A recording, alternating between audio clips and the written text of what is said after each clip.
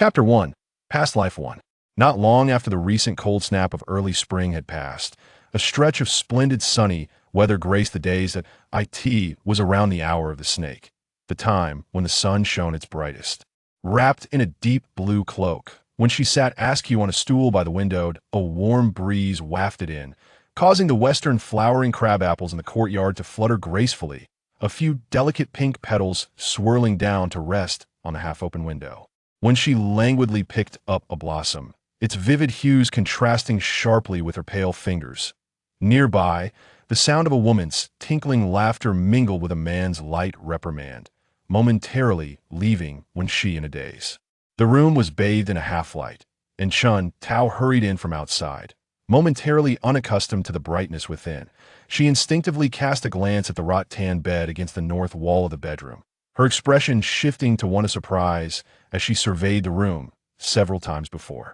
Finally spotting the figure by the window, I could see that moment, when Zai's hair appeared slightly disheveled, a few strands falling by her pale cheeks, her lowered head obscuring her expression. Chun Tao halted her steps, pausing for a moment before approaching again.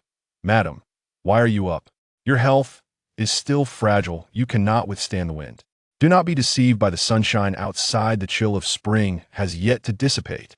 As she spoke, she reached to close the window, but the person before her remained motionless. Recalling what she had just seen, she hesitated before saying, "The concubine has been too brazen. I just passed by and saw her coaxing the master to admire the flowers, and later, I encountered your cousin." Perhaps mindful of when she trailed off. Then, summoning her spirits, she continued, "Fortunately, your health has improved significantly. With some time to recuperate, once you're fully well, you will surely win back the master's heart. After all, you're the primary wife. Who could possibly surpass you?" When she, however, remained unconvinced.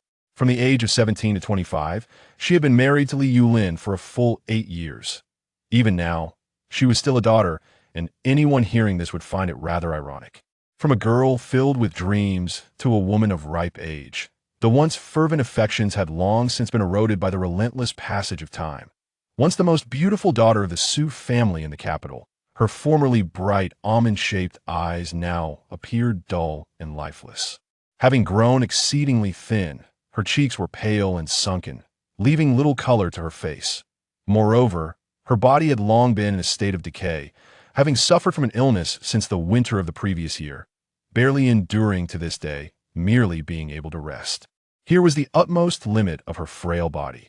When she gazed absently at the vibrant crabapple blossoms outside, realizing how blurred her memories of meeting Li Yulin at the age of 13 had become.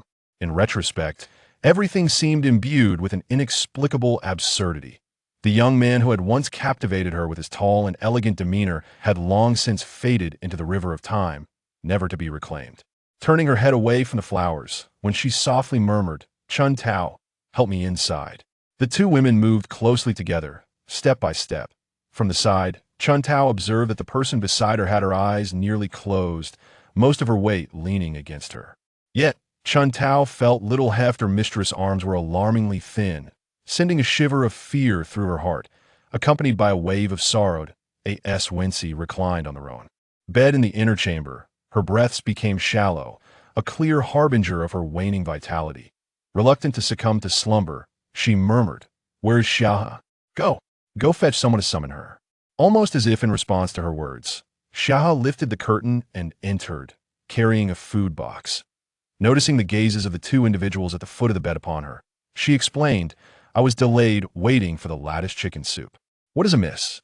Upon seeing Wenxi propped against the bed, remarkably awake, an unexpected joy surged within her. Even the faint sense of grievance from earlier seemed to dissipate into thin air. Chun Tao's gaze fell upon the red mark on Zai's hand, stirring a pang of empathy within her. Since the illness of the mistress during the winter, overseen by the steward Jiang, the quality of their food and medicine had deteriorated significantly, each request met with considerable resistance and turmoil. It was a disgrace that the esteemed wife had to wait an hour for a bowl of chicken soup, especially since it was pre-ordered the day before.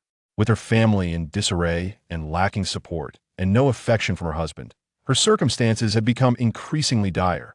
Yet, she herself seemed indifferent to it all, prompting Chuntao to glance worriedly at Wenxi's gaunt and pallid visage.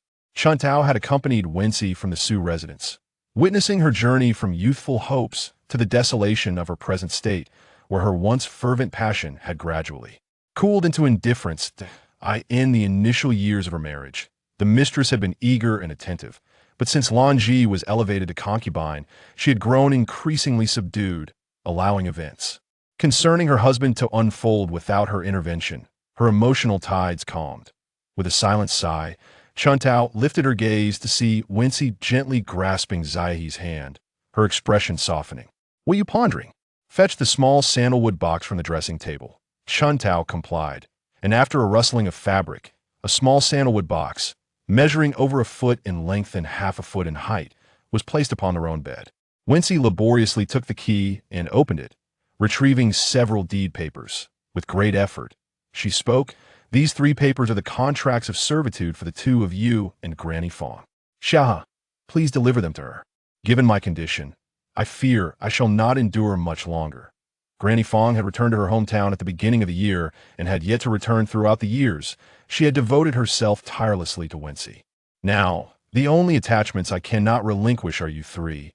Wenxi articulated with difficulty, a faint, fragile smile gracing her lips, and a ghostly flush appeared on her previously pallid face due to the exertion. In an instant, Chuntao and Zaihe's eyes brimmed with tears, filling the room with soft sounds of weeping. It was as if the world outside fell silent, the sun shining brightly in the springtime, with the sweet fragrance of begonia flowers and distant laughter wafting through the air. Without needing to listen closely, it was clear the sounds emanated from the Jilin courtyard. Aunt Lan, known as Wenxi, had once been a capable maidservant by Wenxi's side. 4 years prior, she had been sent by Wenxi to deliver a detox soup to Li Yulin, and fortuitously, the situation blossomed into a favorable outcome. Wenxi took it upon herself to elevate Wenxi to concubine status, granting her the courtyard closest to Li Yulin, which was named Jilin Courtyard. Aunt Lan was particularly attentive in serving Wenxi, her diligence earning her the affection of the matriarch, Jiang, and she grew quite close to her cousin, Jiang Mingwan, who resided in the estate. Jiang Mingwan, the niece of the Jiang family, harbored deep feelings for her cousin Li Yulin, remaining single since her youth, steadfast in her devotion. Perhaps it was Li Yulin's demeanor towards Wenxi that instilled in her a glimmer of hope. After residing in the manor for 8 years, she now feared she could no longer wait. As Wenxi listened to the joyous laughter emanating from the outside of Haitang Courtyard, a wave of bitterness surged in her throat.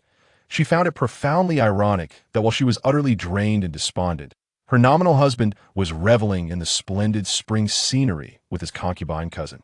Wenxi refrained from contemplating whether fate had dealt her a fair hand. All that had transpired was of her own making, and she could blame no one else. It was her folly to heed the insidious encouragement of her half-sister, leading to her marriage with Li Yulin, which had shattered his engagement to the daughter of the minister of rights, Xiaomingyi. His refusal to accept her was, after all, a natural response. Thus, on their wedding night, he did not touch her, and Wenxi bore no resentment. In retrospect, the fervent affection she once believed to be mutual now seemed merely her solitary fixation and emotional turmoil. The passage of 8 years had dulled her once indomitable spirit. Since learning of her brother's disappearance on the battlefield last winter, Wenxi had fallen into a lingering illness. Orphaned at a young age, with her only protector now lost, she was consumed by regret and self-reproach. While she ruminated on her plight, the clamor outside the courtyard only grew louder. The voices of concubine Lan and the head maid, Chuntao, came through the wall with unmistakable clarity. Annie, you cannot go in the mistress. The mistress is already retired. I have come to visit the mistress. I heard she is feeling joyful. You needn't stop me, this is my duty. Moreover, it is time for the mistress to take her medicine. I shall attend to her and leave afterward. Chapter 2. Past Life 2. Aunt Lan possessed a long face. Her appearance was gentle and graceful, with a pair of eyes that sparkled with laughter even before she spoke. Although she could not be deemed extraordinarily beautiful, she exuded an inexplicable warmth. Wenxi had always held her in high regard, not only due to their long-standing companionship since childhood, but also because Wenxi was the daughter of her wet nurse. She had an unusual tolerance for those left behind by her mother, as if by stubbornly keeping them close, she could somehow retain her motheress love. Though Lan Ji served as her chief maid, their bond was akin to that of sisters, with scarcely any secrets between them. Wenxi closed her eyes momentarily, only to lift her head when a rich scent of powder wafted towards her. The woman before her was in the prime of her life, the same age as Wenxi. She wore a scarlet jacket over a pale blue embroidered gown adorned with floral patterns, and her hair was elegantly pinned up, embellished with golden hairpins and southern pearls. Her complexion radiated a healthy glow, lending a vibrant allure to her otherwise unremarkable features, reminiscent of a fine spring day. Wenxi strained to raise her head to observe her, only to discern subtle differences. Lan Ji's smile seemed more uninhibited than usual, shedding the cautious demeanor she had maintained over the years. Her attire was also notably brighter than before. Wenxi kept her eyes half closed, refraining from initiating conversation. Ultimately, it was Lan Ji who, unable to contain herself, spoke first. "Madam, the master has sent me to inquire if you will be attending the spring outing tomorrow." Li Yulin had not visited in a long while, perhaps even unaware of her illness. Chun Tao and Xia He had heeded Wenxi's words and had not sought him out. Why bother reaching out to someone who had shown indifference? The maid, smiling, looked at her with curiosity, seemingly hoping to unveil something from Wenxi's pale visage. Yet the latter remained composed and serene. Li Yulin was entirely oblivious to his wife's ailment, yet he intended to venture out with his concubine. What could be more disheartening for a woman than such a reality? Wenxi's apparent indifference only incited Lan Ant's scornful smile, her lips curling in a mocking manner, her eyes glinting with satisfaction. Moments later, she leaned closer, almost whispering into Wenxi's ear, "Madam, I am with child." At this revelation, a fleeting moment of shock crossed Wenxi's face, a mixture of surprise and understanding, which eventually settled into tranquility. Shortly thereafter, a meal was set upon the small table by the bed, accompanied by a bowl of medicine as usual. Lan Ji elegantly lifted the bowl of medicine, sitting beside the bed, and began to feed Wenxi spoonful by spoonful. However, today, Lan Ant's demeanor while administering the medicine struck Wenxi as particularly unusual, as a peculiar expression occasionally flickered across her face. Indeed, after consuming half a bowl of the medicine, Wenxi felt a sharp pain in her chest, beads of sweat cascading down her forehead and spine like raindrops. She coughed violently, feeling as though her insides were twisted into knots, a metallic sweetness rising in her throat. Unable to endure any longer, she expelled the thick, brown medicine mixed with dark blood, splattering it across the crimson brocade bedspread. The vivid red rendering it difficult to distinguish which was more shocking. From the corner of her eye, Wenxi caught sight of Lan Ji's astonishment and panic, which appeared all too genuine. Regardless of the circumstances, she had ceased to care. Hearing the commotion, Chun Tao rushed in from the outer room, forcefully pushing aside Lan Ji. With a trembling voice, she implored, "Madam, madam, what has happened? Please do not frighten me. I shall summon a doctor immediately. You must wait for me." Then she shouted, "Someone! Xia He!"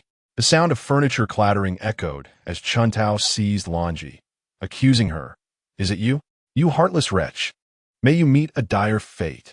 In the nearby Mingjin's courtyard, Xiao Hong, who had just set the table for lunch, heard a servant mention Chun Tao's request to see her mistress. Reflecting upon the earlier merriment in the Jilin courtyard, where the young lady and concubine Lan had reveled in the blossoms with their mistress, she fell silent, her gaze lowered for a while. The current state of the First Lady prompted even a humble maid like her to feel a pang of sympathy. For years, Xiao Hong had been by Li Yulin's side, but no amount of contemplation could unveil the master's true thoughts. In the early days of their marriage, she had witnessed his disdain for that particular lady, refusing her even the barest semblance of respect. Yet, over time, there appeared to be signs of reconciliation, only for him to take in a concubine and allow his affection for the young lady to flourish unchecked. It seemed that once that lady settled down, even refraining from visiting Haitang courtyard, Li Yulin increasingly frequented the Jilin courtyard. 8 years of marriage. How many such spans does life afford? Initially, Qiu Hong harbored a modicum of hostility towards that lady. Though not a formal chambermaid, she had been the one to accompany the master the longest, managing all affairs in the Mingjin's courtyard. With a legitimate mistress now in the household, the future remained uncertain. Observing Li Yolin's neglect of that lady, she felt a fleeting sense of triumph. However, as Concubine Lan and the young lady began to visit more frequently, it dawned upon her that the days ahead might be less favorable than those when a mistress was present. Rumors of the lady's prolonged illness reached her ears, and if she were to succumb, once the young lady became the official mistress, Qiu Hong's days would likely not be as comfortable as they were now. It was far better to maintain the status quo, as neither side had the time to concern themselves with her, the chief maid in the master's courtyard. With these thoughts in mind, Qiu Hong hurried outside, and upon seeing Chuntao's swollen eyes, she sensed an urgency. A foreboding feeling gripped her heart. "Sister Qiu Hong, something is amiss with the madam. I must see her." Before she could finish, Qiu Hong had already made her way to the side hall, disregarding the fact that the master was currently dining.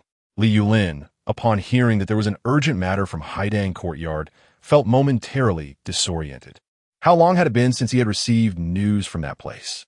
Recently, he had only heard about her from Concubine Lan on rare occasions. Sometimes, while standing outside the courtyard, his legs felt as heavy as lead, and he lacked the courage to step inside. She is gravely ill? How could this be? Such a charming, vibrant woman who once shamelessly sought to marry him. What had transpired during this time? He vividly recalled the scornful expression on her face when he took Lanji as his wife, and the subsequent icy demeanor that had lodged itself in his throat like a fishbone. As he gazed at the maid just a few steps away, her lips moving in a blur, his mind was enveloped in confusion. The chopsticks in his hand clattered to the ground, drawing astonished looks from the servants of the mugwort courtyard. When she lay unconscious, her gaunt, pallid face buried beneath the brocade quilt, which was stained with patches of blood.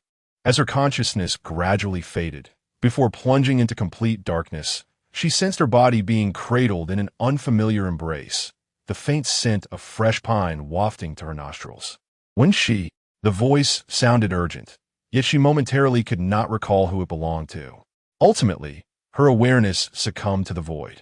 By the begonia branches, beneath the green window, a wisp of fragrant soul was exiled, wishing not to forsake the next life. Chapter 3: Rebirth. In the fleeting moment of life, when she once again inhaled the delicate and fragrant scent of begonia blossoms. The soft pink and white petals clustered together, surrounded by lush greenery and vibrant reds. As bees and butterflies danced gracefully, the sunlight warmed her skin, and even the air seemed to be infused with sweetness. The vivacious and spirited young girl radiated a brilliance in her eyes that was almost blinding. A pang of regret stirred within when time is ephemeral, and she yearned for another chance. Crack, crack, a rhythmic sound echoed.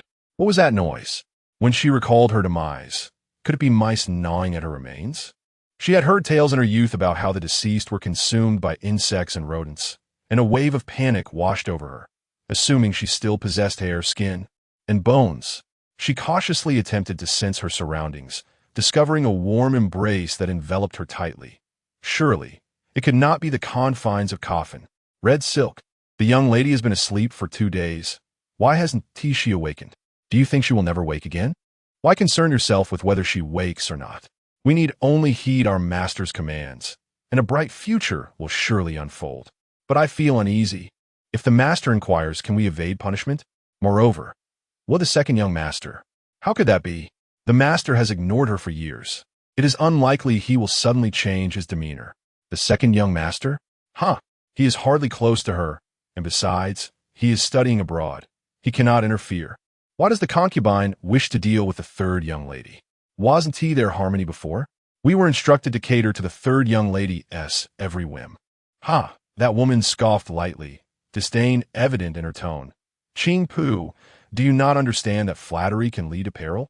One must tread carefully, for there are many clandestine affairs within the inner chambers. When she pricked her ears, listening to the dialogue between the two women, occasionally punctuated by the rhythmic crackling. These two, they seemed to be Red Silk and Ching Pu. who, until she turned 15, had been her capable handmaidens. When she recalled how, at the age of 13, her brother had disregarded her objections and beseeched their grandmother to bestow upon her 2 maidservants, those who would later accompany her to the Li residence, Chun Tao and Xiaohe. 2 years later, Mama Fong, who had served their grandmother, became the steward of her courtyard. In the arduous days at the Li residence, it was fortunate to have the support of these 3, alleviating her burdens to a degree. All 3 of them had also endured hardships. Married off to a master who showed no affection, they were scorned by both their husbands and mothers-in-law, and even the maids looked down upon them. It was only 2 years after her marriage that, with the backing of the matriarch, when she finally took charge of the household affairs. Years of barrenness had rendered their lives still challenging. Later, when a maidservant mentioned the concubine, the disdainful glances from the household servants towards her intensified. When she recalled that a year before her death, Mama Fong had returned home to tend to an illness, and due to a lack of manpower and her brother's unexpected mishap, she ultimately fell victim to a malicious plot. Now, everything seemed to crystallize into clarity. From the fatal blow delivered by Wenxi through that bowl of medicinal soup to the mystery surrounding her once robust health and subsequent illness. To lose one's life at such a tender age, even if it is due to the shock from an elder brother's misfortune, how could one succumb to illness to such a degree? Underestimating Wenxi, believing she would depend on herself for survival, one might think she would restrain herself. When she recalled the astonishment on Wenxi's face upon witnessing her bloodshed, and gradually, another visage emerged in her mind, the woman who thrived under the protection of her mother-in-law, ever ready to take her place, Jiang Mingwan. This woman had long remained dormant within the confines of the estate, exhibiting remarkable patience. Did Wenxi realize that she had woven a wedding gown for another? Given Jiang Mingwan's tenacity regarding Liu Lin, how could she possibly allow room for herself and her child? When she chuckled softly to herself, relieved that none of it concerned her any longer. Reflecting on her past misunderstandings with her brother and the estrangement from her grandmother, she felt both shame and regret. It was her fault for mistaking a thief for a mother, and for allowing her half-sister Wenruo to provoke her into antagonizing her stepmother Wang's daughter, Wenxian, which ultimately led to her being shunned by all. Thoughts of that concubine, who had succumbed to the surname Shun, filled Wenxi with indignation.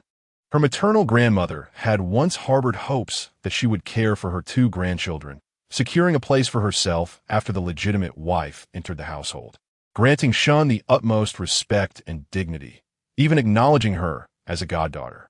She remembered that after old Master Su's passing, her grandmother and her eldest aunt rushed from Jiangnan to express their condolences. It was the last time her grandmother entered the Su residence in her memory, and she had missed the only opportunity to meet her due to her illness. Perhaps in her eagerness, Wenxi's body stirred, and she promptly opened her eyes. At that moment, she lay upon a small, intricately designed bed, draped with a smoke-purple canopy embroidered with butterfly patterns. Through the veil, the room's furnishings gradually came into focus. On the dressing table against the eastern wall lay an array of cosmetics, with a jewelry box perched atop. When she felt she could identify the contents without needing to look. Beside the dressing table stood a carved box of yellow rosewood, while against the western wall loomed a 2-door cabinet of the same material, the scent of camphor wafting toward her even without opening it. The emerald curtains in the southeast corner of the bedroom remained still, and on the high table opposite the bed rested an incense burner adorned with entwined passion flowers, the curling fragrance permeating the room, filling it with a sweet, fruity aroma. Outside the southern window lay a grove of western crabapple trees. The 2 maids, who had been chatting while seated at a small table by the window, were unaware that the young lady they spoke of had already opened her eyes. A smile gradually spread across Wenxi's face as she pinched her arm, feeling a delicate sting, sweet fragrance, bright sunlight. She had returned to the Shitong courtyard, the place she had resided before her marriage, familiar even with her eyes closed. A lang of emotions surged within Wenxi, yet relief predominated. Grateful for the chance to once again bask in the sunlight and inhale the scent of flowers. Had heaven heard her heart's yearning before her demise? Had she been granted an opportunity to begin anew? Would the years of squandered time be compensated for in a different manner? When she hoped her brother would not tread the same path as in their past lives, wished for her grandmother's longevity, aspired for this lifetime to be devoid of reckless pursuits for love, and yearned to become a source of strength for those she cared about. Water. At this moment, she was parched, her voice hoarse and frail. The two maidservants, speaking loudly, drowned out her soft call. Consequently, when she called out once more, and only then did Hong Xiao and Qing Pu react, exchanging uncertain glances before gathering their composure and approaching her bedside. "Miss, you are awake?" Hong Xiao was the first to speak. Qing Pu hurried to fetch water, and when she brought it to her lips, she realized it was lukewarm. However, her thirst compelled her to drink a few sips without complaint. "How long have I been asleep? Has anything occurred in the household recently?" When she was uncertain of the current year, but could surmise a rough estimate based on her own condition, hoping to glean some information from their conversation. "You have been asleep for 2 days, Mississippi. The old master has just passed away. The madam instructed us to let you rest well, so we did not disturb you." Hong Xiao replied calmly, her tone soft and imbued with care, though a deeper reflection revealed a sinister undertone. 2 days? Even the god of sleep would not slumber so long. Are there no physicians summoned? With the old master's passing, many should have come to pay their respects, and all relatives would prostrate themselves in filial duty, yet she alone remained in slumber, and without a physician. Others would surely suspect her of being unable to endure the pain of bowing and worship, fabricating excuses. When she lowered her head, her expression clouded. Old Master Su had passed away on March 20th in the 24th year of his Zhengde reign, which meant she was now 13 years old. "What of Lanji?" When she inquired. "She has gone to assist the madam," Hong Xiao responded. Among the 3 maidservants, Hong Xiao and Qing Pu had been assigned to her by the madam, while only Lanji had been her companion since childhood. Though Wenxi valued the former two, they could never surpass Lanji in her heart. Had the madam already grown close to Lanji so soon? She could not help but wonder if Lanji had developed ulterior motives by now. When she furrowed her brow, realizing that she had no one of trust by her side, Shun Qianyun had taken her most valued maid to her own side, revealing her intentions. This not only allowed her to manipulate Lanji, but, in her rebirth, when she did not wish to acknowledge Shun Qianyun as her mother. Why would her father accept her mother's head, maid, if he did not care for her? Did he not think of her mother upon seeing her? When she was reluctant to ponder this question, Hong Xiao assisted Wenxi in getting up to wash and dress, while Qing Pu went to fetch food. Shortly thereafter, a large bowl of shredded chicken congee accompanied by 2 spring bamboo shoots buns and several small dishes were set on the table. Overcome by hunger, when she ate swiftly, though she refrained from overindulging, Hong Xiao and Qing Pu were unavoidably anxious. The young lady had awakened early, and they were unsure if there would be repercussions. Hong Xiao frequently cast glances at the 3rd young lady before her, feeling that she seemed somewhat different from her usual self. What exactly was different was hard to articulate. Lost in thought, she inadvertently dropped a dish while clearing the table. Just as she was about to scramble to pick it up, when she said, "Enough. Call a little maid who does the rough work to come and clean up." Hong Xiao stepped to the door, and a voice leisurely called from behind. "Also, find someone to sweep up the sunflower seed shells." A seemingly ordinary sentence made Hong Xiao's heart leap unexpectedly. Chapter 4. Transformation. The melon seed shell had been kicked aside by the 3rd miss when she called for it, rendering it invisible from a distance. How did the 3rd miss come to discover it? Had she been awake for some time? A cold sweat trickled down Hong Xiao's back as she recalled her earlier conversation with Qing Pu. Although the 3rd miss might not pose a significant threat, if she were to question the concubine using their words, and the concubine learned that it was she and Qing Pu who had inadvertently revealed information, it could lead to considerable trouble. Inside, Wenxi faintly called for Qing Pu to assist her in getting out of bed, perhaps due to an extended slumber. Her body had yet to adjust. By the time she donned her morning attire and made her way to the hall where old Master Su lay in repose, it was already past the midday meal. It had been 3 days since the old gentleman's passing, and the attendees were sparse. Nearly all those from nearby had already paid their respects, leaving only a few distant relatives who had just arrived. Wenxi scanned the room from a distance, but did not see her brother Wenjing or her maternal grandmother.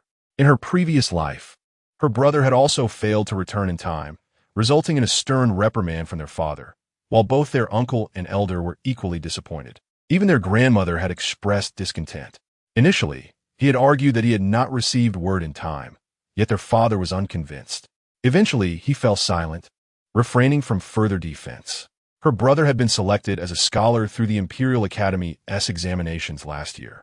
At present, students entering the academy were required to study abroad for a year before being eligible for formal enrollment, which meant he was still away. Wenxi recalled that in her previous life, her brother missed their grandfather's funeral and was subsequently reported for having a flawed character, ultimately failing to participate in the imperial examination and taking a path that did not suit him. Though her brother was slender, he excelled academically and was a promising candidate for a literary official through the imperial examinations. Wenxi held firm belief in her brother's character, but the malevolent forces within the household and their father's mistrust had ruined his prospects. Having calmed her troubled thoughts, Wenxi turned her gaze to the distance once more. At that moment, a man in mourning attire, responsible for receiving guests, was conversing with two elderly gentlemen. His tall stature and profile bore a resemblance to her brother from memory, though perhaps age had rendered his cheeks a reddish-brown hue, and as he turned, his face appeared rigid and lifeless. Her father. Wenxi harbored no fondness for him, yet she found herself somewhat entranced by the figure that bore similarities to her brother, which momentarily rendered her unable to move. According to Mama Fong, she bore resemblance to her mother, about 60 or 70%, while her brother Wenjing resembled their father even more closely. At this moment, Su Shaoyan had not noticed his daughter standing afar, until his third brother shouting called out, "Is that Wenxi? Come over." Wenxi? Su Shaoyan felt somewhat disoriented. He mechanically turned his head to see a delicate young girl with fair skin and a charming visage approaching slowly at his brother's beckoning. His eyes widened in astonishment as he was momentarily transported back to the image of a young Shun. The girl respectfully greeted Xiaodang with a third uncle, before stepping forward to bow before him, exclaiming, "Father." Su Shaoyan was at a loss for words. It had been a long time since he had seen this daughter. Initially, he had avoided her presence, as she was a reminder of Shun. Following that, he had ignored her, marrying Qinyun and giving her the respect she deserved, hoping she would assist in caring for Shun's children left behind. Over the span of more than a decade, the grief of Shun's passing still lingers faintly in memory, though it has inevitably dulled with time. He took a concubine and remarried, with children arriving one after another. Wenxi is her daughter, resembling her mother, yet distinctly different. Su Shaoyan does not recall what his previous daughter looked like, but the tranquility in the girl before him sent a shiver through his heart. She possesses the exquisitely beautiful visage and figure characteristic of the Shun family, yet lacks that innocence. She is composed, even at such a tender age, akin to a blooming flower. Is it the neglect he has shown over the years that has shaped her into this? She stands there unhurried, her gaze cast downward, yet devoid of any semblance of humility. Occasionally, her glances reveal a hint of sharpness. Unable to suppress a smile, Su Shaoyan represses a cascade of emotions and nods at this daughter, whom he has not seen for many years. A brief bow and an exit would suffice. There is no need for her presence here. Her grandmother is aging, so go and keep her company at the Showan Hall, perhaps fearing the awkwardness of this father-daughter reunion. Su Shaodang kindly intervenes. Wenxi smiles gratefully, surveying her surroundings before inquiring, "Father, have you seen my second brother?" The second brother she refers to is Su Wenjing, the second son among the male heirs of the Su family. Upon hearing this, Su Shaoyan's countenance darkens. Not yet. He has not returned. Observing her father as progressively grim expression, Wenxi internally scoffs but feigns nonchalance as she continues. "I received a letter from my second brother just a few days ago. He is quite concerned about the family and specifically mentioned grandfather and grandmother. Why hasn't he returned yet?" "Father, uncle, do you think something may have happened to him?" As Su Shaodang, who had intended to leave, turns back to engage, he asks, "You truly receive a letter for Wenjing? Where is he at that time?" Wenxi is unaware if the letter actually reached her. She only recalls her second brother's explanations from her past life, where he claimed to be at a friend's house in Tianjin, a mere few dozen kilometers away, easily traversable in a day by horseback. Moreover, Wenxi knows that her second brother shares a close bond with her third uncle, making it impossible for her to casually mention it in his presence. Seeing her third uncle's anxious expression, she responds earnestly, "Yes, I have his address." Su Erlawai is deep in thought when Samlawai Shoutang interjects, "Second brother, who is the messenger? I can arrange for a few people to go there. What do you think?" Naturally, Su Xiaoyan would not refuse his younger brother, especially since this matter pertains to his eldest son, even though he personally feels it unnecessary. In his heart, he believes that Wenjing, being headstrong, will likely return in a couple of days. He has always regarded this daughter with indifference, yet he dotes on her as much as he does on his elder brother and third brother. Wenxi breathes a sigh of relief, quickly providing her uncle with the address before she bows and departs in the company of Qingpu. She walks at a leisurely pace, while behind her, Qingpu grows increasingly uneasy. The second master and the third miss spoke, and notably, the third miss did not shy away this time. Instead, she took the initiative to greet him, a gesture that would have been nearly impossible in the past, perhaps aware of her father's indifference towards her. The third miss had always taken care to avoid encountering the second master, often retreating early at the mere sight of him. If avoidance proved impossible, she would bow her head, striving to diminish her presence. Today, however, she approached him to speak, an unprecedented occurrence in all her years. Moreover, the matter she sought to discuss was bound to evoke trepidation, for Qingpu was not oblivious to the misdeeds of the concubine. Indeed, her awareness only heightened her anxiety. The third miss's seemingly casual remarks, whether intentional or inadvertent, had inadvertently disrupted the concubine's schemes. It was evident to her that the third miss exuded a newfound assertiveness unlike anything seen before, even though the few words exchanged were scarce. They carried an unspoken weight that commanded respect. Meanwhile, when she found herself in contemplation, sensing, perhaps mistakenly, that her father seemed less averse to her presence than before. In her previous life, the distance between them had rendered their relationship akin to that of strangers. This estrangement had been exacerbated by the insidious provocations of those around her, including concubine Shun and her half-sister Wenruo, who relentlessly reinforced the notion of her father's disdain.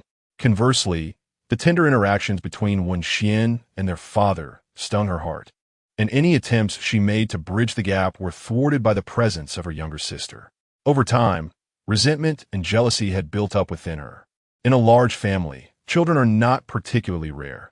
The affection a patriarch holds for his offspring is seldom uncomplicated. Unless one possesses exceptional qualities akin to those of a son, their role often resembles that of a mere entertainer, akin to a pet that elicits fondness through playful antics. Given her previous life's lack of cleverness or charm, it was no surprise that she had been less than endearing. Yet in this life, when she resolved not to be so naive, the two women, each harboring their own thoughts, made their way to Shoan Hall, where when she paused outside to listen for a moment before sending word inside. At the entrance, she encountered her half-sister Wenruo.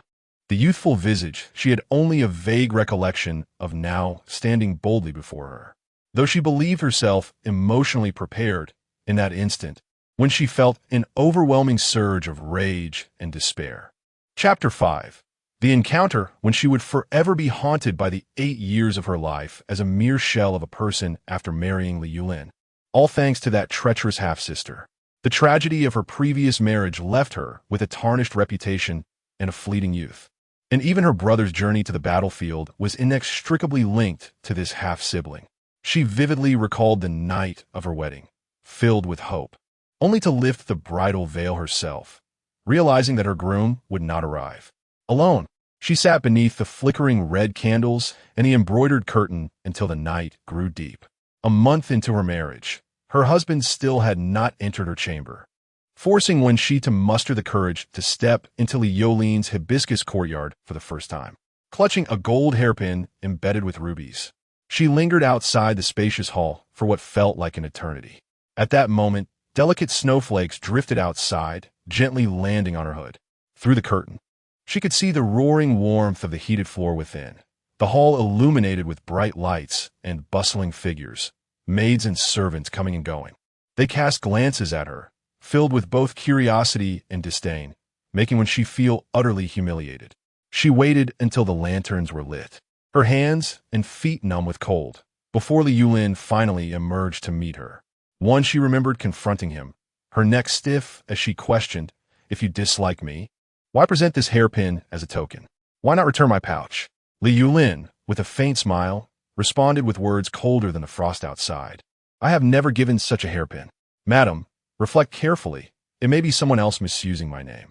Fury flushed her cheeks crimson, tears welled in her eyes. But she fought to hold them back. Youthful and impetuous, she soon dashed out, weeping uncontrollably not far from the courtyard. Li Yulin had no need to deceive her.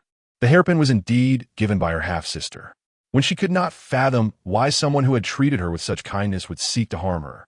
Once she grasped that it was merely a misunderstanding, she lost the courage to confront her nominal husband. Had it not been for the courage bestowed by that hairpin, she would not have acted so recklessly thereafter. Reflecting on the grudges and grievances of her past life and the present, it was but a fleeting moment. When she hastily composed herself, her gaze shifting to the two girls before her, her expression transforming from one of sorrow to a warm smile.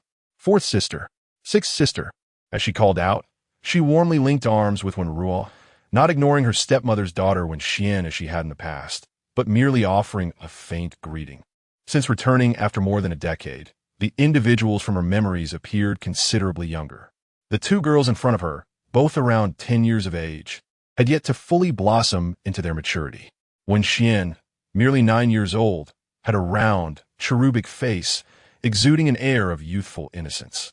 In contrast, her half-sister was slender, with a petite, oval face that accentuated her lively eyes, radiating a spark of intelligence, albeit with a slightly darker complexion. Wenxian was somewhat taken aback by her elder sister's address of sixth younger sister, her expression tightening momentarily before she finally responded, "Third elder sister." Wenruo, as always, wrapped her arm tightly around Wenxi's, exclaiming, "Third sister, at long last, you have recovered. I was just about to visit you when I encountered my father and my sixth sister. He suggested that we first keep our grandmother company." As she spoke, she expressed her regrets, occasionally glancing at the expression of our eldest sister. Wenxi's hand tightened and then relaxed, a familiar gesture reminiscent of how her half-sister would instigate conflict in the past. She was fully aware of her legitimate sister's obsession with their father. Each time she witnessed or heard about their father in the company of Wenxuan, her heart would be filled with unease.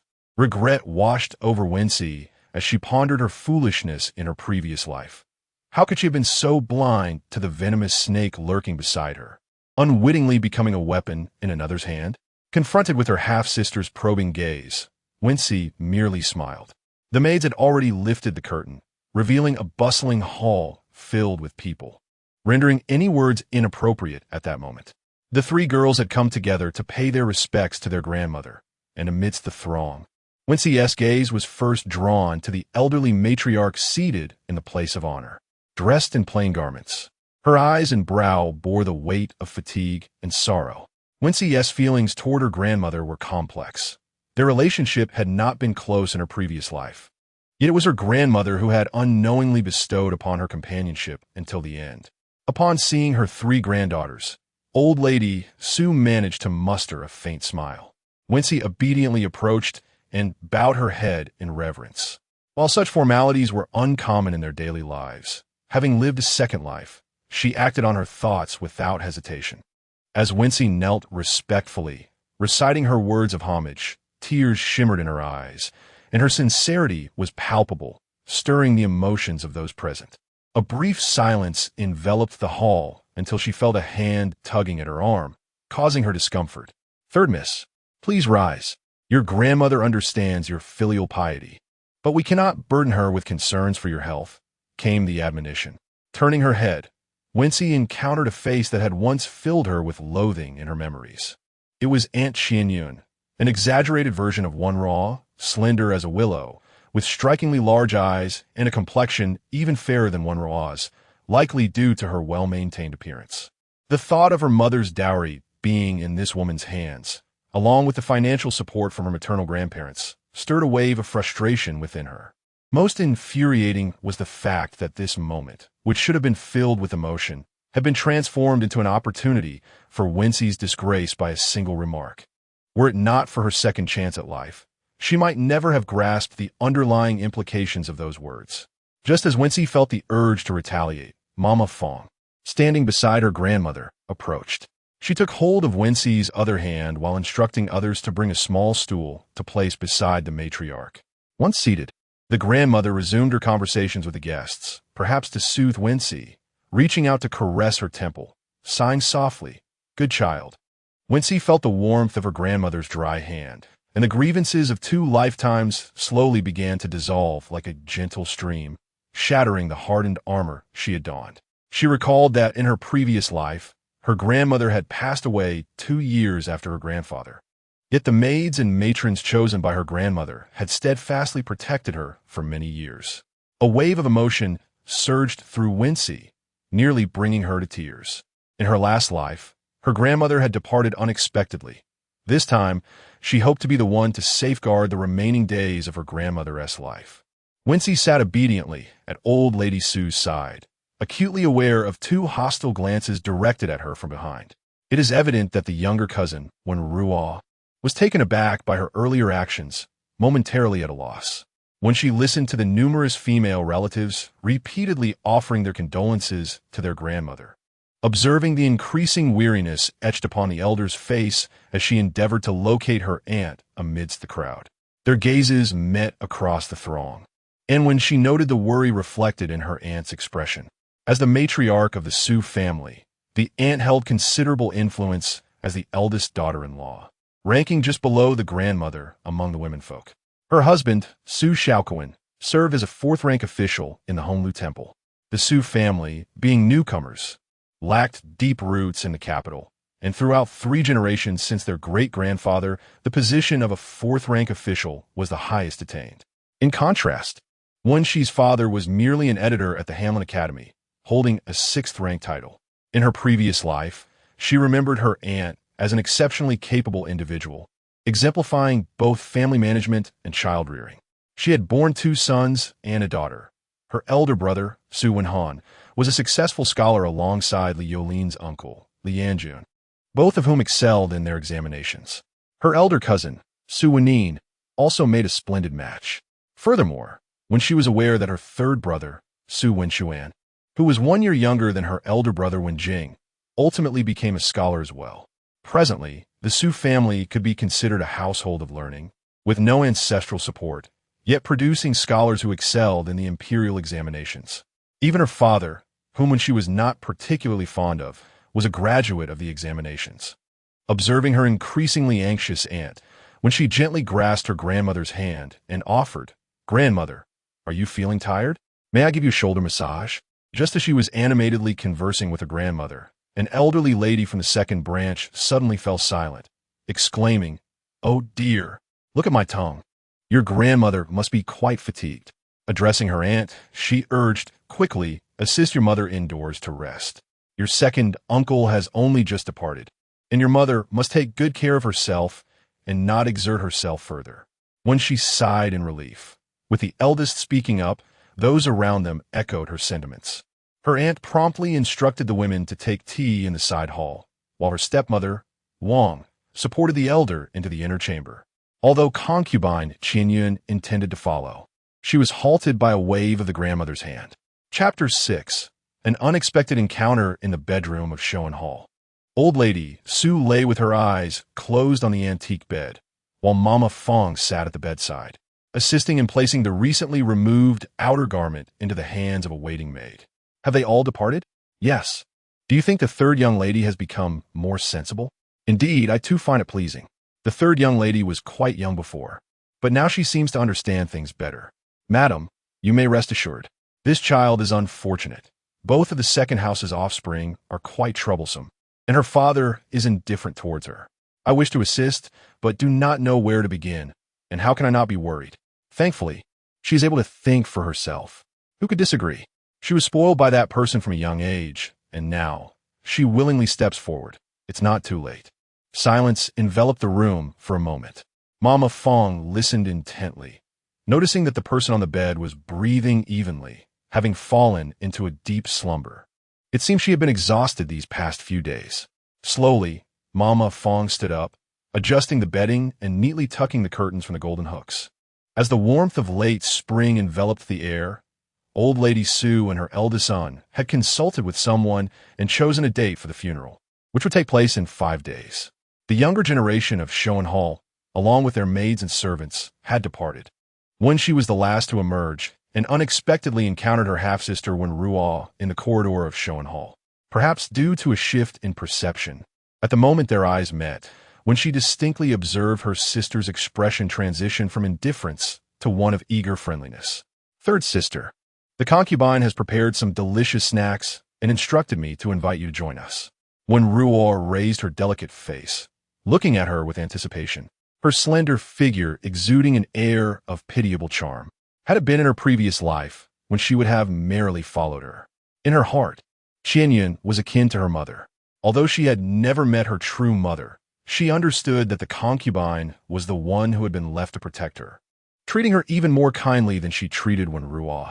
In the days when Wenruo was absent and their father ignored her, it was Qianyun who had cared for the infant when she had arrived at the concubine's side before her half-sister. This seemingly sweet self-deception had supported Wenxi's growth, allowing her to overlook many unreasonable aspects, nearly blinding her to the truth. Observing the eager countenance of the girl before her, when she suppressed her discomfort and gently ruffled her half-sister's hair. You should go and eat. I am feeling somewhat fatigued at the moment, so remember not to overindulge.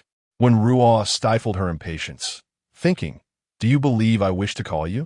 If it were not for my mother instructing me to appease you, I would not pretend to be obedient and foolish in your presence.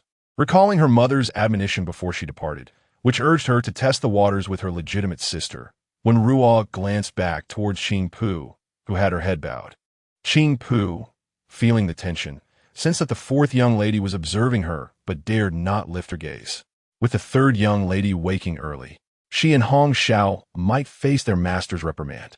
Presently, with the third young lady declining the concubine's invitation under the guise of fatigue, it seemed a reasonable excuse. How could she articulate otherwise?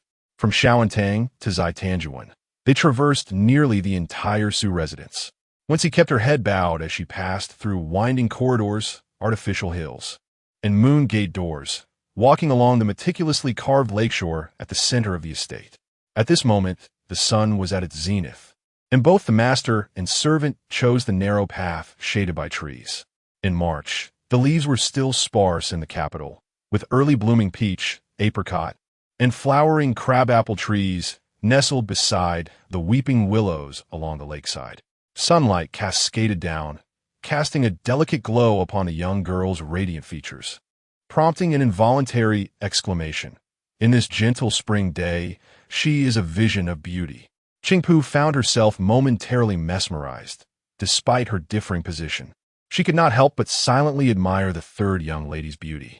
In the household, the sixth and fifth young ladies held the most favor, while the third lady was relatively inconspicuous.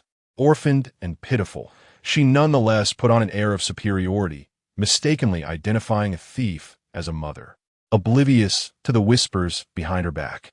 The servants feigned compliance while privately concocting tales about her. As for her sisters and relatives, they would not stoop to engage with someone so lacking in menace, regardless of her striking appearance. They all understood that unprotected beauty often faced dire consequences. Lost in her thoughts about the third lady's unusual demeanor that day, Qingpu felt that her beauty seemed even more striking than before. Meanwhile, in a lakeside grove, two figures, Su Wenhan and Li Yanjun, were engaged in conversation.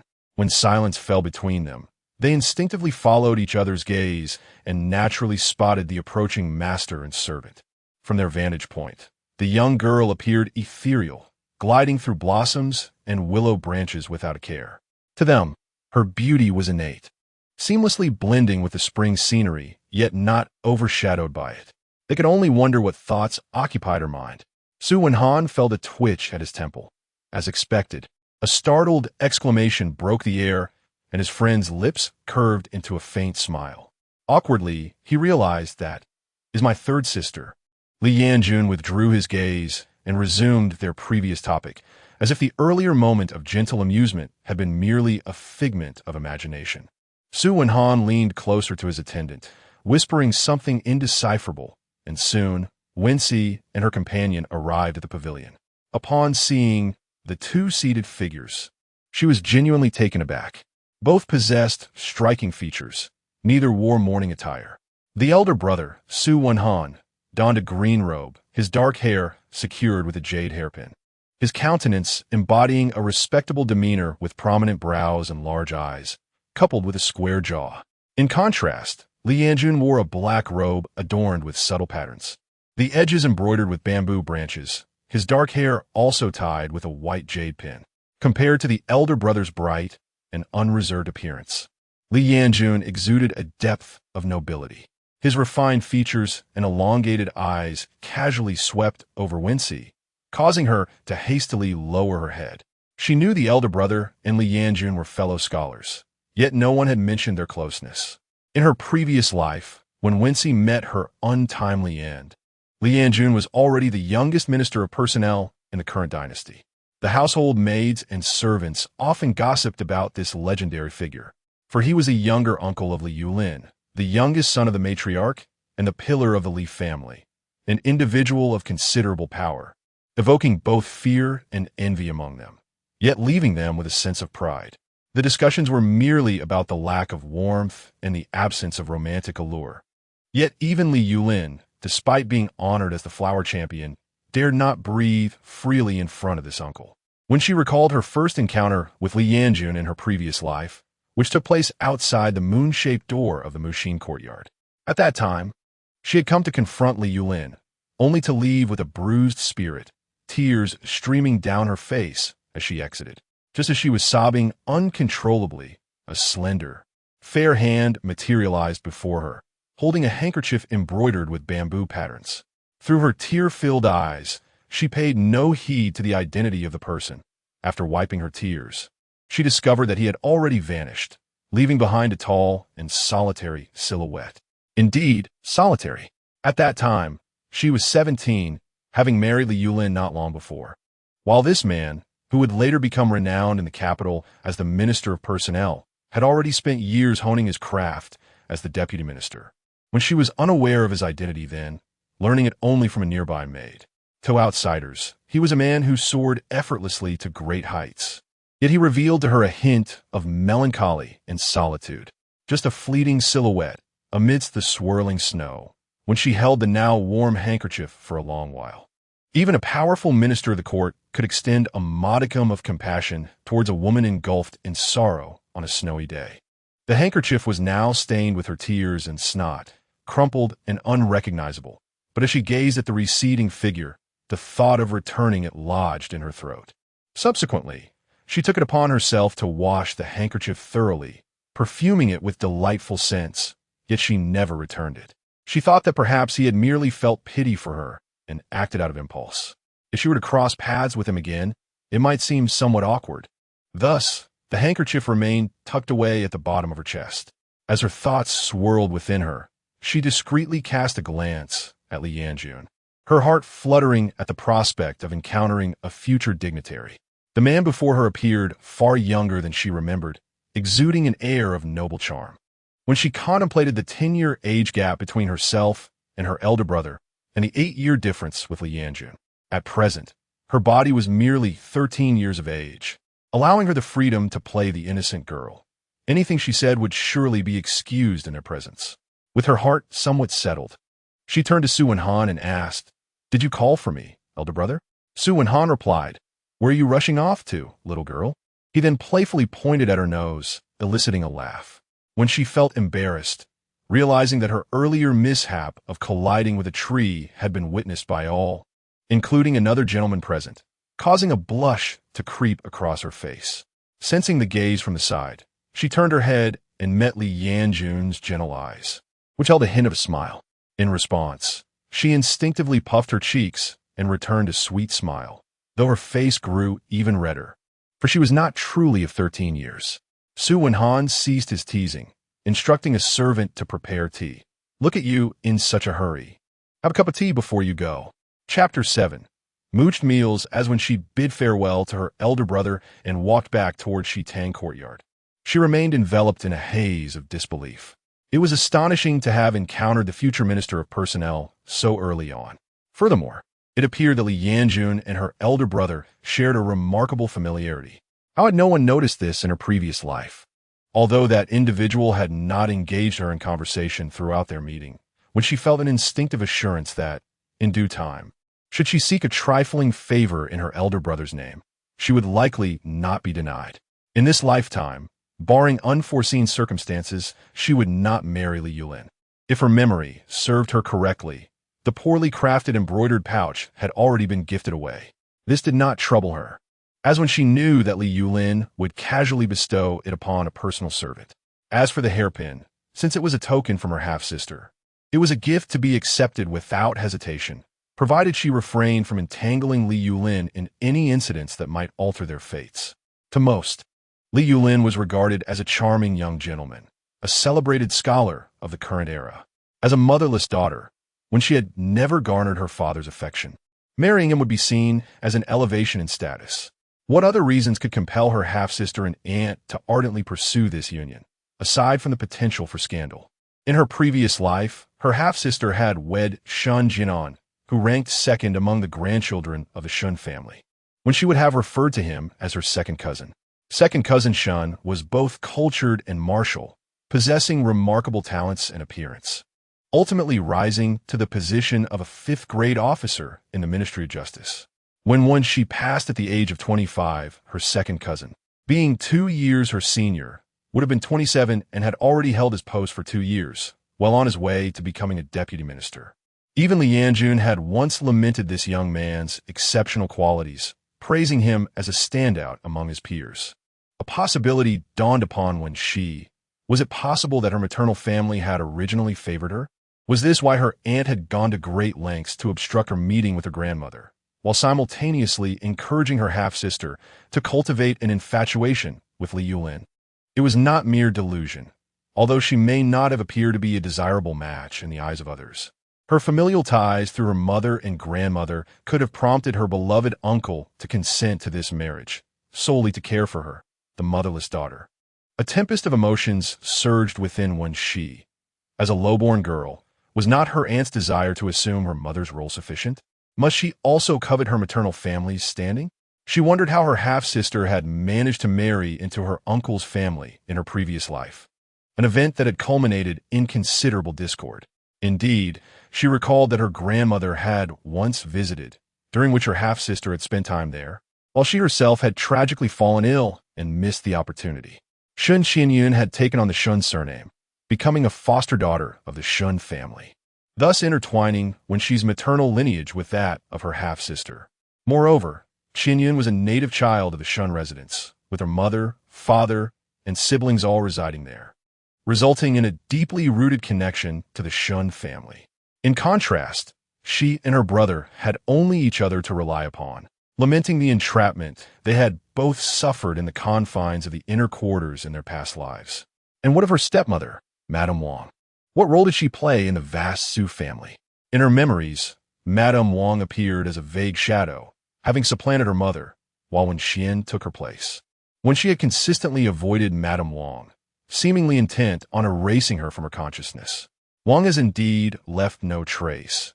She remains perpetually unremarkable, embodying a heart as compassionate as that of a bodhisattva. No one dares to oppose her, and her brilliance is entirely overshadowed by the concubine. Yet, she appears indifferent to this. Is there a shadow of Wang behind the actions of concubine Qianyun? As a woman who has experienced the trials of life through marriage, Wenxi understands that matters are not as straightforward as they seem. In her previous life, Wang enjoyed a comfortable existence, securely seated in her position of the main wife above the ostentatious concubine Qianyun. Her elder brother is the firstborn, and with a younger son, there is no hindrance from him. Everything in the second household belongs to her younger brother, Wenyu. Contemplating this, Wenxi suddenly feels a chill run down her spine. In the glaring sunlight, Shitang courtyard is now within sight, and Qingpu, following closely behind, can catch a glimpse of the dimly lit profile of the third young lady. Hongxiao instructs the young, made to prepare tea, while Wenxi leans against the yellow-brown rosewood chair, her hands propping up her head, appearing somewhat weary. Outside, Longi lifts the curtain and enters, her face brimming with joy as she exclaims, "Miss, the concubine has sent you some peach blossom pastries and a pot of almond tea. She also mentioned that we should be careful, so you mustn't catch a chill again." Longi, in high spirits, knows that the third young lady always feels uplifted upon receiving gifts from the concubine, and usually indulges immediately, upon finishing her words and receiving no response. She takes it upon herself to arrange the plates and cups. However, Wenxi's elbow remains firmly on the small table before her, her body frozen in place, as the plate laden with cups feels somewhat heavy. Just as Longi is about to speak again, Wenxi suddenly lifts her face, gesturing with her chin towards the small table where the maids typically gather. "Place it there." She then beckons to Qingpu and Hong Xiao, saying, "You all should have some. Don't waste the concubine's kind intentions." Everyone in the room, including Longi, gasps in astonishment, their eyes wide with fear. The peach blossom pastries and almond tea are the specialty treats of concubine Shun, and the third young lady once cherished them dearly, seldom sharing them with others. The maids huddle timidly around the square table, taking small bites of the pastries and sipping the almond tea that they are usually denied, striving to minimize their presence. Hong Xiao anxiously signals to Qingpu, who is drinking tea with her head lowered, and soon the two find themselves outside the side hall by the window. Wenxi observes the shadows of the two just a few steps away, her unfocused eyes flickering. Yet, she realizes she is somewhat hungry. She is hesitant to try the food from Shitong courtyard or the pastries prepared by the concubine. With no one trustworthy by her side, what is to be done? By evening, Wenxi dons her outdoor attire and invites Qingpu to accompany her. The two walk in silence, finally exhaling with relief as they step through the gates of Shoan Hall. Wenxi feels famished, while Qingpu is engulfed in anxiety about the uncertain path ahead. Since her awakening, the third young lady has acted impulsively, caught between fear and trepidation, reluctant to voice her thoughts. Old Madame Su is preparing for dinner under the attentive care of Mama Fong. When Wenxi approaches to pay her respects and sees the little maid's sweaty face, hearing her say she has come to keep her company, old Madame Su cannot help but be moved, promptly instructing someone to add an extra pair of chopsticks. Wenxi successfully partook in a meal, and Qingpu was also arranged to dine with the maids of Shoan Hall. The table was laden predominantly with vegetarian dishes. Perhaps mindful of her granddaughter's growth, old Madame Su instructed the addition of 2 meat dishes. Wenxi savored her meal with great satisfaction, occasionally helping her grandmother by serving her a bite of the delicious offerings, and before they knew it, the two had indulged a bit more than usual. Fong Mama appeared considerably relieved. Since the passing of the old master, it was the first time the mistress had finished an entire bowl of rice. She had been anxious about it, but thankfully the third young lady had arrived. Although the third young lady might not possess the wit and cleverness of others in the household, her hearty appetite endearingly endeared her to all. As the meal concluded, nightfall descended upon them. Noticing her mistress seated, Fong Mama proactively suggested that Wenxi accompany the old lady for a stroll in the courtyard. The moon gate behind Shoan Hall led to a small garden, and Wenxi gently took her grandmother's hand, the two of them strolling slowly as the moon rose, the fragrance of flowers mingling with the dewy scent of the grass surrounding them. Silence enveloped them, a tranquil stillness that carried an unspoken sorrow. With the grandfather's passing, it must be difficult for the grandmother. Wenxi cherished this moment of companionship. In both her past and present lives, there were few who genuinely cared for her, and even fewer moments like this to share. "Third young lady, why are you not speaking?" The sudden voice of her grandmother brought Wenxi back from a reverie.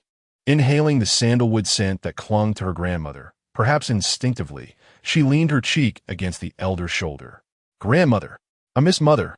You must miss grandfather as well, right? Silly child, you have never seen your mother. How can you miss her?" The old lady chuckled, shaking her head. "I have seen her. She's like how a mother is to Lu Mei or an aunt is to Si Mei." Wenxi feigned innocence, saying.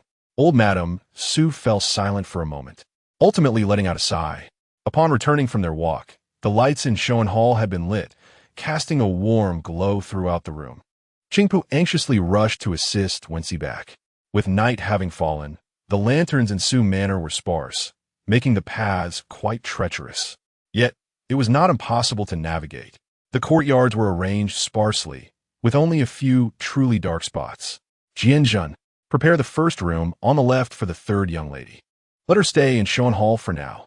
A silence fell within the room. Fong Mama's name was Fong Jianzhen, and Wenxi found herself both surprised and unsurprised by the outcome. She had come merely for a meal, yet the more time she spent with her grandmother, the more she grew fond of her. The subsequent attempts to ingratiate herself were both purposeful and sincere. As an elder who had navigated the intricacies of the inner courtyard for a lifetime, what subtle intentions could possibly escape her keen perception? Wenxi's words, whether intentional or not, were understood by old Madame Su. She was willing to accommodate, to show compassion, for which Wenxi was immensely grateful. Residing in Shuan Hall meant that, at least temporarily, she need not worry about food and shelter until she could discern the loyalties of those around her, allowing her maternal grandmother to see her at the earliest opportunity. Wenxi awaited the astonished expression of her aunt upon her arrival the following day. Qingpu was sent back to Shitong Courtyard, her heart racing, her steps hurried. Chapter 8. Reception. Qingpu pondered the actions of the third young lady throughout the day. Initially, the third young lady resolutely defied their objections and proceeded to the morning hall to pay her respects to the late old Master Su. Subsequently, she encountered the second master and the third master, and with just a few words, altered the future of the second young master. At Shuan Hall, the third young lady outshone the other young ladies and caught the attention of the matriarch. Furthermore, she explicitly declined the concubine's invitation and gifted the pastries offered by the concubine to the servants. Each incident was imbued with an air of mystery. It was as if she had transformed overnight, and this unsettling unknown tormented the maid Qingpu. The third young lady was the matriarch's beloved granddaughter, the legitimate eldest daughter of the second master, and the cherished granddaughter of old Madame Shun. What was she to do? Did the concubine have further schemes? If she were to cease her actions now, would it still be too late? She understood that it was not possible. The concubine would not easily let her off the hook. Since the day she was sent to Shitong Courtyard, there had been no turning back. She and Hong Xiao were to serve as the concubine's eyes and claws. In Yunxiang Courtyard, Shun Qinyun reclined on a carved rosewood chaise, her eyes partially closed, her delicate fingers tapping lightly on the low table before her. Opposite her, the headmaid Lan'er was conveying news just received from Qingpu. Staying overnight at Shuan Hall? Tonight? Upon Lan'er's nod, Shun Qinyun abruptly straightened her previously languid posture. Her face, turned away from the direction of the glass lamp, bore an inscrutable shadow. It seemed she had grown more capable, adept at leveraging circumstances. Previously, one would not have discerned that this legitimate young lady possessed such talents. Lan'er, not having heard a reply, dared not inquire further, standing there with bated breath. The concubine could no longer resist whispering. Shun Qinyun softly inquired, "Where is the master?" "The second master should be at the morning hall at this hour." "Lan'er, please set aside some of the pastries I made today. We shall go to see the second master." Shun Qinyun was a clever woman. If previously she had relied on the second master's nostalgia for the Shun family to gain favor, now she would bet on a man's habits, wagering that the gentle warmth cultivated over many years could surpass the fleeting affections of youth. As the concubine, clad in simple attire, with a figure as slender as a willow, appeared in the morning hall, she retained her charm despite the passage of time. Notably, she bore the food she had prepared herself, her eyes reflecting deep affection and concern, which inevitably softened the heart of second Master Su. "Why have you come at such a late hour?" The seemingly mild reproach in the stillness of the night inexplicably carried a hint of intimacy. The concubine offered a frail smile, evidently unfazed by the man's demeanor, as she leisurely accepted the food from Lan'er's hands. Second Master Su took a few pieces from her delicate fingers, then, under her attentive care, cleaned his hands and face. Finally, he seemingly absent-mindedly squeezed her palm. At that moment, Su Xiaoyun could scarcely recall the original intent behind taking this woman as his concubine. It was merely to provide someone for that young girl, whom he held in disdain, to care for her. Seizing this opportunity, the concubine slipped her hand into the broad palm of the man. Master, after the arrival of her mother, I wish for Ruer to accompany her for a few days. When her elder brother became a successful scholar, he had already sent word inviting the children to come. Su Xiaoyan took a moment to recall who the woman referred to as mother. Many years ago, another woman had called that person mother in his ear. Remembering the daughter he had seen that morning, he felt as if something heavy lodged in his heart, making him uncomfortable. After a long pause, he replied, "Very well, let Wenxi and Wenhua go together." Shen Qinyan trembled slightly. Merely meeting once had swiftly altered the master's initial intentions. Indeed, it seemed that upon seeing that familiar visage, the deep-seated paternal affection within him was inevitably stirred. She had long been nurturing that fool, all to guard against this day. Over the years, she had undoubtedly succeeded in her endeavors. Shen Xinyun quickly concealed the flicker of harshness in her gaze, raising her head to appear serene, her voice and movements flowing with an impeccable grace. "Yes, my lord."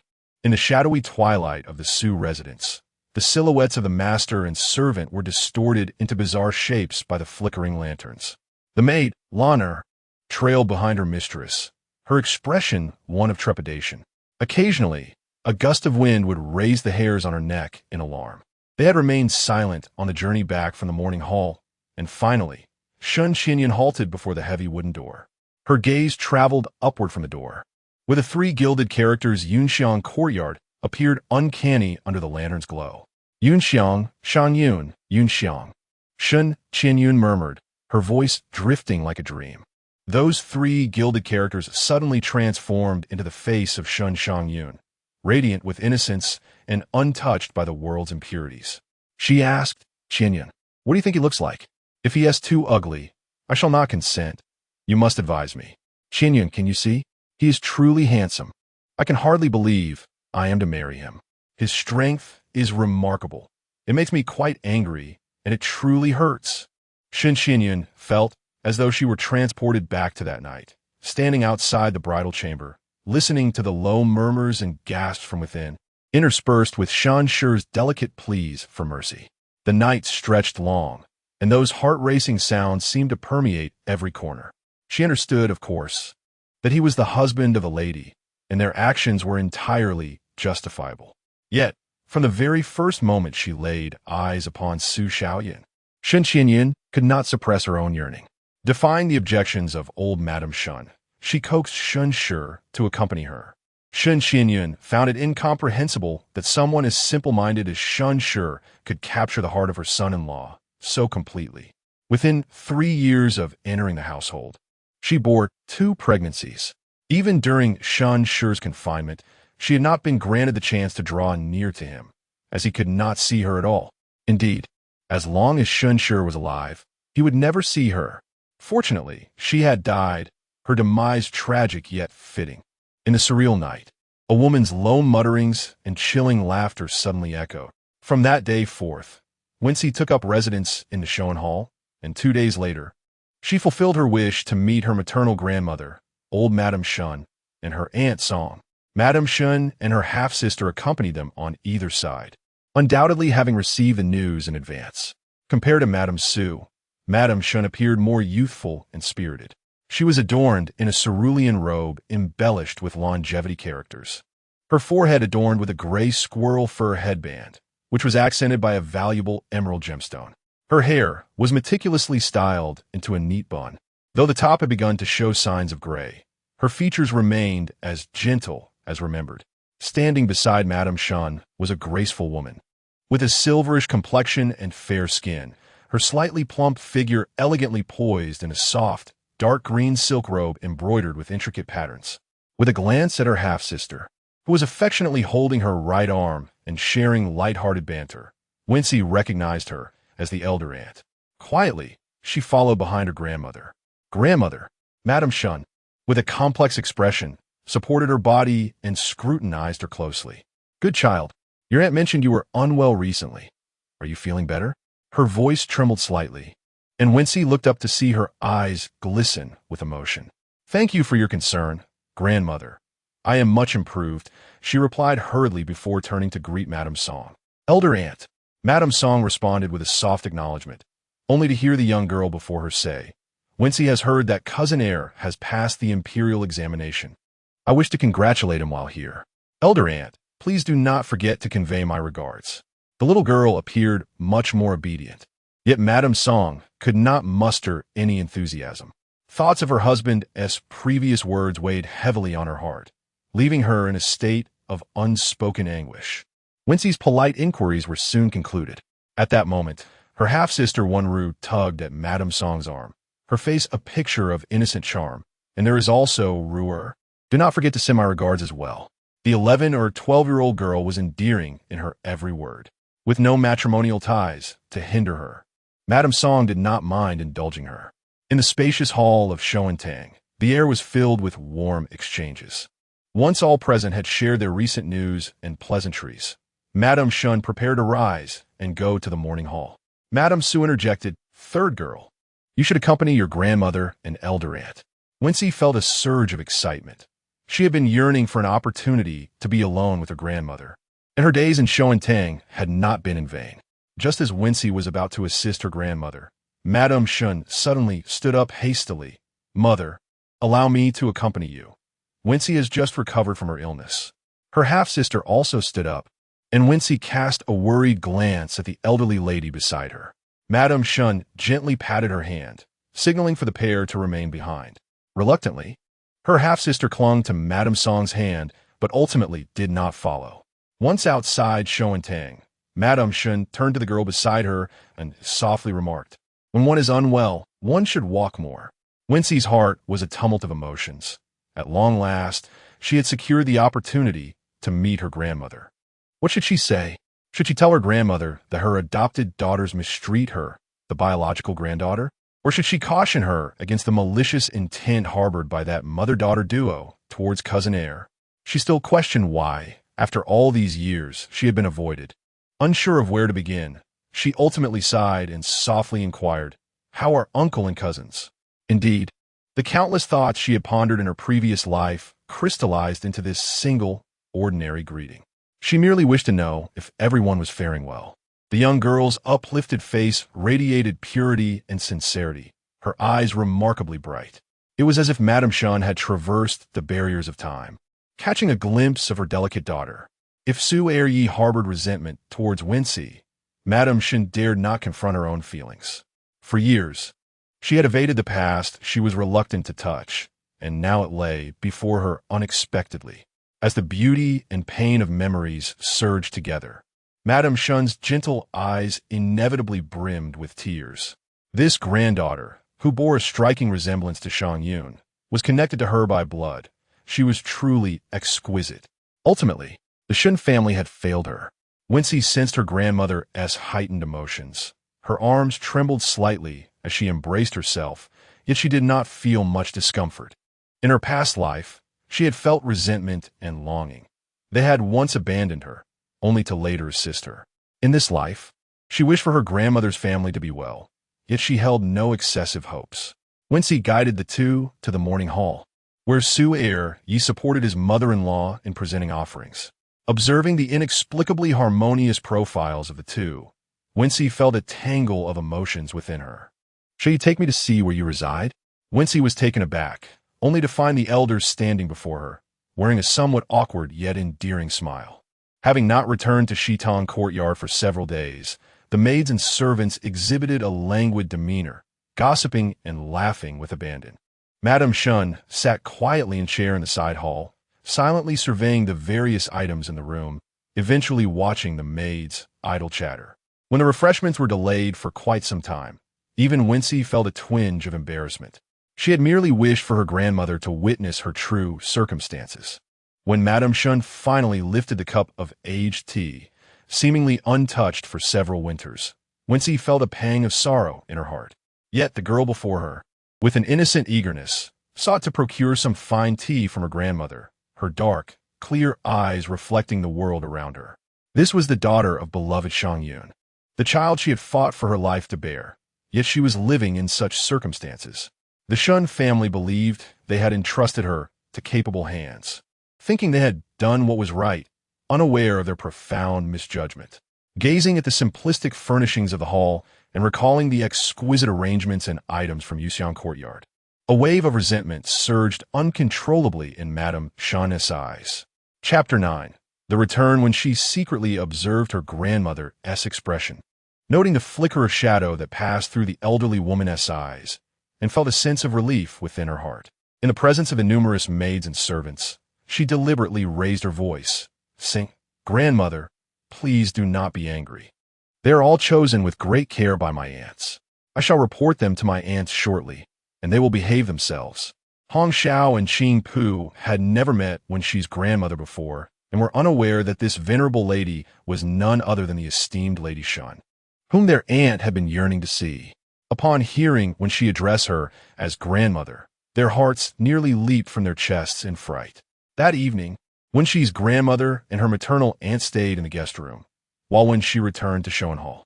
Upon seeing her, Lady Su playfully pinched her nose and chided, "You little rascal." The tone of that remark seemed laden with deeper meaning. Gazing at her grandmother's kindly, smiling face, Wenxi merely acted like a little maid, tugging at the elder's sleeve. Having journeyed from afar, her grandmother would soon depart for the Shun family estate in the capital after attending the funeral of the late patriarch. Her second cousin had successfully passed the provincial examination and was set to participate in the metropolitan examination 2 years hence. In her previous life, Shenzhen had also arrived in the capital during this year and subsequently remained there to serve in an official capacity. When she recalled that in the year preceding her demise, she had been compelled to seek out this second cousin to inquire about her brother's whereabouts. Desiring to avoid encountering Wenruo, she could only wait along the path he would traverse. The cold wind of that night made her shrink her neck as she waited until the hour of Shun. The long street was eerily deserted, and when Shunji and S carriage clattered at the quiet intersection, when she, in a moment of excitement, stepped into the middle of the road to stop it, Shunji and poked his head out of the carriage and frowned upon seeing her. When she thought he might not recognize her, and was about to introduce herself when he suddenly said, "If you have something to say, then say it." When she was momentarily taken aback, feeling awkward and unsure of how to begin. She had embarrassed herself in the past, and they had only met once in childhood, leaving her with an impression of his haughty demeanor. If it weren't for her brother, she would never have mustered the courage to seek out this cousin. Yet, feeling lost and without recourse, she was at a loss as to whom to turn. At that time, the Su family was in turmoil due to her uncle's allegiance to the third prince. From Lanji, she had learned that Shunji and belonged to the faction of the newly ascended emperor. Just as when she felt increasingly uncomfortable, he responded, "I understand your purpose in seeking me. It is regarding Wenjing, is it not? I am also making efforts to gather information, and, should I receive news, I will send someone to inform you." Noticing her shivering at the intersection, he added, "If you need anything further, feel free to come to my residence." His unexpected candor brought a sense of relief to Wenxi, yet, in the end, she never did receive a reply from her second cousin, nor did she wait for him at his residence. Her own marriage had been undermined by her half-sister, and she clung to the remnants of her meager pride, unwilling to subject herself to further humiliation. By the time the new year rolled around, she had met her untimely end. After that day, when she did not deliberately seek out her grandmother, but would visit her daily after breakfast, each time she went, she would see Wenruo and Lady Shan, their attentive demeanor starkly contrasting with Wenxi's indifference.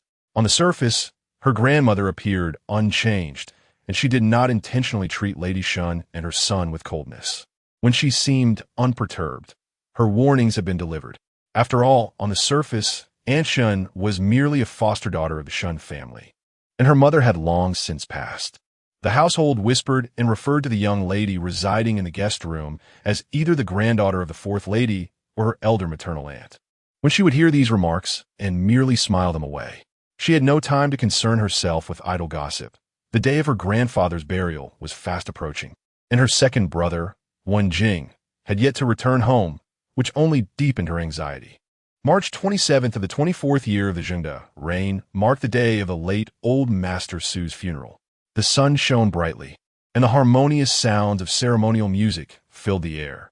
As the auspicious hour drew near, when she tirelessly scanned the crowd of mourning children for a glimpse of her brother, her eyes growing weary and her mind clouded.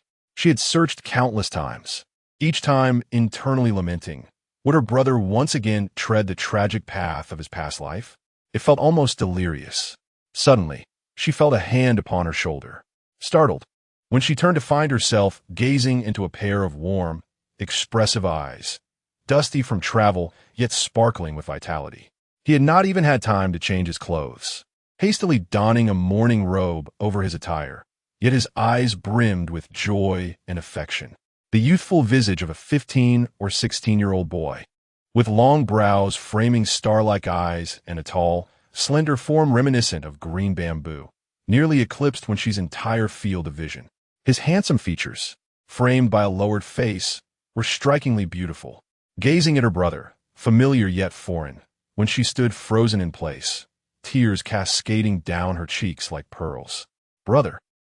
She looked at the man before her with longing, reflecting on the hardships endured across 2 lifetimes, and the tears flowed uncontrollably, recalling the sorrowful fate of her brother in his previous life. Foolish girl, what is it? Do not cry. Wenjing, faced with his weeping sister, fumbled to comfort her. Suddenly, she collapsed into his embrace, drawing the attention of several classmates observing from a distance, causing his cheeks to flush inexplicably. The morning hall and the courtyard were filled with guests, and the sound of the young girl's cries attracted many curious glances. Witnessing the siblings, one in tears and the other attempting to console, amidst the pervasive white of the morning attire, elicited a shared sorrow among the onlookers, none daring to chastise them. Wenjing awkwardly patted his sister's shoulder. Her exuberance was overwhelming, and he felt slightly unprepared. After a moment, observing the girl still sobbing uncontrollably in his arms, Su Wenjing felt a mix of helplessness and compassion. Over the years, his sister had grown distant from him. Upon returning from his studies, she seemed transformed, yet he had only been away for 2 years. Indeed, distance had bred a certain beauty. She was 2 years his junior. Their mother had tragically passed during childbirth, leaving the siblings to rely solely on one another. With their mother gone and a funeral to attend, Wenxi's new life had begun amidst sorrow, and very few had come to see her due to their father's indifference, which led the household to deliberately avoid mentioning her. Even Wenjing himself had heard others claim she was the cause of their mother's demise, leading him to harbor feelings of resentment. Yet, when he beheld his little sister, a small bundle with bright, innocent eyes gazing at him, his heart softened instantly. The tender-hearted Wenjing felt a sense of pity for his sister, believing they shared a similar plight. Consequently, he clung to the wet nurse and moved into his sister's courtyard. This arrangement persisted until little Wenxi turned 4 and he 6, at which point the demands of schooling curtailed his time with her. Moreover, their father insisted that Wenjing return to his own quarters, leading to a gradual estrangement between the two. By the time when she began to bond with her younger half-sister, treating Aunt Qianyu as her mother, it was already too late. Su Wenjing understood Wenxi's attachment to Qianyu, as she was a figure close to their mother. However, that was in the past. Qianyu had adopted their mother's surname, become their father's favored concubine, and had children of her own. Some matters were delicate to address, and he lacked concrete evidence. As on the surface, Aunt Shun and the half-sister appeared to treat Wenxi with kindness, and her father held Aunt Shun in high regard. Wenjing always thought that when she grew older, he would teach her to be wary of others. Thus the years slipped by, as their relationship became increasingly distant, and their bond could no longer compare to that of his sister with Aunt Shun and the half-sister. He found himself at a loss for words. Therefore, Wenjing considered that perhaps it was better for his sister to remain naive. After all, she lacked the ability to protect herself, and as a male, he could not oversee all matters within the inner quarters. Rather than instilling doubt in her mind and revealing vulnerabilities, he resolved to strengthen himself. Wenjing diligently pursued his studies, dissatisfied with many of his father's actions, aspiring to achieve the prestigious title of Jinshi. Once he embarked on a political career, gaining the capability to become her support and foundation, he would no longer fear the intrigues of the household. As Su Wenjing patted his sister's back, lost in his thoughts, little Wenxi remained unaware that another person was also observing the scene. Li Yulin, who had accompanied his uncle, watched the distant girl weeping uncontrollably, feeling a twinge of discomfort. However, the memory of the ugly purse adorned with 2 sewn ducks quickly diverted his gaze elsewhere. The young girl, despite her tender age, was certainly not handling her emotions gracefully. No one among the guests in the residence exhibited such exaggerated displays of distress. Chapter 10. Loneliness accompanied by the auspicious announcement of the arrival of the ceremonial hour, Wenxi finally lifted her head from her brother's embrace. Together, they joined the throng of devoted children kneeling in reverence, while their aunt held a canister of offerings. Shortly thereafter, the monks of the Great Buddha Monastery began to recite the ritual texts with measured intonation. Lady Su, supported by Wang, wept inconsolably as she clutched the coffin, and Wenxi's eyes too brimmed with tears, giving rise to a chorus of sobs in the morning hall. By the time the prayers concluded, Lady Su was gasping for breath, her cries echoing in the solemn air. The coffin was then lifted, and the procession commenced its slow advance. Wenxi's uncle, Su Shaoquan, led the way with a flag, while her father, Su Shaoyun, carried the spirit tablet. The entire funeral procession moved at a glacial pace, bowing deeply at intervals until evening fell, allowing the mourners to return home. Due to her advanced age, Lady Su was not permitted to join the procession. Therefore, when Wenxi returned to Shoan Hall, she immediately spotted the elderly matriarch clad in a gray cloth robe, seated in the corridor, her half-sleeved blue garment neatly arranged. The slanting rays of the evening sun illuminated her silver hair, causing it to glimmer softly, while the evening breeze rustled the old window frames, producing intermittent soft sounds. Wenxi stood at a distance for a moment, sensing her grandmother's profound solitude, yet she refrained from approaching. Her grandfather had never taken a concubine, and all his children were born of Lady Su, thus ensuring her a life of relative peace.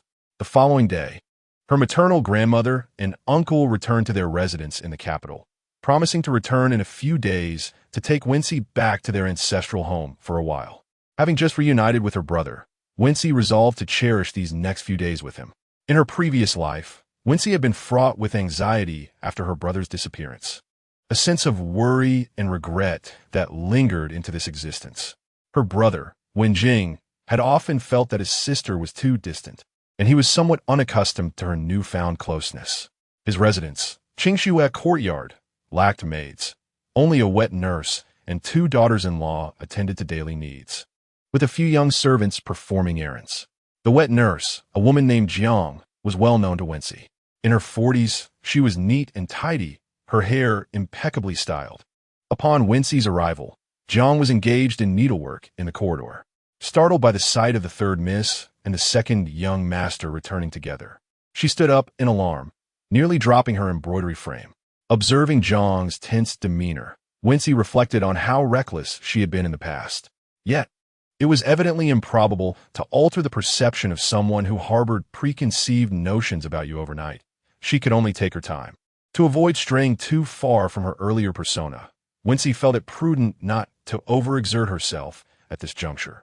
She suspected that Shan Qianyun had grown suspicious, but fortunately, she had returned to the age of 13, a time when girls began to mature and understand their surroundings. Had she been any younger, concealing her true self would have proven far more challenging. The layout of Qingshuo Courtyard differed from that of Shitong Courtyard. Upon entering the main hall, the study was to the left, while a side room for receiving guests was to the right, beyond which lay the guest quarters. Knowing there was little of interest in the reception hall, Wenxi made a beeline for the study. At this moment, she sat beside the grand writing desk where Wenjing often practiced his calligraphy, gazing at the shelves brimming with books on all sides. The painting Pongxi Xiaochun hanging on the wall, and the faint fragrance of orchids that wafted through the air, sighing inwardly at the beauty of it all. Indeed, her brother was meant to be a civil official. In this life, he had returned just in time for their grandfather's funeral. There would be no prolonged absence. Thus, no one would dare use filial piety as a weapon against him. He would continue on his path towards the imperial examination. When she held the tea that Granny Jiang had just brought and took a sip, smiling as she looked across at Wenjing, her gaze suddenly drifting into the distance. "Little girl, what are you thinking? Have you become dazed?" A large hand suddenly waved in front of her. Wenxi chuckled, brushing aside the distraction and focusing on her brother. Brother, why did you only arrive yesterday? Did we not send word to the house earlier? Upon hearing this, Su Wenjing's expression gradually darkened as he pondered aloud. I did not receive the first batch of messages from the residents. It was only yesterday that I encountered the messenger sent by third uncle, and I nearly missed him. Originally, a friend had arranged to travel to a more distant place.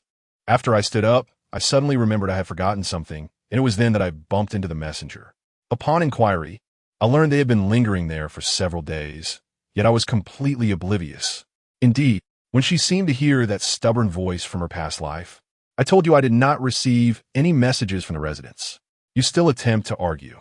Others managed to deliver theirs, yet yours was the sole absence. Are you suggesting we show favoritism? Beat him. Beat him until he admits his mistake. The atmosphere was filled with pleas for mercy, with Aunt Shen's voice standing out the most. Do not stop me. Look at what you have turned him into. Then came the dull thuds of sticks against flesh. But when Jing, pale and biting his lip, did not defend himself nor cry out in pain. When she remembered that at that time, she had believed in her brother, yet had not spoken up for him. As her thoughts returned to the present, she noticed Wenjing frowning, his attractive lips pressed tightly together, a brooding intensity in his eyes, suggesting he harbored some grievances.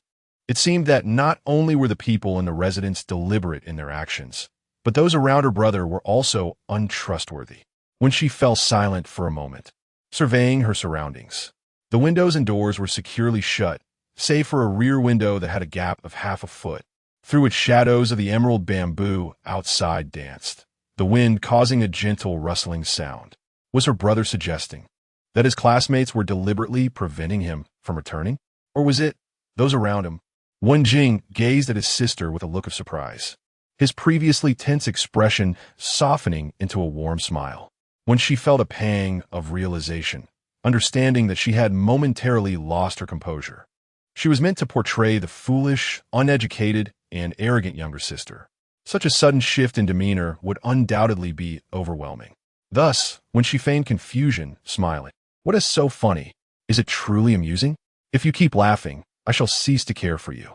Her beauty was undeniable.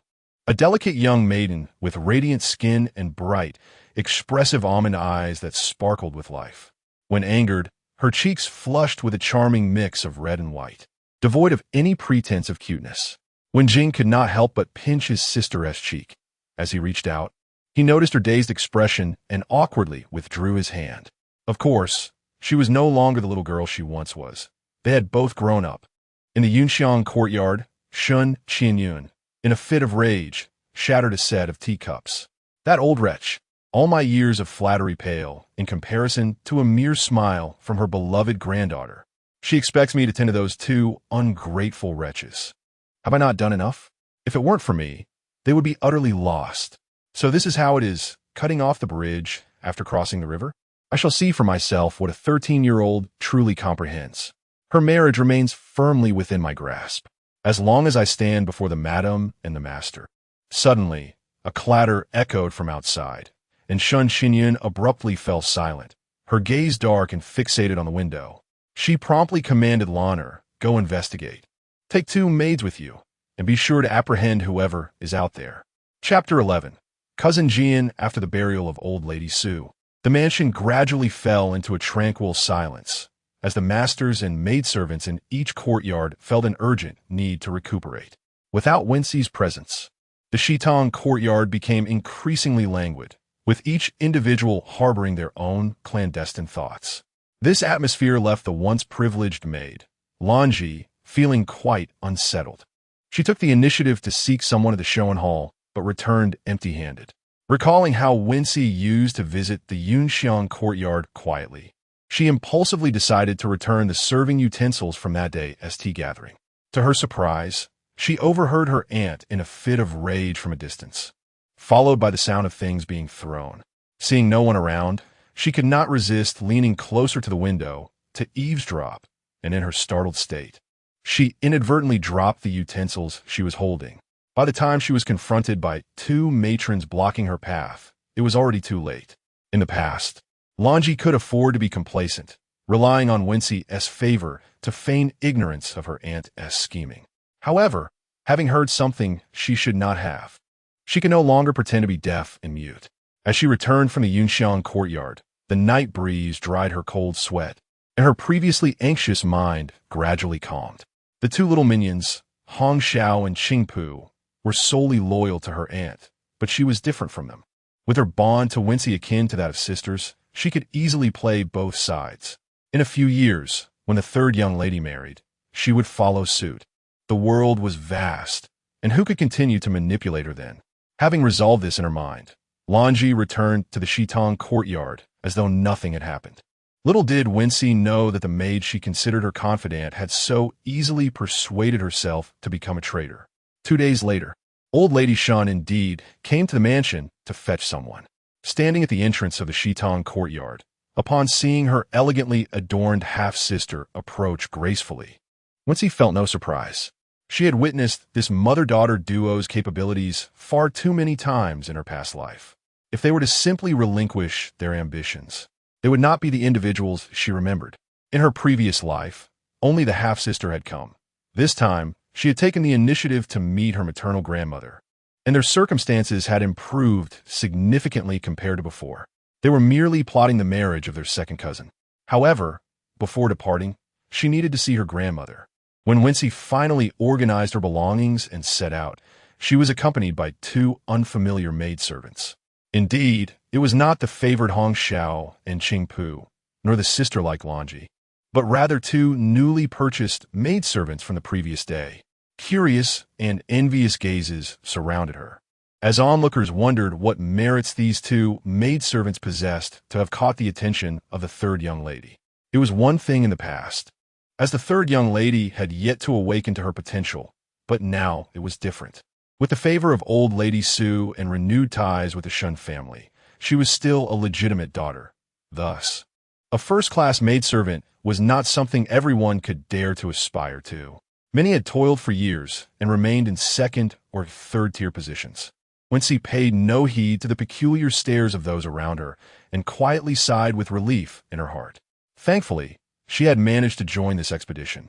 For days, she had been waiting, and as she gazed at the youthful faces of Chuntao and Xiahe before her, she could not help but smile. However, they had yet to be given their names. Wenxi smiled at the round-faced little maid, who curiously looked up at her new mistress. The young maid had been recently recruited just 2 days prior, and had yet to familiarize herself with the venerable Lady Su. She had merely been tasked by Granny Fong with minor duties in the kitchen. Suddenly, she learned that the third young lady of the household had specifically requested her to serve as her personal attendant, which filled her heart with both excitement and trepidation. The mistress before her was barely older than herself, possessing a delicate beauty akin to a budding flower. Her fair and tender face adorned with a radiant smile that crinkled her eyes. It was rare for a mistress to smile so warmly at a servant. The future Chuntao could not help but wonder if the third young lady might be a bit simple-minded. Lost in her thoughts, she heard the third young lady say, "Shall I call you Chuntao? Spring peach, like the blossoms of the peach tree, is a lovely thing that brings joy to the heart." Chuntao, with her round face beaming at her new name, could not shake the feeling that this mistress was perhaps merely yearning for peaches, for she had just caught sight of a peach tree by the roadside, on the verge of blooming. Having just received her name, Chuntao then listened as the third young lady addressed another young maid beside her. "You shall be called Xiahe, for you are like the graceful lotus, unfolding and curling with innocence." Watching the 2 young maids revel in their new names, when she felt a twinge of guilt. Chuntao and Xiahe, such names were commonplace among the servants in the capital, easily uttered without much thought. It was a rare feat for her to have found meaning in names at all. The carriage came to a halt at the estate's entrance for a brief moment, and when she caught a glimpse of Concubine Shun conversing with the steward, seemingly passing something to each other. At that moment, when Ruo approached her, gently calling out, "Third sister," it seemed as though everything remained unchanged, as if she had not noticed the distance that had grown between them. When she merely acknowledged her with a sound and silently entered the carriage. The journey from the Su residence to Tunghua Lane was not far. The rhythmic sound of the carriage wheels was leisurely, and when she leaned against the carriage wall, succumbing to a drowsy haze. In her previous life, it appeared that only her second cousin resided here, while everyone else remained in their former places. As they turned the corner into Tonghua Lane, she gazed at a young paulownia tree, its branches not yet lush and its stature modest, and a moment of reverie washed over her. When she had waited for her second cousin there, she could only recall the biting cold wind and her own desolation, never having paid heed to this small tree. Unable to resist, she lifted the carriage curtain to glance back down the lane, which ended in a barren stretch. Could it be that this unassuming paulownia tree was the very source of Tonghua Lane's name?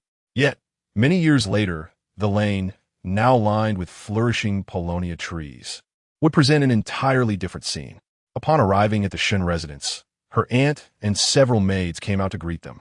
When she found herself stifling a laugh, it seemed her sister and she were not particularly favored by their aunt. Observing the two women from her past life, one striving to ingratiate herself, while the other struggled to cope, she nearly broke into a grin, only to be met by a scrutinizing gaze. The young man before her had sharp, elongated eyes, their deep black hue strikingly bright, while his lips, pale and pressed together, conveyed an air of unapproachability. Clad in a dark robe that exuded an imposing presence, he resembled a vortex of shadows. When she quickly composed herself, adopting a serious demeanor, feeling an inexplicable itch in her throat that she suppressed, though she could still perceive a slight rise and fall within her chest. Before her stood none other than Shun Jian, the esteemed scholar of 15 or 16 years. At a tender age, he already exuded an air of authority surpassing that of his peers, which explained his future appointment as the head of the Ministry of Justice, as well as the bestowed title of the jade-faced, ruthless official. As when she pondered this, Shun Jian scrutinized the young girl before him, observing the deepening flush on her cheeks, before finally diverting his gaze with a semblance of generosity. He found the situation somewhat perplexing. Was she not rumored to be indulgent and foolish? His observations suggested otherwise. He was well aware of his father's and grandmother's sentiments. If he lacked even this modicum of discernment, it would be a disservice to his reputation as a youthful prodigy. The second young master of the Shun family had never been one to merely bury himself in books. He possessed a remarkable aptitude for unraveling complexities and was acutely attuned to the subtleties of human interaction. If given the choice, he would certainly prefer not to marry this cousin of his. Setting aside the veracity of her reputed arrogance, how could this little girl possibly fulfill the role of a wife? Shun Jian, possessing the maturity of a seasoned individual despite his youth, had an evolved understanding of what a spouse ought to be, an elegant lady of refined sensibilities, a nurturing presence akin to gentle water, someone with whom he could share unspoken understanding through mere glances and gestures. This cousin, while seemingly charming, came across as rather reckless. He had no desire to assume the responsibility of caring for a child. Were Wenxi to discover that she was perceived as a mere child in the eyes of the future Deputy Minister of Justice, she would undoubtedly find the notion both amusing and exasperating. After all, she prided herself on having lived 2 lifetimes. Upon the sudden appearance of a young man in the hall, Wen Ruo's eyes sparkled with delight, prompting her to swiftly conclude her intimate conversation with her aunt and approach Shun Jian with grace. "Cousin," she greeted sweetly, her voice soft and her expression beaming. When she observed Shun Jian's demeanor closely, noting that his expression had indeed softened somewhat, even eliciting a gentle smile. Suppressing her curiosity, she also offered a respectful bow. Her aunt regarded her with a cool detachment, merely assisting her lightly during the courtesy. The faint smile that graced her lips seemed devoid of genuine warmth. A fleeting glance sweeping over Wenxi, barely perceptible, when she harbored a strong aversion to this sensation, feeling as though she were an object of scrutiny. Yet, considering the predatory gaze of her aunt and cousin, she deemed it prudent not to overtly express her rejection just yet. Furthermore, the intentions of Li Yulin remained uncertain. While she was resolute in her decision to avoid provoking him again, the possibility of unforeseen developments lingered. In this new life, many things had taken on a different hue. The wheels of fate turned independently, and the potential for serendipity or misfortune was ever present. Following a group as they made their way to Old Lady Sue's residence. The garden remained in a state of disrepair, showcasing only ordinary flora. Nonetheless, when she surveyed her surroundings with keen interest, she had never visited the Shen residence in her previous life. She had heard tales of the young deputy minister's courtyard, famed for its exquisite begonia blossoms. Could it rival the beauty of her own Su Tang courtyard? The memory of the begonia that had rested in her palm before her demise stirred a sense of bittersweet nostalgia within Wenxi. Chapter 12. The Shun family in the capital, the Shun residence, was modest in size, and after a brief stroll, the group arrived at the end of the garden's central axis, where the imposing Qiuhua Hall stood in solemn grandeur. This was the abode of Wenxi's maternal grandmother. Gazing upon the intricately carved beams, the soaring eaves, and the weathered gray walls adorned with verdant tiles, Wenxi was struck by the profound weight of this dwelling. The Shan garden was once the estate of Master Zhang, who had retired to his hometown, and prior to that, it had been the residence of the esteemed Zhao Mingxuan from the previous dynasty, although the remnants of the former owner's artistic prowess had long vanished. The architectural essence remained palpable. The Shun family and Master Zhang hailed from the same ancestral roots in Xinfeng County, which explained their acquisition of this abode. Residing in the capital was no small feat. To possess such a spacious estate in the precious Tunghua Lane was indeed a rarity. This reflection inevitably led Wenxi's thoughts to the prominent officials and nobles residing nearby, as well as to her previous family's abode, the Li family, just a street away. On this splendid spring day, the matriarch of the Shun family sat comfortably in the main hall, observing the young maidservants as they skillfully wove threads.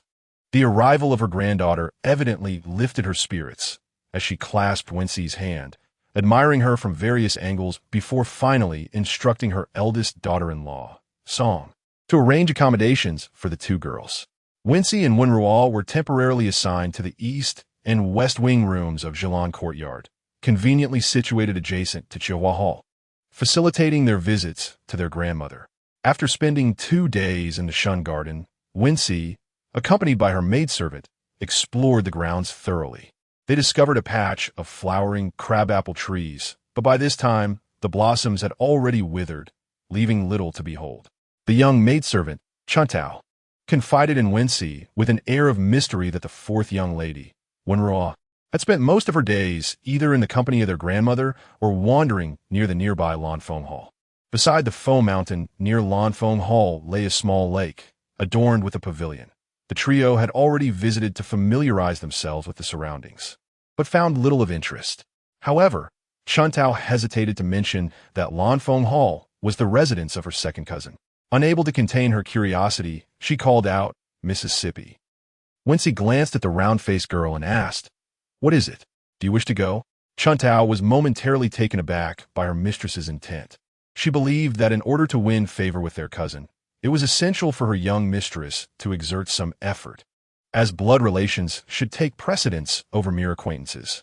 Yet, recalling the warmth shown by the third young lady towards her and Xia in recent days, she thought it might not be so inappropriate after all.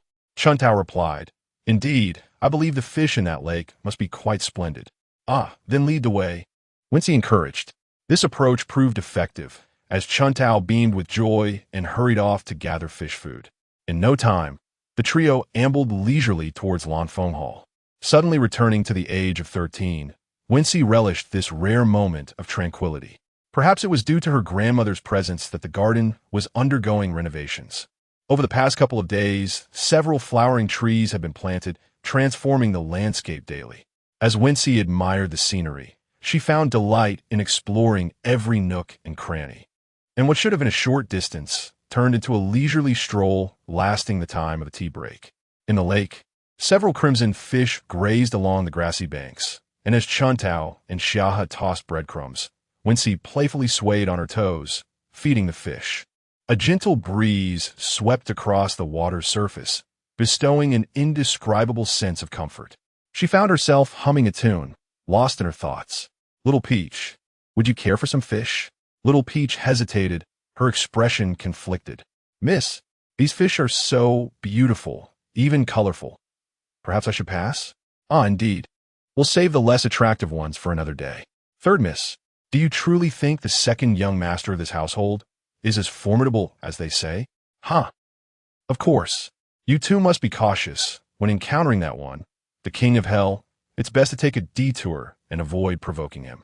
As Wenxi recalled Shun Jian's piercing gaze from her arrival day, an involuntary chill ran down her spine. The three of them engaged in a light-hearted conversation when suddenly a group approached from across the river. Second cousin, I knew you would be here. Wenxi's heart raced. It was unmistakably her half-sister's voice, which meant the second cousin referred to was undoubtedly Xinjiang.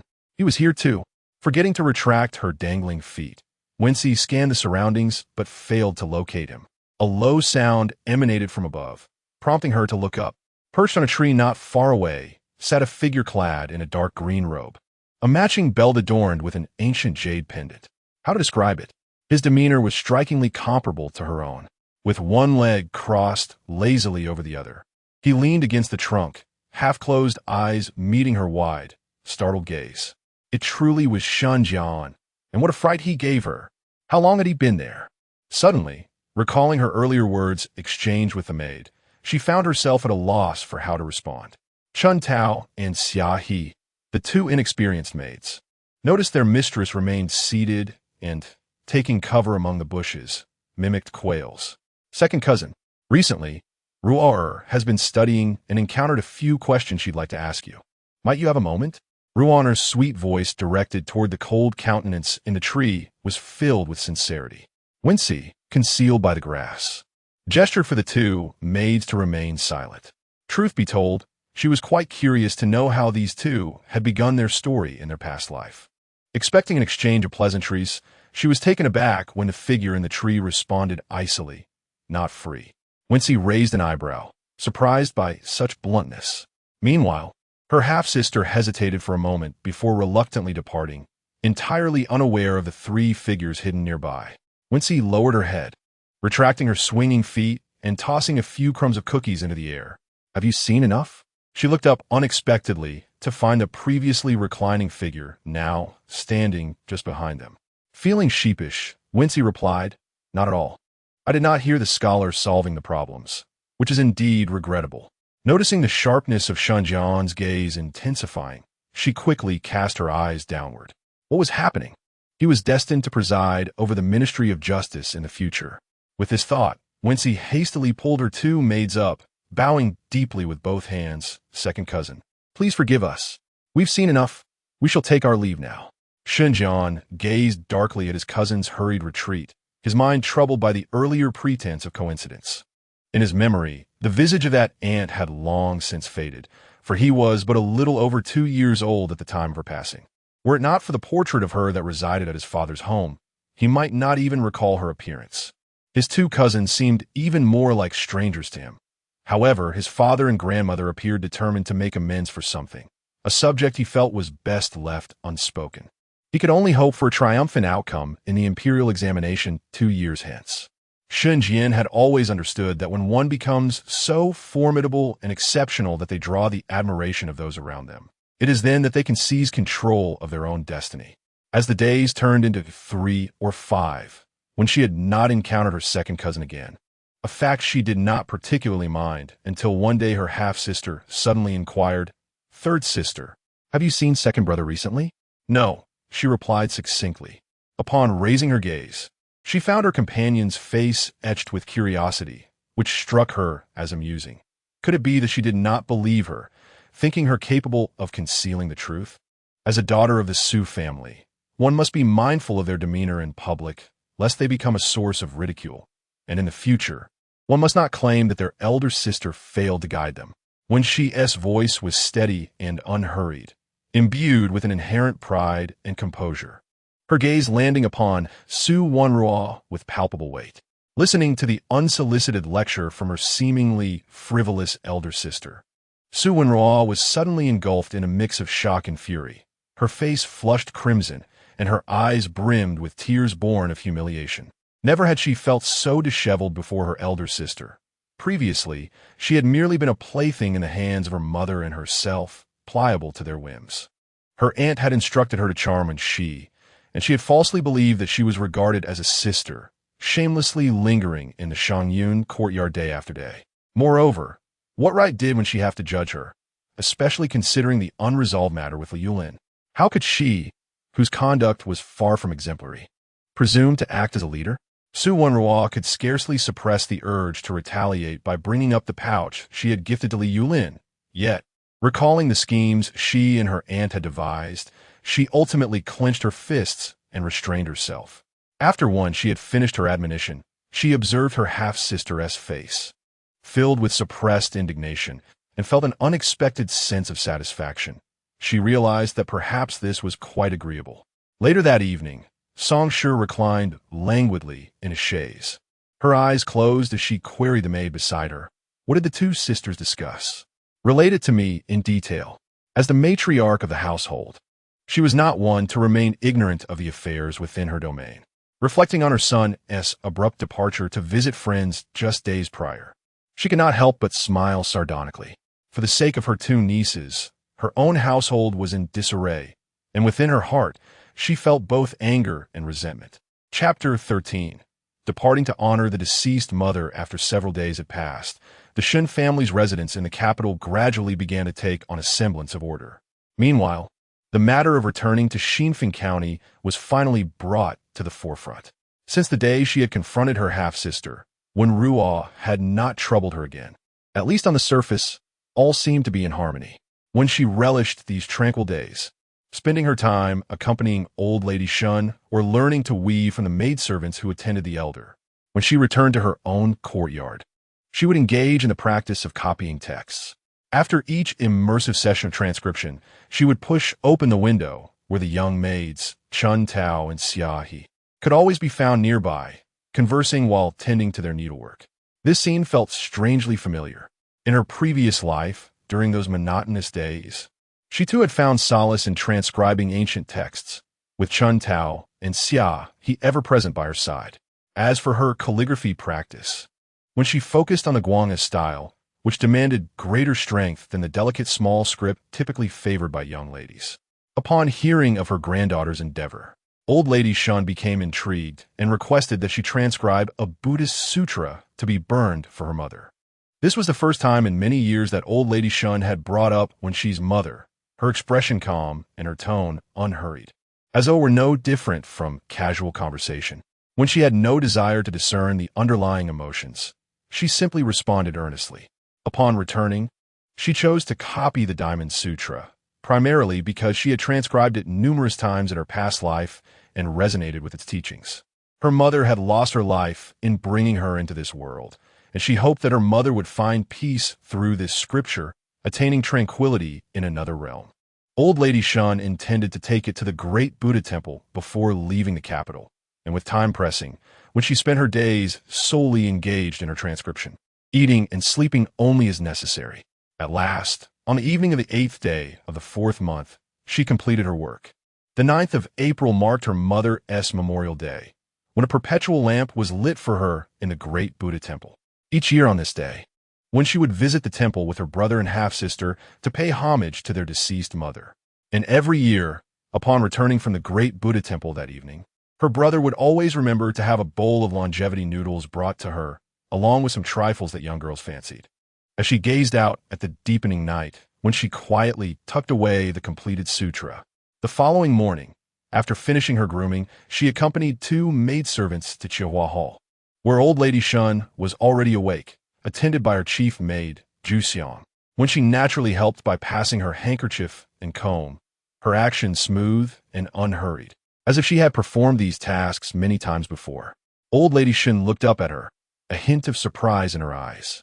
The 13 or 14-year-old girl, not only exquisitely beautiful, but also perceptive, exhibited a composure that was far beyond what an ordinary person could possess. This was a stark contrast to the granddaughter she had previously heard about, who was said to cling to Qian Yun and be inseparable from her half-sister. Her tempt the upbringing of the children has strayed, and all bear responsibility. Amidst feelings of helplessness, there is a desire to mend this through marriage, ensuring her granddaughter's future security. The second grandson is the most exceptional child of the Shun family, making it difficult for her to part with him. However, her son-in-law is a man of notable achievements, having earned accolades in 2 imperial examinations, while Wenxi is a legitimate daughter. The other children of the Shun family do not pursue official careers, rendering them unsuitable in comparison to the second grandson. Now, as she observes her granddaughter up close, the elderly matriarch feels a profound joy. The child, having quietly grown in the corner she had intentionally overlooked, is flourishing beautifully. Reflecting on the attitudes of the second grandson and her eldest daughter-in-law, she finds herself at a crossroads. Previously, she would have disregarded their disdain to secure a stable future for Wenxi. Yet now, she believes that such a remarkable girl deserves a loving husband and a nurturing mother-in-law. She cannot, out of her own stubbornness, jeopardize the happiness of the child for a lifetime. While the matriarch grapples with these conflicting emotions, Wenxi remains oblivious. Seeing the surprise in her grandmother's eyes, she thinks that she has strayed too far from the previous version of herself. Having never served anyone, how can she navigate these new expectations? This brings to mind her past life, where having been a daughter-in-law for 8 years, she had not needed to serve her mother-in-law, yet had made considerable efforts to please the elderly matriarch upon her marriage. Wenru, observing her elder sister's attentiveness with a cold gaze, feels a mix of jealousy and resentment. She wishes to heed her aunt's advice to treat the elderly lady as a beloved grandmother, yet finds it exceedingly difficult. Ji-in, her cousin, is the man she admires. If she were to marry him, these feelings would be inescapable. But could she be blamed? She has made attempts, arriving before her elder sister to lend assistance, only to have it backfire. Though the elder lady wears a faint smile, her penetrating gaze seems to see through the facade. Meeting those eyes, Wenru feels a chill permeate her being, causing her to become flustered and inadvertently knock over several teacups. No one reproaches her. The maids silently clean up the broken porcelain and water stains. In the ensuing silence, she faintly hears a soft chuckle from above, light and airy. Instantly, her cheeks flush crimson. Even without looking up, she could discern a hint of sarcasm in that laughter. Wenru fears facing those all-seeing eyes. Yet, with her elder sister in favor with their grandmother, what is she to do? The Shun family possesses only 3 carriages, and it was initially assumed that the 2 sisters would inevitably share one. However, upon boarding, Wenru proactively offered her arm to his sister aunt, Madame Song. While Wenxi naturally sat in the same carriage as their grandmother, accompanied by the maids Xia He and Zhu Xiang, with the remaining servants taking another carriage. At the gate, Wenxi spotted her brother, who, alongside her second cousin, awaited on their steeds, exuding an air of grandeur and authority. This scene inexplicably reminded her of her brother's past life on the battlefield, likely resembling this very moment. Clad in a white cross-collared robe and a light blue sash cinched with a white jade belt, his trousers tucked into black riding boots, he appeared robust and tall, with broad shoulders and a narrow waist. Wenxi excitedly lifted the curtain of the carriage, calling out to her elder brother, while Wenru shyly addressed her second cousin. After a brief moment of chaos as her brother dismounted to pay respects to their grandmother and maternal aunt, the journey resumed. The second cousin rode ahead, while her brother brought up the rear, and Wenxi could not resist lifting the curtain once more to gaze at the scenery outside. Inevitably, her eyes fell upon the silhouette of her second cousin on horseback. He was half a year older than her brother, a scholar with a sinewy physique, exuding an air of lean strength. His features were sharper than her brother's, imparting a sense of untouchability, while Wen Jing regarded her with gentle eyes filled with affection. Wenxi felt a twinge of regret, realizing that her stay at her grandmother's house might mean she would miss out on this year's longevity noodles. Lost in her thoughts, she was oblivious to the several glances of disdain that Shun Jian had cast her way. The little girl had greeted her brother without a second thought, her voice sweet and soft, reminiscent of a melting cotton candy. At the very moment this simile crossed Shun Jian's mind, his body tensed upon his horse. When Wenxi shifted her gaze back into the carriage, she noticed her grandmother diligently flipping through the Buddhist scriptures she had copied, the elderly woman perusing each page with great attention. Finally, she placed the scriptures on the table and closed her eyes, resting. Wenxi had no reason to doubt her grandmother's reaction. The fact that her grandmother had seen her handwriting without any hint of disapproval was something she had not anticipated. Chapter 14. Observations of the great Buddha temple as the delicate rain fell and the wind blew gently. I found myself at the foot of the verdant floating mist mountain, where the great Buddha temple is nestled on its slopes. This mountain, shrouded in mist, lends its name to the enchanting scenery surrounding it. The journey taken by Wenxi and her companions to exit the eastern city gate consumed an entire hour, for today is the auspicious day of Buddha's birth. On this day, both the illustrious households and humble abodes in the capital flock to the temples to recite scriptures, chant the Buddha's name, or partake in meditation and religious gatherings. The great Buddha temple hosts grand ceremonial events each year in celebration of Buddha's birth.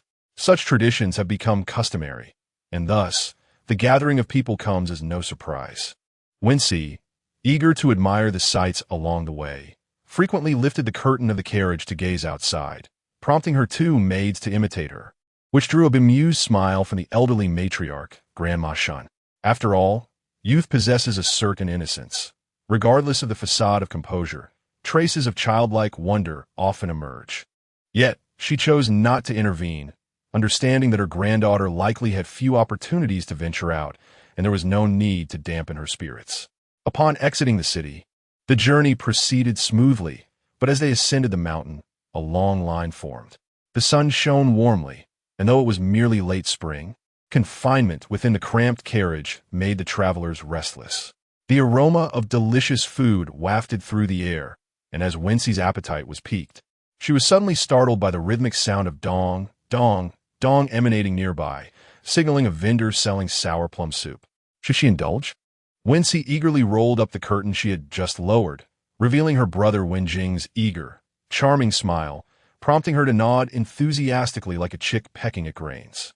The sour plum soup, crafted from dried plums and rock sugar, is renowned for its refreshing properties, perfect for warding off the heat.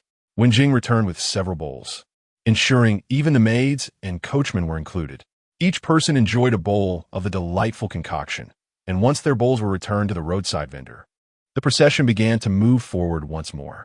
Just as everyone exhaled in relief, believing they were nearing their destination, the carriage jolted violently. In a moment of panic, Wenxi instinctively grasped her grandmother's arm, steadying her frail form, one arm protecting the back of the elder's head and the other shielding her chest. A glance around the carriage revealed that all were unharmed, merely startled from the incident. The head maid, Ju Xiang, felt a wave of gratitude. Had it not been for the third young lady's swift actions to protect the elder, the consequences could have been dire. While it is easy to flatter and seek favor, true character is revealed in moments of crisis, and the third young lady's sincerity and obedience were commendable.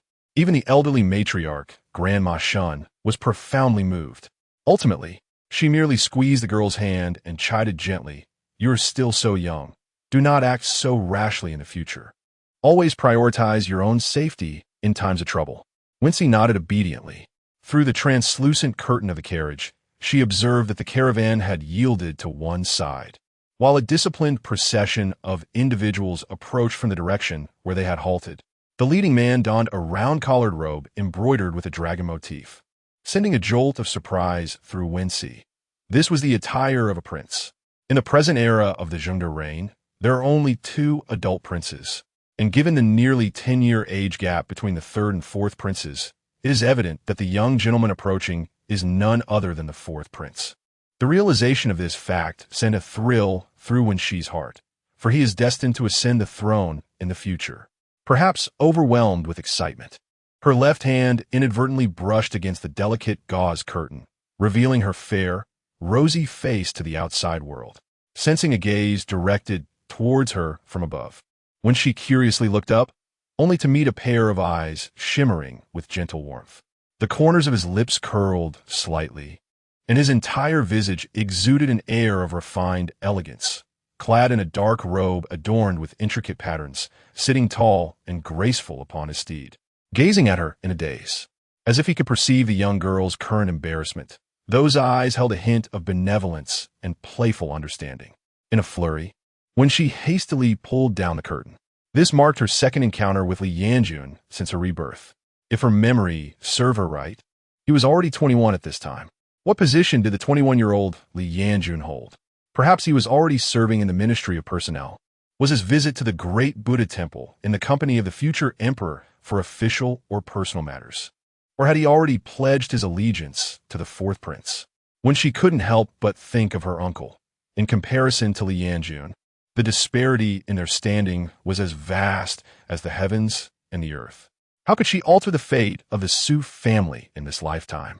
Reflecting on her elder brother's close ties with Li Yanjun, vague ideas began to form in Wenxi's mind. In her previous life, Li Yanjun had an illustrious career but was rather lacking in romantic pursuits. It was said that he had married a wife in his early years, only to become a widower after a year, leaving no offspring. By the time of her death, he had not remarried. She had once discussed with her maidservants the irony of such an outstanding individual who left no heirs, a true lamentation. Many daughters from affluent families in the capital sought to align themselves with this young minister of personnel, employing every means possible. Initially, even when she, who seldom ventured out, found herself besieged by ladies and women eager to forge connections. Later, rumors circulated in the capital that this minister of personnel had fallen prey to an unmentionable ailment or harbored an inclination towards men. In any case, various speculations ran rampant, ultimately causing those who had sought his favor to gradually retreat. When she recalled that solitary figure on a snowy day, coupled with the warm, gentle smile she had just witnessed, and she couldn't help but sigh. Third miss. It was Zhu Xiang calling her. When she looked around and noticed that the carriage had come to a halt in a clearing amidst the mountains, while her grandmother was alighting with Zhu Xiang's assistance. Regaining her composure, when she hurriedly followed suit. The vast expanse at the foot of Mount Falon was dotted with two-story wooden lodges, primarily used to accommodate pilgrims requiring overnight stays. Encircling the clearing were various vendors selling an array of delicacies: steamed buns, grilled pork, milk skin, rice cakes, and other tempting snacks wafting delightful aromas into the air. Observing Wenxi's eyes frequently darting towards the stalls, her grandmother generously instructed Zhu Xiang to procure some treats. Perhaps delayed by the passage of time, everyone felt a pang of hunger. Even the typically dignified Song clan did not refuse this occasion. For the first time, the group indulged in a few scattered snacks from a vendor's table. Once satiated and refreshed, they slowly made their way along the winding stone steps towards the great Buddha temple nestled on a mountainside. The ascent was far from solitary, as they occasionally encountered familiar faces from the capital. After traversing half the journey, they encountered a woman accompanied by her two young children. The young gentleman engaged in friendly banter with Shun Jian, as they were acquainted and traveling together, thus merging their parties into one. Wenxi's gaze fell upon a young lady of similar age, who was in the bloom of youth, graceful and delicate in appearance. Upon closer inspection of her features, when she was taken aback, was this not Xiao Mingyi? Chapter 15. Encountering the siblings. Xiao Mingyi, in her previous life, Wenxi had committed numerous foolish acts. Upon discovering from her half-sister that Xiao Mingyi was the betrothed of Li Yulin, she had once recklessly sought out the girl to confront her. Reflecting on this, she cast a furtive glance at the other party, relieved that in this lifetime she had yet to provoke the young woman. However, her half-sister's knowing smile made her heart race with apprehension. She was uncertain what schemes her cunning half-sister might concoct this time, yet she resolved that no matter the circumstances, she would face whatever came her way. Wenxi understood that the purse, the sole piece of evidence, was no longer in Li Yulin's possession. If he did not identify her, Wenru alone would not be able to stir any trouble. With her mind settled, she raised her head and offered Xiao Mingyi a warm and radiant smile. Having decided to refrain from provoking Li Yulin further, there was no longer any competitive tension between her and Xiao Mingyi, allowing them to treat each other kindly. In her past life, Wenxi had felt guilt over disrupting what should have been a harmonious union. She pondered whether Xiao Mingyi harbored resentment towards her and to whom she had ultimately been wed. Had her interference not occurred in this life, Li Yulin would likely marry the person he desired, and they would become a devoted couple. Consequently, the cunning Jiang Mingwan would likely withdraw, and her maid, Lanji, would miss the chance to become Li Yulin's concubine. Sister, allow me to introduce someone to you, though I suspect you may not yet know her. This is the elder sister of the Shaoqing from the Taichung Temple, and she is of the same age as you. At that moment, her half-sister, who had been walking ahead, approached and affectionately took hold of her arm. Wenxi recognized her ulterior motive. Perhaps she had noticed her indifference and sought to reveal Xiaoming's true identity to provoke her. Had she not lived through a lifetime of experiences, she would not have discerned the malicious intent of her half-sister. In the eyes of others, Wenxi was the ill-fated daughter who brought misfortune to her mother. In her previous life, she seldom attended gatherings of young ladies, while Wenru, accompanied by her stepmother, Wang, naturally knew more people than she did. Thus, every time her half-sister claimed to introduce someone to her, Wenxi had always expressed gratitude and surprise. However, this time, she had no intention of allowing Su Wenru to have her way. I am aware this is Sister Xiao. It is said that her needlework and embroidery are exceptional. I was just hoping for an opportunity to seek her guidance. Wenxi feigned ignorance of her sister's true intentions, her face beaming with radiant joy. She then intentionally led Xiaomingyi to admire the flowers along the roadside, exclaiming, "Oh, look, those are the papaya, flowering crab apples." The young girl was exquisite, her voice bright and clear, captivating the attention of passers-by, including Shun Jian and Xiao Mingqin, who were walking ahead and turned to glance back. "Qingru." Shun Jian frowned and called out to his companion. Qingru was the courtesy name of Xiao Mingqin.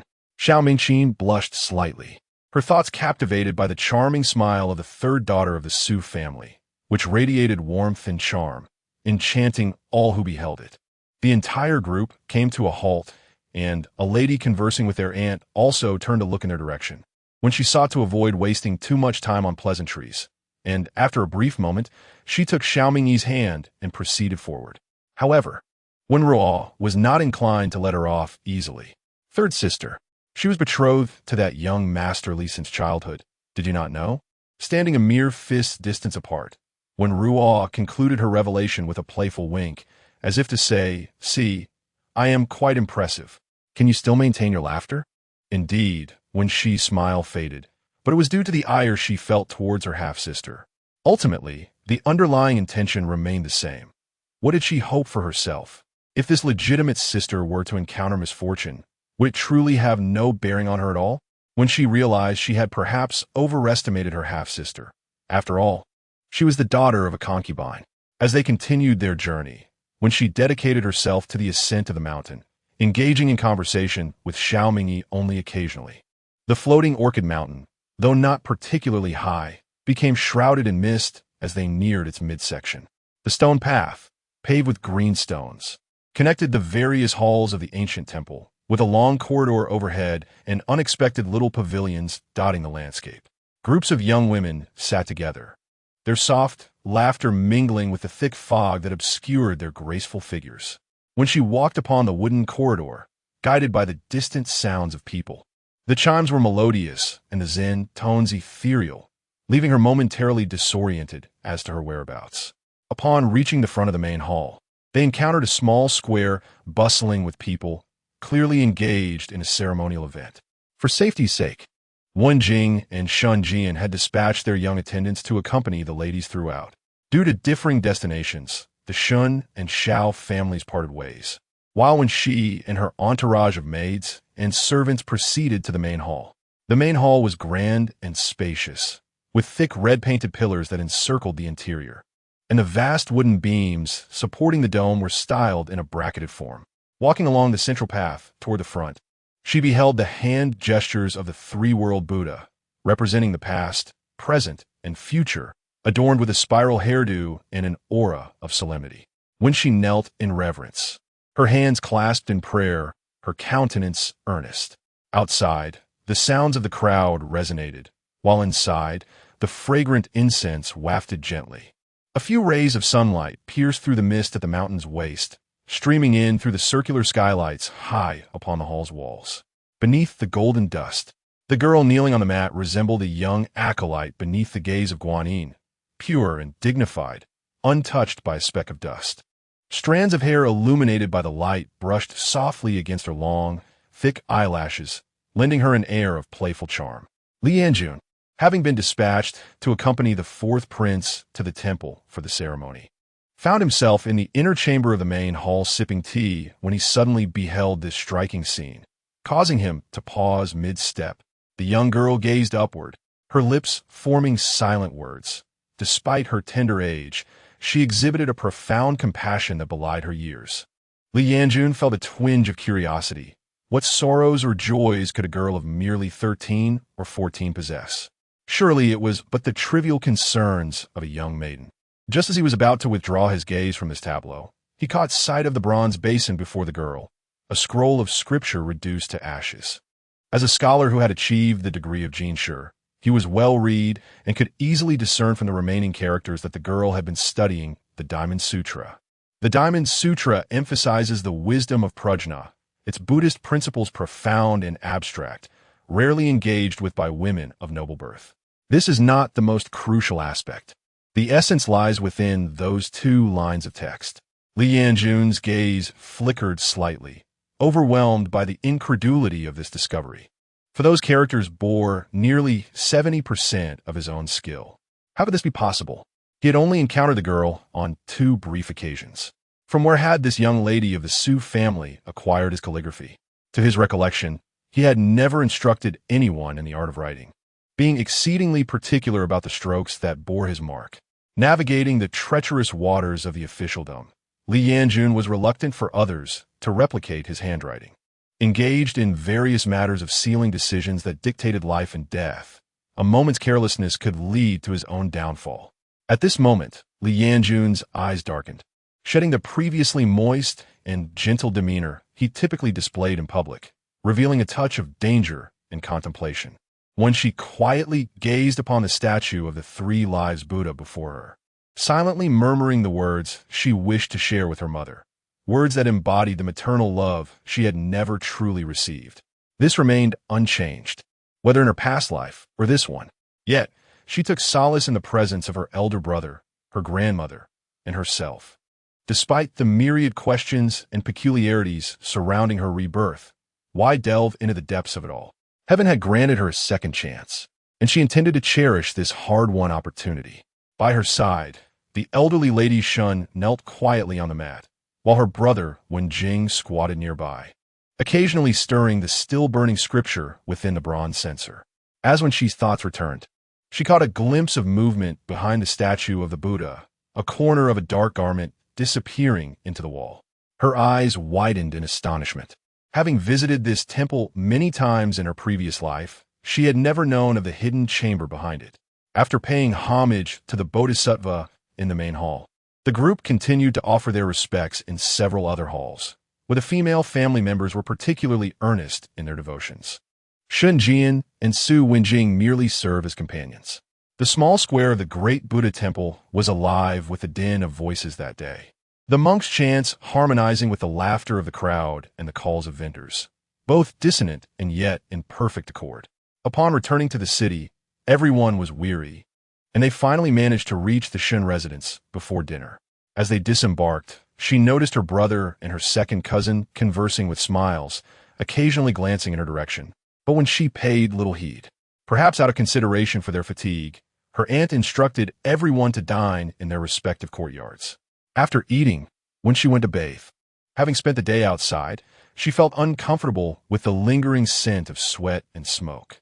Not long after entering her inner chamber, Xiaohi signaled from outside, informing her that the second young master had arrived.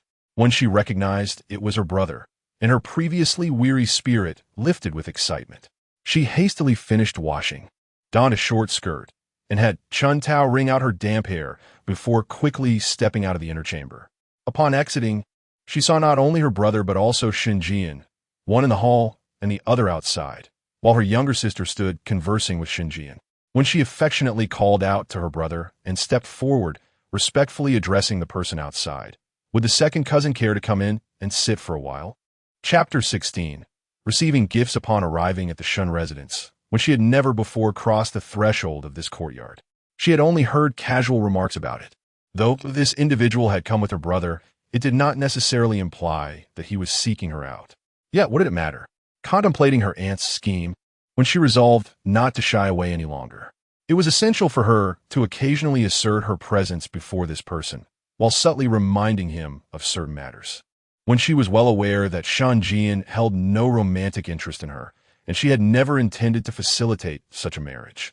However, regarding him and her half-sister, she deemed it prudent to refrain from pursuing that course, in consideration of the assistance this second cousin had rendered her in a previous life. When she decided to temporarily bear the title of fiancé, both to vex that mother-daughter duo and to afford him ample time to seek a more suitable bride. There were many noble ladies in the capital. Surely one would capture his heart. There was no need for him to make a hasty decision now. In a few years, once he had made his mark in his career, he would have no shortage of exceptional women vying for his affections.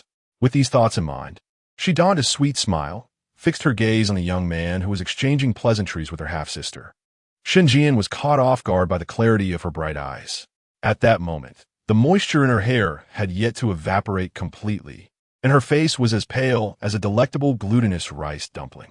Clad in a delicate, smoke-pink skirt, her bare neck appeared even more lustrous and fair. Shenjian instinctively averted his gaze, clearing his throat softly as he entered. When she had presumed he would halt in the main hall, but to her surprise, he followed her brother into the eastern parlor. The two wings of the residence each contained a parlor adjacent to the entrance hall, which served to entertain the guests of the two sisters. Thus, Shenjian's entrance into the eastern wing signified his intent to visit her. After Shenjian made this move, when Ruo clenched her teeth in frustration and followed suit. With so many guests arriving, when she instructed her maid to prepare tea, which had been provided by her aunt. It was indeed a fine pre-rain Longjing tea. Su Wenjing leaned back in his chair, savoring the tea while casually nudging Shenjian with his elbow. "Your family's tea is delightful," he remarked. "You may not know this, but in our Su family, I have never tasted such exquisite tea from her." As he spoke, he raised an eyebrow at Wenxi, but suddenly his mood shifted, causing him to bow his head and drink deeply. Wenxi understood the reason for his despondency. She had previously reserved the good tea for her half-sister and aunt, leaving herself with only stale brews to offer her brother. The thought of it made her wish she could bite her own tongue. How ungrateful she felt. Both her husband and her family were eager for her company, yet those who truly cared for her did not appreciate her. Noticing the abrupt silence between the two siblings, Shenjian felt a pang of bitterness. In that moment, he recalled the life his cousin had led in the Su household. As long as marriage was not a binding factor, he would not mind extending her some assistance elsewhere. Adjusting his demeanor, Wenjing suddenly spoke in a mysterious tone. "Girl, have you forgotten what day it is today?" When she replied, "Of course I know what day it is. Ever since I learned of your arrival, I've been waiting right here." With such thoughts in her heart, a smile involuntarily graced her lips as she playfully teased him. "Oh, what day is it?" Wenjing's face was expressionless, yet he remained quite perceptive as a cacophony of sounds erupted around him. The small table, originally modest in size, was now nearly half occupied by an assortment of trinkets, all gifts he had procured for his sister during his travels. On this journey of study abroad, he had made it a habit to gather delightful and intriguing items for her over the years. With a beaming smile, Su Wenjing exclaimed, "Happy birthday! May you have peace year after year." "You silly thing." When she, with tears brimming in her eyes, meticulously counted each gift, while Wenruo, watching from the side, felt a pang of envy. She refrained from mentioning that nearly half of the gifts their second brother had bestowed upon their elder sister had ended up in her possession. However, maintaining appearances was essential. Since their second brother had presented gifts, she could not merely stand by and do nothing.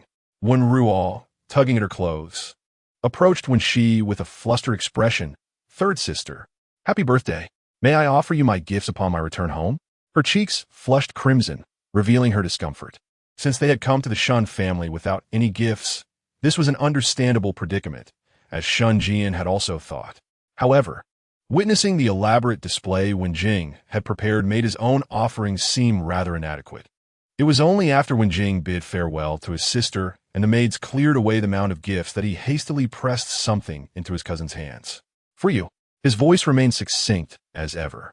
When she accepted it with gratitude, watching the two young men walk away, a wry smile playing on her lips.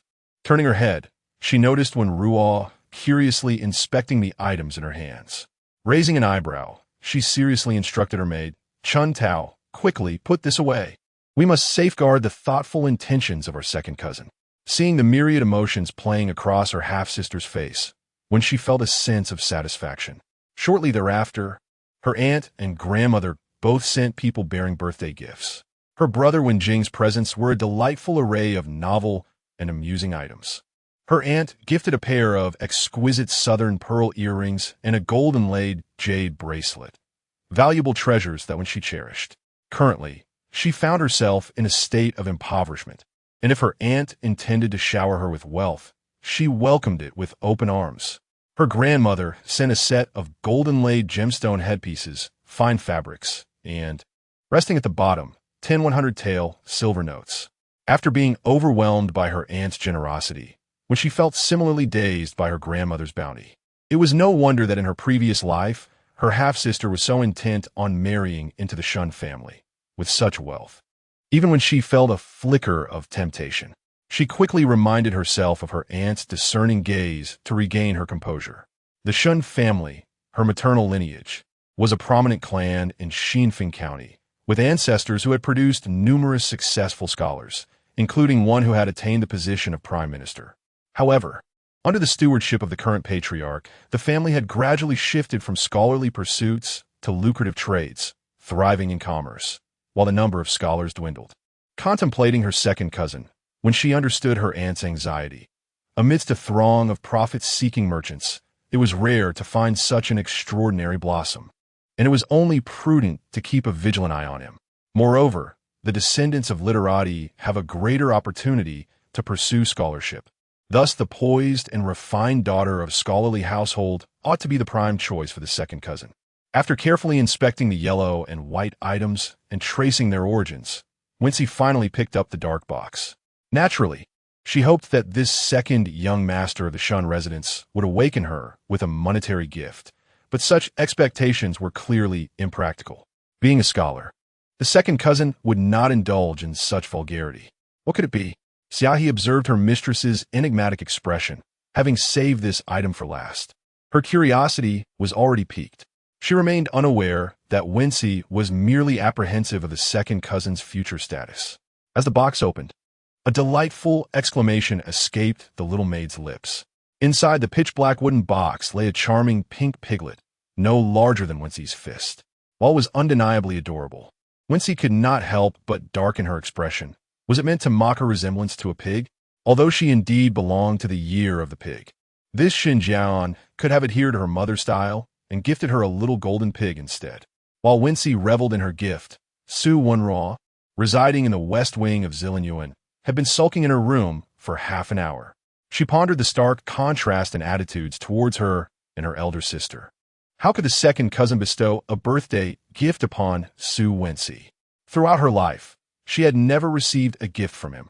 Previously, her elder sister had always been hidden away in the Su residence, rarely seen. Indeed, the second cousin was much more familiar with her than he was with his elder sister. Every year, her aunt would take her back to the old Shin estate, where her uncle resided. Although she had no desire to engage with them, they still treated her kindly. Moreover, the old lady Shun and the Song family were the targets of flattery from her mother and herself. As a child, she inevitably had more opportunities to bond with her cousins in the household. Yet, the years of calculated interactions had not yielded as much connection as her elder sister's fleeting encounters. Reflecting on Shun Jian's recent response, she felt disheartened. He would not return to Xinfeng County, and if he was not going back, what significance did her own journey hold? In the capital, there remained a possibility for them to meet. Furthermore, Su Wenruo found herself inexplicably apprehensive toward the old lady Shun. She could not endure being in the same space as such a person, for it would drive her to madness. However, the time was pressing. She had previously waited until after the bathing Buddha festival, and now that the matter was settled, she must prepare to depart either tomorrow or the day after. Furrowing her brow, she instructed Qing Xiao, "Go send a message to my aunt, urging her to devise a proper reason to bring me back. As for my rationale, you should be well aware." Chapter 17. Returning to the Su family in the bedroom of Yunxiang courtyard. Concubine Shun languidly reclined on the moon gate bed crafted from golden silk nanmu, perusing a collection of poetry. Lord Su Air was still observing the morning period. making his visits to her quarters infrequent. With his absence, the maids in her courtyard seemed akin to withered flowers, suddenly bereft of vitality.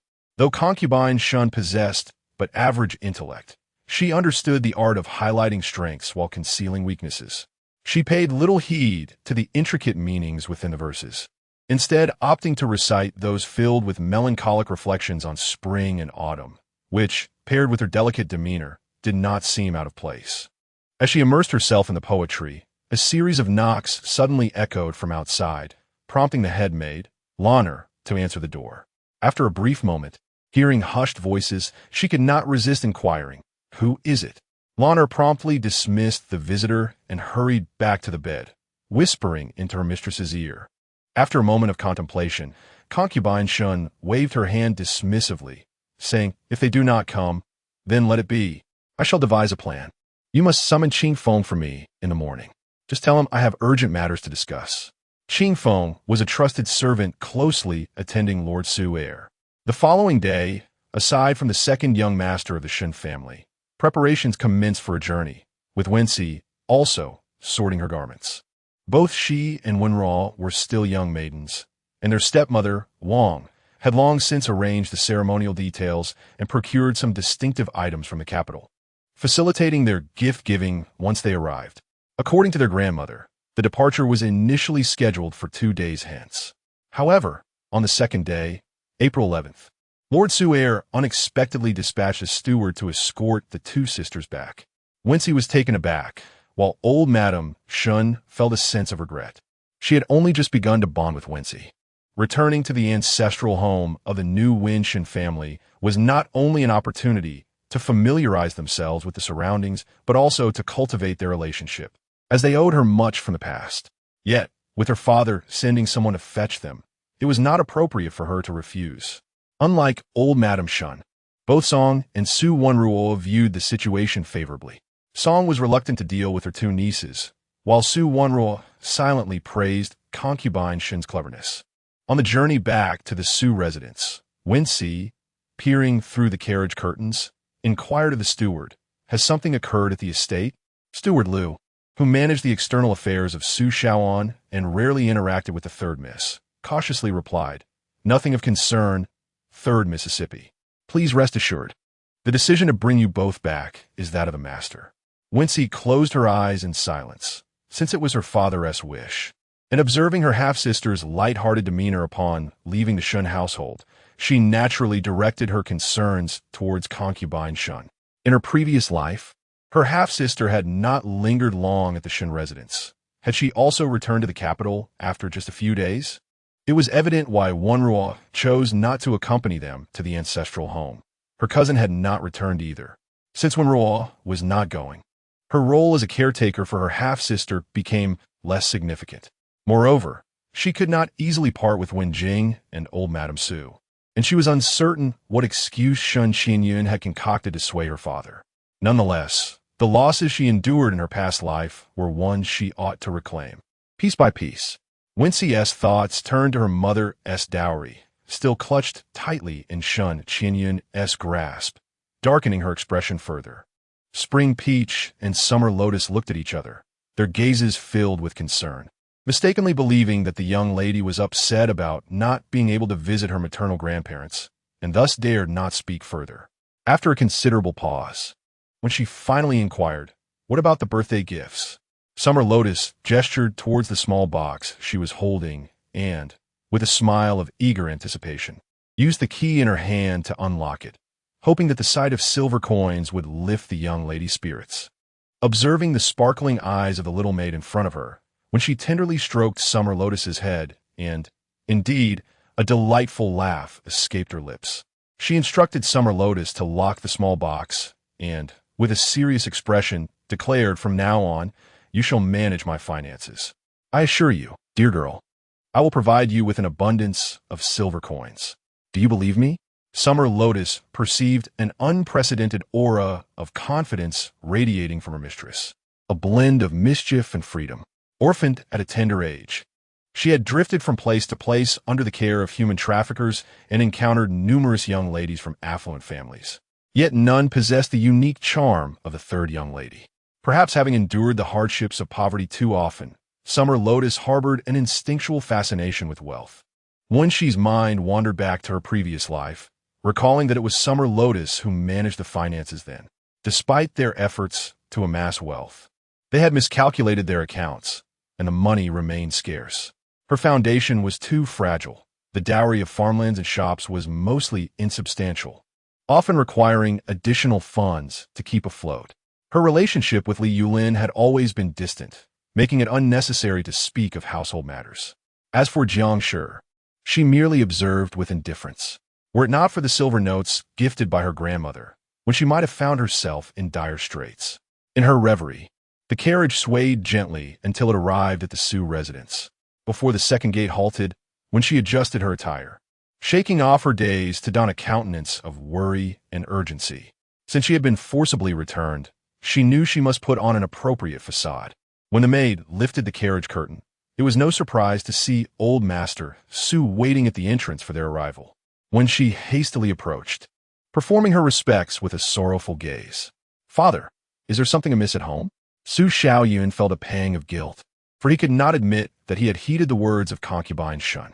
Although he had longed for a day off from his duties, the days dragged on like years during the mourning period. With his children all grown, he realized he had scarcely devoted any attention to them, particularly with Wenxi. After their last encounter, a flicker of paternal conscience began to stir within him. At that moment, Concubine Shun suggested bringing Wenruo back home to learn music, chess, calligraphy, and painting to prevent her from running wild outside. The girls of the Su family were not as privileged as the boys. Their education commenced much later, and they had only learned a few characters and the basic tenets of female literature. Following the recent mourning period for the late patriarch, Su Xiaoyan decided to bring both daughters back home. It would not be a bad thing for them to acquire some knowledge. You're no longer a child. It's inappropriate to be frolicking about endlessly.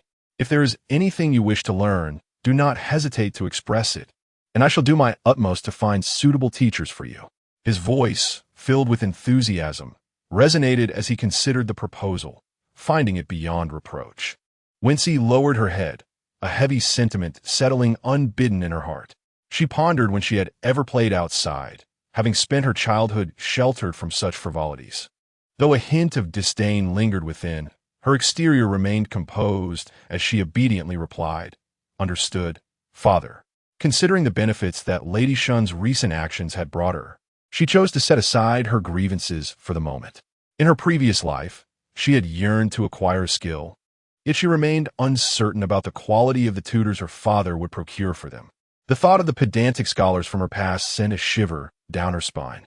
"Father, I wish to study arithmetic, and I wonder if you could engage a suitable tutor for me. Since you encourage me to learn a skill, it must surely be something of practical value." In her former life, Wenxi had aspired to master mathematics, and she contemplated whether she would have the opportunity to marry in this lifetime. She believed that acquiring knowledge in arithmetic would enable her to accumulate wealth, which would undoubtedly be a source of great fulfillment. Although the second Master Su was somewhat taken aback, the lofty nature of his previous statements rendered it unreasonable to refuse her request at this juncture. Having achieved her objective, Wenxi departed with a brisk step towards Shitang Courtyard. Chapter 18.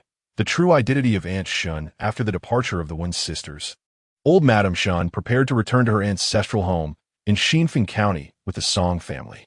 On the eve of their departure, she summoned her second grandson, Shun Jian.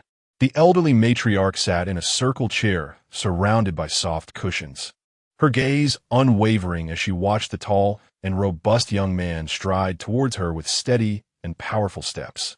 His once sharp brows and eyes now bore a hint of submission and confusion. Seeing him, old Madame Shun felt a surge of genuine warmth and softened her tone. "Honor, come and sit." Shun Jian bowed his head and took a seat, sensing an unusual gravity in his grandmother's call, a foreboding feeling stirring within him. "Do you know why I called you here?" The youth raised his gaze to meet the elder's eyes, which were steeped in worldly wisdom. Yet today, those eyes also shimmered with a flicker of anticipation and inquiry. He pondered a certain matter, refraining from maintaining eye contact with his grandmother, and simply replied, "I do not know, grandmother." "You." A long sigh escaped the old lady's lips. Contemplating her imminent departure, she felt disappointment, yet resolved not to let him off easily. What are your thoughts on Wenxi? Upon hearing that name, Shun Jian felt an involuntary tightening in his chest. He quickly composed himself, striving to keep his tone steady and impartial. My cousin is indeed innocent and lively. If she were to become your wife, what then? The question finally emerged, and during the journey, Shun Jian had sensed something unusual, as if certain truths were on the verge of revelation. Until now, it had merely been speculation, unspoken among them. Yet in that moment, he was unsure of his own feelings, neither pleased nor saddened, just as if a weight had finally been lifted. He heard himself say, I shall heed grandmother's arrangements. Old Madame Shun fixed her gaze upon her second grandson, seemingly weighing something in her mind, hesitating to voice her thoughts. After a moment, she continued, let us set that aside for now. While you are in the capital, do keep an eye on Sheer. Her life is likely quite difficult. Offer assistance when necessary. Grandson understands. Go now. After a considerable time, Cheng Ying spoke. What do you think? Cheng Ying was her trusted maid, well aware of her mistress's concerns. From what I observe, the second young master does not harbor any disdain for the young lady. There is much time ahead, so the miss need not worry. But mere lack of disdain is insufficient. That girl is a pitiable child. My heart aches for her. She cannot continue. Choked by the memory of her lost daughter, her voice faltering. It is I who have brought her harm, Aunt Sheen. After a long silence, old Madame Shun spoke softly again. Maiden seemed to be transported back to those earlier days. At that time, the young lady was just expecting Miss Shangyun, with 2 elder brothers preceding her. It was several years before she conceived again, and the young lady was overjoyed. This pregnancy had been easier than carrying 2 sons. Old Master Shun was ever attentive, diligently caring for her every need. The young lady was wholly devoted to the hope of bearing a daughter, and in their marital bliss, everything appeared to align perfectly. At that moment, the young lady's maid, Rui, suddenly began to retch and then fainted. In a state of confusion, the young lady summoned a physician. Ultimately, it was revealed that Rui was 2 months pregnant, just a month younger than the young lady herself. Observing the evasion in her father's eyes, the young lady grasped the entirety of the situation. It implied that her father had been involved with her maid before she had confirmed her own pregnancy. Upon realizing the gravity of the situation, Mr. Shun swore it was an accident, leaving the young lady to swallow her bitterness, for she was still carrying a daughter.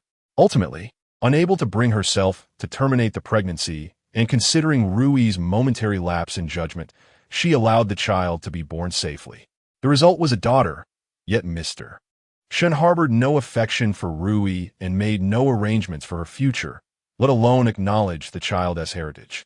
Despairing of any hope, Rui insisted that her daughter serve as a personal maid to the young lady, with a mutual vow to conceal the child's true origins.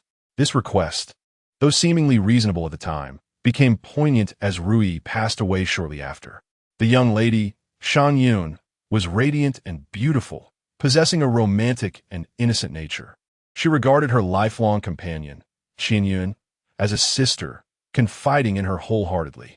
The young lady harbored worries but felt powerless, too fearful to reveal Qin Yun's true identity to her daughter.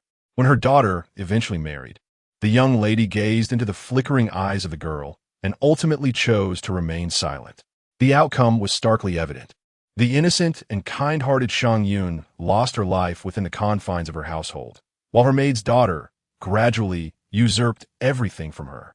Granny Yin recalled the aftermath of Shang Yun's departure, recognizing that the young lady had locked herself away in guilt for many years. Her heart ached, filled with regret for her initial reluctance to act, which had harmed her daughter. She lamented having raised her daughter in ignorance of the world's harsh realities. Too pure and naive, Granny Yin pondered whether revealing to Shang Yun that her maid was her half-sister could have altered the outcome. She believed the young lady should never have acquiesced to Rui's request, placing a serpent beside her own flesh and blood. They all had underestimated the situation, being overly confident and presumptuous. After the passing of the old Mr. Shun, no one in either the Shun or Su households knew the true circumstances, save for her and the young lady. Even Shun Qianyun herself was likely in the dark. With a deep sigh, Granny and lamented the misfortunes that had befallen them. Following the return of Madame Shun and the Song family to New Wind, the Shun household fell into an immediate silence. Shun Jianan recalled his grandmother's instructions and asked his steward, Yu, to keep an occasional watch on the Su household's affairs. He then ceased speaking and retreated to his study. Whatever decisions he had to make, he would ultimately wait for the results of the imperial examination 2 years hence. For men, romantic entanglements are but a trivial aspect of life. After all, both he and she were still quite young. The steward, hearing the second young master's abrupt and disjointed remarks, was left unsure of how to respond. The second young master had never shown interest in the affairs of others. So this sudden attention towards the Su household raised questions of deeper significance. It suddenly occurred to him that the 2 cousin girls who had recently visited the estate might hold relevance. In the steward's recollection, the third young lady had little rapport with the second young master. The fourth miss has been encountered by him several times, whether near the rockery or by the lakeside. Although she appears youthful, her conversations with the second young master, while not overtly intimate, suggest a greater likelihood of connection than with the third Mississippi. The second young master, known for his meticulous nature, seldom takes matters lightly. His instructions to her indicate that he is indeed invested in the situation, and she must not falter in her duties. Recently, Concubine Shun has been preoccupied with her daughter Wenrua's studies, acutely aware of the disadvantages her status imposes. In her mind, it is paramount that Wenrua acquires proficiency in the arts of music, chess, calligraphy, and painting. The future prospects for Shun Jianan are boundless. Although how could she know this? It is, of course, based on the remarks of the esteemed Master Su from the mansion.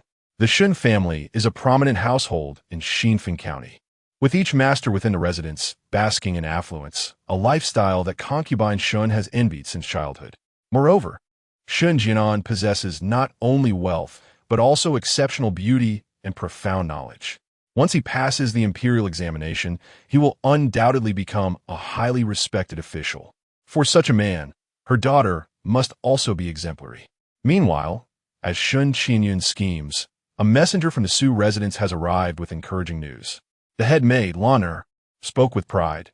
Indeed, Auntie, the second young master, has instructed the steward to pay close attention to the happenings in the Su household. Chapter 19. Academic pursuits do not rejoice too soon, for the Su residence is not solely represented by Ru'er. Shun Qinyun remained rather pessimistic. Although her Ru'er was commendable, her youth was a considerable drawback, particularly when juxtaposed with a young gentleman like Shun Jianan, who had already reached adulthood. The allure was undoubtedly different from those budding blossoms yet to bloom. Indeed, this had been her previous contemplation.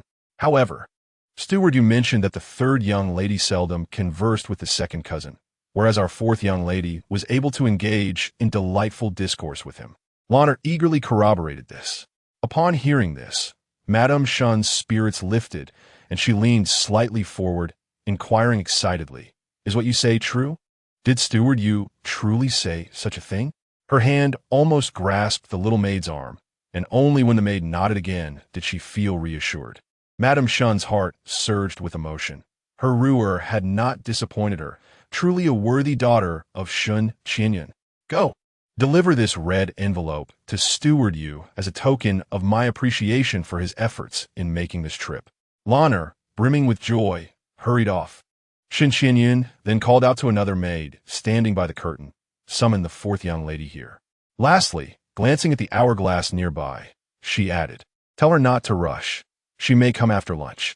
The little maid had already reached the door, turning back obediently to respond, "Yes." A few days later, the Su residence's school resumed its classes. Both the second master and the eldest master were distinguished scholars, not to mention Su Wenhan, who had shared the same examination cohort as Li Yanjun. It could be said that the household was brimming with talent. With the 3 men currently in mourning, it was evident that teaching a few young children was more than sufficient. Unable to find a suitable tutor for his legitimate daughter, Su Shaoyan had his nephew Su Wenhan willingly take on the task. Wenxi was quite pleased with this outcome, as she certainly trusted her elder brother's capabilities. The matriarch of the Su family had 3 sons and 1 daughter, all of legitimate birth. The eldest master, Su Shaoshan, currently held the position of minister of the Honglu Temple. He was married to the Feng family and had 2 sons and 2 daughters. The eldest son, Su Wenhan, the third son, Su Wenxuan, the eldest daughter, Su Wenin, and the second daughter, Su Wenxing, were all born of concubines. The second master, Su Shaoyan, who was also Wenxi's father, served as an editor at the Hamlin Academy. His late wife, Shun, bore him the second son, Su Wenjing, and the third daughter, Su Wenxi. His concubine, Shun Xinyun, gave birth to the fourth daughter, Su Wenra. His second wife, Wang, had 2 daughters, Su Wenxuan, and the fourth son, Su Wenyu. The third master, Su Xiaodang, having failed the imperial examinations, assumed responsibility for the household affairs of the Su family. He was married to Liao and had 2 daughters and 1 son. The fifth daughter, Su Wenyao, the seventh daughter, Su Wenxiu, and the fifth son, Su Wenyuan.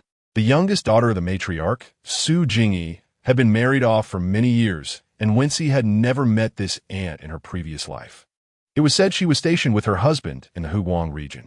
Thus, the Su family appeared to be thriving, spanning from the 2-time successful scholar, Su Wenhan, working in the Ministry of Revenue, to the babbling fifth son, Su Wenyuan, showcasing a remarkable age disparity.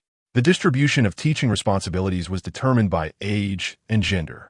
Boys over 11 years of age were to be taught by the eldest master, including Wenxi's elder brother, Su Wenjing, and the third son, Su Wenxuan.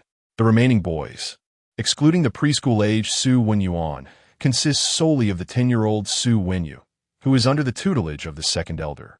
The girls' cultural studies continued to be overseen by the previously engaged female teacher, Master Zhang. In addition to the cultural curriculum, a master proficient in both painting and music has been invited, along with the eldest young master's arithmetic instruction. As for any additional subjects of interest, they may freely express their desires. Wenxi, apart from arithmetic, has chosen to pursue music. In truth, she harbors a wish to learn martial arts, feeling a lingering dissatisfaction from her past life, where she met an untimely demise. She hopes that in this lifetime, she will be blessed with health and fortune. The study of the Su residence, known as the Mustard Seed Hall, is situated in the southeast corner of the estate. Mustard Seed Hall features 2 doors, separated by merely a wall for the boys and girls. However, at present, 2 scholars occupy the study, and the 3 young masters required to attend lessons have gone to their father's study, leaving Mustard Seed Hall solely occupied by female students on the first day of the new term. Including her past life, Wenxi had not set foot in this hall for many years. Pushing open the slightly ajar wooden door and following the pebble-paved path, Wenxi entered the girls' study alongside Chuntao. At the entrance of the hall, 2 young ladies were engaged in conversation. Second sister, have you completed the homework assigned by the teacher? The speaker was Su Wenra, whose voice Wenxi recognized. I have completed it. How long has it been since then? The second sister, Su Wenxing, is the illegitimate daughter of the eldest master and is 2 months older than Wenxi, while their elder sister, Su Wenin, is already married, making Wenxing the eldest among the girls in the household. In her previous life, Su Wenxing excelled in her studies, and due to their comparable ages, she was often used by Master Zhang for comparisons in both strengths and weaknesses. During that time, Wenxi found herself vexed by her, perceiving her as exceedingly irritating. Su Wenxing's mother was a maid who accompanied the elder lady, known as Aunt Luo. Aunt Luo possessed an average appearance, but was exceptionally talented. Hence it was not surprising that her daughter excelled academically. Now, Wenxi understands her half-sister's feelings. Both are daughters of maids. So why should one be favored with Master Zhang's special attention? Wenxi felt a twinge of discontent, and, as a self-proclaimed underperformer, she and Wenxing seemed to stoke each other's flames of rivalry, leading to predictable outcomes. There were few points of attack against Su Wenxing. Apart from her looks, Wenxi struggled to think of anything else to critique. In her previous life, on one occasion, she confronted her second sister and, in a fit of frustration, spat, "Your mother is a big green frog, giving birth to a little green frog." Aunt Luo had a pair of slightly bulging large eyes, which Su Wenxing had inherited, making mother and daughter appear as if they were cut from the same mold. Unfortunately for Wenxi, during that outburst, she was caught by her uncle, who shot her a stern glare. As she walked and reflected on the past, she suddenly smacked her forehead and exclaimed, "Oh no." Chuntao hurriedly pulled her aside, asking, "What's the matter, third miss?" Wenxi hesitated to explain, suddenly realizing that she was now 13 and all that was destined to happen had already transpired. Contemplating her previously detested reputation, she could only shake her head in resignation once more. Her gaze drifted upwards, where a girl in a pale yellow coat stood before the steps, slightly shorter than Wenxi, her hair styled in a hanging bun, with a serious demeanor and indeed, a pair of exceedingly large eyes. Wenxi gazed at Su Wenxing and suddenly comprehended why she had blurted out "little frog." It was because her second elder sister had a penchant for wearing green garments. Second sister, reflecting on her past indiscretions, she took the initiative to pay her respects. Just moments ago, Wenra, who had intentionally inquired about their homework, softly remarked, "Is the third sister here?" Shortly thereafter, sixth sister Wenshuan, fifth sister Wenyun, and seventh sister Wenxiu arrived in succession at the mustard seed hall. The girls settled into their places, and it was then that Master Zhang made his entrance. Master Zhang, approximately in his 30s, was originally a widow from a prominent family, who took on the role of a female educator due to his profound knowledge. As Wenxi observed Master Zhang's sweeping gaze, she recalled the question about homework that Wenruo had posed earlier. Time had slipped away, and she had long since forgotten. Her eyelids fluttered momentarily. Yet, fate had it that Master Zhang scanned the room, and with the ruler in his hand, pointed directly at Wenxi, commanding, "Recite the Analects, the chapter on establishing oneself." Wenxi smirked inwardly. Had it been the version of herself from her past life before marriage, she would have undoubtedly refused. However, after 8 years in the Li residence, she had perused countless texts. After a brief moment of contemplation, she stood and recited with clarity, "For a woman, one must first learn to establish oneself. The method of establishing oneself. A man is not a relative, do not share a name. A woman who is not virtuous, do not engage in close ties. Only by establishing oneself properly can one be deemed a person." Finally, having completed the recitation in one breath, Wenxi exhaled in relief. Master Zhang listened intently to her firm and precise voice, astonished by the flawless delivery. Su Wenruo and the other sisters from the Su family gazed at her in sheer amazement. Chapter 20. The Dance of the Zither upon resuming her studies. When she found her time becoming increasingly constrained, she relocated from Shoan Hall back to Shitang Courtyard, striving to prevent any mishaps with the imported food by having Chun Tao and Xia He alternate in fetching meals from the dining hall. The dining hall fell under the jurisdiction of her aunt, making it inaccessible to the second branch, and when she was wary of any tampering during the journey back. No longer blindly following Aunt Shun, Su, when she had become a favored companion of the matriarch, even Chun Tao and Xia He, originating from Shoan Hall, were not easily trifled with. Among the second branch, there were those who sought to align with Aunt Shun, yet others who opposed her. Upon noticing the shift in the third young lady's demeanor, many sensed an opportunity to curry favor. Some who had previously been indecisive now chose to adopt a wait-and-see approach, avoiding offense to either side. With Chun Tao and Xia He elevated to first-rank maidservants, the number of first-rank attendants in Shitang Courtyard surged from 3 to 5. It was impossible for the third young lady to maintain 5 first-rank maidservants indefinitely. Inevitably, 2 would be dismissed, much like a sword hanging precariously above their heads. Speculation arose that Hong Xiao and Qing Pu would be the ones to fall from grace, a belief they themselves shared. Uncertain of how much the third young lady was aware of past affairs, the two became increasingly cautious in their actions. With Chun Tao and Xia He as examples, a fresh atmosphere began to permeate Shitang Courtyard. The most awkward position belonged to the senior maid Lan Ji. Although her rank remained unchanged, her responsibilities had evidently diminished. It seemed that, unbeknownst to her, she had grown more idle, as the second and third rank maidservants and matrons preferred to consult Xia He for matters concerning the courtyard. Xia He, with her prudence and oversight of the young lady's finances and jewelry, despite her brief tenure, had become well acquainted with the inner workings of the household. This was, of course, due to Wenxi's purposeful inclusion of Chun Tao and Xia He in the affairs of Shitang Courtyard. Though both young maidservants were still somewhat inexperienced, when she understood their temperaments and found it effortless to delegate tasks. Chun Tao was lively and perceptive, capable of handling errands and social engagements with ease. Xiaohe was meticulous in accounting and possessed a warm, yet cautious demeanor, making her astutely aware of all matters large and small within the courtyard.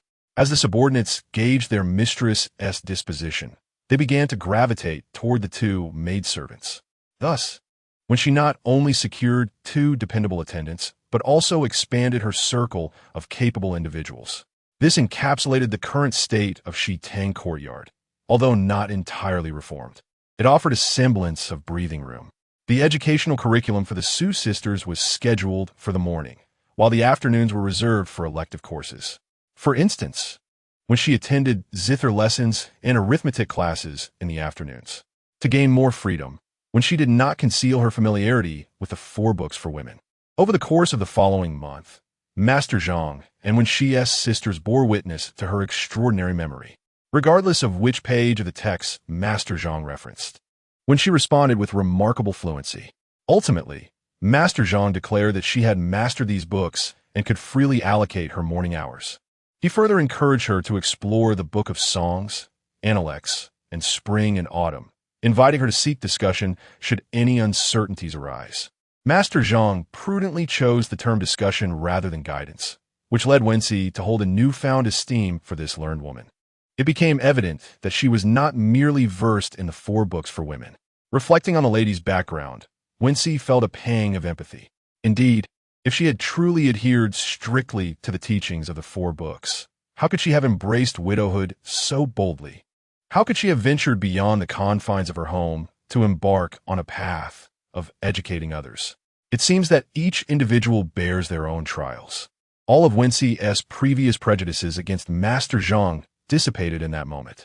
In a bid to accommodate Wenxi's musical studies, the eldest son, Su Wenhan's, readily arranged for a vacant room in the mustard seed hall to teach her. As a diligent official of the Ministry of Revenue mourning his father, he devoted himself wholeheartedly to Wenxi, his sole pupil. He gifted her a meticulously crafted set of counting rods and a delicate abacus made of Wangwali wood and purple sandalwood beads. His explanations were both clear and comprehensible, making Wenxi's learning experience relatively easy. The first lesson focused on the arrangement of the counting rods, followed by a demonstration of numbers by Wenxi. Wenxi's music lessons were conducted alongside the young ladies of the household, most of whom had chosen to study the art of qin. This was a discipline in which Wenxi had excelled in her past life, yet since entering the Li residence, she had seldom touched the instrument. Struggling initially, she played a piece titled Fisherman and Woodcutter's Dialogue, which unexpectedly garnered high praise from Master Li. He remarked, though the technique may not be fully polished, the essence is profoundly beautiful. Wenxi attributed this to her state of mind. Having lived once more, her understanding of the musical scores deepened significantly. In her previous life, the same piece had drawn criticism from Master Li for being overly technical, lacking the heartfelt perception of its poetic essence. Witnessing the stark contrast between these two assessments, Wenxi could not help but chuckle. After her music class, she and her second sister were unexpectedly retained by Master Li, who proposed, "Let me choreograph a dance for you." Before Wenxi could respond, her second sister, Wenxi, quickly interjected, pleading her inability to dance, a predicament that Wenxi also shared. Bewildered, Wenxi looked at Master Li, only to find him pointing at her nose, declaring, "You will dance."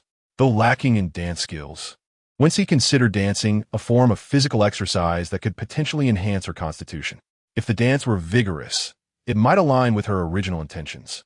Thus, following each music lesson, both Wenxi and her second sister were instructed by Master Li in the art of dance. While her second sister excelled at the qin, her dancing also showed remarkable improvement over time. One would play the instrument while the other danced, selecting the piece Geese Landing on the Sandbanks, which conjured imagery of a crisp autumn day, tranquil winds, and vast skies. The rhythm of the music ebbed and flowed, initially resembling the graceful arrival of geese, ethereal and fleeting, appearing and vanishing like clouds. Wenxi's dance mirrored the rhythm of the music, sometimes gentle, sometimes ethereal, at times light and spirited, and at others expansive and free-spirited. With each note, Her soul seemed to transcend into the essence of the melody, her body moving in harmony with the music. Every movement, every spin, every graceful extension of her arms flowed seamlessly, devoid of any stiffness. Wenxi felt as though she had become one with the universe, transforming into a gentle breeze on a lofty autumn day, a ripple on a lake, a speck of drifting sand, or perhaps a seagull soaring in the skies, embodying the essence of freedom as she danced with the wind and floated at will. As the melody concluded and the winds ceased, she emerged from her reverie, her gaze meeting the approving eyes of Master Li and the slight smile of her second elder sister. Master Li approached, wiping the sweat from her brow. Though no words were exchanged, an inexplicable joy blossomed within Wenxi.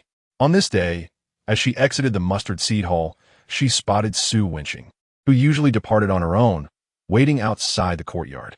She was still adorned in green, this time in a soft green hue. "Second sister," Wenxi called out, taking the initiative to greet her, suddenly realizing that this sister was rather intriguing. When others mocked her as Little Frog, she made it her mission to showcase a spectrum of greens, from tender green, mugwort green, and water green to oil green, never repeating an outfit. A smile graced Wenxi's lips as she heard her reply. "Yes, let us walk together." The girl's response was precise, her facial expressions impeccably controlled. Yet, Wenxi found herself no longer bothered by it.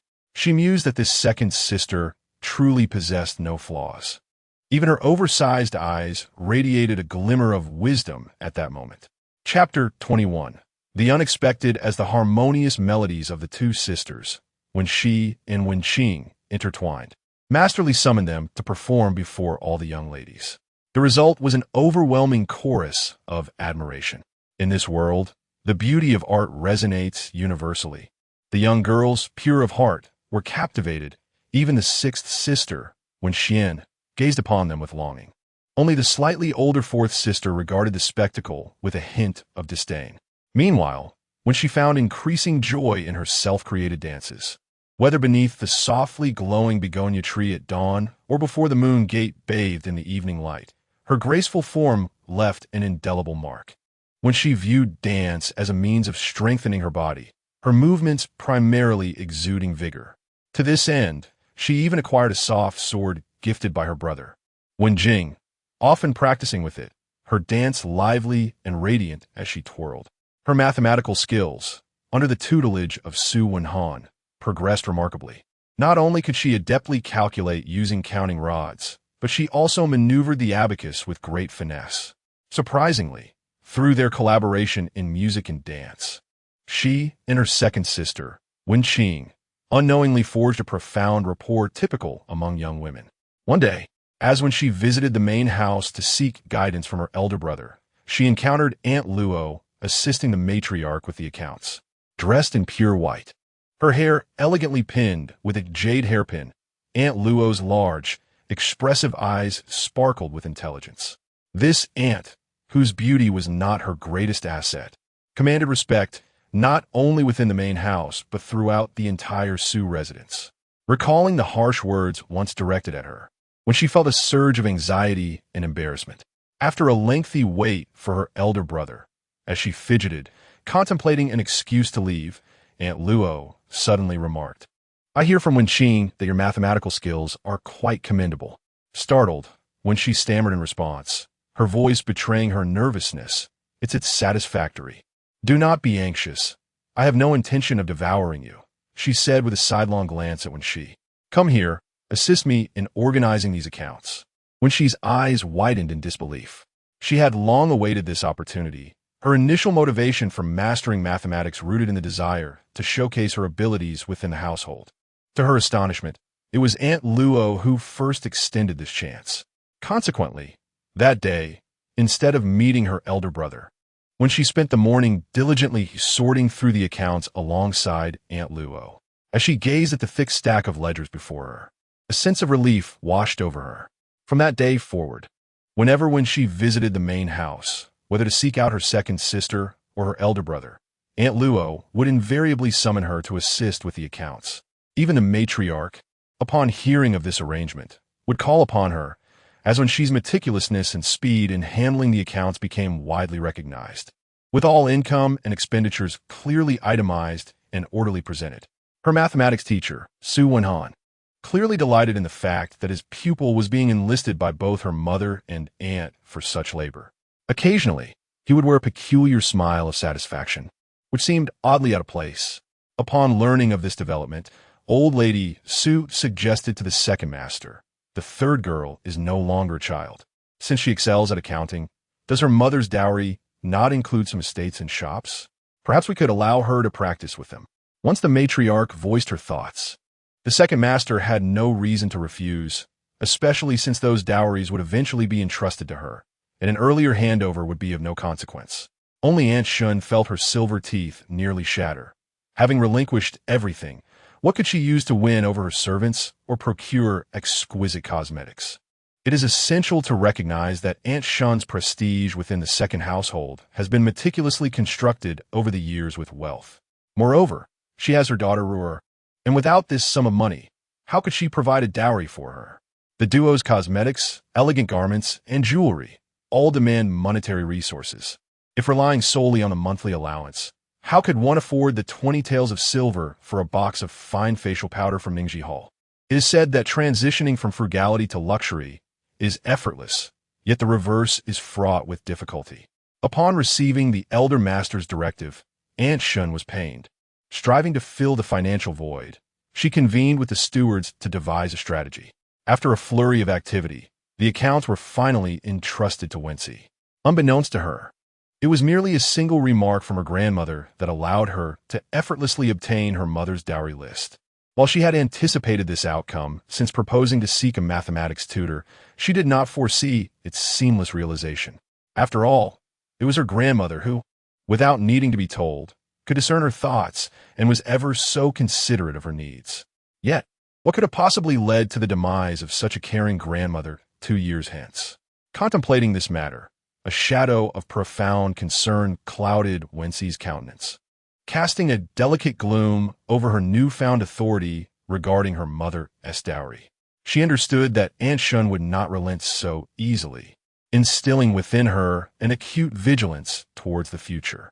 Others may claim that a centipede, even when dead, does not stiffen. Yet Wenxi had merely plucked a few of Aunt Shun's feelers. On a midsummer night, in a corner of the Shitong courtyard, the heat still lingered. Wenxi was instructing Xia He in the art of calculating with an abacus, as a substantial stack of ledgers lay upon the long wooden table before them. Surrounding the table were several rosewood bookshelves, sparsely populated with a few tomes, marking the inception of Wenxi's newly established study.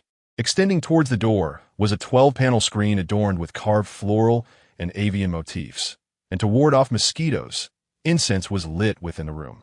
Observing Xia He's sluggish pace of learning, Wenxi could not suppress her impatience, wishing fervently that the girl could also experience a rebirth as she had. Reflecting on her previous life, where the capable maid Xia He had thrived independently within the Li household, contrasted starkly with the current situation, proving that one's environment indeed shapes one's capabilities. In her past life, Wenxi had been ineffectual, while her two maids had forged formidable skills from adverse circumstances. In this lifetime, however, Wenxi prepared diligently, leading the charge, while her two maids matured at a slower pace. Watching Xia He's drowsy expression, with a stray lock of hair comically askew, Wenxi withdrew the abacus from her hands, shaking her head in resignation. Yet, this motion only intensified her headache as she began to see double. Something was amiss. A sudden alarm surged within her. She quickly covered her mouth and nose, staggering to the window, where she flung it open. As the gentle breeze wafted in from outside, clarity returned to her senses. Yes, it was the fragrance, without a doubt, the very scent that had invaded her nostrils just before her dizziness. She recalled a stick of incense lit at the base of the table and, unsteadily turning, grasped it and plunged it into the teacup she had just sipped from. Still in a state of bewilderment, Wenxi began to survey her surroundings, realizing that her mind remained clouded. A lingering, inexplicable fragrance wafted through the air, delicate and subtle, encroaching upon her senses. She felt as though she might succumb at any moment. She could not allow this to happen. not after having been granted a second chance at life. Her head swayed involuntarily. She must not succumb to slumber. She needed to remain composed. Resolutely, she dug her nails into her flesh. At that moment, a faint sound from the back window jolted her into a semblance of rationality. Summoning all her strength, she lunged forward, colliding with tables and chairs. The cacophony echoing around her, disregarding the pain coursing through her body. Indeed, a slender incense stick was lodged in the window's crevice, wisps of blue smoke curling upward. It was this very scent. The proximity exacerbated her headache, yet she reached out with determination, grasping the incense stick and extinguishing it while her consciousness still lingered. A sharp pain shot through her fingers, but Wenxi persevered with fierce resolve. Just before losing consciousness, Chun Tao, who had been resting in the adjoining room, heard the commotion and rushed in, catching her in the nick of time. Chapter 22. Visiting my daughter. The incident involving the third young lady being rendered unconscious in her courtyard stirred considerable concern among the esteemed master and matron of the household. Madame Feng was ordered to conduct a thorough investigation into the matter. Master Su summoned his second brother, directly inquiring, "What is your perspective on this?" Master Su, the second of the brothers, had always held his elder sibling in high regard. Yet he seldom involved himself in domestic affairs and was largely unaware of the children's circumstances. Prior to this, he had visited Concubine Shun, but had not done so in a considerable time, as he was currently observing a period of mourning. How could he respond? Since encountering his daughter, a sense of regret lingered in his heart, albeit not overwhelmingly so. Now, with someone plotting against her, he pondered the motive. He recalled the years of Wenxi's quiet growth within the Su household. Had he not noticed her before? Was she not flourishing? While Master Su contemplated, he was suddenly interrupted by his elder brother's remark. "I have heard that the third girl is to manage Shun's dowry." "Indeed," Su Shaoyan replied after a brief pause, acknowledging the truth of the statement.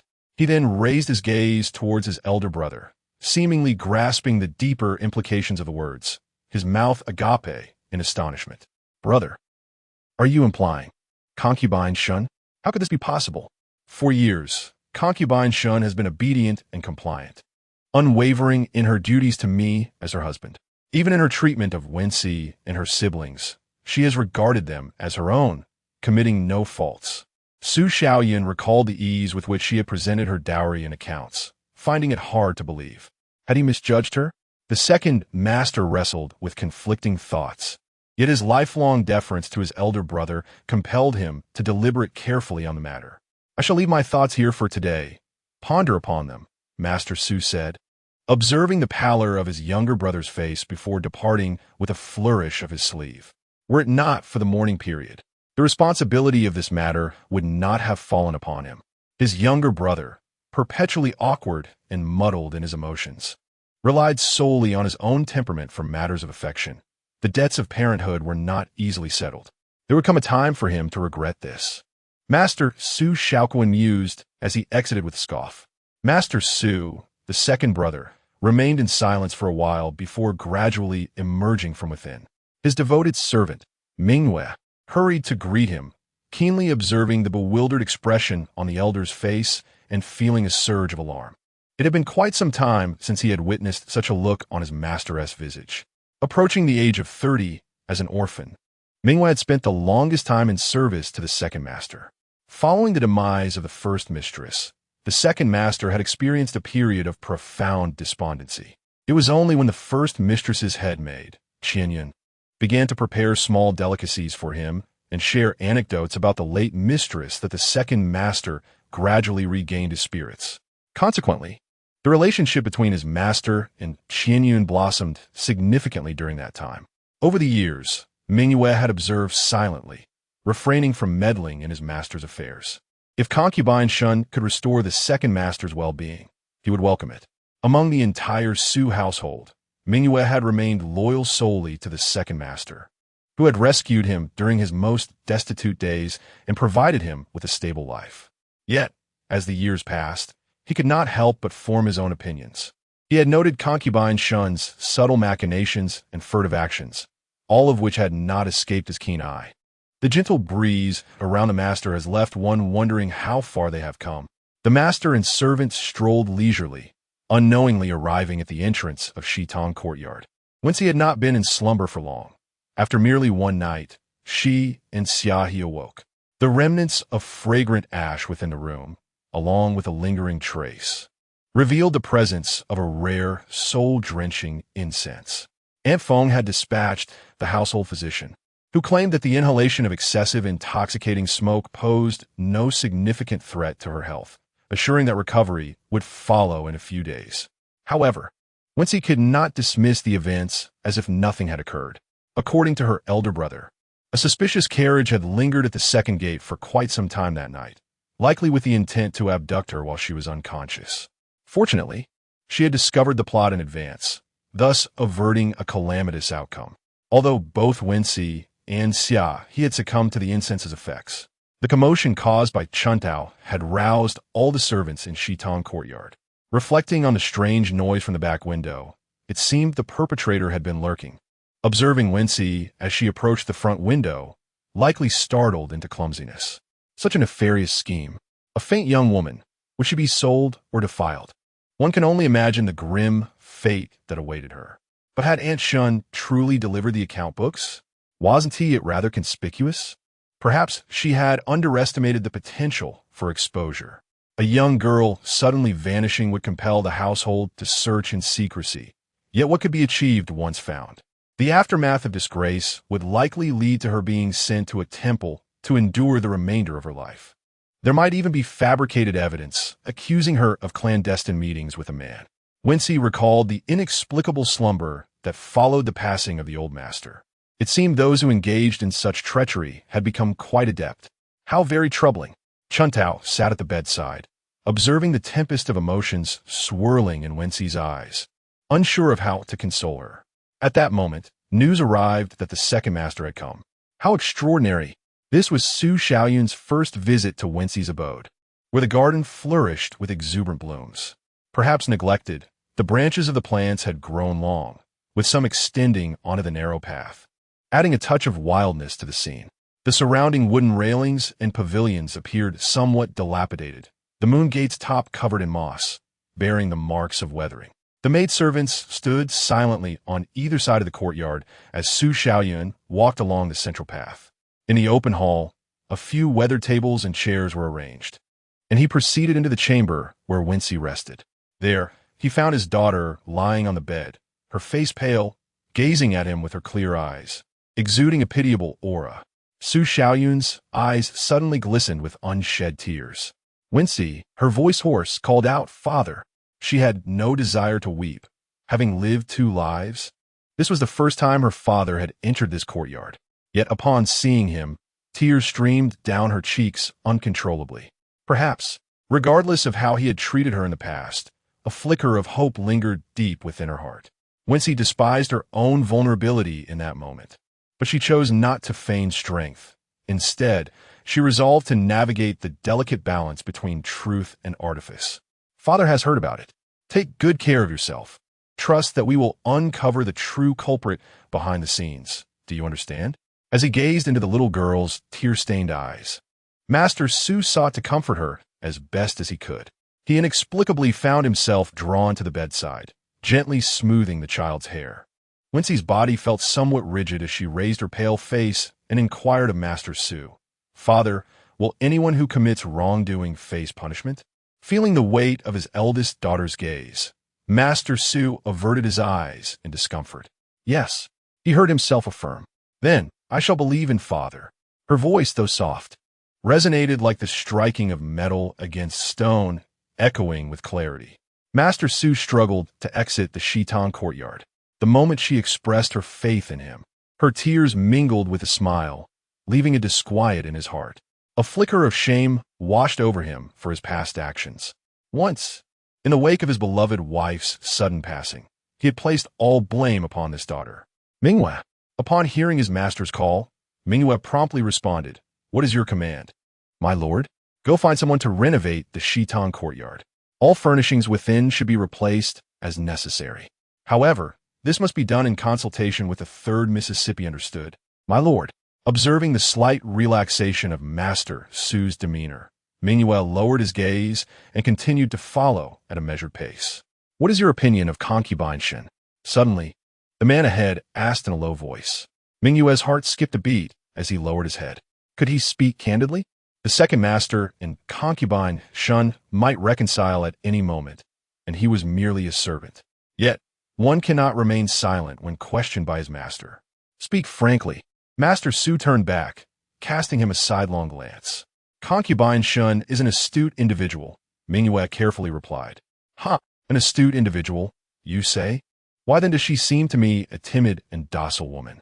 Indeed, people possess many facets. Master Su trusted Mingyue, believing this to be his most cautious assessment. But what role did this seemingly timid and docile woman play in Wenxi's life? Chapter 23.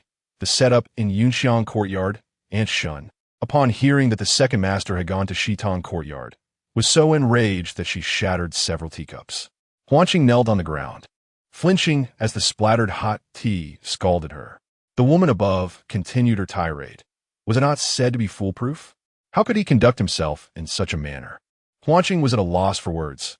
How could she know that the scheme was concocted by Steward Zhao? Her gaze fell upon the swelling on her hand, contemplating whether rinsing it with cold water would prevent blisters. She still needed to apply face powder for the fourth young miss, and if blisters formed, she feared dire consequences. Aunt Shun then declared, regardless of the circumstances, let him resolve it on his own, and do not contact me again. Huanqing looked at the malice in the woman's eyes, her heart sinking. The fragrance was set by her. If her involvement were discovered, what would become of her? Though she was ostensibly a maid in the fourth young Mrs. quarters, she could not refuse Aunt Shun's orders. Suddenly, Huanqing understood why Aunt Shun had assigned her this task. If she were ultimately implicated, the fourth young miss, being but a child and the second master's biological daughter, would likely not be held accountable by outsiders. Conversely, Huanqing, having no ties to either Aunt Shun or the fourth young miss, would be left to bear the blame alone. As she reflected on Aunt Shun's attitude towards Steward Zhao, a wave of resentment surged within her. She thought, if you show no mercy, do not expect my loyalty. If it comes to it, neither of us will survive. If I cannot bring you down, I shall take a piece of flesh with me. After exiting through the back door of Yunxiang Courtyard, Huanqing made her way to the second gate's dispatch office. The heat of the day was oppressive, and after several fruitless trips back and forth, her anxiety grew. She decided to check the nearby silent rooms behind the gatehouse. As she walked, a pair of hands suddenly reached out from behind and pulled her inside. In a panic, she kicked and struggled silently, only to hear a familiar voice whisper in her ear, "It's me." Turning her head, she saw it was none other than Steward Zhao. After a night had passed, his face bore a dark hue, his beard unkempt and hair disheveled. Had she not been previously acquainted with him, she might have mistaken him for a ghost. Once a notable figure, Steward Zhao had managed to shop for Aunt Shun and had a cousin working at the dispatch office, making him well-versed in the affairs of the household. His appearance now contrasted starkly with his former self, which was once polished and accompanied by sycophants due to his generous nature. What did Aunt Shun say? Huanqing recalled Aunt Shun's words and smiled coolly, with no response forthcoming. Steward Zhao continued, I cannot leave and must hide here with my cousin. He is still unaware of my actions. If he learns the truth, he will be the first to turn me in. Huanqing was well aware that he could not escape, as the outer gate had begun a thorough inspection of suspicious individuals since the previous night, with rumors of a suspicious carriage circulating. What has become of that carriage? She asked. I do not know. Sensing the situation was amiss, I abandoned it and hid here. Listen closely. Aunt Shun claims you embezzled funds while overseeing the third young Miss S shop and is determined to turn you in. Upon the conclusion of the conversation, Hucking found herself enveloped in silence until a sudden thud pierced the air. Turning her head, she beheld Zhao, now referred to as Zhao San'er, having smashed a hole in the bedboard. Yet, he appeared not entirely bereft of sanity, shaking the droplets of blood from his hand. He cast a sidelong glance at Hucking and sneered. Was that your suggestion? Did your aunt not instruct you to keep me calm? What are your intentions? Speak up. After conferring with Zhao San'er, Hucking returned directly to the Inga courtyard, where the fourth young miss and several maidservants were engaged in laughter and merriment, oblivious to her presence. Meanwhile, the matriarch, Madame Feng, listened to reports from the inquiry office and nodded thoughtfully. She had already formed suspicions regarding the individual in question and had merely instructed her subordinates to monitor his associations. As the head of the household, she naturally possessed a general understanding of the unfolding events. The punishment of the guilty party would ultimately depend on the disposition of the respective house managers. As for this particular matter, the actions of the implicated party were rather excessive. Did he presume her to be a fool? He failed to consider that tarnishing the reputation of the third young miss would reflect poorly on the entire household, a truly foolish oversight. What Madame Fong did not anticipate was that, later that evening, the young maid who had visited the inquiry office would come forward to confess. The details of their conversation remained a mystery, but the maid returned to the Inga courtyard undetected. As the hour approached the end of the evening, in the Yunxiang courtyard, Lana reported, "My lady, Zhao Sanner requests an audience." Startled, Lady Shun inquired, "Where is he?" "In the bamboo grove by the back door. I have checked, and there is no one around," Lana replied cautiously. Lady Shun scoffed softly. "What good could he possibly bring? Pay him no mind. He claims to have a declaration for you." Concerning the third young miss, Lana continued. At this, Lady Shun straightened in her seat. "Oh? Did he specify what it entails?" "He did not, but insisted that you must meet him in person." Clearly intrigued, Lady Shun ordered her maid to assist her in dressing. Exercising caution, she donned a dark outfit suitable for the night and altered her appearance slightly. Once adequately prepared, she slipped out the back door, instructing Lana to stay behind. Just as she entered the bamboo grove, Zhao Sanner emerged. "Madam, it is no small feat to arrange this meeting." His voice echoed ominously through the night. Lady Shun, unwilling to engage in further dialogue, remarked, "Isn't this the meeting? Spare me the pleasantries. Where is the document?" "No need to rush," Zhao Sanner drawled, adopting a serious tone. "I have heard that you intend to cast me aside as a scapegoat. Is that true?" "That is unfounded. Madame Fong cannot trace this back to you," Lady Shun replied, her pupils narrowing, maintaining a facade of composure. "Oh, then, what of the external scrutiny? Do you think I am unaware of my confinement?" Observing his expression, Lady Shun felt an unsettling premonition. Instinctively, she recoiled, but Zhao Sanner swiftly closed the distance. Grasping her delicate arm, "What are you doing? Help! Someone help!" Lady Shun regretted her earlier trust in Zhao Sanner regarding the supposed declaration. She should have brought others along for support.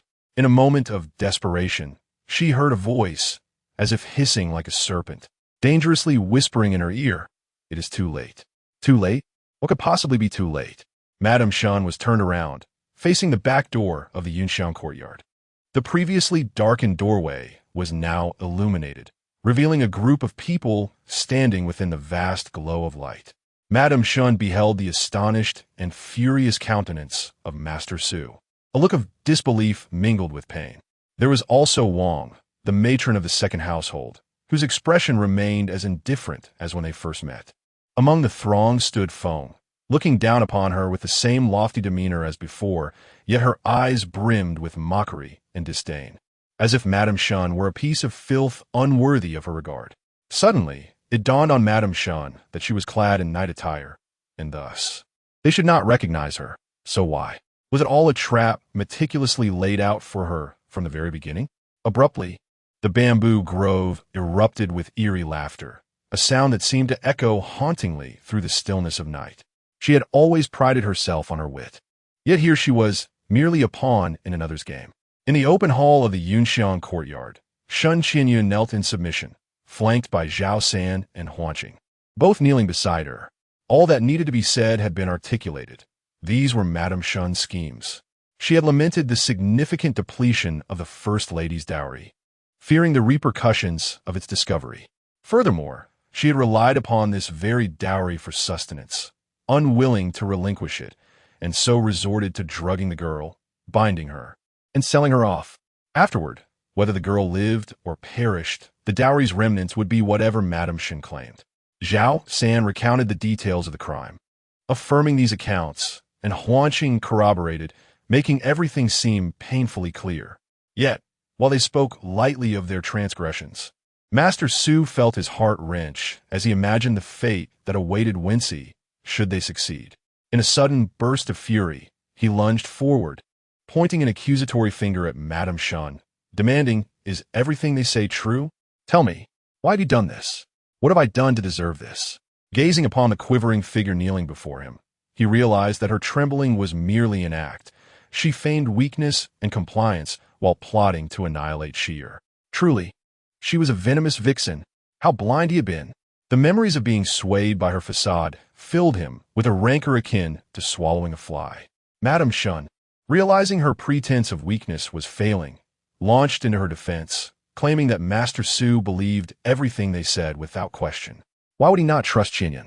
Zhao, the steward, had acted on his own accord, driven by the overwhelming shortfall he could not explain, and had no ties to Qinyan. Her accusations flowed incessantly, as if she were the most wronged party. Today, taking advantage of our past relationship, they have tried to coerce me and have unjustly placed the blame upon Qinyan. My lord, I have followed you for so many years. Though I have no great achievements, I have endured hardships. You not only disbelieve me, but also stand by as two outsiders bully me. I might as well die. Before she could complete her lament, she hurtled herself towards the wall, and Master Su, unable to intervene in time, watched in horror as Madame Shun struck her head and fell unconscious. Chapter 24. Lady Shun's confinement. Madame Fong observed the bewildered Su Erlao sitting on the ground, half embracing Lady Shun, and could not help but shake her head. She had long anticipated that this drama would not unfold so easily. She instructed to have Huanqing and Manager Zhao bound, to be dealt with by the authorities the following day. Both of them, aware of their inevitable fate, wore expressions of despondency as they were escorted away by the servants. Wenxi learned of the events that transpired the previous night when she paid her respects to her grandmother the next morning. Chuntao vividly recounted the happenings, her little face flushed with excitement. Thus it was the concubine had been confined, and the young lady. Xiaohe beside her gestured subtly, indicating to observe the young lady's expression. Wenxi's countenance remained calm. She ought to be pleased, for this was at least a commendable beginning, was it not? Lady Shun's malevolence had finally been revealed, and in her father's eyes, she was no longer the seemingly gentle and submissive figure. Yet, Wenxi felt a chill within. She had nearly lost her innocence, risking everything, while this woman faced nothing more than confinement. What troubled her even more was the fact that her father knew of the concubine's heinous actions, yet still had no intention of meting out severe punishment. She should have anticipated this. The coldness she endured in her past life should have awakened her, though it still left her feeling somewhat unsettled. Her gaze drifted from the pale hues of dawn to the two anxious maids beside her, and she sighed softly, "Let us depart." Upon hearing of her mother's confinement, Su Wenruo was intercepted at the entrance of Yunxiang courtyard by two unfamiliar maids. "You wretched servants, let me in. I must see my mother. Who dares to stop me?" With that, she charged forward like a small leopard, and the maids hesitated, fearing harm might come to the fourth miss, leaving their hands marked with several scratches. Just as they were a loss, they saw the second master hastily approaching. Reprobate! Su Wenruo was startled by the voice and halted in her tracks. She turned, tears glistening in her eyes. "Father, please tell me what my mother has done that I cannot even see her. This is not your concern. What a disgraceful display. Cease your weeping.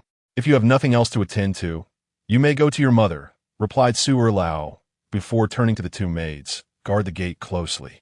Should she breach it again, you three shall face punishment together." With that, he dismissed his daughter and strode away.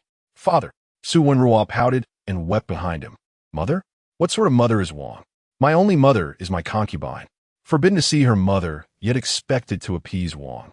She was not as lowly as her third sister. Lanner supported her from behind, handing her the basket, which contained several pieces of fabric. The concubine had instructed the young lady to occupy herself with needlework, practice calligraphy, or learn the piano, and not to worry excessively about her. The maid guarding the door cast a glance at the two thin pieces of cloth in the corner of the bamboo basket, but said nothing further. Upon returning to Inga courtyard, Su Wenruo trembled as she rummaged through the fabric layers and discovered several hundred-tael silver notes, along with a small piece of paper. The note bore a single sentence. "Remember what your mother has entrusted to you. If I should face misfortune, seek your uncle." The ink was somewhat chaotic, evidently written in haste, having been tucked away before it could dry. What had the concubine confided to her? It is not difficult to surmise that, having grown up, the primary expectations placed upon her were to marry her cousin and to diligently pursue her studies, striving to surpass the other young ladies in the household. As for her uncle, Su Wenraw was well aware of who he was in her aunt's eyes. However, he was merely a steward. How could he possibly assist them? Despite her lingering doubts, she committed these thoughts to memory. Upon Wenxi's return to the Shitong courtyard, she found Mingyue standing beside her father, accompanied by several craftsmen and a long procession of maids and servants carrying various items. Steward Su, what is the purpose of this gathering? Mingyue, having adopted the Su surname after her marriage to the head of the household, though originally a servant, was now addressed with respect by all, regardless of status. Third Miss, the second master has instructed me to assist you in the renovation of the courtyard. Please inform me of any deficiencies or necessary modifications regarding these tools. Mingyue said with a conciliatory smile, though her gaze toward the third Miss lacked any semblance of fear. Merely a renovation of the courtyard. I graciously accept your assistance. Steward Su, and kindly extend my gratitude to my father, Wenxi replied, her voice measured and calm, adorned with an appropriate smile that conveyed both politeness and a hint of distance. After welcoming Mingyue and her entourage into the courtyard, Wenxi turned her attention to her own matters. She pondered the soporific concoctions provided by Aunt Shun and wondered through whom they had been procured. In recent days, I have tasked you both with monitoring Hong Xiao and Qingpu. Have you observed whom they've been in contact with? Wenxi inquired of Chuntao and Xia. The crowd is quite vast and varied. In addition to the celebrations at Inga Courtyard, there is also Lanner from Yunxiang Courtyard. Steward Sun from the second gate has sought out Hong Xiao, particularly on the morning when the young ladies were administered the narcotic, Xiao responded. Wenxi's heart stirred with realization. Aunt Shun, keen to avoid suspicion, would never permit her own maidservants to handle the substances directly, if she allowed Hong Xiao to engage with the steward from the second gate. Despite both parties being in Aunt Shun's employ, she could distance herself from any wrongdoing. Among the second and third-tier maidservants, were there any brothers or sons serving the household? She instructed the two to cultivate connections, and their efforts in recent days had not been in vain, as Chuntao and Xia had already gathered a circle of supporters. With Shen Qianyun confined and her dowry successfully retrieved, bolstered by Zhao Sanner's example, consolidating power had become significantly easier. The stewards from the estate initially assumed that the third miss would be a frivolous girl uninterested in agriculture. However, upon witnessing her inquiries, each one astute and pertinent, even encompassing specialized agricultural knowledge, they dared not engage in any trickery. As for the stewards of the shops, Wenxi demonstrated an impressive clarity regarding the accounts, as though the figures within the ledgers were etched in her memory, allowing her to recall them without reference. She articulated the specifics of what each shop sold, their locations, and the surrounding environment, offering her own suggestions.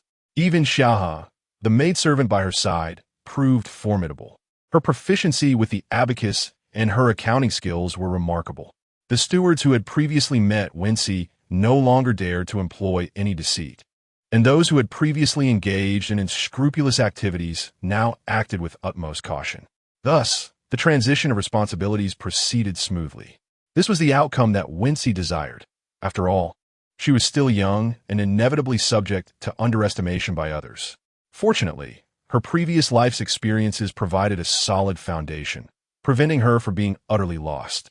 After a flurry of activity, Wenxi discovered that the shop and the farmland had accumulated losses amounting to tens of thousands of taels, and this was merely a conservative estimate. Aunt Shun had never contemplated returning the dowry.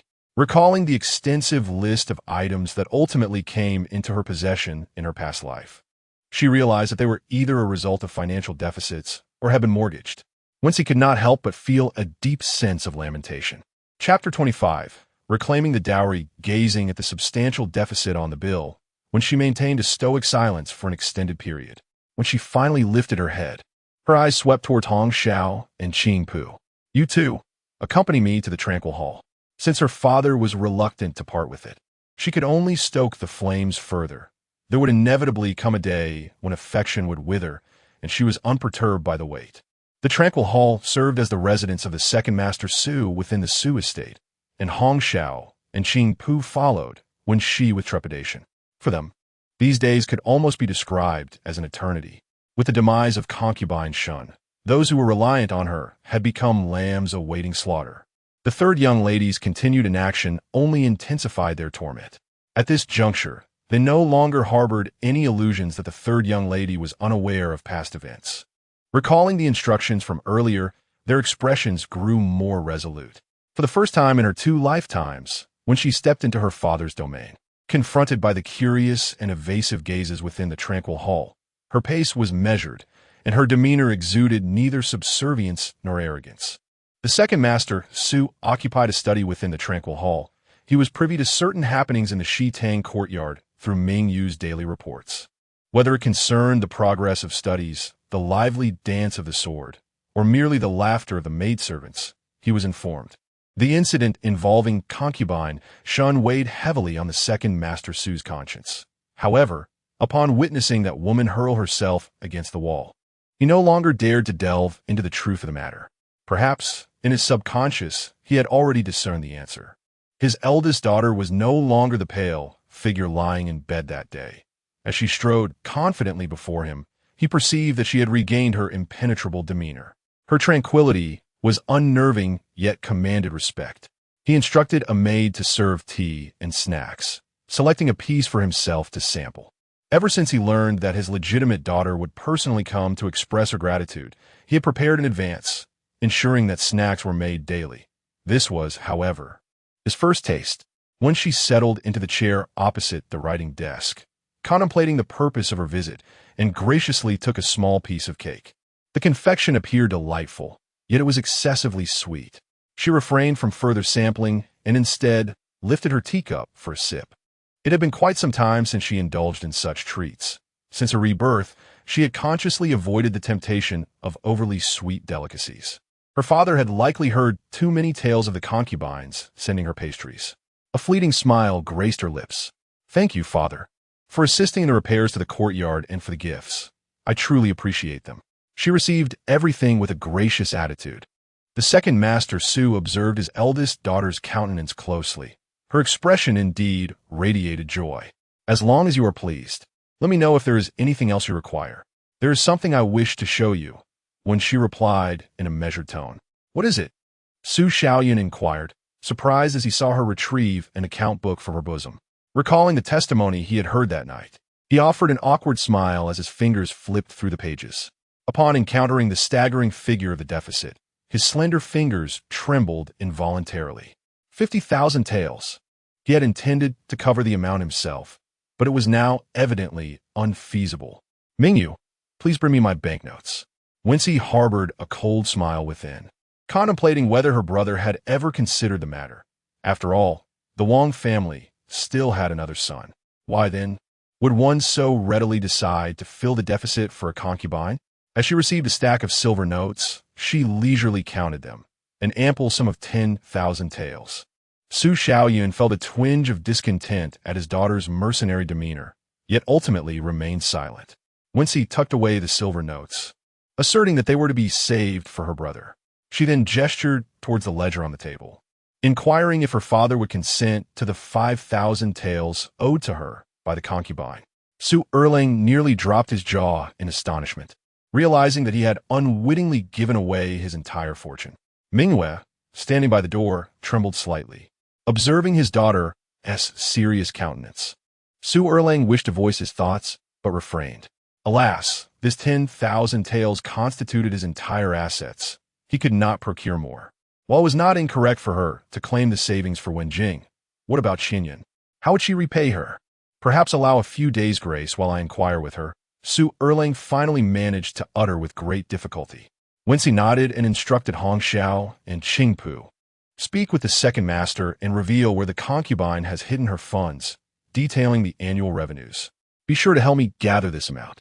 Su Erlang once more gazed in shock as his eldest daughter gracefully exited to the outer chamber. Her implication was clear. These two maidservants were under Qianyan's command.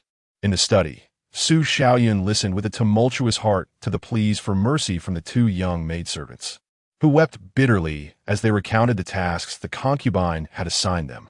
Each incident unfolded amidst a whirlwind of astonishment and ire, gradually enveloping his brow with an impenetrable gloom. Yet, having already encountered related matters, his capacity for acceptance had somewhat intensified this time.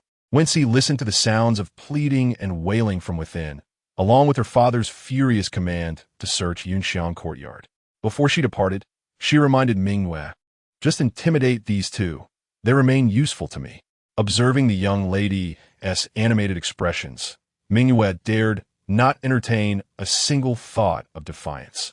Wenxi had played her cards wisely. In a bid for absolution and to sever ties with concubine Shun, Hong Xiao and Qingpu divulged everything they knew, exposing Shun's accomplices. They pulled up the roots, revealing that even in the tranquil hall of the second master, several had received bribes from her. Among them was Qing Feng, like Mingyue, had garnered the second master's favor. Over the course of several days, Su Xiaoyun managed to liquidate the properties and shops under concubine Shin's control, even selling off a considerable amount of jewelry. Although he had not entirely covered the deficit, he had at least recouped around 80 to 90% of the losses. Due to the abundance of silver notes, aside from those deposited in the bank, Wenxi entrusted the remainder to Xia for safekeeping.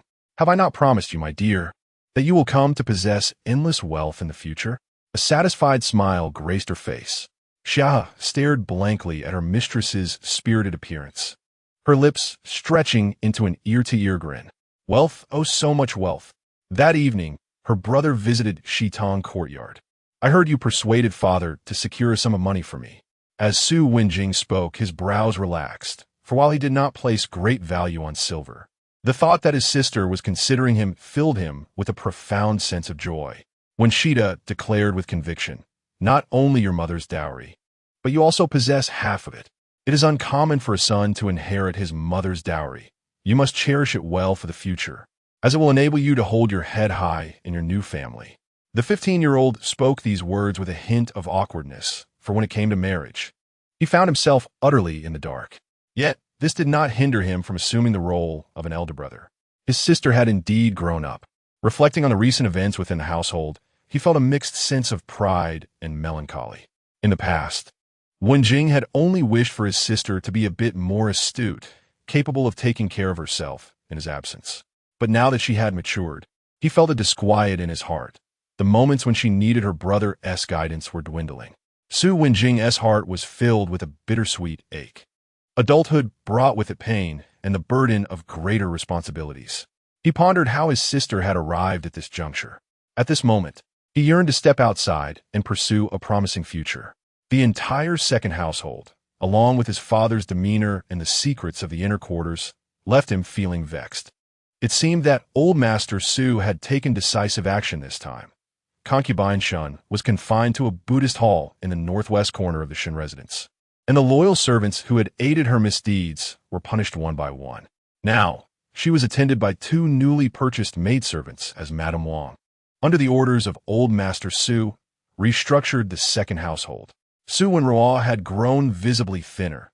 She could no longer rely on her aunt, and her only recourse was herself. Beyond diligently studying each day, she intensified her practice of music and painting, striving to keep pace with her legitimate sister while also seeking to add a course in mathematics. Was Su Wenxi not proficient in mathematics? It was through her mathematical prowess that she had taken what rightfully belonged to Su Wenruo. Presently, she and her mother faced dire poverty, and the maidservants and matrons looked down upon her, as though overnight, Su Wenruo had transformed into a pitiable figure. Not long ago, these same people had regarded her legitimate sister in the same light.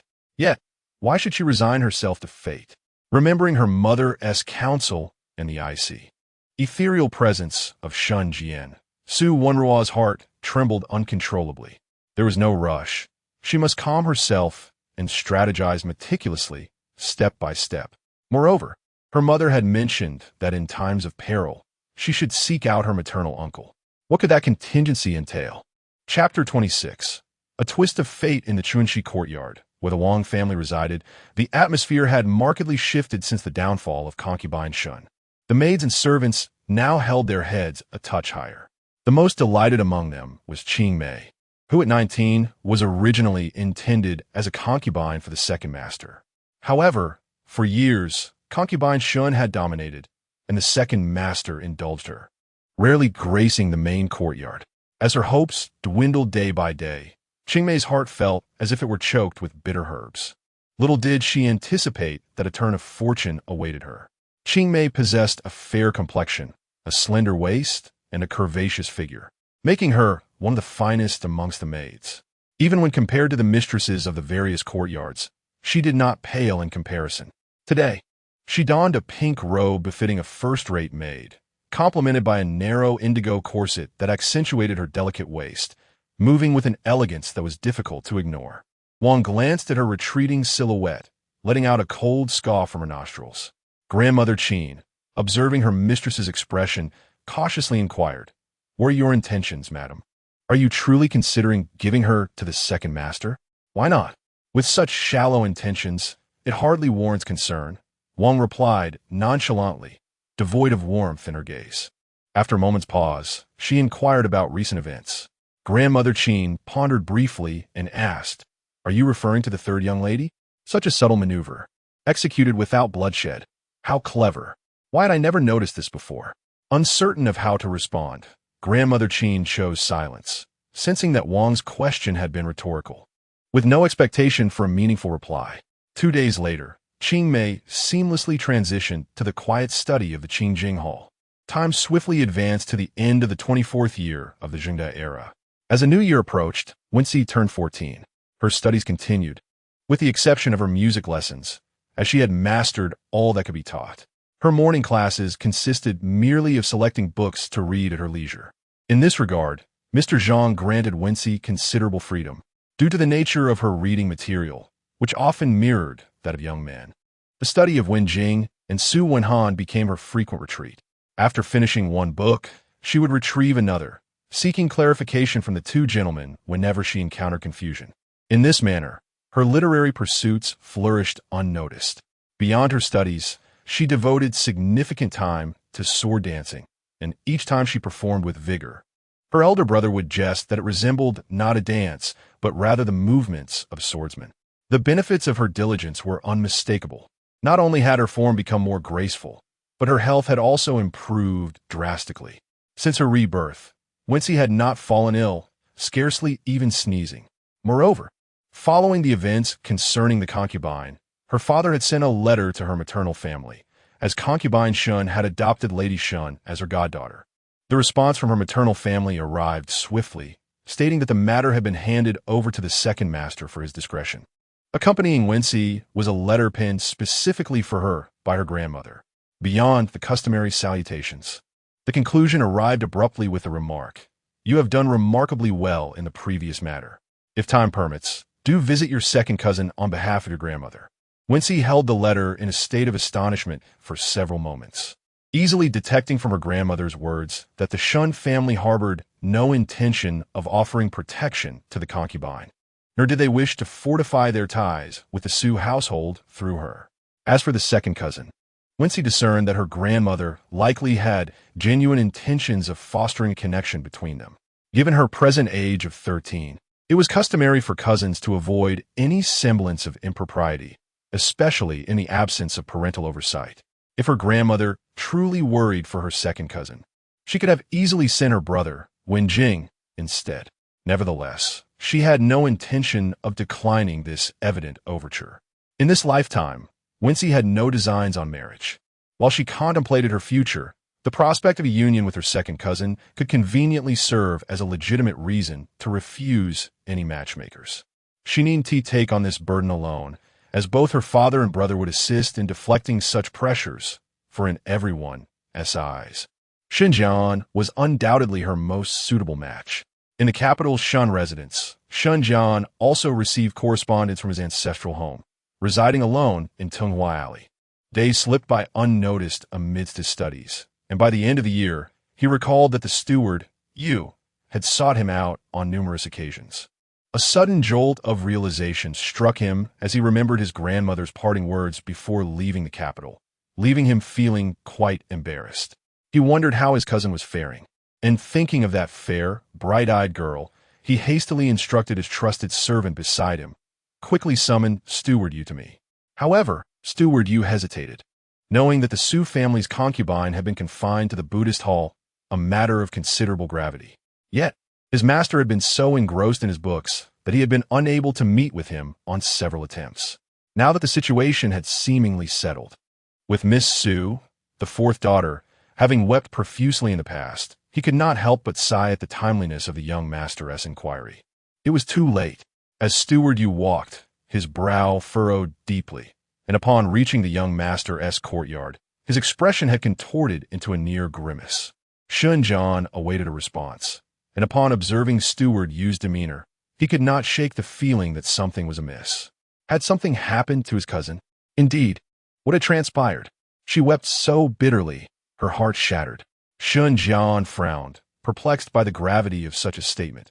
Surely, weeping could not constitute a matter of such significance, especially when Steward Yu remained well within the Shun household, aware of the fourth daughter's tears. Was this not excessive?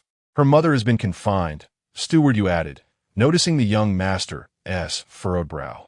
Her mother? Shunjian questioned, recalling that his aunt, the cousin's mother, had passed away long ago. What mother? A revelation struck him. Was it the fourth daughter within the household who had been crying? Steward Yu, bewildered, nodded in affirmation. You may leave now. Shunjian sighed in relief, a faint smile gracing his lips. Steward Yu, utterly perplexed, could not comprehend why the second young master seemed amused at the news of the fourth daughter's distress. Had he misjudged the subject of concern? In truth, the second young master had intended for him to pay attention to the third daughter. As the steward stepped outside, he smote his forehead in realization. Fortunately, the third miss was unharmed. He had misinterpreted his master's intentions, leading to a grave misunderstanding. Should the second young master take offense, his position as steward would likely be short-lived. Turning from the Shun family, we shift our focus to the Su family. On the 21st day of the 12th month, Mrs. Feng and Mrs. Wang took a group of servants and maidens to the New Year market, with the young ladies of the household joining in the revelry. After a discussion, Wenxi and Wenjing resolved to visit the Shun residence on this day. They instructed Mrs. Wang to procure some New Year gifts and directed the young servants to load them onto the carriage. Just as they turned to leave, their half-sister caught hold of Wenxi's sleeve. "Where are you going, third sister? May I accompany you?" When she thought to herself, "How perceptive you are," and she barely had time to refuse. At that moment, their sixth sister, Wenxian, chimed in, "I want to go too. I want to go." Her exclamation drew the attention of everyone nearby, prompting the second master, Su, to speak first. "Why not visit your second cousin? He must be feeling rather lonely in the capital." Thus, the originally planned duo transformed into a quartet, when she was not particularly concerned about anything else. But the mere thought of her half-sister and her second cousin's past entanglement gave her a headache. It seemed that even the fall of Concubine Shun could not deter her from her determination to marry Xinjian. What did she do? She had no choice but to accompany them. She hoped that this time around, her second cousin would not let her down. If he could not even see through a woman's schemes, then the position of Deputy Minister of Justice ought to be entrusted to someone more capable. While when she harbored these thoughts, Mrs. Wang, preparing to leave the estate, kept a watchful eye on them. She happened to notice the fourth miss exchanging glances with Wenxian. Her expression darkened as she instructed the nearby Granny Qin. "Granny, please follow the sixth miss." After issuing this command, Mrs. Wang finally mounted her horse and departed. Though they were not headed to the same destination, they would share a portion of the journey. Chapter 27. The encounter on this day. Due to the Su family's numerous members departing from the residence, the three sisters shared a carriage, leaving Wenjing to squeeze in with the coachman at the front, while their servants walked alongside the vehicle. Fortunately, Tunghua Alley was not far away. The Su residence was located at Lushu Hutong, merely 3 streets away from Tunghua Alley, a distance that could be traversed in the time it takes to burn a stick of incense. Upon their arrival, they were greeted by a new face at the Shun residence's gate, who, surprised by the presence of 4 young ladies and gentlemen, promptly sent someone to inform the master. At that moment, another carriage awaited before the entrance, and Wenxi's group witnessed the coachman presenting a name card before being granted entry. Indeed, it was rare for visitors to approach so directly. Curiosity stirred within Wenxi as she pondered who might have been in that carriage, while simultaneously casting a disapproving glance at her brother. Su Er Xiaoye merely rubbed his nose, his expression slightly embarrassed. Fortunately, after a short while, they were ushered inside. Su Wenjing instructed the young servant of the Shun family to unload some New Year goods from the carriage. He and Shunjian had already established a familiarity that rendered their entrance quite casual, akin to that of returning to one's own home. Perhaps considering the presence of female family members, Shunjian had brought along 2 wives and a nanny to welcome them. Wenxi, however, could not shake the feeling that her second cousin's serious glances were directed at her several times. Observing Shunjian, who appeared much thinner, she was about to voice her thoughts when her younger sister interjected, "Why has second cousin lost so much weight? Has he not been eating properly?" After saying this, she glanced at the nanny who had come to greet them. Nanny Li immediately took the opportunity to respond, as if she had finally found someone to confide in. With a look of concern in her eyes, she remarked, "Who could deny it? The second young master often studies to the point of neglecting his meals. I, along with those around him, have observed this with growing worry. I hope the young ladies can offer him some encouragement." Wenxi was taken aback by this revelation. It seemed that he too had moments of diligence. Suddenly, she perceived his character as more vibrant. In her previous life, Shunjian had achieved the position of the 4th place in the imperial examinations, known as the Yi Yuan, following the top 3 ranks of Zhuangyuan, Bangyan, and Tanhua. Wenxi had only learned of this result after the announcement, at which point she marveled at his prowess, unaware of the hardships he had endured in his studies. Though the Shun family was not lacking in wealth, positions within the court were scarce. It was likely that her second cousin's journey to becoming the Vice Minister of Justice at such a young age had not been without its challenges. Wenxi gazed at Shunjian with admiration, only to be playfully flicked on the forehead by Wenjing, who teased, "What are you daydreaming about?" He then leaned closer to his sister and added, "Little girl, do not swoon. It makes you appear foolish." Irritated, Wenxi shot her brother a glare, thinking, "What on earth? I was merely expressing my admiration for a strong individual." After a moment of contemplation, she quietly said to her brother, "Just look at him. Don't you think you lack merit in comparison?" The 6th daughter of the Su family, Wenxuan, visited the Shun residence for the first time. Observing her 4th sister engrossed in conversation with Nanny Li, she leaned forward from behind Wenxi and Wenjing, inquiring, "What are the 3rd sister and 2nd brother discussing?" Wenxi smiled and replied, "Sister is talking about your 2nd brother. Both are preparing for the imperial examination, yet the disparity is quite pronounced, isn't it?" Over the past 6 months, Wenjing had gained some weight. In Wenxi's memory, her 2nd brother had later become quite thin. In his previous life, he was ensnared by treacherous individuals and simultaneously faced rebuke from his father, enduring a dual assault on both body and spirit. His sister, alas, proved to be a disappointment, resorting to ignoble means to wed Li Yulin. Surely, his heart must have been heavy with sorrow at that time. The 3 women, including Wenxi, were of the genteel class. After a brief period of companionship, Shunjian left, while Wenjing, his brother, naturally retreated to his lawn-phone courtyard.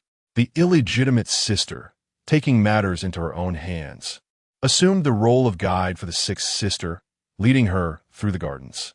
Wenxi wandered aimlessly within the estate, and before long, found herself near the lakeside, recalling the few red fish she had fed during her last visit. As she ambled forth, unbeknownst to her, someone approached from the opposite bank. At a distance of mere meters, they both instinctively narrowed their eyes. Li Yulin had actually spotted her from outside the estate, but he was taken aback that she merely came out for a stroll, serendipitously encountering him. A sudden thought struck him regarding that unsightly pouch. Could it be that this woman had not yet relinquished her hopes? Indeed, she must have heard of his presence and deliberately sought this chance meeting. This notion made Li Yulin uncomfortable. How could a lady be so unruly? He vividly recalled their first encounter, which occurred on the day of Su's eldest son's wedding, when he accompanied his uncle to Su Manor for the festivities.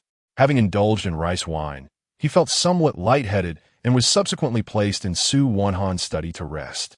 As he languidly drifted in and out of consciousness, the slightly ajar door was abruptly pushed open, and a furtive head peeked in. The young lady entered the room, searching the surroundings without hesitation, and upon seeing him, she did not shy away but boldly inquired, "Who are you? Who permitted your entry?"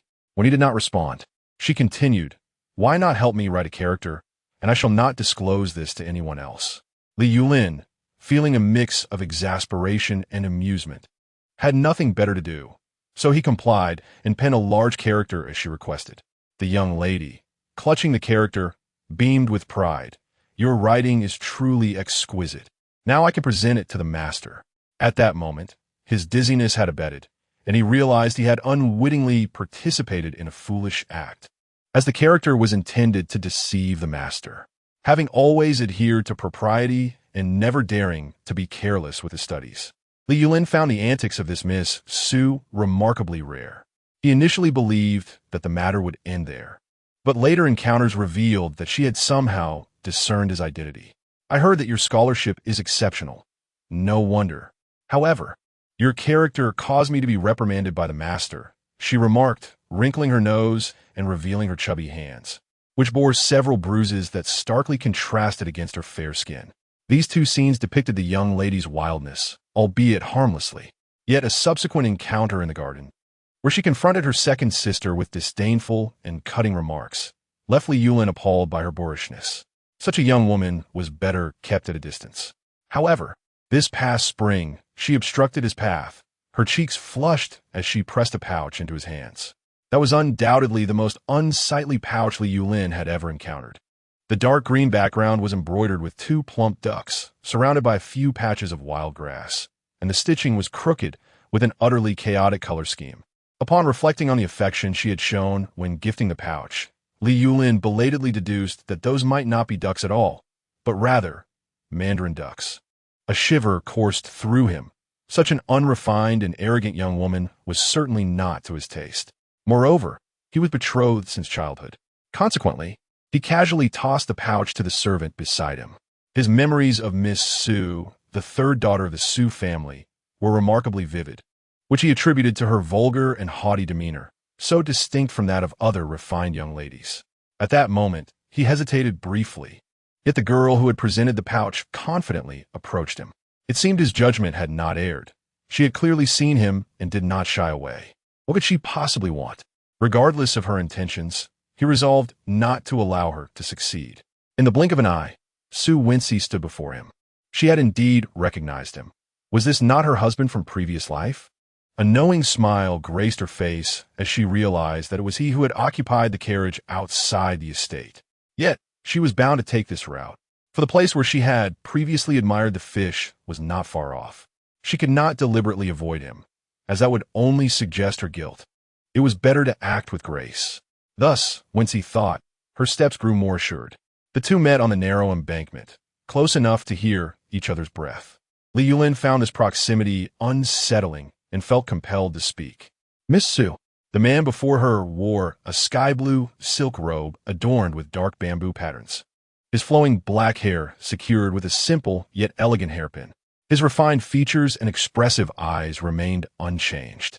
Even clad in thick winter attire, his tall figure exuded an undeniable elegance. Wenxi had not anticipated that he would call out to her. She had only intended to feign ignorance. "Young Master Li, do you require something?" Li Yulin scrutinized her expression, wondering if he had misjudged her. Yet, observing the feigned composure in Miss Su's eyes, he furrowed his brow and continued, "As a young lady of the boudoir, wouldn't such behavior be rather inappropriate, Miss Su?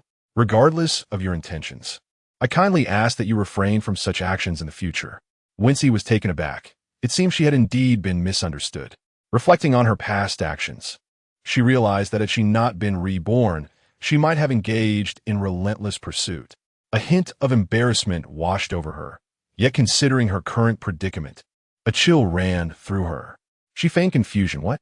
Li Yulin fixed his gaze upon her, unable to deny that the girl before him was truly beautiful. Particularly at that moment, her almond-shaped eyes sparkled with a deer-like innocence, her face a delicate blend of pale and rosy hues. her slightly parted lips seeming to invite a sweet warmth. Uncomfortable, Li Yulin cleared his throat.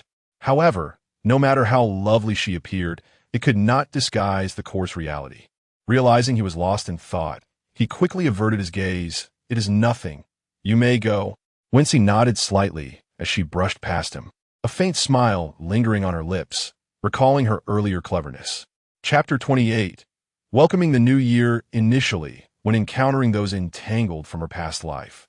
When she anticipated feelings of sorrow and resentment.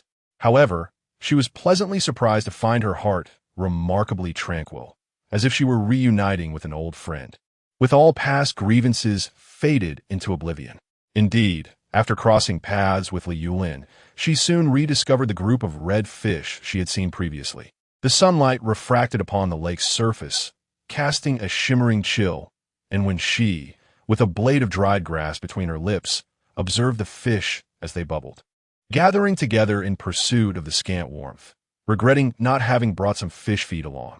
After walking for a while, Li Yulin turned back and noticed the girl still sitting dreamily on the grassy embankment, her small frame almost obscured by the surrounding reeds. A sudden wave of inexplicable sorrow washed over him. Perhaps she had overheard those words. Even the most carefree of girls could experience vulnerability. Everyone is prone to mistakes. He ought to have exercised more restraint. Typically composed and self-controlled, he had encountered far worse behavior from others and managed to let it slide, as if the wind had passed over the water, leaving no trace. Yet, why had he spoken out so impulsively? Seeing her gaze fixed upon him, unwavering and unflinching, he found himself inexplicably angered, as if compelled to utter something. After a while, Chun Tao and Xia He arrived at the lake's edge, and shortly thereafter, Wenxian, and a throng of maids emerged from the nearby rockery. The two girls appeared somewhat disheveled. What happened? Wenxian glanced at Wenruo, biting her lip in silence. It was Wang Mama, accompanying them, who spoke first. The fourth miss grew bored after touring the garden and wished to take our young ladies through the back door to find the second master. Her words faltered under the intense glares of the two young ladies, but the essential details had been conveyed.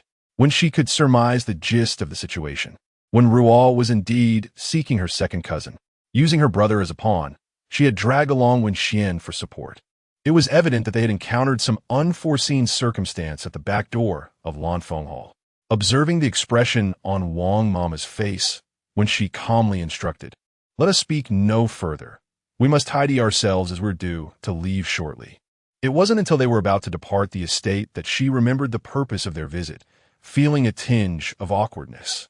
Despite having mentally prepared herself to engage with her second cousin, she hesitated in action, perhaps having exhausted her former enthusiasm in her past life. Watching Wenruo and Wenxian fussing over Shunjian with warmth and concern, when she felt embarrassed that she could not even find a moment alone with him. Ultimately, she had to remind him publicly to study diligently while also taking care of his health. Wenxi's words, methodical and antique-like, paled in comparison to the genuine worry emanating from her younger sister's eyes. Even Wenxian's concern, though infused with youthful innocence, was endearing to hear. Nevertheless, Shunjian graciously smiled and solemnly replied, "Understood." The several cousins received valuable gifts in return, with Wenruo being presented with a prized Duan inkstone. Wenxian acquired a peach-pink Suzhou Zhang satin, its floral patterns resembling three-dimensional reliefs. It is said that the craftsmanship is exceedingly intricate, and such pieces have nearly vanished from the markets of the current dynasty, existing only in the collections of affluent noble families. When she weighed the Taigu Yin music score in her hands, realizing she had still underestimated the profound heritage of the Shun family.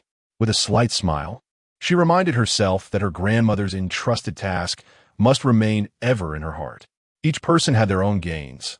Over there, when Rual was still reluctant to board the carriage, wearing an expression of hesitation, unaware of how long she would continue her prattling. When Jing coughed, prompting Wenruo to turn her head, revealing a hint of youthful shyness as she noticed everyone gazing at her. Once she clicked her tongue in mild reproach, while the stoic yet charming officer from the Shun family shot a glare in their direction. Before they knew it, they had arrived at New Year's Eve after returning from the Shun residence. In observance of mourning, the family adorned themselves in understated elegance, striving to convey the spirit of the new year.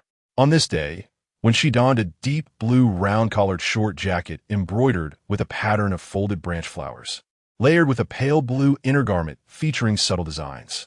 She wore a blue and white pleated skirt, her hair styled in twin buns, adorned with bright white South pearl hairpins, which rendered her both demure and refined. The attire was crafted from Suzhou song brocade, a material often likened to gold in value, an exaggerated claim, yet it attests to its preciousness. The shopkeeper, having acquired a bolt of this fabric, presented it to her, aware that the family's master was at an age that favored finery, when she graciously accepted it. The sisters encountered each other outside Showen Hall. Upon seeing the quality of her elder sister's clothing, Wenruo's eyes flickered with barely concealed envy. Had it not been for her aunt's downfall, this attire would have rightfully belonged to her. Lowering her gaze, she reminisced about the years when such garments graced her own figure, when everyone cast envious glances her way, akin to how they regarded her elder sister now. Today, however, she wore last year's white silk jacket, still new, yet lacking the luster of her sister's attire. She turned her gaze to her sixth sister, Wenxi, who, though not clad in vibrant colors, wore a fresh outfit. The same could be said for her second sister Wenqing and fifth sister Wenyao, as well as seventh sister Wenxiao, all adorned in garments that had never graced their forms. Wenruo endeavored to suppress the jealousy in her eyes, and when she lifted her head again, she managed to smile and converse as usual. In the bitter cold, to keep warm, the entire Su family gathered in the side hall. The adults engaged in lively discussions, contrasting sharply with the younger generation, who flitted about without a moment's peace. After paying her respects to their grandmother, when she and her companions settled nearby, listening to the chatter of the womenfolk, the wife of the third master, Lady Liao, hailed from a sixth-rank official family and had several elder siblings. Perhaps due to receiving more attention in her youth, her disposition remained extroverted and lively. Though a mother of three, she still retained a playful spirit and, upon seeing when she and her group of young ladies, insisted on taking them to set off firecrackers. However, the activity merely involved them standing aside and instructing the young servants or daring maids to light them. Aunt Feng, observing their revelry amidst her busy tasks, reminded them to exercise caution and keep a safe distance. As Wenxi observed her older sister-in-law, Lu, and her elder brother, Su Wenhan, writing spring festival couplets in the outer room, she felt compelled to join them. "Come lend a hand, little sister," her elder brother called without lifting his gaze. Unable to decline, Wenxi promptly instructed her maid to prepare the ink, then, with a graceful wrist and a slight bow, began her calligraphy. Upon completing a pair of couplets, she noticed her uncle, father, and brother Wenjing gathered around her. Feeling a touch of embarrassment, she preferred the tranquility of writing alone, taking her time, and now, under the scrutiny of others, she felt somewhat constrained. "Your writing is commendable," her elder uncle reassured her. "Just focus on your work. Do not mind us." Yet, within Su Erlang's heart, a wave of astonishment surged when had his daughter honed her skills to such an impressive level. To his surprise, her writing transcended the typical elegant script of young ladies, embodying the refined style of official script. Her characters not only exuded beauty and proportion, but also possessed a lively elegance, appearing both pristine and graceful. Gazing at his daughter in awe, Su Erlang intended to engage her in conversation, but just then, when Xuan approached, tugging at her hand, "Father, come accompany me to set off firecrackers." Though he chided her playfully, he was ultimately led away. Unperturbed, Wenxi diligently completed her stack of couplets, only to glance up and find the surroundings had quieted. Her elder brother and sister-in-law had seemingly vanished. A cursory glance revealed her brother, Wenjing, lounging on a nearby chair, his broad form conveniently shielding the entrance from the draft. Wenxi neatly stored away her couplets and approached him. "Where have you gone?" Wenjing opened his sleepy eyes, setting off firecrackers in the front yard. "It's just me here, keeping you company, little miss." Wenxi smiled at her banner-prone brother. Despite her hands being chilled to the bone, her heart felt warm and content. Chapter 29. Unraveling the causes and effects, the two entered the warm chamber of the side hall, where the dishes for the reunion banquet had already begun to be arranged. Old lady Su nestled comfortably in a wrought-tan chair adorned with soft cushions, attentively listening to Feng's report on various matters. Gradually, those who had stepped outside for fresh air and to set off firecrackers filled the warm chamber, with Su Erlewai and Wang walking side by side. Wen Xuan and Wen Yu flanked them, all bearing smiles, embodying a scene of festive joy. Wenxi shifted her gaze to the side and noticed someone was missing. Where's fourth sister? She mused aloud, prompting a response from someone nearby. She has gone to see her aunt. Raising her head, Wenxi caught a glimpse of her father's expression, which bore a hint of complexity. Shen Qianyun? In these busy and fulfilling days, she had almost forgotten about this person, observing her father's fleeting look of disappointment. Wenxi felt a heaviness in her heart.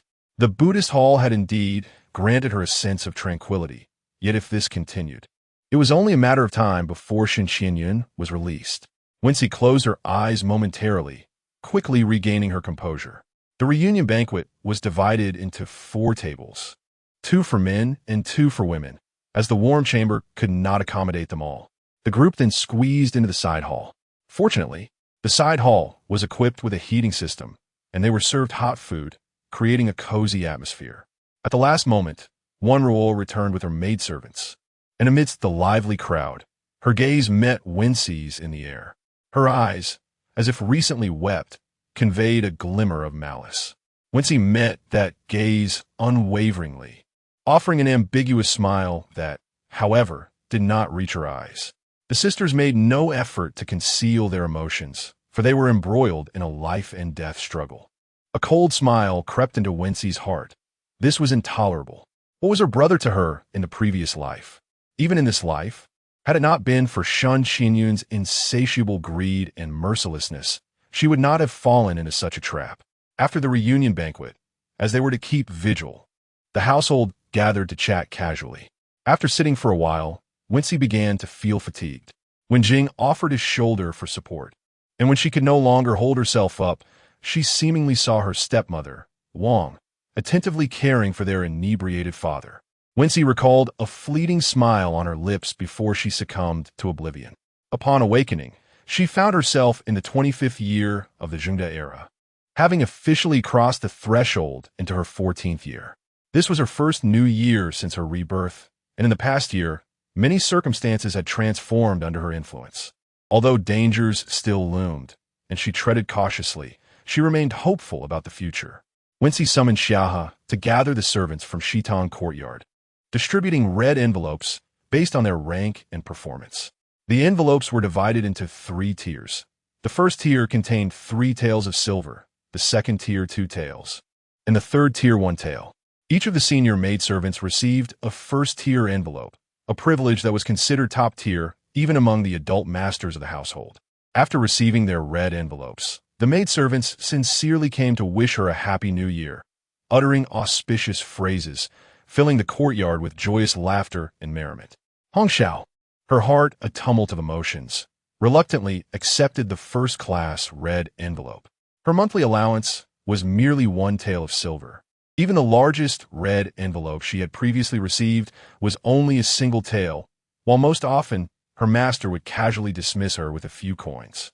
Ever since Aunt Shun was confined to the Buddhist hall, the third young lady had not mentioned any punishment for them, as if she had completely forgotten the matter. However, Hong Xiao was acutely aware that this was mere fantasy. The third young lady was undoubtedly biding her time. But for what purpose? Following her and Qingpu's remarks before the second master, they had irrevocably offended Aunt Shun. Even the second master, had it not been for the third young lady's continued need for them, would have considered selling them off. In recent days, she had lived in a state of trepidation, ever cautious and attempting to diminish her presence.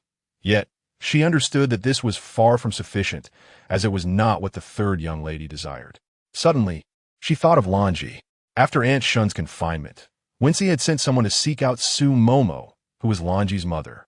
Typically, a wet nurse would remain to care for the young masters and misses of the household, becoming a capable manager within a courtyard. However, it was curious that after nourishing Wenxi, Su Momo had vanished without a trace. Prior to this, Wenxi had only known that Lanji was the daughter of her wet nurse, whom her mother had specifically arranged for her. Yet later, in a fit of rage, her father had driven away all those close to her mother, allowing Su Momo, who had been prearranged, to delay her departure from the estate. Subsequently, she became untraceable, fostering a sense of pity and guilt within Wenxi for Longi, who later became her headmaid. Yet now, Wenxi was aware that Su Momo was still alive and thriving. In a previous life, Wenxi had encountered Longi when she came to see her. She recalled asking Longi, who hesitated and claimed her aunt was present. If it had not been for overhearing Longi call her mother in secrecy at the Li residence, Wenxi would have remained oblivious. Why did Longi need to visit her mother clandestinely, concealing the fact of her existence? Did her mother truly perish due to complications during childbirth? If so, why had her father expelled those closest to her? Was this his intention, or did it stem from someone else? To unravel the mysteries that plagued her mind, Wenxi resolved to confront her father. On the first day of the new year, the masters of each courtyard gathered in the Showan Hall before noon, preventing the younger generation from scattering in their New Year greetings. Following the proper order, Wenxi paid her respects to her grandmother, uncle, father, stepmother, and aunt, receiving a generous bounty of red envelopes, with Xia He joyfully collecting them behind her. Then came the mutual exchanges among peers, and, after a flurry of activity, once she exited Showan Hall, she made her way towards her father's tranquil hall. As Wenxi approached the exterior of the tranquil hall, she heard the laughter of Wen Ruo and Wen Xuan emanating from within. Frowning slightly, she noticed Xia He and Chun Tao standing behind her, their expressions neutral as they regarded Mingyue ahead. Reluctant to enter at that moment, she engaged in casual conversation with Mingyue, knowing that this individual had been with her father the longest and was among the few who had seen her mother. "Do you know where my mother as companions have gone, Su Guanshi?" Wenxi inquired directly. Mingyue's heart skipped a beat. After so many years, was someone finally asking this question? She had intended to dismiss it, as serving the master had gone awry. "Oh, what is the matter with Aunt Shin?" Wenxi raised an eyebrow, her eyes shining with clarity. After a while, Mingyue replied flatly. Aunt Shun fainted from crying. She intended to leave, claiming she came to bid farewell to the second master. Upon seeing the master in such a state of decline, she impulsively decided to stay and care for him, and thus she was unable to depart. Wenxi scoffed inwardly as Wenzhua and Wen Xuan emerged one after the other. Wen Xuan was well-mannered and managed to greet appropriately, while Wenzhua merely nodded stiffly. Observing her rigid posture, Wenxi composed herself to pay her respects to her father. Old Master Su appeared quite pleased, as three young ladies came to visit in succession, seemingly bringing him a sense of comfort in his old age. He promptly instructed someone to prepare refreshments, and due to the festive season, Wenxi reluctantly engaged in small talk for a while before broaching the main subject. "Father, there is no matron in charge in the courtyard, and I wish to summon Granny Su back. What do you think?" Anticipating that her father might not recall her, she added, "She's the wet nurse that mother found for me before she was dismissed." Old Master Su contemplated for a moment, realizing he did indeed remember her. At that time, Shun was exceedingly anxious, and the wet nurse had been arranged well in advance. This thought led him to reminisce about Shun, that delicate and charming woman whose every gesture captivated his gaze. If it were not for Chapter 30, Hidden Affairs, Lord Su Air furrowed his brow, unwilling to delve further into his thoughts. Yet, through the clear and discerning gaze of his legitimate daughter, he found himself compelled to ponder the implications of her words. This was a conditioned response following the relinquishment of the 10,000 taels of silver. His daughter was anything but ordinary. From that moment on, Lord Su Air adopted a cautious demeanor, no longer treating her as he would the innocent girls, Wen Ruo or Wen Xian. In the legitimate daughter's courtyard, there was no matron to oversee the affairs, which was one factor. However, it was customary for the young ladies of the household to be assigned a matron upon their solitary residence. Furthermore, what could be the reason for her desire to retrieve the dismissed matron? One can certainly seek alternatives without the presence of a wet nurse. However, at that time, the expulsion was merely a momentary act driven by emotion. She was free to search as she wished, and Master Su had no intention of complicating matters for her. "Proceed as you deem fit. Should you require your father's assistance, do not hesitate to seek me out." Wenxi observed her father's expression closely and discerned that he seemed genuinely unperturbed, which implied that, in his heart, there were no unspeakable matters. Even if she were to locate the person involved, he would not fear unearthing past grievances. With this realization, she felt a sense of relief, as she had been apprehensive that her father might also be complicit in the concealment. Nevertheless, Wenxi was not inclined to relent. Perhaps due to her awareness of Shun Qinyan's tactics, she found herself compelled to reassess the unexpected passing of her mother. Furthermore, why was Lanji so hesitant in her speech? Since the departure of Aunt Sue was an unforeseen calamity, given her relationship with me, she could have easily implored me to allow her to return to her duties. However, she chose not to do so. Instead, both she and her mother preferred to endure the anguish of separation, meeting in secret. What could be the reason for this? There exists but one answer, and that is the undeniable presence of hidden truths.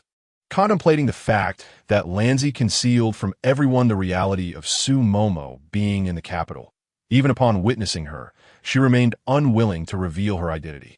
Their desire to keep this a secret. Are they primarily guarding against the knowledge of Concubine Shun? What secrets does Granny Su hold regarding Concubine Shun?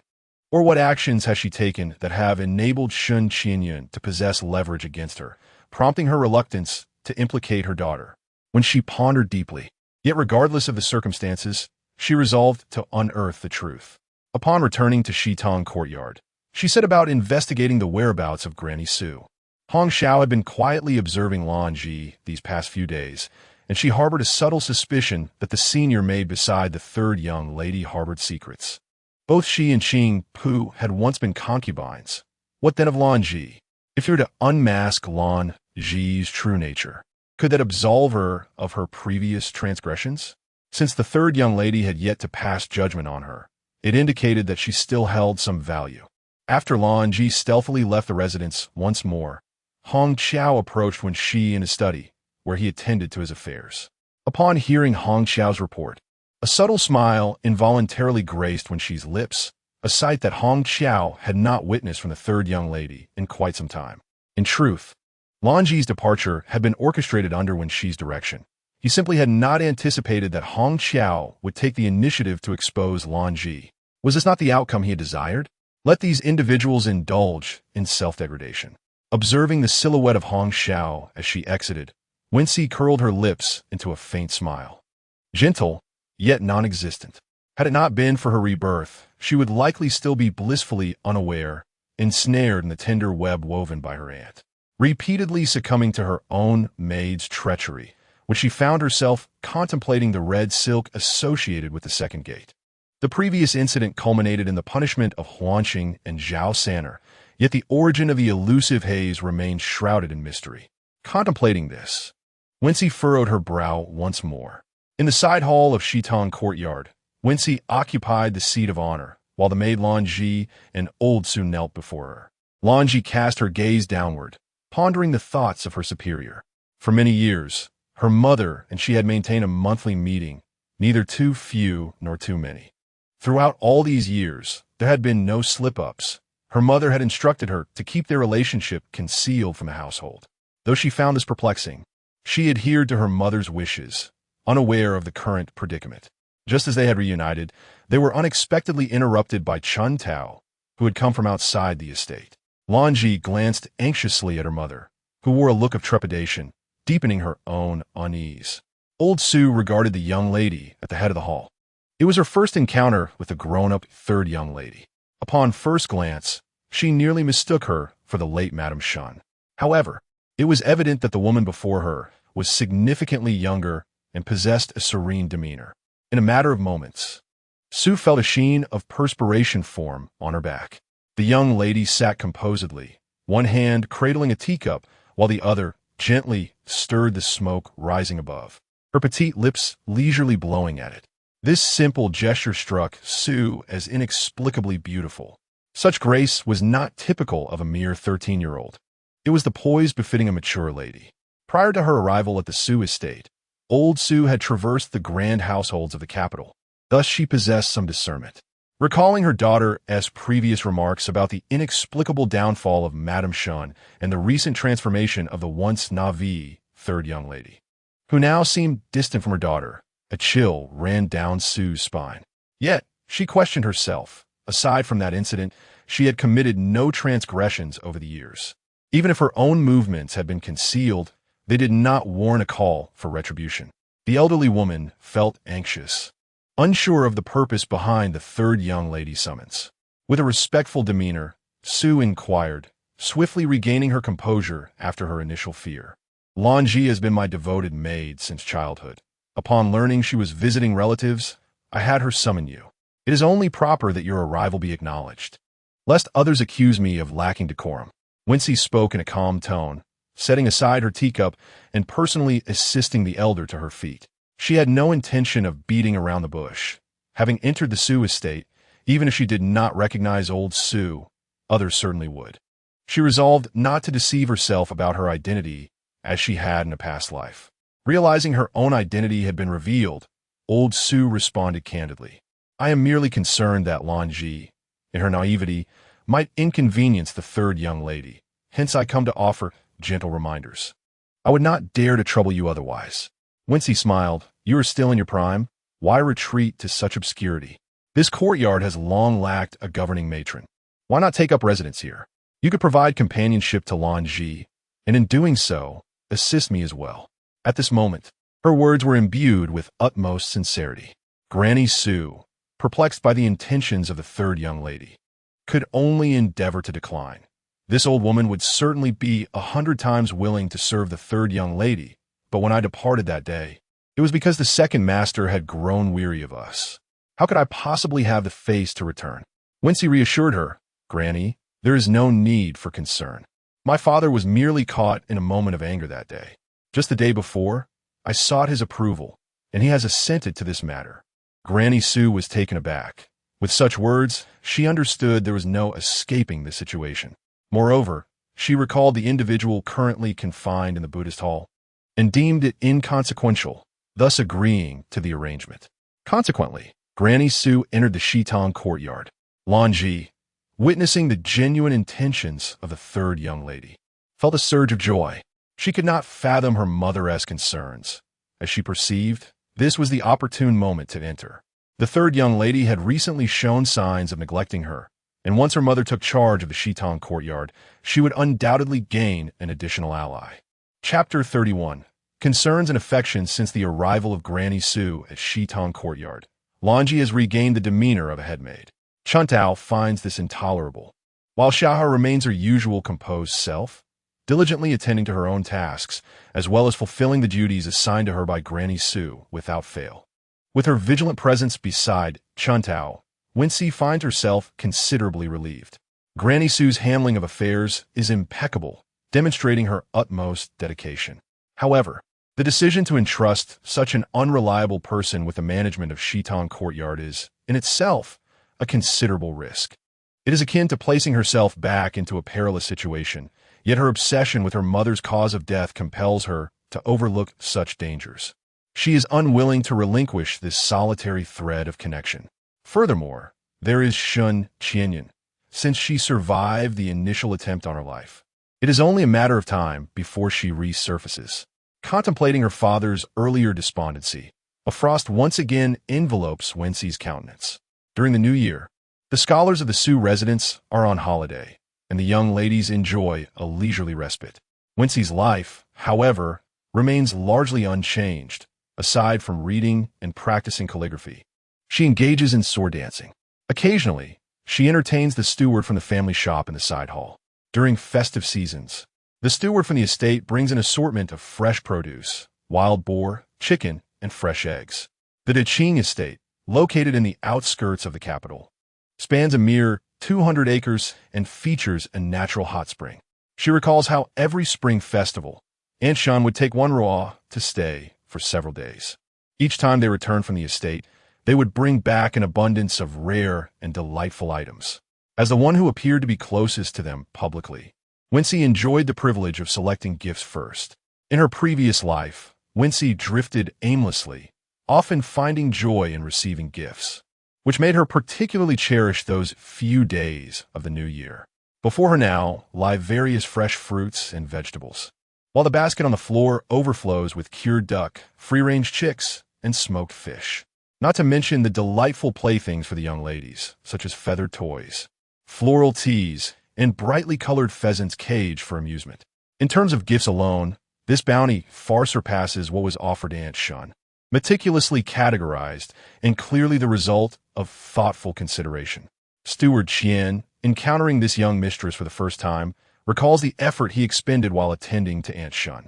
Nonetheless, he remains acutely aware of who the true master of the estate is. During Shun's lifetime, the youthful steward had accompanied his father to meet the renowned and elegant beauty, a singular encounter that lingered deeply in his memory. His father, a family servant of the Shun household, had instilled in him the importance of serving this lady with unwavering loyalty. It was his first glimpse of the legendary mistress, and he had not anticipated her extraordinary beauty alongside her gracious disposition. When she smiled at him, it felt as though his entire heart was illuminated. In his heart, the young steward vowed to diligently manage the estate, determined not to betray his father's wishes. Yet, he could never have foreseen that Shun would soon depart from this world. After this, manager Qian naturally took over the estate, and due to his meticulous nature, he managed it with great orderliness. Even though most of the original Shun family's assets have been reassigned, he firmly maintained his position. As manager, Qian contemplated the strikingly beautiful woman he had glimpsed earlier. He discreetly observed the young lady before him, feeling a sense of resolution settling in. This act of filial piety had consumed a considerable amount of his thought. Yet he felt a sense of satisfaction within himself, believing that this intelligent young woman would appreciate his intentions.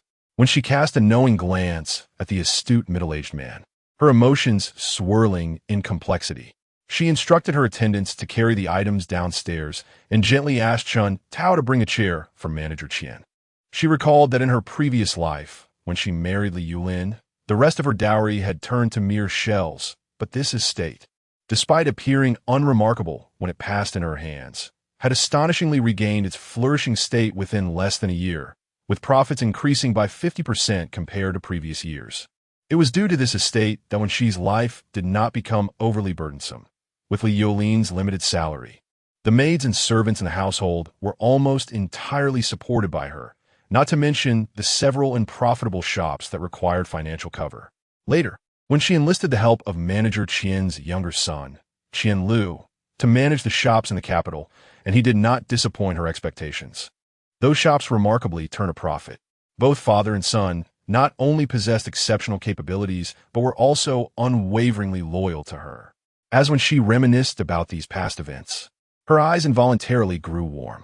Suppressing the myriad of emotions within, she endeavored to speak in a calm voice. There is no need to be formal. And instructed Chun Tao to serve him tea. Manager Qian was secretly astonished. He could distinctly sense the warmth of affection from the third young lady, which was certainly a welcome sentiment. However, they had only met for the first time today. Despite his commendable performance over the past 6 months and the thoughtful gifts he had prepared, it was indeed unexpected to reach this level of familiarity so soon. He could not help but scrutinize the young woman before him, noticing a glimmer of moisture in her eyes and a hint of excitement concealed within her calm demeanor. Manager Qian was taken aback. She was still young, and he feared that the consolidation of these assets might not proceed smoothly, leading her to reminisce about the late madam Shun upon encountering these old managers. He boasted inwardly while striving to maintain a demeanor of respectful composure. "I have heard that you have 2 sons," he remarked as he pondered silently. "Yes, 2 boys. The elder assists at the estate while the younger works as an apprentice at the shop," he replied, his voice rising slightly in pride as a father. "Please convey a message to Qian Lu, asking him to visit me when he has the opportunity," Wenxi said with a smile. Manager Qian was somewhat surprised. Although it was natural for the master to inquire about the family members of the managers, he was nonetheless astonished by the young lady's attentiveness and preparedness. However, he also considered that there was nothing in his family that could not be shared, thus easing his mind. Moreover, since his younger son Qian Lu was currently on someone else's territory, it would be splendid if the third young lady recognized his capabilities. Upon contemplating this, the steward Qian felt a surge of excitement within. Yet, displaying remarkable wisdom, He refrained from further inquiries, responding with utmost respect. I shall convey a message on this journey. However, it appears the young lady must wait a while longer, for the exact time of arrival remains uncertain. Do not fret. She may visit when time permits. I am capable of waiting. Wenxi gently reassured him. After a brief pause, she added, let this suffice for now. In the future, there is no need for such grand preparations of gifts. Simply attend to the estate, and I shall be well aware. The first statement alleviated the steward's concerns. The assurance of being able to wait conveyed the master's sentiments, leaving no room for speculation, akin to a soothing balm for his anxious heart. However, the latter remark caused a flush to rise on Xian's face, as he had grown accustomed to flattering Lady Shan, thus investing considerable effort in this regard. Yet, amidst his embarrassment, he felt an inexplicable sense of comfort. It was truly reassuring that the master could empathize with the challenges faced by stewards such as himself. There was no greater solace than this. Naturally, he was reluctant to engage in such sycophantic endeavors constantly, for under limited yields, gifts constituted a portion of the harvest. Excessive filial piety would mar the accounts, inevitably leaving both him and the farmers in a precarious position. Chapter 32. Reminiscing at the Snow Lodge in Tiantian village, though it was a period of mourning. The venerable matriarch of the Su family did not restrain her daughters-in-law and relatives from engaging in their customary visits. Thus, in the early days of the new year, each household was bustling with relatives visiting one another and daughters returning to their maternal homes. Even Su Wenjing had to momentarily set aside his duties to attend to personal matters. With the new year, he was due to enter the Imperial Academy, and taking advantage of the festive season, he had to pay respects to past mentors and the academic officials of the academy, leaving him quite occupied. On the 5th day of the new year, Master Su, accompanied by his wife Wang and children Wenxuan and Wenyu, visited Wang's familial home. Even Wenruo, who typically held Wang in disdain, joined the journey. Wang's father, a mere 7th-rank county magistrate, resided not far from the capital. Yet the round trip would inevitably consume several days. In previous years, Master Su had gone years without crossing the threshold of his father-in-law's home, but this time, bound by his mourning, he found himself restless and thus thought to make a visit. As Wenxi gazed at the serene courtyard of their residence, her thoughts drifted to the warm springs of Daqing Tiantian village, stirring an irresistible longing within her. Despite it being the new year, the capital's weather remained dry and frigid. How delightful it would be to soak in those springs. However, venturing alone was out of the question, for the Su family had never permitted a young lady to wander out unaccompanied. Wenxi recalled her grandmother's chronic leg ailment, and suddenly conceived an idea. The endeavor proved considerably easier than she had anticipated, especially with the encouragement of the ever-supportive Mama Fong and the playful maids Xin Yue and Man Yue, who were equally enchanted by the prospect of a trip to the village. Thus, swayed by the eager anticipation surrounding her, the matriarch finally consented, prompting the maids to joyfully begin packing. On the morning of the 6th day, after briefing her eldest daughter-in-law Feng, the matriarch and Wenxi set off towards Daqing Tiantian village in a carriage. Wenxi had brought along Chuntao, while Lanji and Xia remained behind to tend to the courtyard. The matriarch was accompanied by Mama Fong and the 2 maids, Xin Yue and Man Yue. As they embarked on their journey, Wenxi couldn't help but reflect on the limited manpower at their disposal. The young maids were manageable, yet the absence of a capable steward was felt. Fortunately, Fong had dispatched a steward from the household to accompany them, alleviating some of the inconveniences. In this era of peace and prosperity, the capital was remarkably stable, alleviating any concerns about their travels. The carriage was luxuriously appointed, allowing Wenxi and her grandmother to pass the brief journey in a pleasant reverie over tea and idle chatter. Occasionally lifting the curtain to gaze outside, even the biting wind carried a refreshing essence that inexplicably uplifted their spirits. Noticing the smile that unconsciously graced Wenxi's lips, the matriarch teased, "Are you so pleased? Your smile seems to have reached your ears." Following this jest, she turned to Mama Fong to complain. "I suspect her filial piety is but a facade. Her true nature is that of a playful spirit." Wenxi, with her keen ears, quickly retorted, "Indeed, I do enjoy myself. but my respect for you is genuine." After exchanging words, she tenderly massaged her grandmother's legs, the concern in her heart palpable. Wenxi recalled that in her previous life, her grandmother had fallen and subsequently fell ill, passing away shortly thereafter. If only her grandmother could maintain her health in this life, perhaps she could evade such fate. As she gazed at the genuine concern emanating from Wenxi, old Madame Su's heart softened. This granddaughter, who had always been distant and had clung to her aunt, caused her both worry and a sense of care. Yet, the girl's temper had been spoiled and capricious, and on several occasions. Old Madame Su had witnessed her speak disrespectfully to the household maids, which diminished her fondness for the child. However, after spending the past 6 months with her, old Madame Su realized that her previous judgments were indeed superficial. She felt a pang of sorrow for her granddaughter's past experiences and, amidst her regrets, her resentment towards Su Erlai and Concubine Shen deepened. Wenxi and her companions arrived around noon. Although Steward Qian had received word in advance, the timing was rather tight. Fortunately, Concubine Shen had always visited in previous years, and the arrangements for the accommodations had not been neglected. As it was his first time welcoming the elder lady and the new mistress, Steward Qian was particularly cautious, yet Wenxi reassured him, merely instructing him to prepare simple fare from the farm. The 2 rooms that had been prepared were equipped with heated Kong beds, awaiting the 2 mistresses for their evening stay. In the side hall, a large Kong was set up, and old Madame Su invited all the maids and matrons to gather around. A group of people, indistinguishable between master and servant, enjoyed fresh farm dishes, homemade chicken soup, and savory fish, feeling an overwhelming warmth envelop them. Wenxi's face flushed with delight, and the maids radiated joy. The weather, however, shifted unexpectedly. A splendid sunny day transformed into a gloomy overcast. Just after noon, the once bright sunlight was obscured by thick clouds. The damp, cold wind intensified, rattling the windows. Steward Qian hurriedly instructed others to check the doors and windows for security and to gather any items left outside. As anticipated, snow soon began to fall, initially as delicate flakes before evolving into thick, feathery clumps that blanketed the ground, transforming the outside world into a winter wonderland. Wenxi and old Madame Su sat on the Kong, sipping tea, while a bright light filtered through the paper windows, illuminating the hall.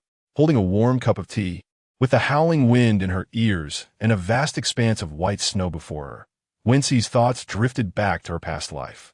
She recalled the scene of her first true visit to this estate during the 3rd year of her marriage on the New Year's Day. By then, she had relinquished any illusions about Li Yulin, only to remember that she still had this place, which her aunt and half-sister visited yearly, perhaps imbued with some significance. In previous spring seasons, she had often wondered why her aunt never took her along. Instead, she was left waiting in the manor for gifts brought back from the estate, which could hardly soothe the girl's yearning for familial affection. In the unseen corners, the seemingly oblivious 3rd Miss Su had indeed felt jealousy. Yet, she had grown accustomed to masking this subtle pain with arrogance and coarseness. On that same wretched night, she sat in this very spot, allowing the wind and snow to rage outside. Thoughts of Li Yulin and Lan Ji, the absurdity of their marriage, and the ensuing long, desolate life flooded her mind, leaving her with a profound sense of hopelessness and solitude. Amidst the heavy snowfall, Steward Qian suddenly reported that a guest sought to stay the night. Though he did not reveal the identity of this visitor, Wenxi did not inquire further, assuming it was merely a matter concerning someone acquainted with Qian. The following morning, as the wind subsided and the snow ceased, a vast, white world unfolded before her. A long trail of footprints extended from the right side guest room, varying in depth, leading all the way to the exit of the homestead. Compelled by an inexplicable urge, she glanced inside. The guest room was meticulously arranged. Even the bedding and chairs were positioned as they had been, with only a faint scent of pine hinting at a recent occupant. Upon closer inspection, Wenxi discovered a stack of papers on the desk, adorned with exquisite calligraphy in the elegant style of a scholar, both refined and resplendent, instantly captivating her. As she perused the content, which seemed inconsequential, she harbored a secret intention to keep it. Subsequently, during moments of idleness, Wenxi practiced copying those elegant characters, finding an unexpected tranquility in the process, granting her a fleeting sense of ease. Chapter 33. An unexpected encounter that evening. When she meticulously massaged her grandmother's legs before finally retreating to her room to rest. The night was filled with a tempest of wind and snow, and she slipped into a deep, sweet slumber, only to awaken to the brilliance of dawn. The maids had already risen, and the room was illuminated by the bright reflection of the snow. As when she dressed, she gazed through the window's slight opening, her breath momentarily clouding her vision. Xinyue entered with a cheerful demeanor, inquiring whether the third young lady had slept well the previous night. Observing Wenxi carrying a basin of water and cleansing implements, Wenxi instinctively picked up a comb to assist in arranging her hair. Upon learning that old lady Su had risen, those around Wenxi naturally quickened their preparations. Nevertheless, by the time they finished breakfast, it was already nearing the end of the hour. Today, Wenxi donned a red flower-patterned cloak, paired with a light apricot-colored skirt adorned with a grass motif, and on her feet, she wore the warmest deer leather boots. With Xinyue's assistance, her hair was transformed from the childish twin buns to a more elegant style, featuring delicate braids that accentuated her youthful charm and playful beauty. Considering the cold, Chun Tao had added a soft, smooth white fox fur collar around her neck before she stepped outside. As when she ventured into the snow, she appeared to infuse the pristine, crystalline world with a vivid splash of color, brilliant red against pure white. Like the finishing touch in an ink-wash painting, she radiated an enchanting beauty that was innately hers. It was at this moment that Shun Jian arrived at the estate. Having not returned to his ancestral home, he found himself aimlessly wandering the capital, immersing himself in his studies. After much persuasion from the matron, he had come to this estate to relax. But little did he expect that within 2 days, he would be informed of his cousin and a matriarch from the Su family visiting a nearby village. As a younger relative, despite his accustomed solitude, he felt compelled to pay a visit. However, upon stepping foot into the scene before him, he could not help but feel a twinge of regret. The young woman before him, with her radiant eyes and bright smile, seemed acutely aware that her beauty was a potent arrow, carrying with it a sweet poison that pierced through the icy air. Shun Jian widened his eyes, contemplating his grandmother and father's plans, and unconsciously furrowed his brow. When she and her companions had just emerged when they spotted manager Qian approaching with the group. As they drew near, she could discern the sharp features of the young man. His face was pale from the cold, yet the backdrop of the snowy landscape rendered his lips even more crimson. His dark green hairpin held a lock of his black hair atop his head, while the remainder cascaded down, lending him an ethereal quality amidst the chill. When she had not anticipated encountering Shun Jian at this moment, having just shared laughter with her maids, a faint blush still adorned her cheeks. Upon catching sight of her otherworldly second cousin in the snow, a foolish smile involuntarily blossomed on her face. Yet, despite having noticed her, he furrowed his brow and turned his attention to their grandmother. The unmistakable displeasure in his eyes stung Wenxi, leaving her to lament that beauty can lead one astray. She had to remind herself once more to be cautious in her interactions with these future power brokers, ensuring she would not be deceived by superficial appearances as she had been moments ago. After Shun Jian and Madame Su exchanged pleasantries, when she, with a hint of trepidation, called out to her second cousin, who merely nodded in response. His unpredictable nature was truly unprecedented, making it a challenge to win his favor. Contemplating her inner plans, when she could only let out a small sigh amidst her despondency, Shun Jian was ushered into the spacious hall for tea, where he engaged in conversation with Madame Su. Observing the furrow in his brow, when she wisely refrained from joining them, instead wandering about with a group of maids to admire the snowy landscape. By the time they returned, he had already departed. Shun Jian bid farewell to Madame Su with a smile, his personal servant trailing closely behind. The servant glanced at the expressionless young master, whose thin lips were pressed tightly together, suggesting he was not in high spirits.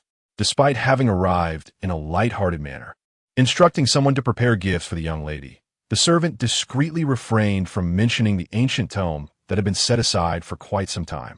Wenxi, alongside her grandmother and under the guidance of Qian Guanshi's eldest son, Qian Tu, continued to enjoy the snowy scenery. The vast expanse of white could easily conceal pitfalls for the unacquainted. Once they had warmed up slightly, they made their way towards the enclosure housing the hot springs. The roof of the building was adorned with bright tiles, providing both shelter from the wind and ample light. Wenxi and Madame Su took a glance at the spring pool nearby, allowing the maids to indulge themselves in its warmth. The spring pool was lined with limestone slabs, meticulously smoothed on all sides, with hot water from the geothermal spring flowing directly into the pool via channels, maintaining a perfectly comfortable temperature. The cheerful laughter of Wenxi and her companions resonated in the spacious enclosure, causing the already burdened roof to shed delicate flakes of snow. Upon returning, Shun Jianan did not immerse himself in his usual studies. Instead, he impulsively instructed his servant to prepare the garments for bathing. Just as he began to drift into a state of relaxation, he was startled by the familiar sound of a woman's voice and laughter emanating from outside the wall. The joyous, carefree laughter of young girls made his brow twitch involuntarily. Once again, his gaze swept towards the rack where the garments were placed, and there stood the ancient books awaiting delivery. Shun Jianan quietly splashed some water, attempting to quell emotions he could not fully comprehend. After a few moments, he resumed pouring water over himself, the splashes echoing harmoniously with the laughter from outside. The two estates belonging to the Shun family were originally one, with only a portion divided off when his aunt married. Both contained natural hot springs, so hearing sound from a distance was hardly surprising. While Shun Jianan grappled with his own discomfort, when she and her companions luxuriated in the soothing warmth of the spring, Qian Guanshi had instructed the waiting maids to bring tea and snacks, which were set nearby on a tray at the edge of the pool. When she, nestled in the comforting warmth of the spring, had a thick shawl draped over her shoulders. She and her grandmother reclined at the edge of the pool, discussing trivial matters while enjoying the delicacies, ultimately savoring a sip of the fragrant floral tea. In the frigid chill of winter, beneath the resplendent expanse of the sky, one cannot help but feel a sense of expansive joy within the heart. Old Lady Su was equally pleased, gazing at her soft and warm little granddaughter, which inevitably stirred memories of her own youth.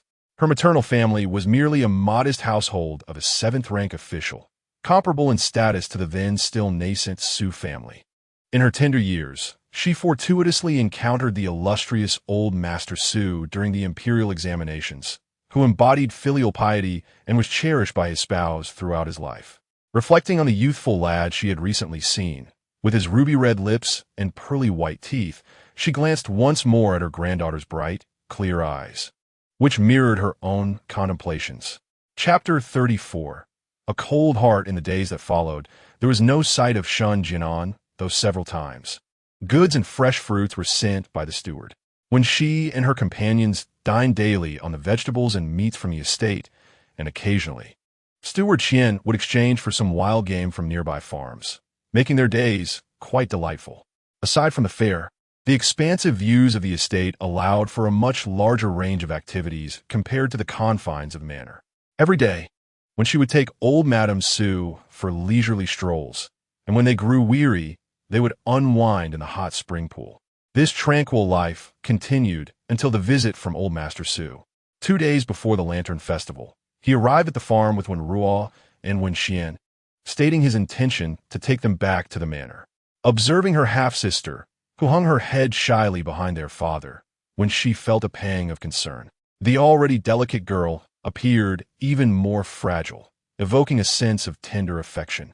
Before old Master Su, she stepped forward to bow gracefully to old Madame Su and then politely greeted Wenxi, expressing her longings and experiences during her absence, leaving one momentarily unsure of the sincerity behind her words. Wenxi smiled faintly, stepping forward to feign intimacy as she gently assisted her, then instructed the steward to prepare lunch. Since they had come all this way, it would be unwise to leave immediately. After dining, they could take their time packing up, allowing old Master Su's party to explore and rest a bit. It was Wen Xian's first visit here, and she eagerly begged Wenxi to show her around. For Wen Ruo, this place was all too familiar. Lacking interest in wandering, she chose to remain behind. Old Master Su and Old Madam Su conversed in the hall, discussing matters regarding the Wang family and their life on the estate. Before long, the topic turned to Shun Jinan. The young man from the Shun family was truly commendable, polite, and remarkably handsome. Old Master Su nodded in agreement, expressing confidence in Jianan's talents, and they shared a knowing smile regarding the upcoming imperial examination. Unbeknownst to them, when Ruo stood in the corridor, listening intently, even catching the subtle expressions exchanged between the two. To others, their brief conversation might seem ambiguous, but she understood all too well. Both her father and grandmother had their eyes set on Shun Jinan, and the examination would merely serve as a precursor to discussions of marriage. As a concubine's daughter, she had never been included in such considerations, a fact she was acutely aware of. It seemed imperative to reveal the truth about certain matters soon. Moreover, there was the matter of her stepmother. She could not remain hidden in the Buddhist hall forever. She needed to devise a plan. Currently, her father treated her with a semblance of kindness, and she intended to leverage that affection to her advantage. As when Ruo contemplated in the corridor, her expression shifting, she remained unaware that Chun Tao had been quietly observing her. Third sister, called the 10-year-old Wenxi. Take me to see where the hot spring is. Wenxi, unable to deny her request, agreed to accompany her, only to find that when Ruo, who had previously shown little interest in anything, decided to follow as well. Upon reaching the vicinity of the courtyard, Wenxi led Wenxi to the spring, leaving Ruo outside alone. When they emerged, they found no one waiting outside, and upon inquiring with the maid on duty, her expression was evasive. Wenxi's heart skipped a beat as she suddenly recalled the nearest zhuangzi.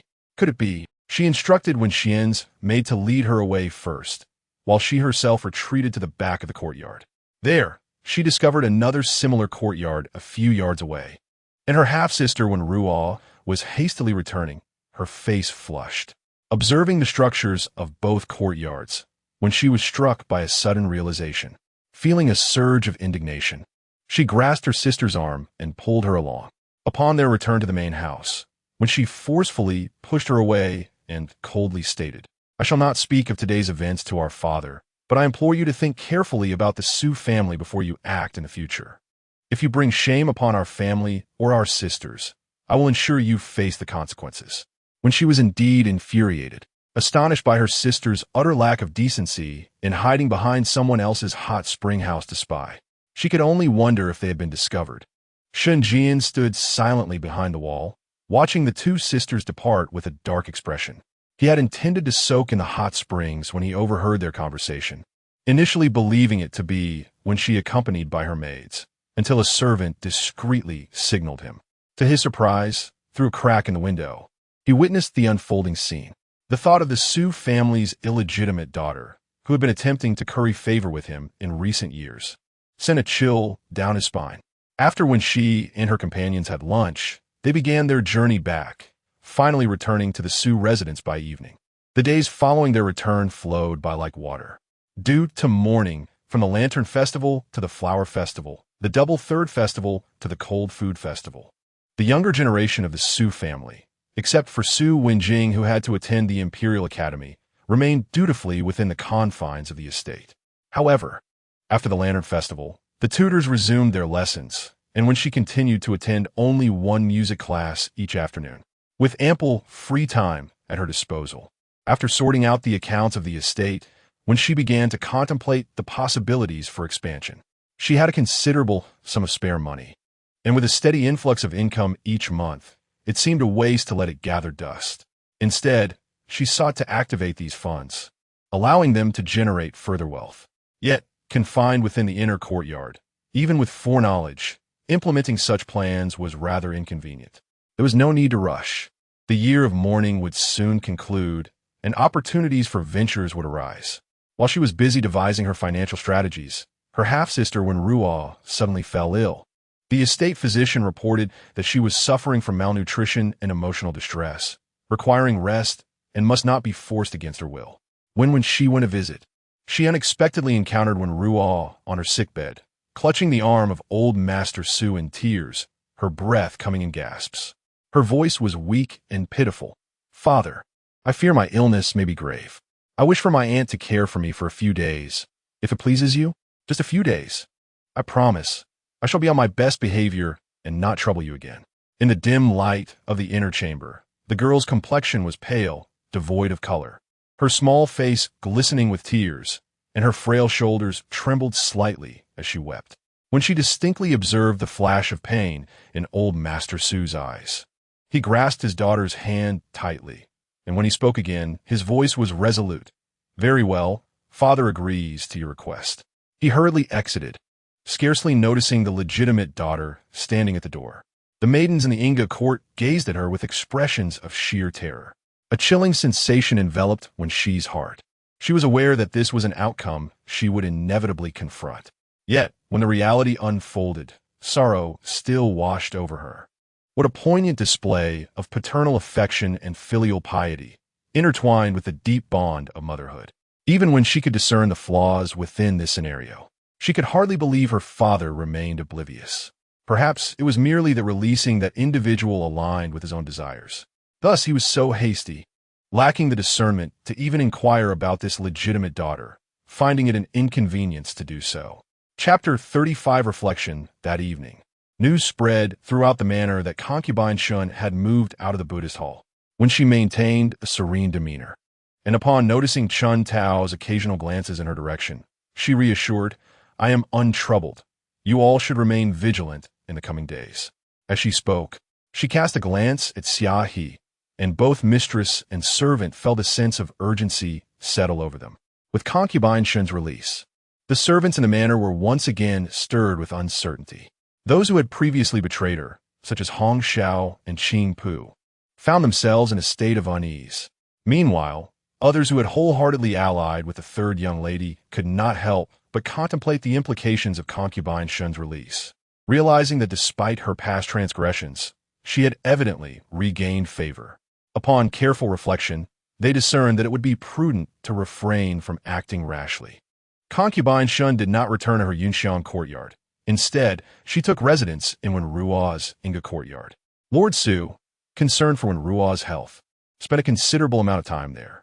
Since Concubine Shun's arrival, Wenruo's condition appeared to be improving, transitioning from an inability to consume food to being able to partake in porridge and broth. However, her recovery was fraught with setbacks. Just as she seemed to be on the mend, she would catch a chill, suffering from either a cough or headaches, leading to a constant rotation of physicians in the courtyard. Concubine Shun endeavored to care for her, but soon fell ill herself, causing Lord Su considerable anxiety. Juggling concern for the young and comfort for the elder, he nearly forgot his previous grievances. Indeed, Concubine Shun had lost considerable weight. Her trusted maidservants had been largely dismissed, and the Buddhist hall was now guarded by 2 retainers sent by the Wang family. Although her meals were not deprived, the culinary offerings from Yunxiang courtyard, traditionally prepared in a small kitchen, were far more refined than those from the main kitchen. Initially, she found the food difficult to swallow, but gradually adjusted. As worries about her daughter's future consumed her thoughts, she felt a profound melancholy and a natural decline in appetite, fearing she might be permanently confined to the Buddhist hall. Fortunately, when Ruo devised this plan, albeit somewhat foolish, it ultimately led to her release. With a tumultuous heart, Concubine Shun sipped from her bowl, gazing at Lord Su, who sat beside her with a stern expression. Lowering her head, she fought back tears. "My lord, I am deserving of death 1,000 times over. And I thank you for your care of Roar."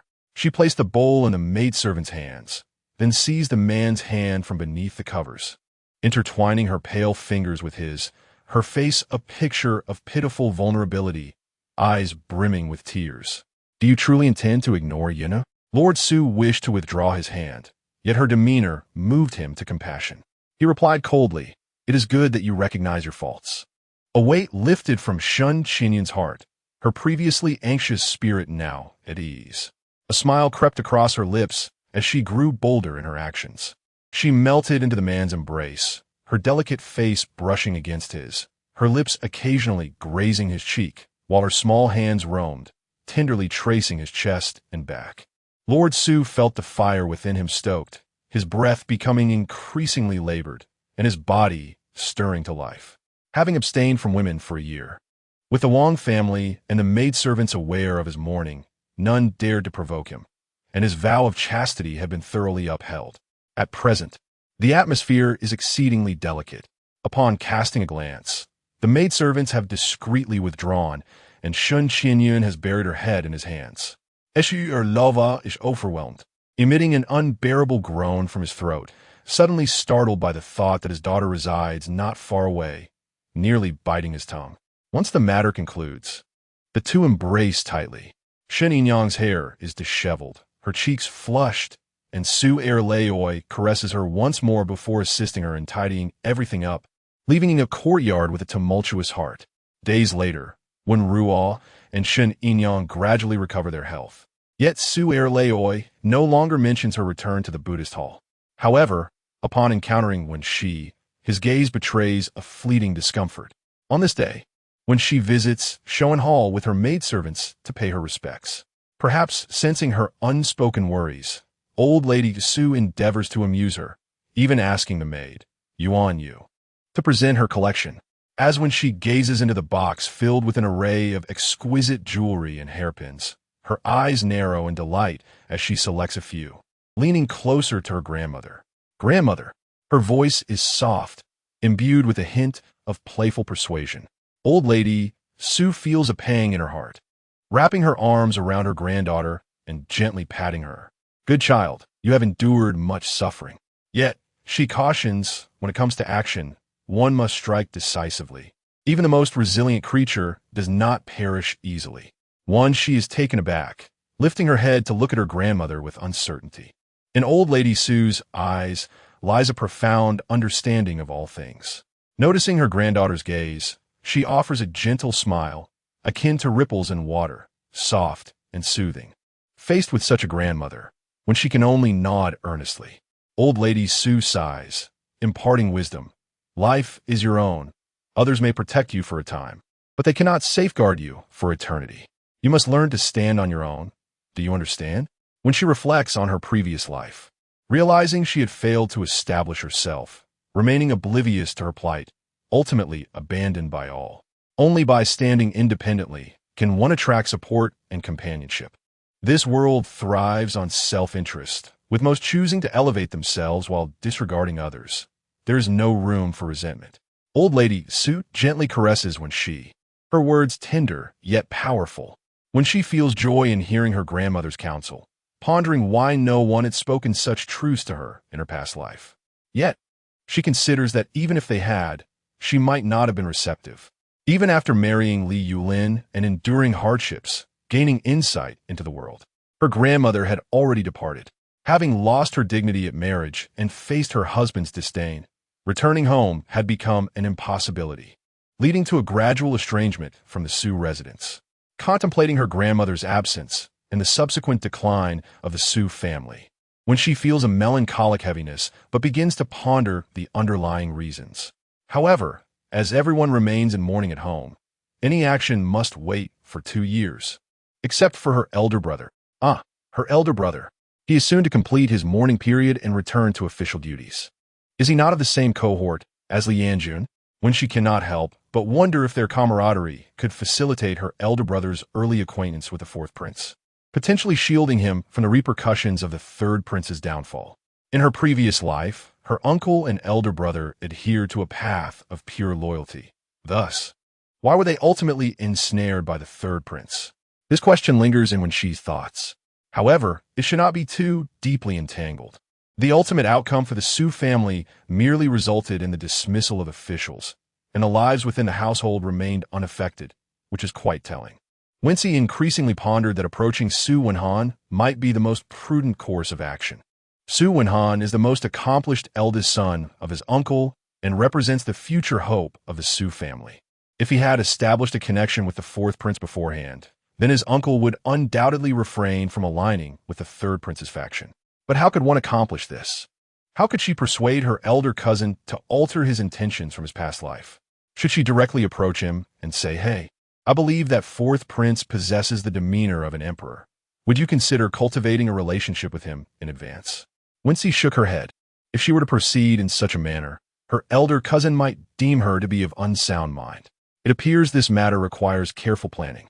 These thoughts occupied Wenxi's mind, and she remained furrowed in contemplation even after exiting Showen Hall. At that moment, Xiaohi hurriedly approached, causing her heart to tighten.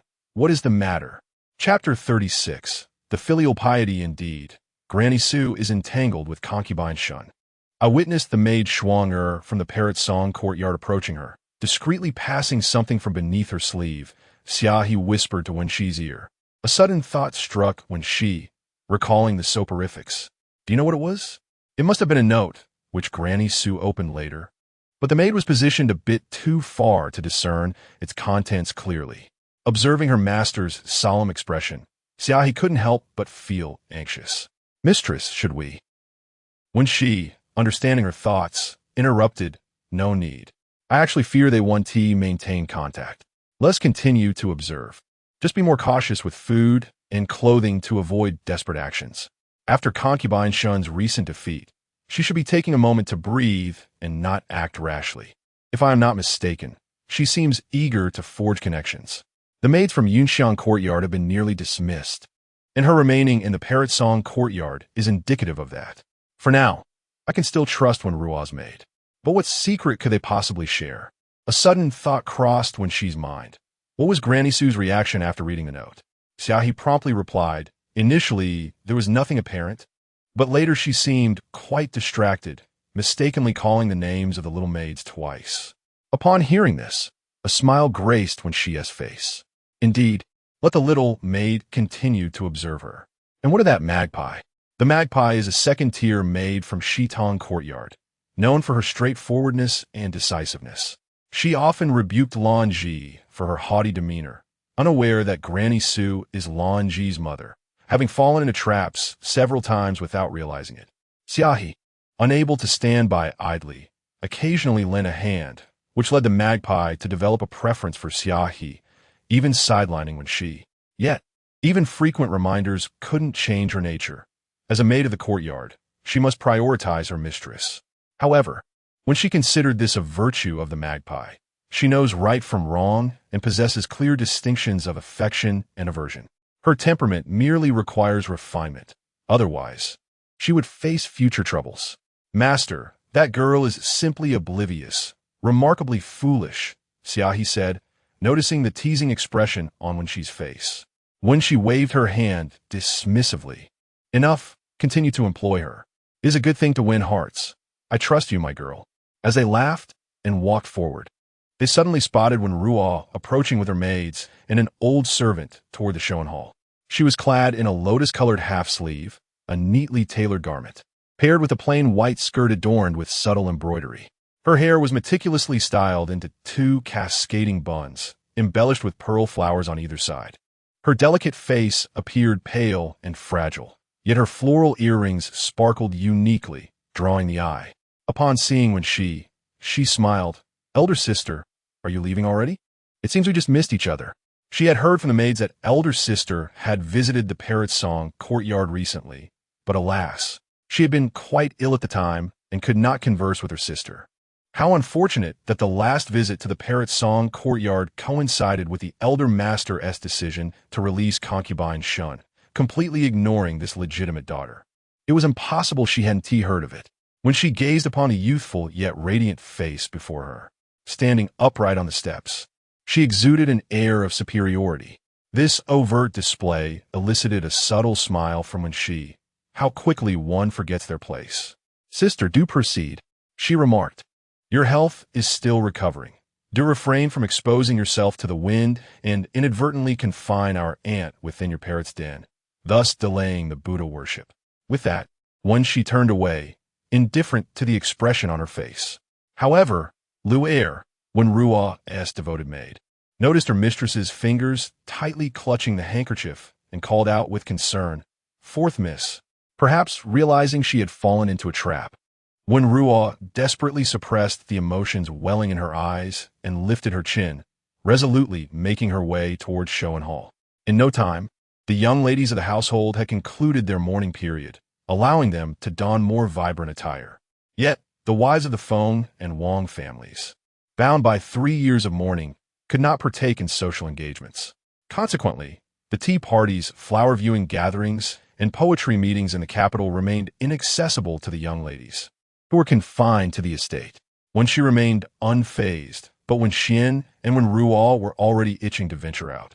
At 11 years old, Wenxian was at the age of curiosity regarding such social affairs. As for Wenruo, confident in her poetic and musical talents, she had grown taller since the new year, blossoming like a tender spring bamboo shoot, unable to resist the urge to showcase her skills in public. Fortunately, the bathing Buddha festival was approaching, and the ladies of the household would attend together. On this day, her elder brother, Wenjing, was absent from the National Academy, and instead, the company was led by the elder brother, Su Wenhan.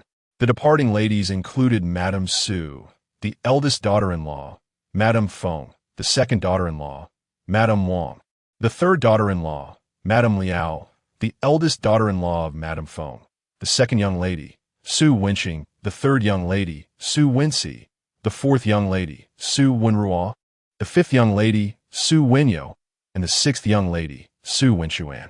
Upon witnessing Madame Feng and Madame Lu assisting Madame Su into the foremost carriage, when she had no choice but to share a carriage with Madame Wang, Wenxian, and Wenruo.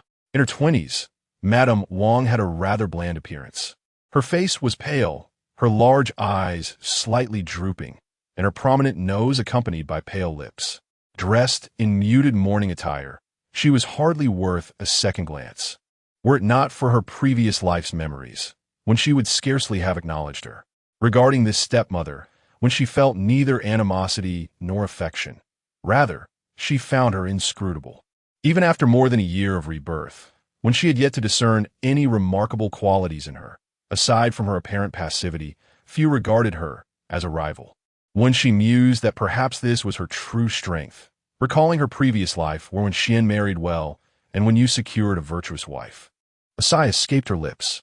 The carriage was spacious enough, with when Ruo and when she seated side by side, while Madame Wang embraced her daughter, and the maids trailed behind on horseback. Thankfully, the journey was not lengthy, when she observed that both her sisters had donned bright outfits. When Xian wore a watermelon-red brocade robe, while when Ruo was adorned in a delicate pink ensemble. When Xian's hair was styled into two playful buns, adorned with a string of pearls that swayed charmingly, presenting a delightful and innocent appearance. In contrast, when Ruo had meticulously braided her hair, cinched at the waist with a white belt featuring a grass pattern, embodying the grace of a refined young lady. As the two younger sisters conversed, Wenxi felt no desire to join their dialogue. Instead, she discreetly parted the carriage curtain just enough to glimpse the scenery outside. Ultimately, she was mindful of her stepmother's presence, which dampened her enjoyment, offering only a slight breath of fresh air. Reflecting on the last bathing Buddha festival, when she had been with her grandmother, she felt a sense of ease in her heart. Her gaze shifted to the front, resting upon Su Wenhan. During their last visit to the great Buddha temple, they had encountered the fourth prince. How delightful it would be if her elder brother could meet him this time as well. Ideally, Li Yanjun would accompany them, given that the two were in the same academic cohort. Perhaps, through their interactions, Su Wenhan might forge a connection with the fourth prince. Wenxi harbored no concerns regarding her elder brother's abilities. In her past life, he thrived in the Ministry of Revenue, and had it not been for the entanglements of the third prince's case, his future would have been exceedingly promising. Furthermore, with his exceptional talent in mathematics, it was not inconceivable for him to attain the position of grand mathematician. The shrewd fourth prince would surely recognize his worth. Yet Wenxi worried that her elder brother's unwavering integrity might offend the nobility. Chapter 37. Schemes. As when Ruo conversed with Wenxian, she discreetly scrutinized her legitimate elder sister beside her. In a corner hidden from all, her gaze flickered as she recalled her aunt's admonitions to remain low-key and temporarily set aside her grievances with her sister. Yet, she defiantly resisted this counsel. Why should she? She was merely a foolish pawn, once toyed with by the two women. When Ruo cast a glance at her legitimate sister, adorned in seemingly ordinary yet undeniably luxurious fabric, garments that rightfully belonged to her, a frown creased her brow as she sensed the resurgence of a persistent headache. This time, the toll on her body in rescuing her aunt was indeed considerable. To blend in more convincingly, she had no choice but to sacrifice her own well-being. Yet gazing upon her sister's delicate, fair visage and slender fingers, Wenruo could not help but feel a surge of indignation. Having arrived early, the Su family was fortunate not to encounter the same delays as before. Nevertheless, it was a day of significance. At dawn, the monks had already set up the platform in the square, and numerous affluent ladies from the capital had gathered, scattered about the vicinity. As the Su family passed by, acquaintances approached to exchange pleasantries, inadvertently prolonging their stay. On this visit to the great Buddha temple, while Wenxi was certainly there to offer incense and prayers for her mother before the Bodhisattva, the women of the Su family were also to burn scriptures in memory of the late patriarch, ultimately requesting the monks to recite a passage of the Rebirth mantra. Following Wenxi were Chun Tao and Lan Ji, regrettably, to keep a watchful eye on Granny Su and Aunt Shun. She had to leave Xia He at home time and again.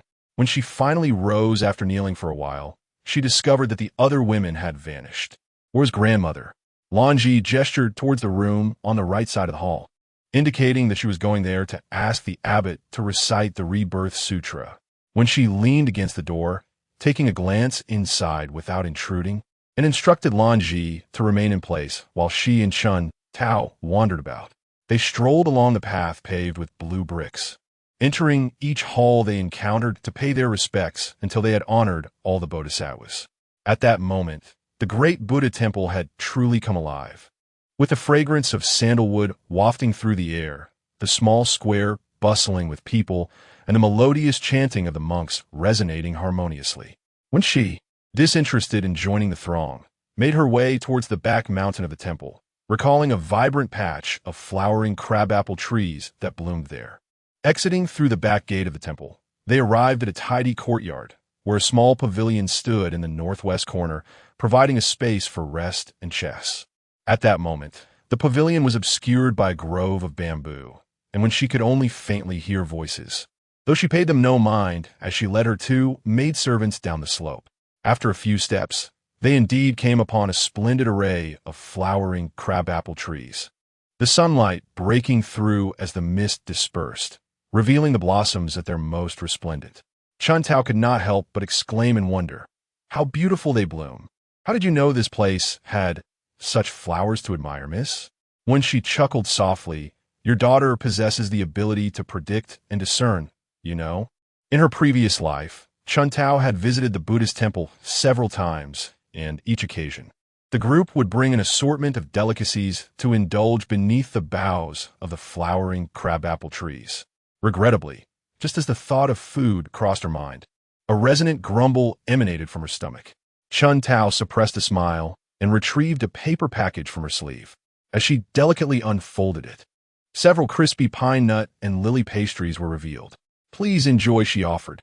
The outer crust of the lily pastry was delightfully flaky, while the filling was a harmonious blend of pine nuts and lily powder. At this moment, when she was genuinely famished, and she discreetly began to nibble on the treat from the sleeve of her robe, unbeknownst to her, within the secluded pavilion nestled amidst the bamboo grove, 3 unexpected individuals were seated. The foremost figure donned a meticulously crafted black ensemble, while the 2 seated opposite him were none other than Li Yin-jun and Su Wenhan. This black-clad gentleman, though not adorned in princely garb, wore plain attire that nonetheless hinted at his noble status through the embroidery at the cuffs and collar. His poised demeanor unmistakably conveyed the air of a natural leader. After when she and her companions departed, Su Wenhan exhaled a sigh of relief, for they could clearly see that the third young lady was merrily chatting with her maid while indulging in pastries. Neither Li Yin-jun, seated beside him, nor the fourth prince, positioned at the head of the table, exhibited any inclination to intervene. Su Wenhan harbored concerns that the young maid, in her naivety, might utter something scandalous. Fortunately, her remarks were merely about the delectable treats, which were not of particular consequence. Upon Wenxi's return, she discovered that her grandmother and the others had already taken their seats in the pavilion on the right side of the grand hall. She noticed that, aside from herself, her sisters Wenruo and Wenxian were absent, prompting Wangshi to send someone to search for them. Wenqing, and Wen Yao stood obediently nearby. But where were the fourth and sixth sisters? When she leaned closer and whispered to her second sister, Su Wenqing, with a stern expression, replied, "How would I know?" When she playfully nudged her arm, a smile broke through Su Wenqing's serious facade, though her tone remained sharp. "Where on earth have you been? If I hadn't tea covered for you, claiming you were off to worship the Buddha, do you think our stepmother wouldn't have scolded you?" After saying this, she took a handkerchief to wipe Wenxi's mouth, cautioning her, "Be careful running around. You might get abducted." When she felt her cheeks flush slightly. Despite her second sister's fierce demeanor, she recognized her efforts to conceal her gluttony.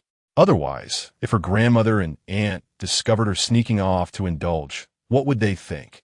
The complexity of her emotions stirred within her, as she was, in truth, much older than Wenqing, but found herself being cared for by her.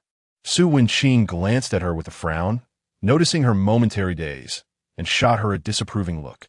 Meanwhile, in the courtyard of the Buddhist temple, Li Yulin hesitated, unsure whether to accept the item offered by Su Wen Ruo's little maid. If he declined, it would disregard the good intentions of Miss Su. Recalling their previous encounter, he pondered for a moment before reaching out to accept the fan, yet directed his words towards Su Wen Ruo. "Please, do not send such gifts again. It is rather inappropriate for a young lady of your standing to engage in such acts." Su Wen Ruo furrowed her brows, seemingly distressed. Eldest sister, she. In this moment, her demeanor resembled that of an oppressed half-sister, leaving him with little room for misunderstanding. An overwhelming anger surged within Li Yulin. It was clear that Su Wenqi had remained as insufferable as ever, and he regretted his earlier compassion. With a resolute heart, he spoke with a firmness that was markedly more pronounced, declaring that she should no longer assist in such matters and that she ought to approach him directly. When Ruo, momentarily taken aback, cast a glare at her maid, Lu Er, and solemnly admonished her not to let her legitimate sister discover that gifts had been sent in her name, as it was known that the items had been given from her hands. After this, she glanced once more at the shadowy bamboo grove, as if she had heard a sound, yet upon straining to discern it, she only perceived the shadows dancing amidst the rustling leaves stirred by the wind. After the fourth prince and Su Wenhan departed, Li Yanjun lingered a while longer in the pavilion, only to unexpectedly witness this scene unfold. As a diligent official who rose early and retired late, he ought not to have been preoccupied with the schemes of these young ladies. Yet, considering that the principal character was none other than his own nephew, he stole a glance. The legitimate sister mentioned by the young woman was none other than the devout lady, kneeling in reverence before the 3 generations of Buddhas, graceful as a lotus flower. Li Yanjun raised an eyebrow with intrigue. Once everyone, including Su Wenhan, returned, the Su family finally proceeded to partake in the vegetarian feast. Due to the overwhelming number of patrons, there were no seats available upon their arrival, fortuitously encountering Jiang Mingwan and the Jiang family from the Li residence. Witnessing Feng's warm greeting, when she was filled with mixed emotions, this woman, who had once regarded her with disdain in a previous life, was now exuding warmth as she engaged in conversation with her aunt, even graciously inviting the Su family to share her table. Reflecting on Li Yanjun's current position, having recently made a name for himself in the Ministry of Personnel, and considering that Li Yulin had yet to attain the rank of a successful scholar, when she suddenly smiled in realization. Although Jiang Shi did not hold Li Yanjun in high regard as a younger brother-in-law, she was aware of his influential reputation. The higher Li Yanjun ascended in status in his past life, the more she found fault with her daughter-in-law. Yet, secretly, Jiang Shi envied her younger brother-in-law, often berating her for being a wife who bore no offspring.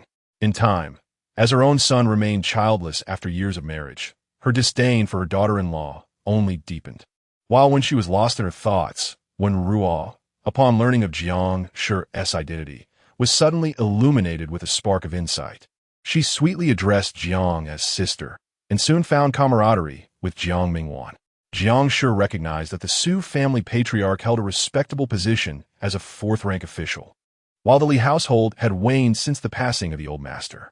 Jiang Shi's own family background was modest, and Jiang Mingwan's was even less distinguished. Thus, the willingness of this young lady from the Su family to flatter her was met with her delight. However, upon realizing that it was the fourth daughter of the Su family who was ingratiating herself, she could scarcely conceal the disdain in her eyes. In the capital, the children of official families were no strangers to the intricacies of social maneuvering. A mere illegitimate daughter, jumping about, had nothing to gain but the loss of her own dignity. Chapter 38. Intimate encounter when she gazed at her half-sister, whose expression radiated with pride, and could not help but furrow her brow. She distinctly sensed a hint of provocation in Wenrua's gaze since her return. What could she possibly do in such a brief moment? The vegetarian dishes served at the Great Buddha Temple were crafted from seasonal vegetables and tofu, with ingredients that, while not particularly rare, were prepared in a manner that, though simple, yielded an unexpectedly refreshing and delectable taste. When she and her companions indulged heartily, even elder Madame Su extolled the virtues of the dishes. After the meal, the group of young women chose to accompany their grandmother to the small square for the ceremonial gathering, rather than dispersing. The abbot, accompanied by all the monks, chanted the scriptures in melodious tones. The ethereal sounds seemed to penetrate the soul, allowing one to feel the compassion and power of the Buddha's teachings. In that moment, silence enveloped everyone, when she too closed her eyes, receiving a spiritual cleansing amidst the unique cadence. Elder Madame Su surveyed the surroundings and nodded in approval. As the ceremony concluded, it was already dusk, and the Su family began to follow the crowd down the mountain. However, Su Wenhan had mysteriously vanished. Aunt Feng suggested that the ladies descend first, leaving the eldest sister-in-law, Lu, to wait with the maidservants at the temple's exit. Remembering her last encounter with Li Yanjun at the temple, when she proposed to keep Lu company while awaiting her elder brother.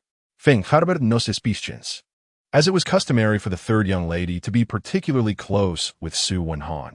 Her presence here was certainly more reliable than leaving Lu alone.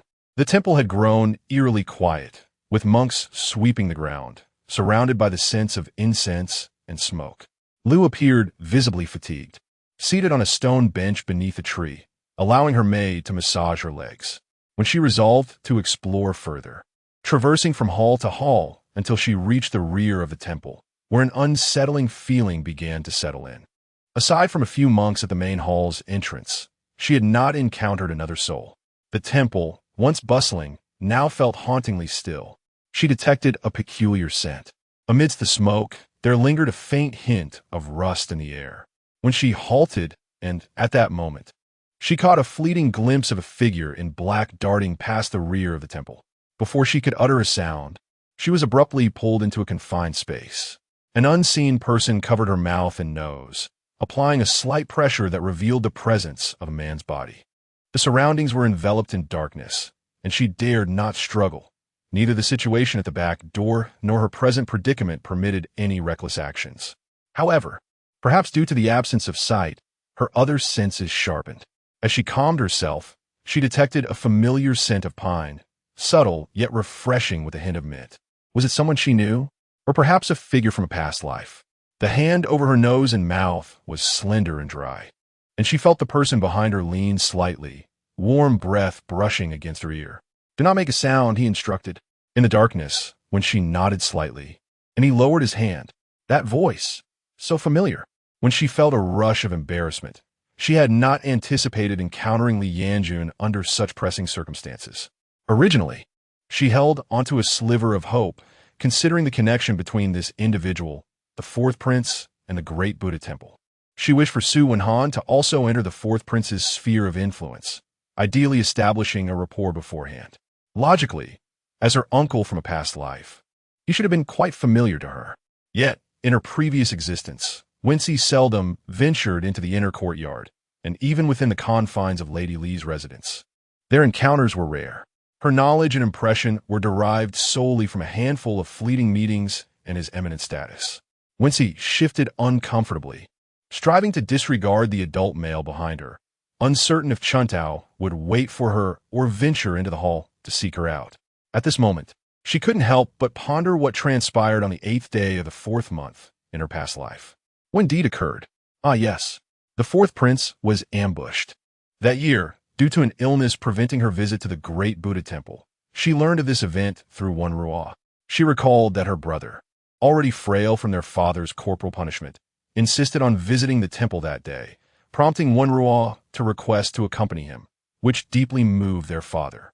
Wenxi felt a pang of sorrow. The fourth prince was attacked. Where was Su Wenhan during this turmoil? The enclosed space appeared dim, yet Li Yanjun had exceptional eyesight since childhood. Though he could not discern the subtle expressions on her face, he was acutely aware of the girl's every startled reaction, yet now was not the moment for words. The benevolent thought that had crossed his mind earlier now seemed misplaced, as the petite frame beside him, accentuated by the darkness, heightened other sensations as well. Li Yanjun offered an awkward smile. As time gradually drifted by, a cacophony of footsteps resonated, some drawing closer, halting not far from the hall. Wenxi's heart raced. Her hands clenched anxiously. Just as her heart felt ready to leap into her throat, she sensed Li Yanjun patting her shoulder, seemingly to offer comfort. This gesture caused her shoulders to slump. Indeed, the future Minister of Personnel was in this predicament alongside her, and she ought to possess greater confidence. However, she could not help but reflect on her own unpredictable variable. The gentle flutter of a butterfly's wings altering the course of events, transforming the fate of a once promising official. As her patience waned in the enveloping darkness, a sudden voice called from outside. "Master!" Wenxi jolted, her surroundings shifting as she was led out of the confined space. Once her eyes adjusted to the light outside, she beheld Li Yanjun's servant standing within the hall. The servant, taken aback upon finding his master in the company of a young maiden, hesitated momentarily. Wenxi offered an awkward smile and glanced back, realizing that the entrance she had just exited bore no trace of her passage, resembling an unblemished wall. How she had entered and exited remained a mystery to her. Perhaps she had inadvertently triggered an unknown mechanism. Li Yanjun seemed exceptionally familiar with the layout of the great Buddha temple, just as he had been before. It appeared this temple concealed numerous secrets, yet she wondered how Su Wenhan fared at this moment. Soon, Chuntao approached, but by then, Li Yanjun had already departed. "Where have you been, my lady?" she inquired upon finding Wenxi alone. The servant had been waiting outside for quite some time, initially intending to seek you, but was led away by a monk. Seeing her sorrowful countenance, which she could only offer words of comfort. "It is nothing. I merely sat there alone for a while." Raising her gaze to the sky, noticing that dusk was approaching, she suggested they tidy themselves up and return. As the two conversed while walking, they encountered Su Wenhan and the fourth prince at the exit of the temple, accompanied by a retinue of guards wielding swords, their faces stained with blood. A clear indication of a recent and brutal conflict. From a distance, Su Wenhan spotted them and quickly bid farewell to the fourth prince. "Why has my third sister not yet departed?" Observing his seemingly nonchalant demeanor, when she felt a measure of relief and responded to his earlier inquiry, "Of course. I came in search of you. Dear brother, did you not encounter danger?" Su Wenhan's expression turned grave as he replied, "We shall discuss it upon our return." Aware that matters concerning royalty were delicate, when she refrained from further questioning. However, seeing her elder cousin alongside the fourth prince, she felt a sense of reassurance. The group made their way back to the entrance of the temple, where her elder sister-in-law awaited them. With everyone safe and sound, her heart finally eased. Upon reaching the foot of the mountain, they observed several carriages belonging to the Su family still stationed there. Upon noticing them, Fengshe hurriedly approached, with Su Wenhan present. When she felt no obligation to respond, her aunt and grandmother would handle matters accordingly. Yet, when Ruo wore an inquisitive expression, and when she had no intention of indulging her curiosity, since Fengshe had not inquired, she was content to remain reticent. As the carriage swayed, the waning rays of the sun illuminated their return path, and glancing back at Mount Falon, she saw that half of it had already succumbed to shadow. Reflecting upon the events experienced in the temple, when she felt as though she had traversed a dream, for the first time, she confronted the capricious nature of this dynasty, suddenly realizing that those born into privilege also bore their own hardships. In a state of semi-consciousness, she recalled events surrounding the attempted assassination of the crown prince from a previous life. That summer, an unprecedented flood ravaged the Jiangsu and Zhejiang regions, leading to an alarming rise in grain prices. What once could be purchased for 1 or 2 taels of silver, 7 to 8 stones of rice, now only yielded 2 to 3 stones, an increase of more than double. Chapter 39. The suspicion of the fragrance in the days that followed. News indeed spread through the capital regarding the assassination attempt on the fourth prince at the Great Buddha Temple. The members of the Su family, being privy to the truth, became increasingly cautious in their actions. Fortunately, aside from Su Wenhan, both the elder and second masters of the Su household were in mourning at home. The elder master promptly summoned his eldest son to ascertain the details of the incident, with the second master present as well. Both men, upon hearing the account, felt a wave of anxiety wash over them.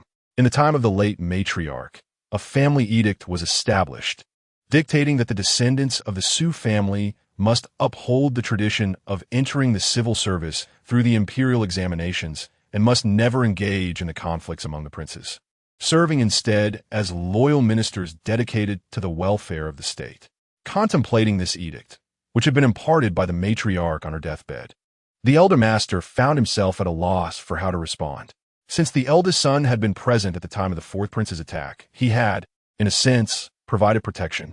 However, the identity of the assailant remained shrouded in uncertainty, with each person holding their own suspicions. Even Wenxi could not help but shed a tear for the third prince, yet the obvious conclusion, that he was responsible, was too simplistic. Ultimately, although the Su family outwardly hesitated to acknowledge it, they understood that following this incident, they would naturally be aligned with the faction of the fourth prince. The elder master held the position of a fourth-rank official responsible for diplomatic and ceremonial affairs, while the second master's role as an editor in the Hanlin Academy was of little significance. There was little need for either prince to court their favor. Or perhaps the fourth prince merely recognized Su Wenhan's talents and acted accordingly. With the attempted assassination of the fourth prince, the subsequent house arrest of the third prince sent ripples of unrest throughout the court. Emperor Jiaxi, at the age of 63, was not considered particularly old, yet rumors of his declining health had surfaced frequently over the past 2 years. The two adult princes were in a complicated situation. The third prince's birth mother had been a low-ranking consort who passed away shortly after giving birth, leading to his upbringing under the care of the empress. Being the legitimate heir and receiving the direct guidance of the empress, the position of crown prince should have been easily attainable. However, the formidable influence of the empress's family, the Marquis of Wuan, coupled with the emperor's advancing age, caused the matter of appointing a crown prince to be indefinitely postponed. 2 years prior, the empress had passed away, and the Marquis of Wuan had fallen from grace, resulting in the downfall of numerous powerful factions in the court. Only then did the once prominent third prince begin to lose some of the attention he had commanded, as his younger brother began to share the spotlight. The fourth prince, being significantly younger and having lost his mother many years ago, remained inconspicuous in the court. Had Wenxi not experienced her previous life, she would have held a view akin to that of the majority. Yet, it was clear that the true capabilities of the fourth prince exceeded mere appearances. Reflecting on the iron-fisted strategies and policies he had employed after ascending the throne in her past life, she could not help but chuckle. However, in this lifetime, due to her involvement, the Su household would ultimately not find itself on the wrong side, and that was enough. With this significant concern alleviated, Wenxi turned her attention to preparing for the impending summer floods. She summoned Qianlu, instructing him to secure a modest storefront for rice and flour in an inconspicuous location, clandestinely purchasing rice at slightly above market prices. She also directed several estate managers to prioritize the cultivation of rice, a staple crop in the Jiangsu and Zhejiang regions, while minimizing the planting of soybeans, cotton, millet, and vegetables. Although Qianlu did not fully grasp her intentions, he executed her commands with precision. Wenxi had a profound admiration for this astute steward, who, in addition to possessing exceptional execution capabilities, exhibited no trace of arrogance. This indeed illustrates the advantage of engaging youthful individuals. They not only possess a remarkable capacity for learning, but also do not adhere strictly to the doctrine of experience. They extend an unusual level of trust and tolerance towards her, a young lady of delicate upbringing. Wenxi, upon contemplating him, recalled the figure of Granny Su from Shitong Courtyard, who perpetually gazed with eyes filled with unuttered words, embodying a blend of intention and restraint, while being exceedingly strict about the minor transgressions of the maidservants. That evening, Xiaohi gently pushed open Wenxi's study and whispered in her ear, "Miss, while you were away, I witnessed Lanner from Inga courtyard visiting Granny Su. This time, she presented a small square box made of sandalwood, no wider than a finger. As she spoke, she gestured with her hands. Wenxi suddenly lifted her head, wondering what it contained and how Granny Su had reacted. Xiaohi chuckled. "I haven't had the chance to take a look yet. We must wait until you send them away." When Granny Su received the item, her face turned pale, as if startled. Wenxi pondered momentarily. "You may leave for now. It is quite late. We shall discuss this tomorrow." The next day, Chun Tao bounced into the study, and indeed Granny Su did not decline the invitation, even bringing along Lan Ji. "How did you predict this?" Wenxi asked. She instructed someone to deliver items to Su Wenhan, the eldest grandson of the household and a distinguished scholar with a promising future. Granny Su was a woman of ambition and would seize any opportunity to ingratiate herself with a prominent family. As for Lan Ji's presence, that was a matter best left to their own intentions. Wenxi let out a cold laugh and exchanged a knowing glance with Xiaohi. Shitan courtyard was divided into 2 ear rooms, creating 4 distinct spaces, where Granny Su and Lan Ji occupied 2. Shortly thereafter, Xiaohi returned with the previously mentioned small sandalwood box, now perplexed by its lock. "Miss, what shall we do?" she inquired. Wenxi furrowed her brow as she examined the box closely. After a moment of contemplation, she slightly closed her eyes before reopening them, as if struck by a thought. "Fetch the jewelry box my mother left behind, and see if it bears an identical design." Chun Tao hurried to retrieve the jewelry box, and the 2 maidservants gathered around, indeed discovering a matching box within. Wenxi, using the copper strip left by her mother, easily opened it, revealing that both boxes were originally a pair. However, what perplexed her further was that Granny Su's box contained a tin of fragrant ointment.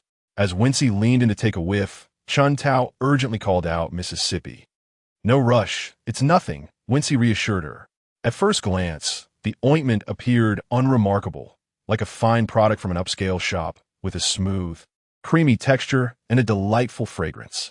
Yet, even so, it seemed excessive to encase it in a locked sandalwood box. Immediately, Wenxi instructed Xiaohi to bring a clean porcelain vial. She carefully scooped a small amount out, smoothed it, and placed it back in its original position. Although it was merely a box of ordinary ointment, since Madame Shun had chosen to utilize her mother's box, there must have been a specific intent behind it. As for the nature of that intent, Wenxi's expression turned icy. They would need to await further verification, hoping it was not as she feared. When she was unfamiliar with the physicians, and the court doctor was uneasy, thus he instructed Chun Tao to summon Zheng Yun from the second gate. Zheng Yun was someone she had found through Qian Lu, of a similar age to Wenxi, and had a brother stationed at the outer gate. The siblings hailed from a rural estate in the outskirts of the capital, neither tall nor short, neither stout nor slender. Their appearance was unremarkable, blending seamlessly into a crowd without standing out in any way. Wenxi was quite pleased with both of them, as it was inappropriate for a young lady to keep a servant close by. Placing them at the outer gate and the second gate was the most suitable arrangement.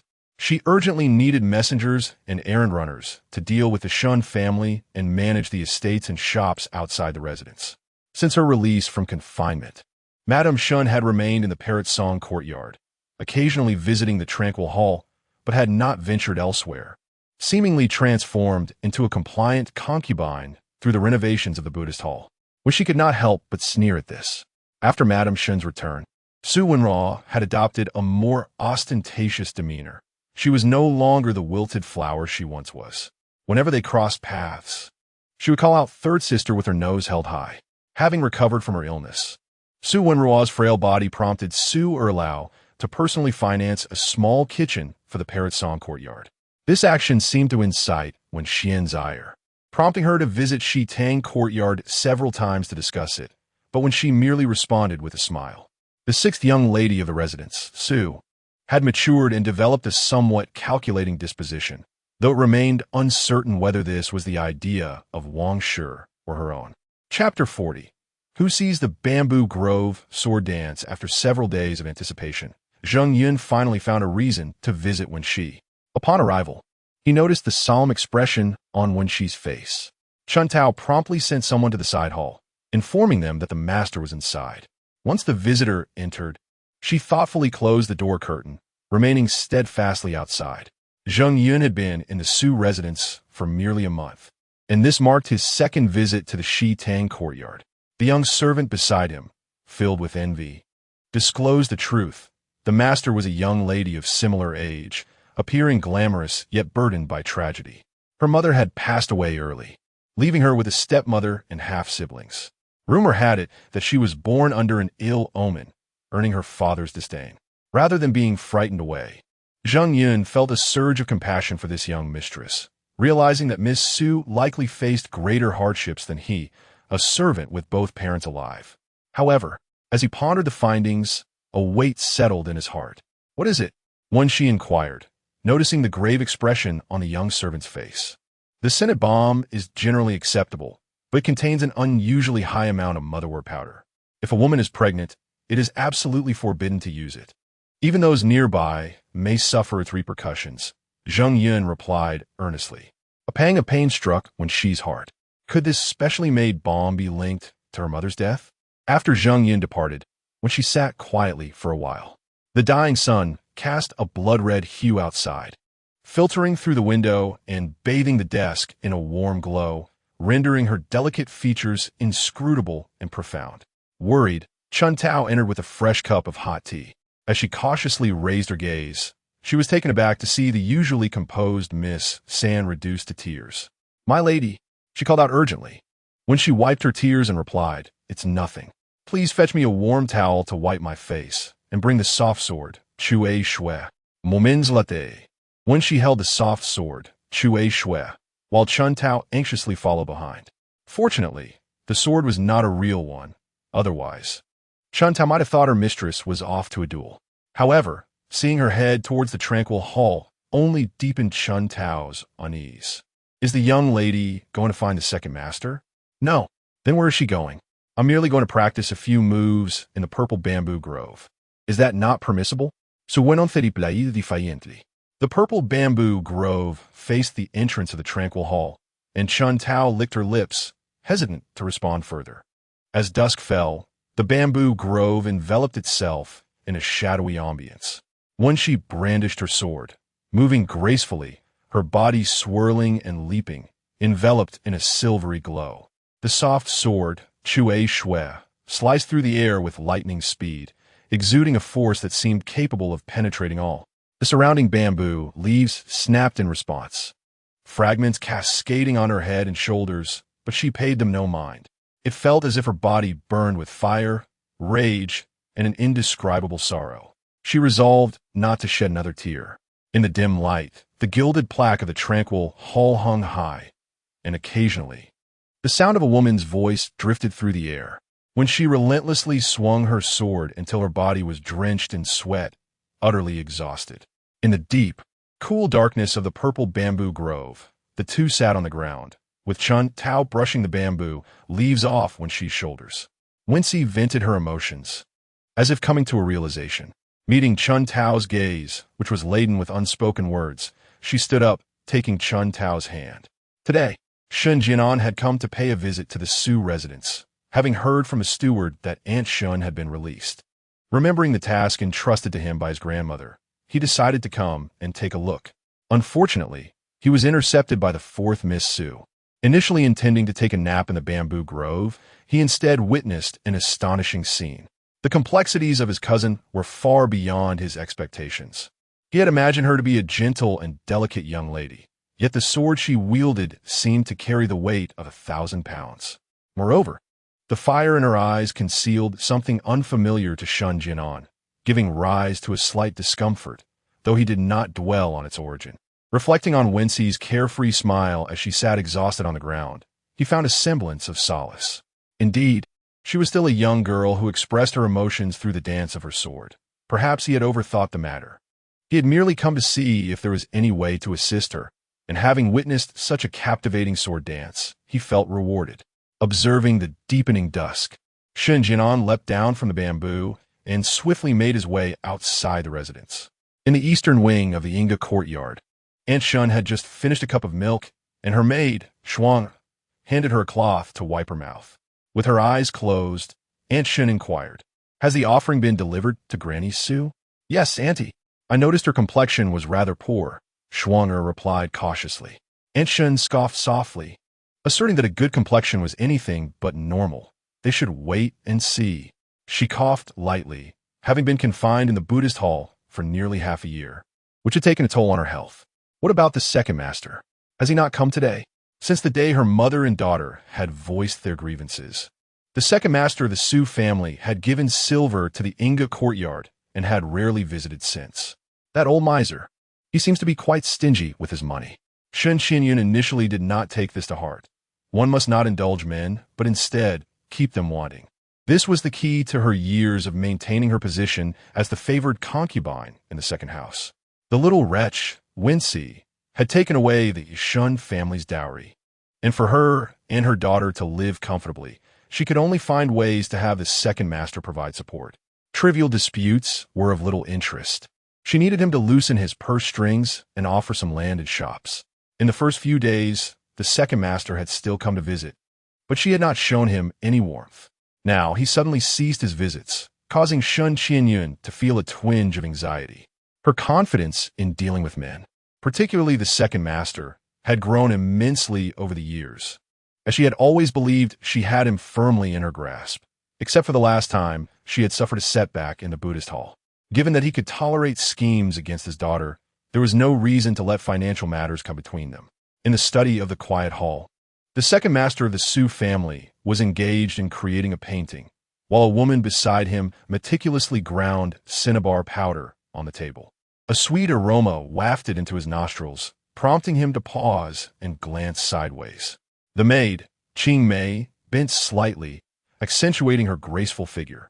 Her slender neck shone with a luster akin to white goose down, and her arm, resting on the table, revealed a glimpse of creamy white, reminiscent of exquisite mutton fat jade. Su Xiaoyun swallowed hard, contemplating Aunt Shun's insatiable greed. After emerging from the Buddhist hall, she was reluctant to return to Yunxiang courtyard. As a father, he could not constantly frequent his daughter's parlor. What irked him further was the woman's insatiable greed, as she even set her sights on his estate and shop. While he could occasionally provide some assistance or bestow a few pieces of jewelry, it was entirely unacceptable for her to expect to carry off the entire pot after a meal. In his moment of shock, Su Lao Ye's gaze lingered increasingly on the person beside him. As if sensing his attention, Qing Mei turned her watery eyes toward him, a delicate blush blooming on her face. "Master," her voice was sweetly tender, a blend of reproach and delight. Su Lao Ye reached out to caress the smooth, pale hand resting on the table, and a soft, melodious sound filled the room. Noticing the commotion from within, Mingyue discreetly distanced herself and sent away the nearby maids and servants. The master was still in mourning. Although it was rare for anyone to practice complete abstinence in private, it would not reflect well if the news were spread. Qing Mei represented the Wang family, and there resided another individual in the parlor. As the most favored servant in this tranquil hall, Mingyue welcomed this development, believing that Su Lao Yi should not allow himself to be led by the nose by concubine Shun. Chapter 41. The sorrow of the fragrance in the flower hall of Chunxi courtyard. Granny Qin leaned in with a smile, whispering something into Madame Wang's ear. Upon hearing it, Madame Wang sat in a daze, her face lacking any trace of joy. This made Granny Qin anxious. She thought the lady should be more open-minded, for the green plums could bind the second master, which was indeed a good thing. I am aware of this. There is no need for the granny to persuade me. Yet I did not anticipate. Madame Wang spoke slowly, hesitating between her words. After a moment of silence, she added, "Please pay attention. Do not let this lead to tragedy. All these matters have been addressed, and there is no reason for the lady to fret." Granny Qin ceased her smile and replied solemnly. Once Granny Qin had departed, Madame Wang languidly leaned against the soft couch. This flower hall was a space she had carved out during her first year in the Su residence, half of which was dedicated to nurturing flowers, and the other half to managing affairs. Like people, flowers require warmth in the cold and ventilation during the heat, making it an exceedingly comfortable retreat. Madame Wang was merely the daughter of a minor official, and upon her marriage, she was informed that the second master held thoughts for the late Lady Shun. Fortunately, during the initial days, Shun Qianyun had not been on guard, nor had her standing been as secure as it was now, allowing Madame Wang to safely bear sons and daughters. In the days that followed, to ensure the proper upbringing of her two children, she deliberately avoided seeking favor, letting the other woman take the lead, as none were truly cherished by the master. However, as she witnessed the master lavishing silver upon the parrot song courtyard, regret began to surface within her. With Xian'er and Yuger still in their youth, how could she possibly evade the situation? Meanwhile, Wenxi was covertly observing the connections between Granny Su and the parrot's song courtyard. When news arrived from the outside, Concubine Shun had once again been confined. This tidbit was brought back by Chun Tao, who had gone to Qingjing Hall to find Ming Yue and had inadvertently stumbled upon a rather dramatic scene. Concubine Shun had been yanking on Qingmei's hair, vociferously berating her, which provoked the second master to ban both women from leaving. Although the specific reasons remained unobserved, one could surmise the general circumstances. Wenxi recalled the maid, Qingmei, who served in the study of Qingjing Hall, and juxtaposed this with the second master's recent indifference towards the parrot song courtyard, causing a slight smirk to play at her lips. For many days, Shun Qianyun had taken pride, resolutely waiting for the second master to come and placate her. Yet after much anticipation and still no sign of him, her doubts began to surface. She personally prepared pastries to deliver, only to find the master entrapped by a maid, leading to an unbearable situation where he succumbed to Qingmei's influence, resulting in an immediate altercation. When the second master arrived, he found Qingmei, her skirt torn, awkwardly seated on the ground, sobbing. Hearing the filthy words spilling from Concubine Shin's mouth, he felt a mix of shame and fury, fearing the potential damage to his reputation. In a fit of anger, he struck her, ordering that she be taken back to Yunxiang Courtyard, forbidding her from leaving without cause. Entering Yunxiang Courtyard was akin to stepping into Madame Wang's domain. Previously, Concubine Shun had silver to attract a retinue of followers, but since her retreat to the temple, her support had been stripped away. Now, she could only await the arrival of Madame Wang's servants, yet she was unwilling to accept this fate. However, there was no choice. The second master had dispatched someone to escort her, compelling her to comply. Wenruo, arriving in haste, fainted from distress, yet the second master showed not a shred of compassion. He could not fathom why the graceful and gentle woman he once knew had transformed into someone so difficult to behold. Initially, the incident involving Wenxi led to the closure of the Buddhist hall for an entire year. Once he experienced such a loss, he found it quite unbearable. Coincidentally, upon hearing of Wenruo's illness, he decided to release her. He sought medical assistance on her behalf and provided her with monetary support, hoping she would amend her ways. However, the woman grew increasingly avaricious. After merely a brief period of coldness from him, she resorted to mistreating Qingmei, uttering words that were quite unthinkable. While it might have been acceptable for a woman to indulge in her whims privately, matters concerning one's career and future were of a different nature altogether. Although, it must be noted that Su Erlao had little to boast of in terms of prospects. Upon meticulous reflection of her past life, Wenxi realized that there was no recollection of Qingmei within her memories. It was possible that she had existed, but was stifled in the bud by the formidable Shun concubine. One day, Chun Tao and Xingren were conversing on the arch bridge beside the bamboo grove.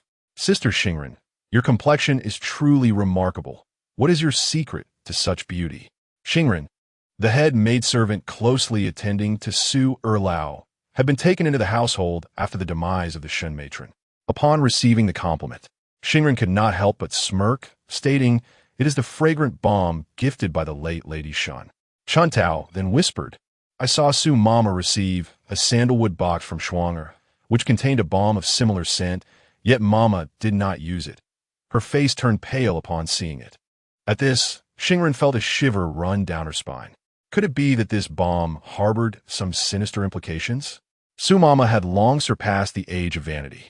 One wondered why the concubine would bestow such a gift upon her, especially in a carefully crafted sandalwood box. What could be the underlying connection? Su Mama had once been the wet nurse engaged by the late Lady Shun, who had perished due to complications in childbirth. Suddenly, a thought struck Xingren. Her hands and feet turned icy as she recalled her solitary experience of pregnancy.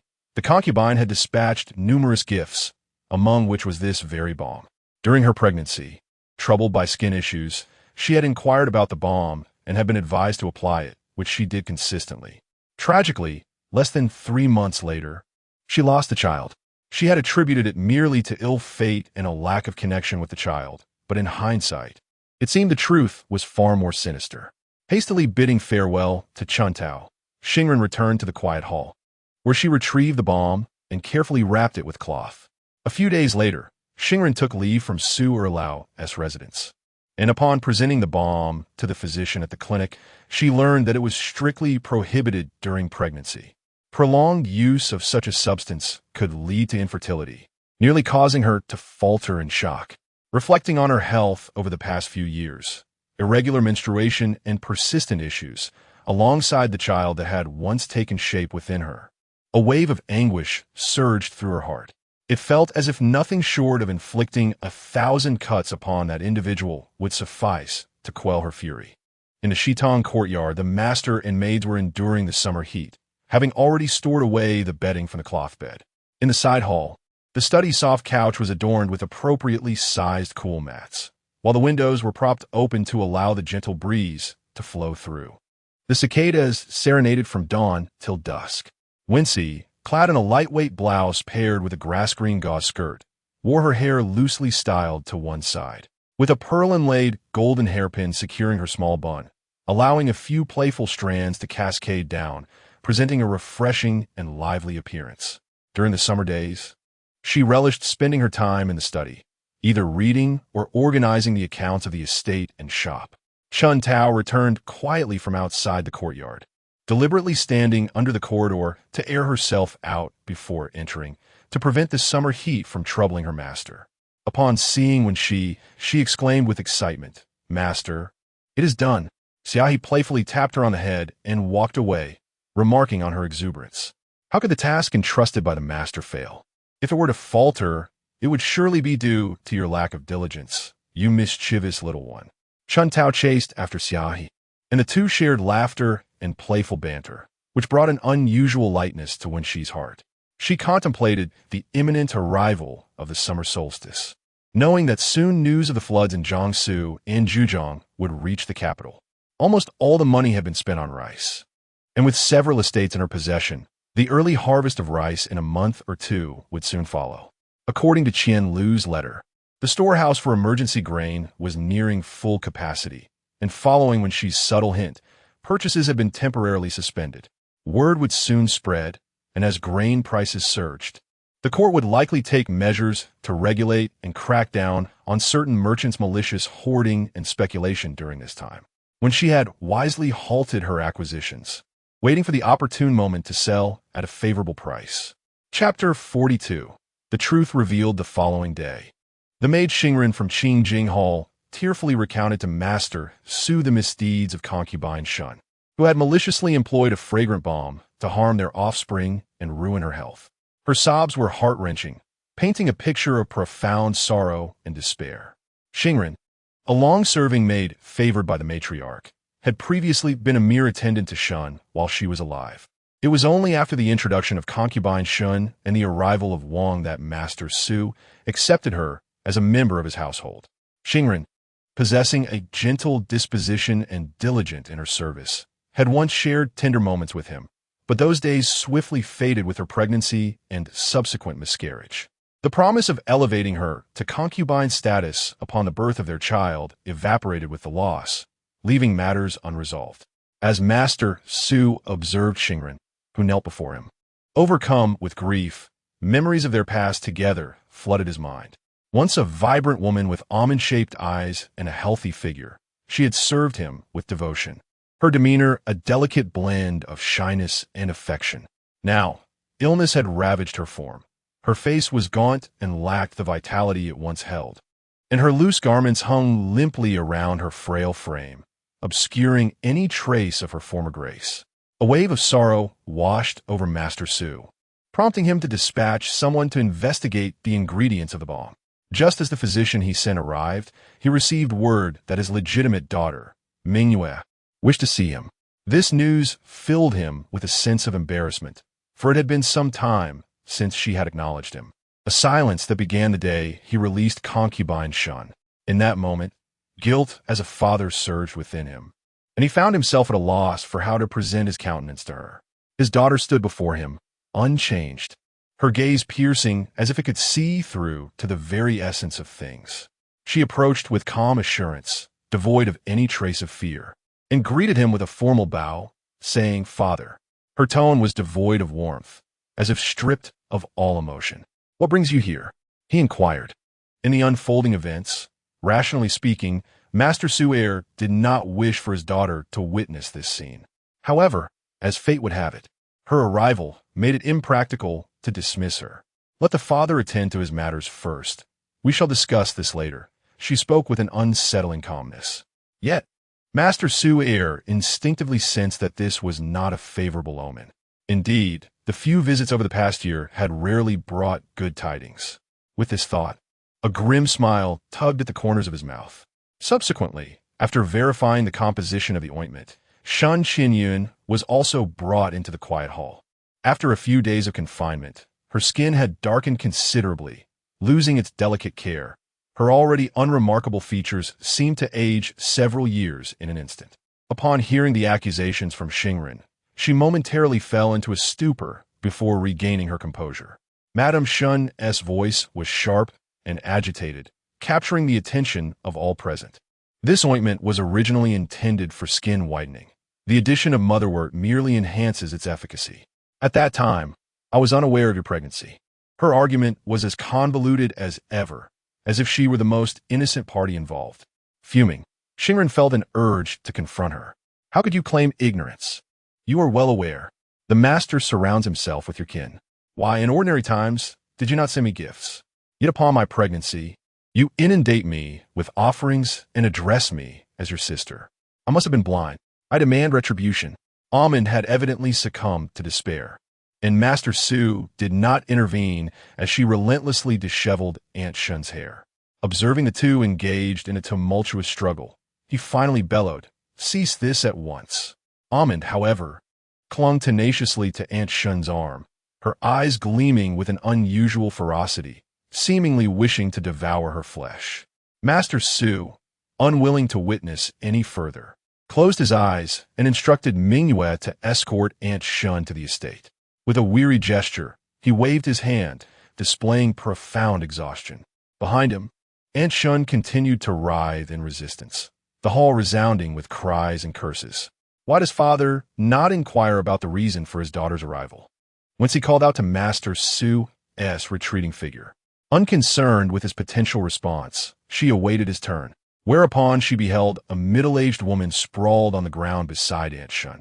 In a cold voice, Wenxi commanded, "Relate to father all that you have done and known." She smiled softly, for the grand performance had yet to commence. How could her father take his leave prematurely? Master Su's countenance revealed shock and displeasure, yet he refrained from intervening. The newcomer was none other than Nurse Su. Aunt Shun had initially believed that being confined was the worst of her misfortunes, but upon hearing Almond's accusations, she realized there were indeed graver disasters. Yet, gazing at Su, who knelt beside her, she perceived the previous events as gentle in comparison. It was her first encounter with a sense of utter hopelessness, her gaze unconsciously drifting toward the outside. Her ruer, perhaps for her daughter's sake. Master Su might spare her life. Master Su was compelled to sit once more, his hand accepting a sandalwood box containing a bomb similar to the one previously mentioned.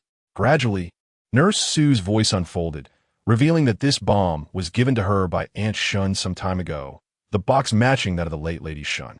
When a mistress was 7 months pregnant, Aunt Shun provided me with a similar box, instructing me to place it beside the mistress's bomb. I assumed it was a directive from the mistress, pondering the potential chaos if the two identical boxes were to be confused.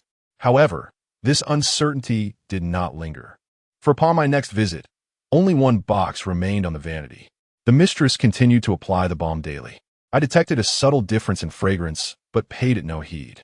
Little did I know that such negligence would ultimately cost the mistress her life. A month later, she delivered prematurely, and Master Su dealt with all the attending servants. I was filled with dread, akin to a startled bird, for I had harbored great hopes for this nurse's position. Yet, I could neither speak nor raise doubts. The box had been placed by me, and who would acknowledge my innocence? Eventually, I managed to serve as a wet nurse for a year, during which Shun Qinyan took Aunt Shun under her wing. I could feel her gaze upon me at times, like a persistent affliction, instilling profound fear within me. After leaving the estate, I lived in constant concealment, terrified of being silenced. But I evaded my daughter's husband, who remained in the Su household, allowing my daughter and me to maintain our monthly meetings. I had thought I would spend my life in this state of hiding. Yet unexpectedly, I was encountered by the third young lady and found myself entering Shitong courtyard.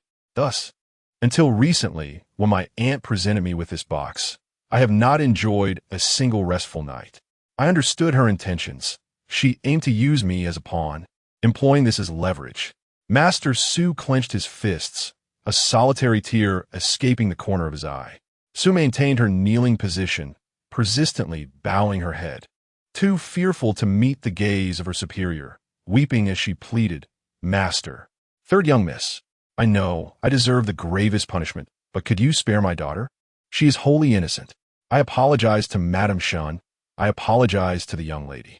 Accompanied by her repeated bows and cries for mercy, Madame Shun's hysterical shouts pierced the air. "You lie.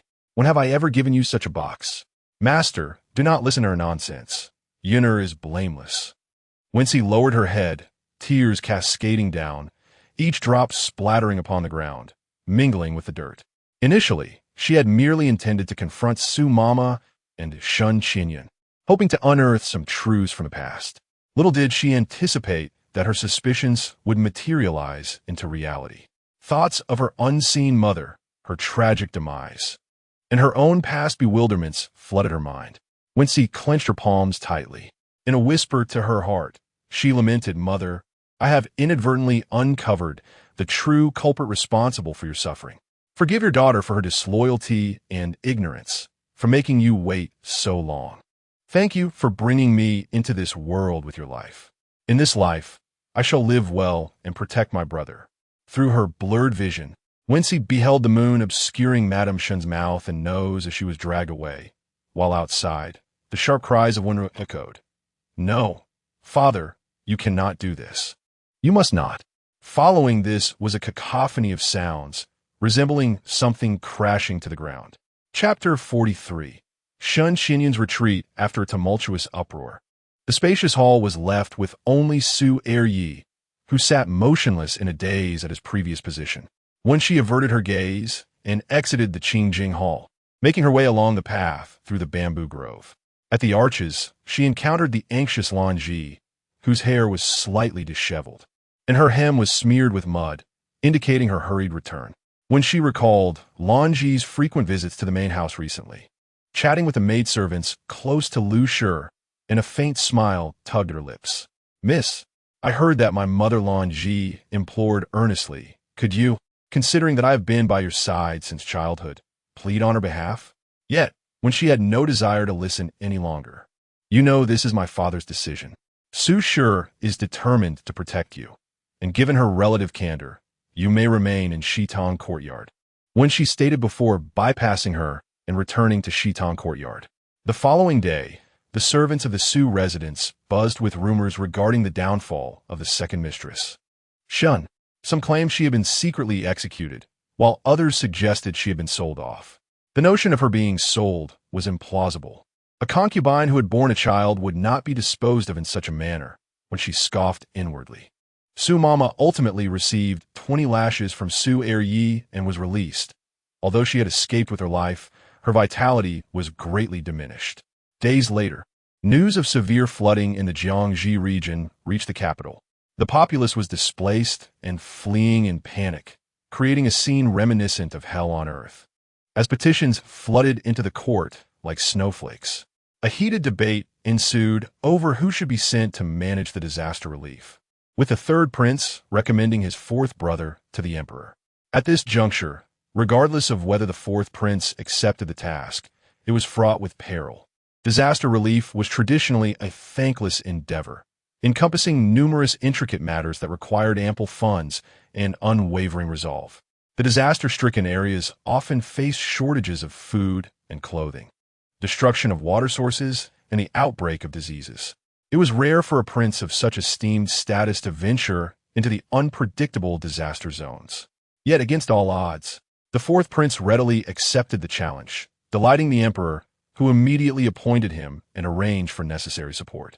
What troubled the Su family further was that Su Wenhan was also among the team dispatched for disaster relief. When she reflected on her previous life, recalling that her elder brother had never left the capital, perhaps he was aware that the fourth prince would ultimately ascend to a significant position, as when she felt no anxiety like her grandmother in it.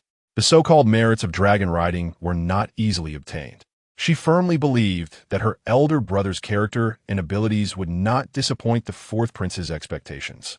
The young ladies of the Su family gathered to bid farewell to Su Wenhan, offering socks, shoes, and various items that filled the cart.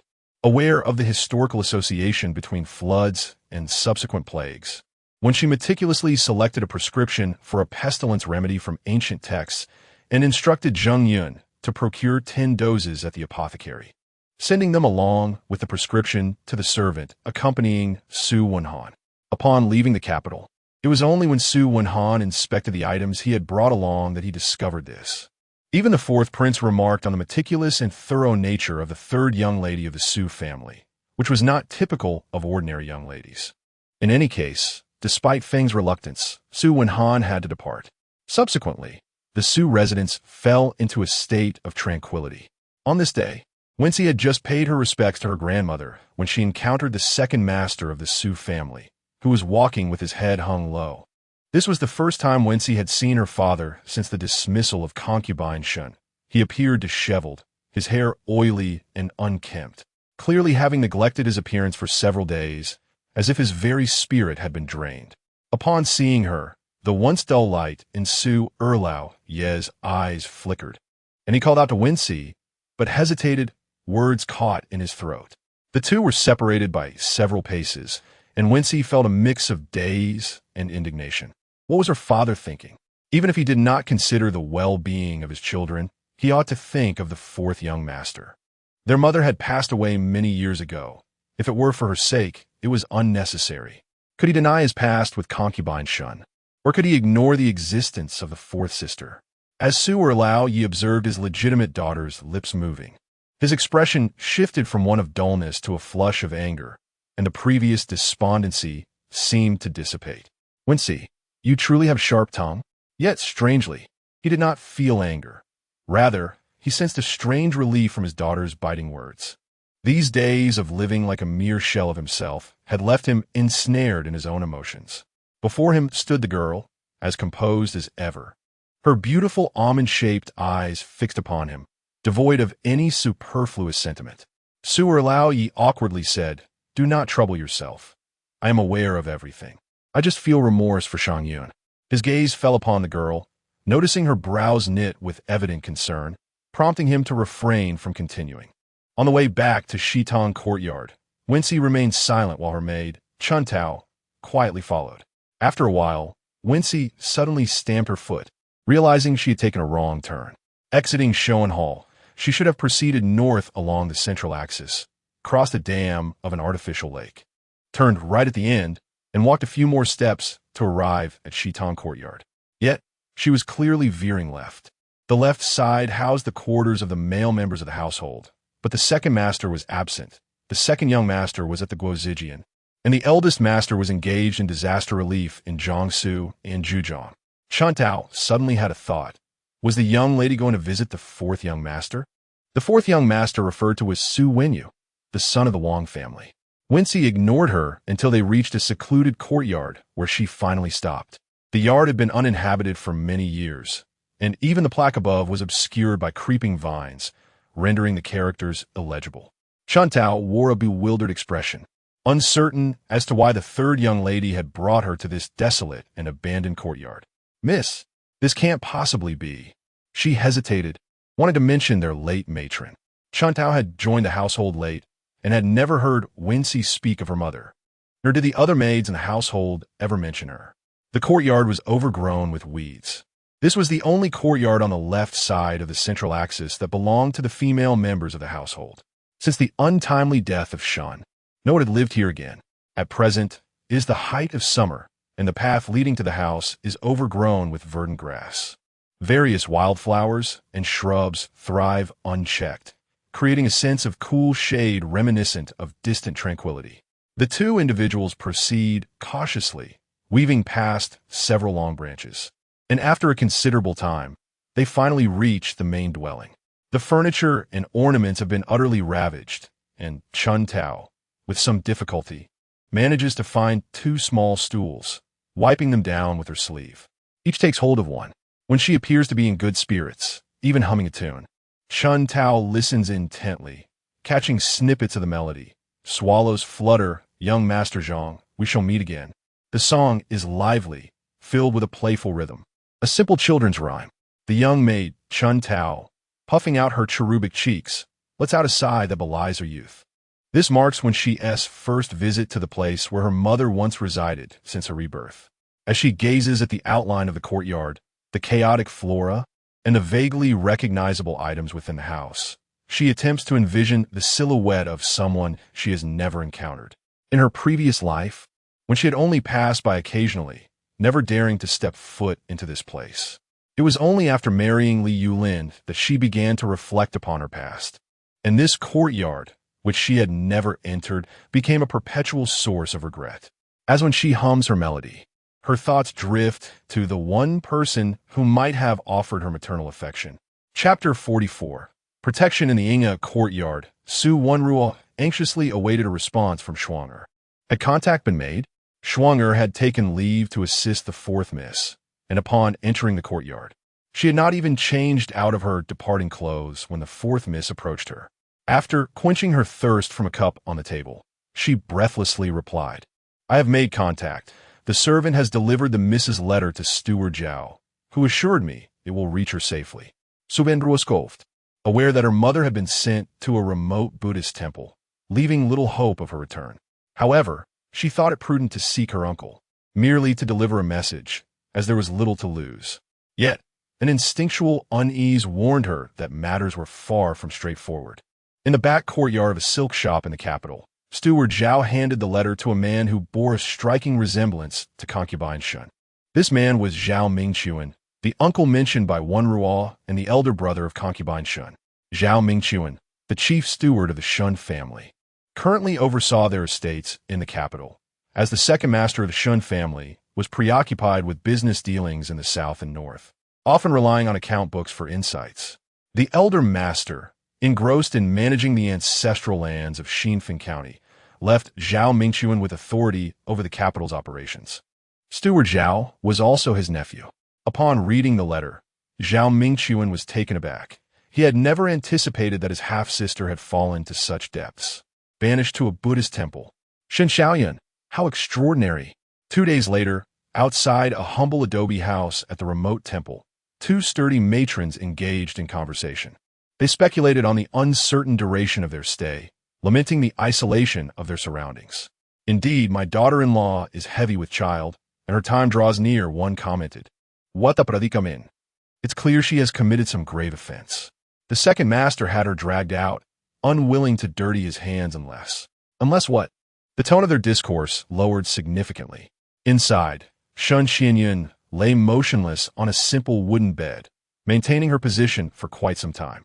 Were it not for the faint rise and fall of her breath, one might assume she was lifeless, clad in scant clothing. Her only thin mat had been borrowed by Aunt Wang the previous day.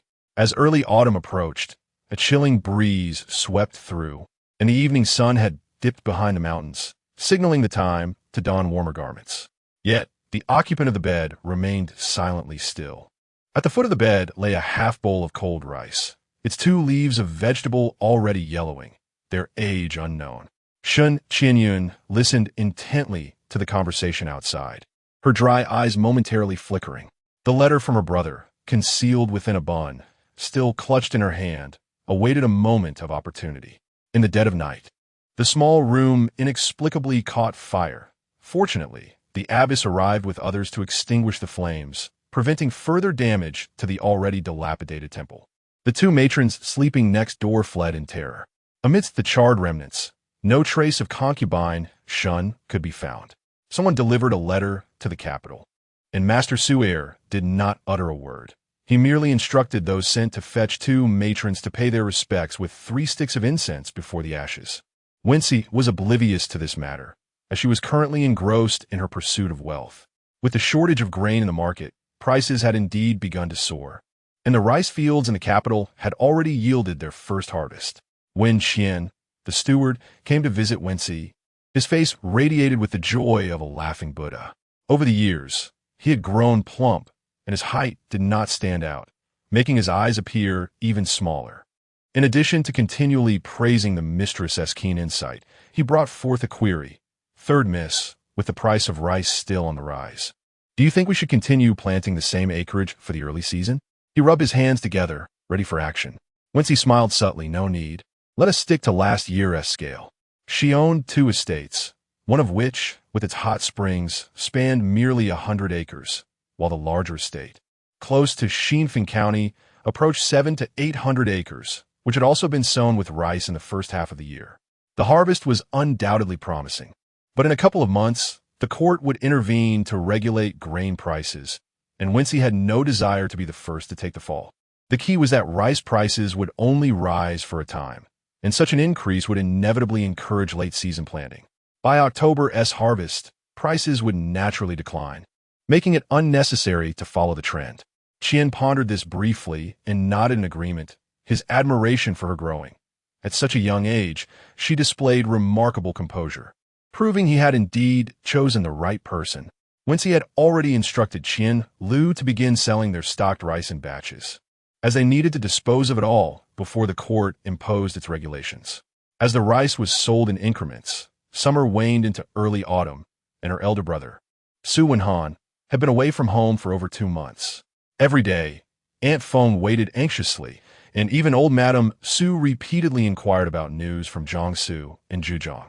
Particularly with the soaring grain prices, their concerns deepened. Su Wenhan was recorded in the Ministry of Revenue, and rising grain prices indicated worsening conditions in disaster-stricken areas, making it increasingly difficult for the ministry to gather supplies. Wenxi, reflecting on the silver she had recently accumulated, felt a pang of guilt and refrained from responding. She remembered the turmoil that had ensued at the end of the previous year, when the third Prince-S faction faced significant upheaval, and Su Wenhan's direct superior, the current Minister of Revenue, had been imprisoned. Could it be that the rising grain prices in the capital were the result of human manipulation? In her previous life, Wenxi would not have pondered such matters, but now, it seemed every thread was woven with intent. If the third Prince-S faction were to leverage the fourth Prince-S response to the disaster in Jiangsu and Zhejiang while simultaneously inflating grain prices, it would not be beyond the realm of possibility.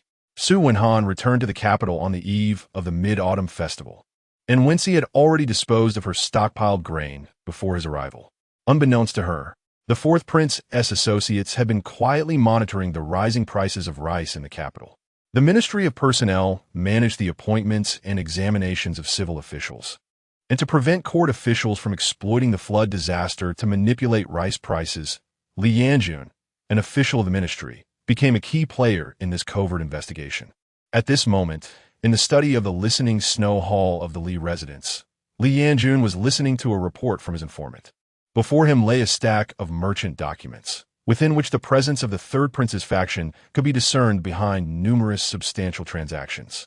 Yet, amidst this thick and diverse compilation, one particular establishment from Chuanxi Street captured his attention. This small shop, named Taiping Mizhuang, had remarkably sold nearly 200,000 stones of rice at a high price in just 2 short months, a considerable sum indeed.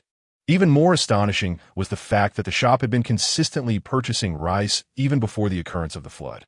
Li Yanjun raised an eyebrow, and upon seeing the shop owner's name, his gaze flickered. Su Wenxi, she was still just a young girl. The image of her kneeling before the Buddha, murmuring prayers, surfaced in his mind, causing him to unconsciously clasp his hands together. Noticing the young master's momentary distraction, a companion could not help but inquire, "Have you discovered something amiss?" Li Yanjun shook his head, withdrew the page pertaining to Taiping Mizhuang, and handed the remaining documents, neatly stacked, to the messenger, instructing them to deliver it to the fourth prince's residence. Chapter 45. Preparations for the feast upon returning to the estate. Feng finally set aside her worries and devoted herself entirely to the preparations for the mid-autumn festival feast. Even Wenxi was summoned to lend a hand. This endeavor was undoubtedly influenced by the matriarch's wishes, as the young ladies of the household had matured, and it was essential for them to learn the intricacies of managing a household, so that when they married, they would not be utterly unprepared. Thus, this year's mid-autumn family banquet was entrusted to the two 14-year-old girls, Wenxi and Wenxi. The Su residence was not a noble household, and in previous years, it had not engaged in the moon-gazing rituals. Instead, the family gathered for moon appreciation and revelry on that evening. Naturally, the young ladies of the household would prepare some seasonal performances, such as playing the zither and composing poetry. Since it was named the Moon Appreciation Feast, the essence lay in creating an atmosphere rather than an elaborate array of dishes. Feng suggested an assortment of 8 cold and 8 hot dishes, with the crabs from Hongze Lake being an indispensable highlight of the mid-autumn feast. As the ancient verse goes, when the autumn breeze rises, the crabs are at their plumpest. Their golden pincers and jade-like flesh shimmer on the plate, capturing the essence of savoring crabs during the festival.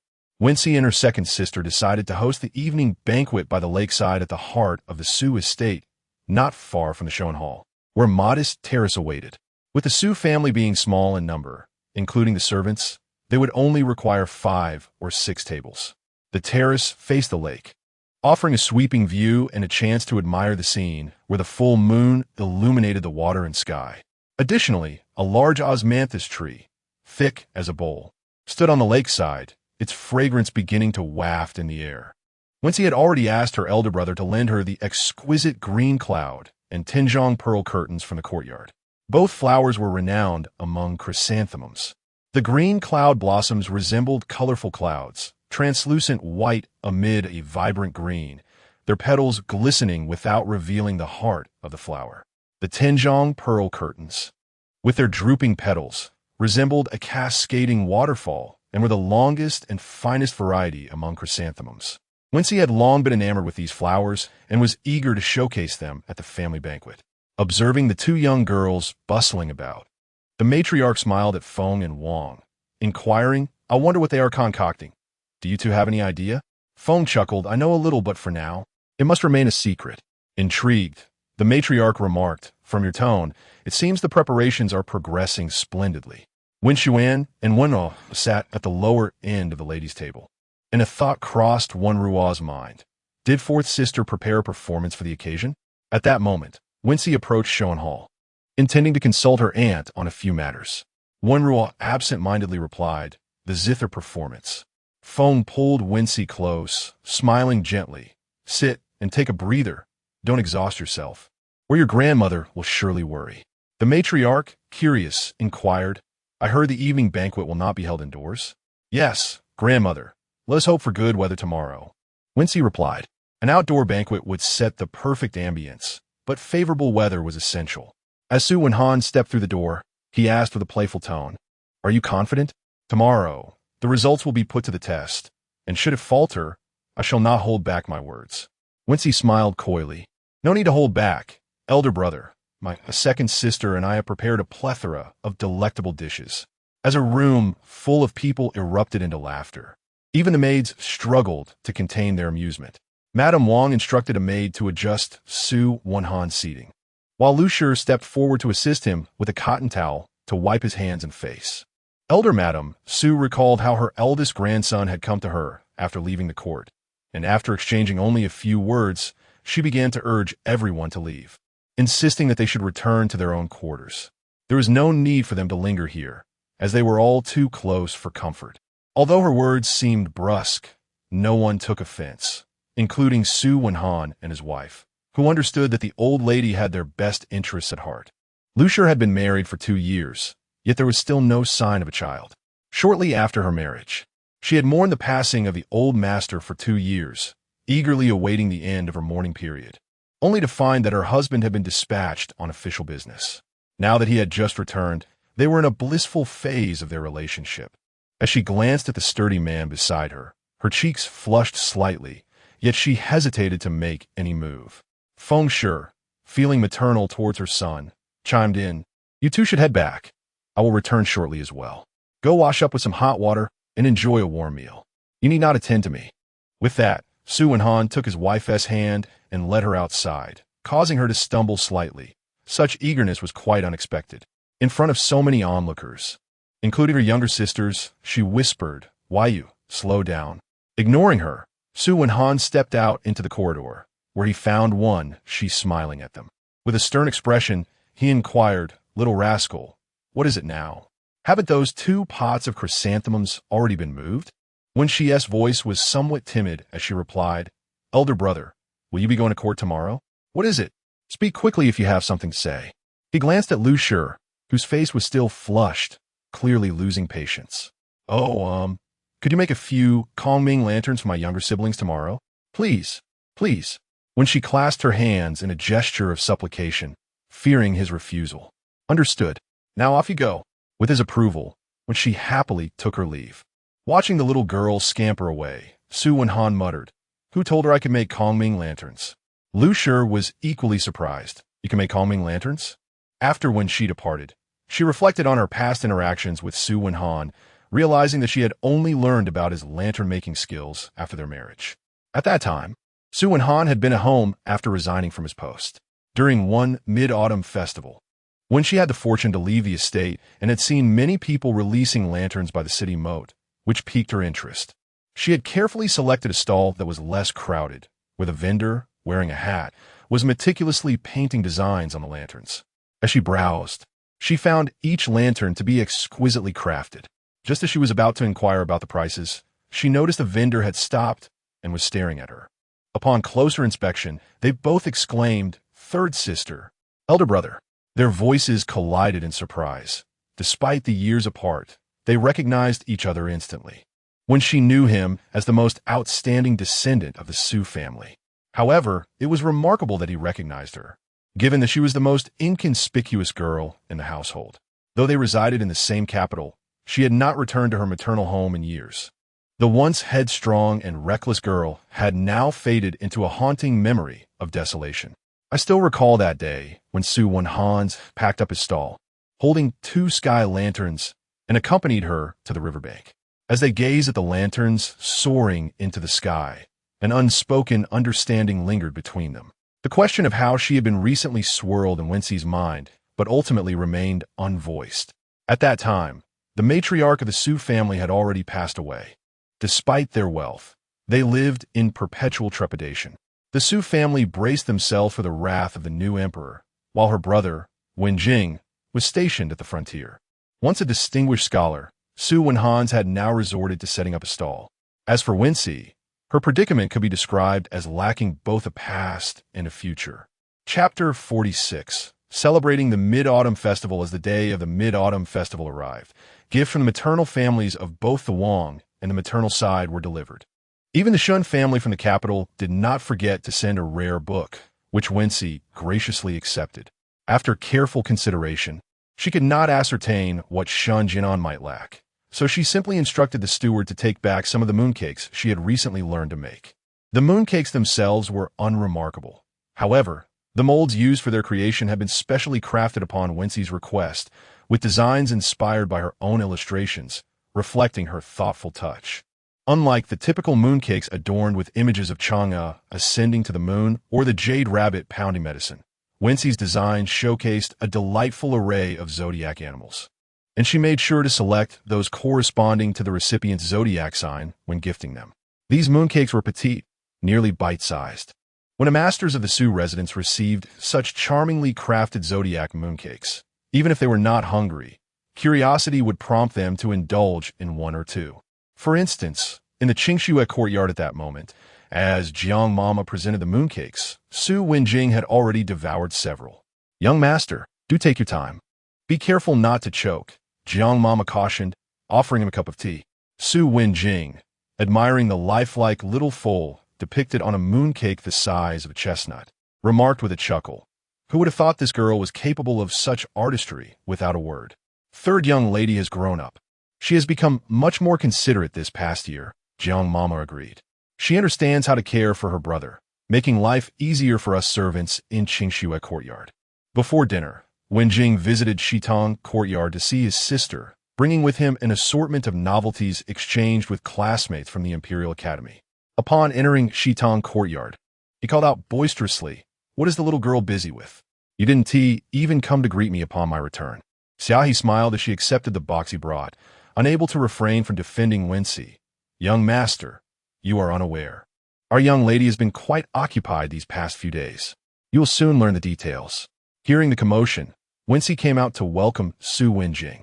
Though she had delivered clothing and writing materials to the Imperial Academy over the past 6 months, she had seldom seen him in person. He appeared somewhat paler than before, but his slender and handsome figure had returned. Perhaps the rigors of study had taken their toll, yet he still seemed in good spirits. Wenxi smiled and inquired, "Brother, how are your studies progressing?" Su Wenjing exaggerated, "Quite well. You've become quite remarkable, little sister. You change daily, to the point where I nearly fail to recognize you." Wenxi had put considerable effort into her appearance that day, donning a tea-white gown adorned with floral patterns and a matching embroidered skirt. Her flowing black hair was elegantly styled at her ears, embellished with pearl hairpins, highlighting her fair complexion. She carried herself with grace, remarking, "Of course, one should never forget whose sister I am." At this, the maids exchanged knowing smiles. "You are certainly not modest," Su Wenjing said, reaching out to ruffle his sister's hair, but hesitating halfway, he instead let out an awkward chuckle. He appreciated this version of Wenxi, confident and poised.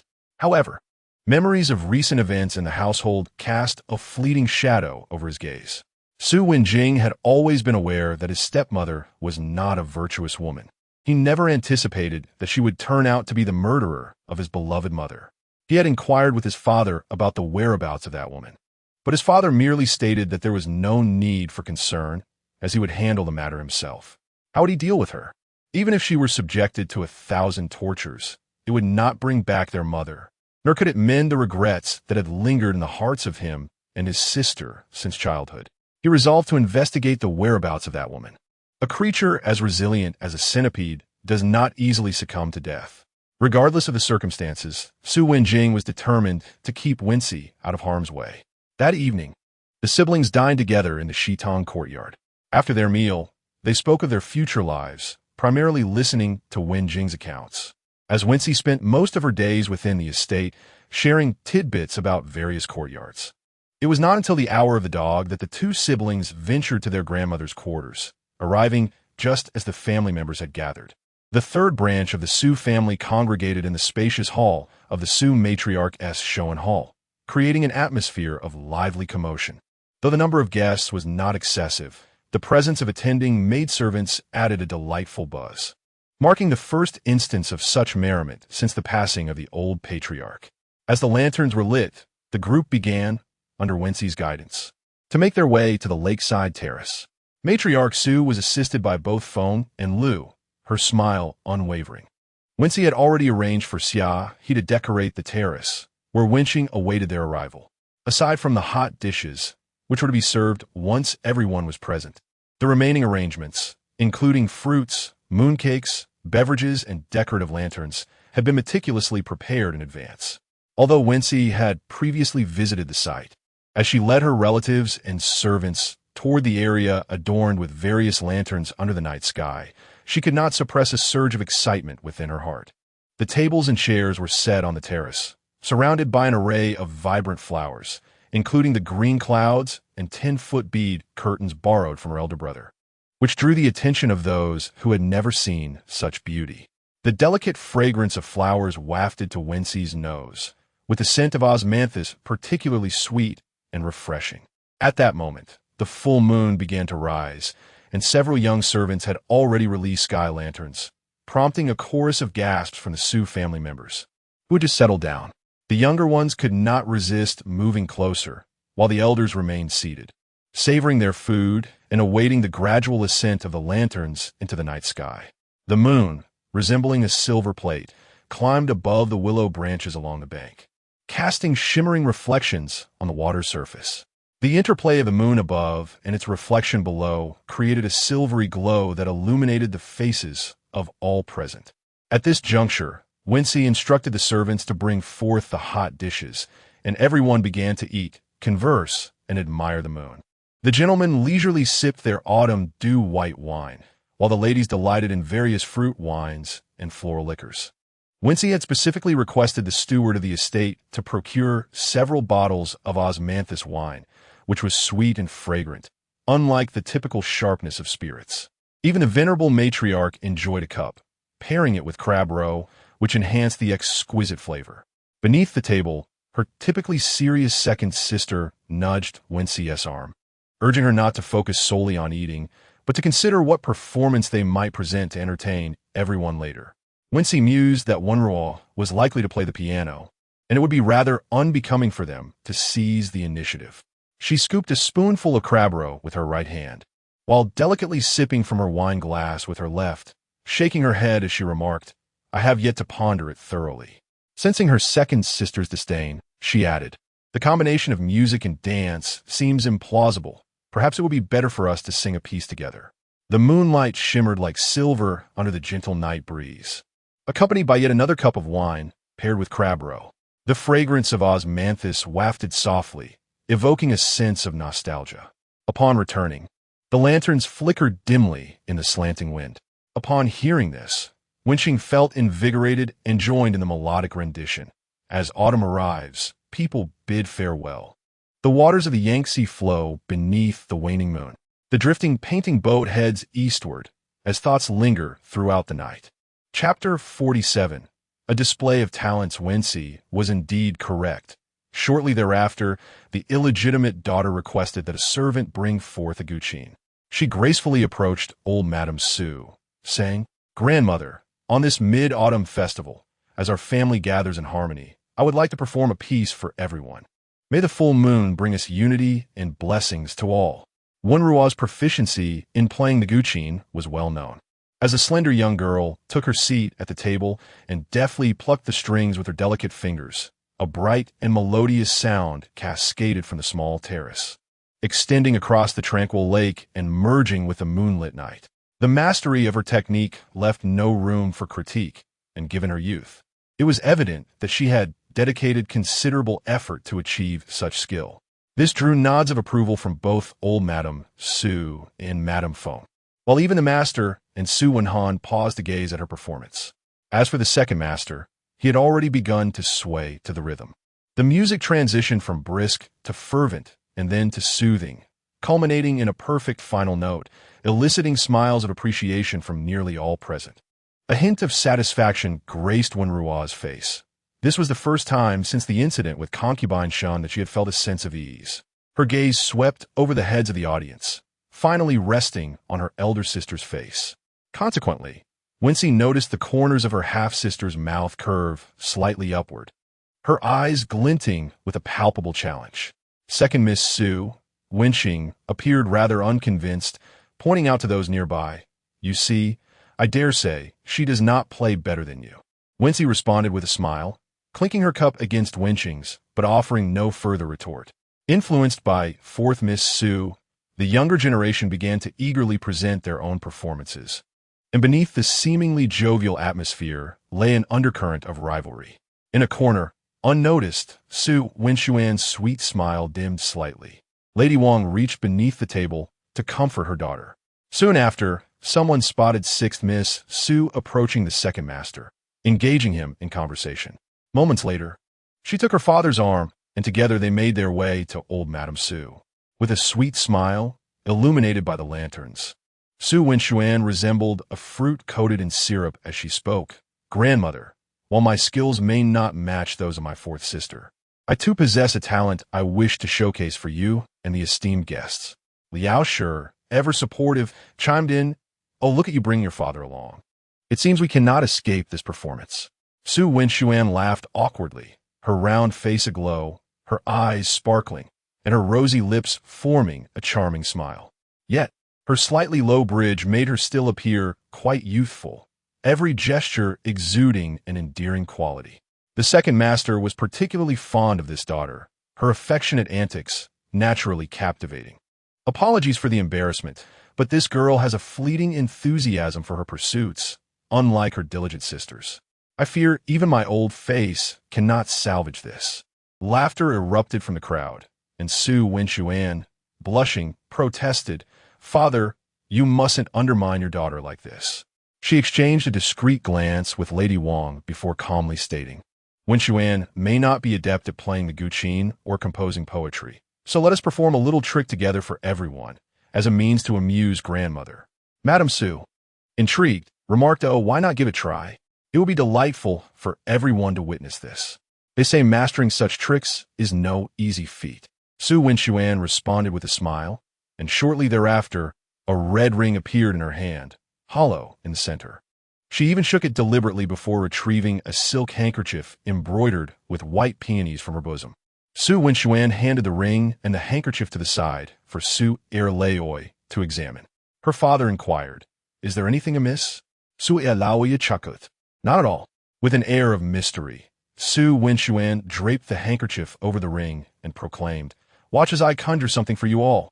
The audience was soon captivated, laughter and speculation swirling around. Even Wang Shi urged, "Do hurry."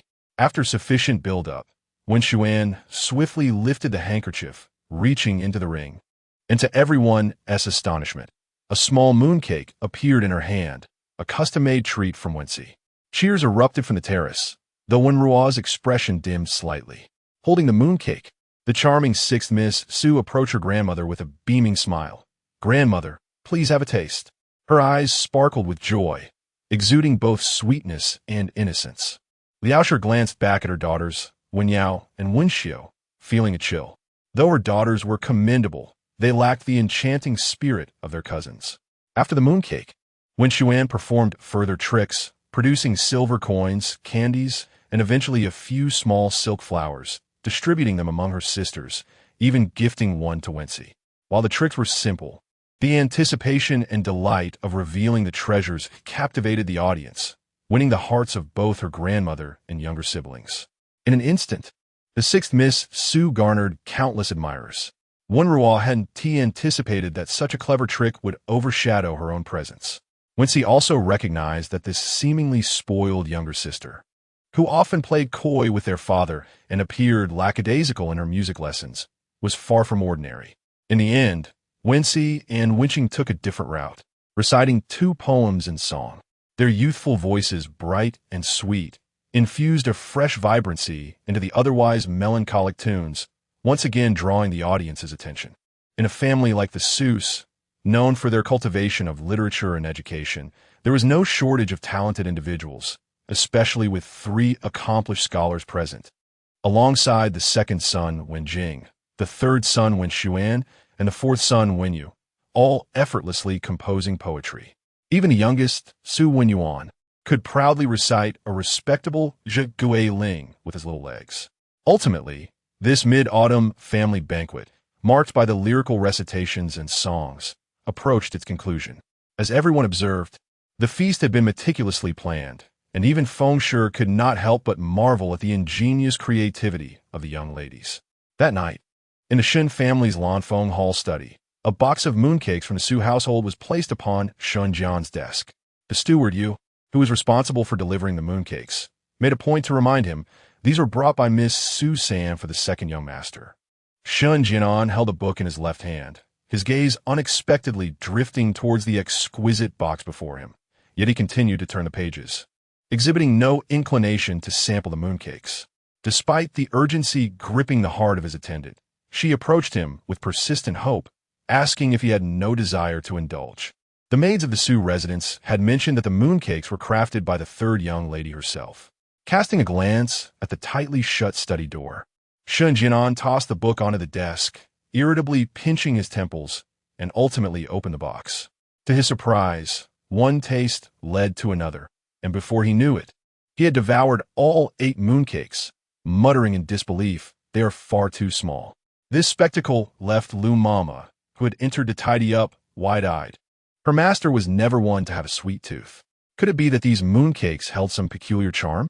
After the Mid-Autumn Festival, when she sought her grandmother's permission to leave the residence and visit the shops, perhaps in hopes of demonstrating her capabilities to the elders in preparation for the family banquet, not only did she receive quick consent, but even her aunt instructed the maid beside her to make arrangements for a carriage at the second gate. This marked Wenxi's first venture out for her own affairs, and to guard against unforeseen circumstances, she had also enlisted Zheng Yun to accompany her. The Shun family owned 4 shops in the capital, with the jewelry and ready-to-wear establishments on the bustling Xingyangmen Street, boasting the most lucrative business. The last time when she passed by, she recalled a place called Jushin Pavilion, and she found herself filled with eager anticipation. Chapter 48. Encounter with Li Yanjun in the capital. The social engagements of high-ranking officials and nobility are predominantly arranged at Jushin Pavilion. The establishment consists of 2 levels. The first floor accommodates ordinary merchants and minor officials, while access to the second floor requires a reservation, reserved exclusively for those of significant stature. Jushin Pavilion boasts ample space and grandiose decor, and Wenxi had already planned to visit for lunch after completing her rounds. She was aware of several renowned dishes, among which the steamed crab roast shrimp and 5-flavor apricot cheese were particularly celebrated. In her past life, Wenxi often heard Chuntao speak enviously of how Li Yulin had brought back 5-flavor apricot cheese goose from Jushin Pavilion, leaving her to ponder the exquisite flavors. This was Wenxi's first venture onto Xingyangmen Street since her rebirth. Her jewelry shop was conveniently located not far from Jushin Pavilion, with her ready-to-wear shop situated diagonally across the street. The shop had undergone minimal changes upon her taking over. She simply dismissed the chief steward who had previously colluded with Aunt Shun and promoted capable and experienced staff. No one would oppose profit, especially since Aunt Shun had previously exploited the shop's employees excessively. Upon learning of their new mistress's arrival, the staff hurried to present themselves. Through a strategy of promoting the capable and rewarding those who reported misconduct, Wenxi had managed to streamline the operations of the shop within a month. Currently, the jewelry shop's steward, Yang, was one of the experienced hands she had elevated. Wenxi's visit was unannounced, and Yang was unaware of her appearance. "Miss, please come in. Feel free to browse, and if you find anything you like or have any requests, do not hesitate to let us know." A neat and efficient shop assistant greeted her as she stepped inside. Just as Chuntao was about to speak, Wenxi silenced her with a glance. Although it was still early, a few customers were already present. The prevailing social customs were rather conservative, with young ladies typically accompanied by older family members, though there were a few pairs of young men and women together. After a leisurely stroll around the shop, Wenxi had garnered a basic understanding of the establishment and settled into a nearby resting area to observe. Shortly thereafter, a staff member came to refill her tea, without pressuring her to make a purchase. After some time, more patrons arrived in the resting area, and noticing the limited seating, Wenxi graciously offered her spot to them. Eventually, Steward Yang hurried in, accompanied by a female customer who had commissioned a headpiece that required modifications for personal reasons. Thus, he was personally escorting her to discuss matters with the artisan. Wenxi smiled and beckoned him over. "Miss, is there something you need?" Yang, around 30 years of age, donned a clean and tidy blue cloth gown, his medium stature complemented by a beaming smile directed at Wenxi. Noticing their silence, he glanced at the account book in Chuantao's hands. The steward, clearly anxious about leaving his mistress unattended in the shop, hastily wiped the sweat from his brow. "Do not worry. You are all doing splendidly. This is all thanks to the young lady's fortune and the excellent guidance from Steward Liu," Wenxi affirmed, fully agreeing with him. The lounge area could be more spacious, allowing for the addition of long benches to accommodate more guests, suggested Wenxi. Yang, the steward, readily agreed, and after a brief conversation, Wenxi took her leave. "Come, ladies, allow me to treat you to some delightful cuisine," she proclaimed with a flourish of her sleeve, a rare display of generosity towards her attendants. At this hour, not yet noon, The flow of patrons at Jushin Pavilion was already considerable. Groups of diners arrived in clusters, while young servants and maids held their master's name cards to reserve prime seating. As Wenxi emerged, she carried her grandmother's name card. After sending Chuntao inside, she stepped down from the carriage to enjoy the fresh air while waiting. Meanwhile, in a window-side private room on the second floor of Jushin Pavilion, the newly appointed Vice Minister of the Ministry of Personnel, Li Yanjun, was engaged in a lively exchange of toasts with his colleagues. Despite the revelry, he sipped only a modest cup. Li Yanjun was not fond of alcohol. In fact, he approached most matters in life with a certain indifference. At that moment, he found himself rather bored, listening to a table of men share risque tales from their libations, when his gaze inadvertently drifted to the outside. There, in front of the carriage on the ground floor, stood a girl with a languid posture, adorned in a moon-white floral robe and a crimson embroidered skirt. Her raven hair was styled into twin buns, with only 2 elegant silk flowers as adornments. Bathed in sunlight, she resembled a beguiling begonia, captivating yet delicate. An unexpected recognition flashed across Li Yanjun's face, momentarily freezing him in place. He instinctively glanced around the girl, and his previously gentle demeanor shifted slightly. Wenxi found herself seated before Li Yanjun in a very private room of Jushin Pavilion that she had never dared to imagine being in. After dining in the grand hall, she and her companions were summoned by one of Li Yanjun's attendants to this exquisite setting. The man opposite her had a serene countenance and a handsome, gentle appearance. As Wenxi observed the hand he rested on the table, unconsciously tapping, she felt the confines of the room closing in on her, making it hard to breathe. Taking a quiet, deep breath, she finally lifted her gaze, uncertain of what the gentleman wished to discuss with her. After a few moments of silence, she was compelled to look up and met Li Yanjun's gaze, which sparkled with mirth and a hint of teasing. Her cheeks involuntarily flushed. He was her uncle in a past life, yet merely 8 years her senior, and he was close to Su and Han. The thought of addressing him as Brother Yanjun seemed awkward. However, referring to him simply as young master felt overly formal, especially given their family's acquaintance and his prior act of saving her. As she grappled with her internal conflict over how to address him, a clear and melodious voice interrupted her thoughts. "No need to rush. Let us enjoy some tea before departing." "Very well. Let us savor tea," Wenxi replied, lifting the cup beside her to take a sip, her eyes suddenly lighting up. "This was exquisite," she exclaimed without restraint. "Delicious. This is Songluo tea," he informed her. Songluo, sourced from Xiaoning, boasts a hue like pear blossoms and a fragrance akin to bean flowers. It is refreshingly sweet, reminiscent of snow-covered pines and cold plum blossoms. It is quite rare, with only the second floor of Jushin Pavilion in the entire capital offering this tea, rumored to cost 100 taels of silver per cup. When she busily picked up the cup before her, scrutinizing it carefully before taking a gentle sip after exhaling softly. This amusing display brought a smile to Li Yanjun's face. In truth, ever since the young lady had entered the room, his mood had remained remarkably buoyant. When she found herself momentarily at a loss for words, yet she could keenly sense the attentive gaze directed toward her. The tea was delightful, and she embraced the silence as she savored it. "Come here," he beckoned. "What?" When she raised her head in confusion, only to see the man had already moved to the window, gesturing towards her. "Oh, all right." A bit slow on the uptake, she walked over, following the direction of Li Yanjun's finger. To her surprise, she noticed someone lurking near her carriage, casting furtive glances towards the second floor of Jushin Pavilion, occasionally stealing a glance at Chun Tao and Xia He, who were waiting nearby. Instinctively, when she stepped back behind the curtain, that carriage. She recalled noticing it when she left the jewelry shop. Could it be following them all along? What could its purpose be? Were they planning to strike when there were fewer people around? Yet, she was unsure of how many individuals were inside the carriage. 3. Li Yanjun seemed to read her thoughts, gently clarifying for her, given his capabilities and the guards accompanying him, when she naturally placed her unwavering trust in his words. Thus, Li Yanjun had invited her for tea for this very reason.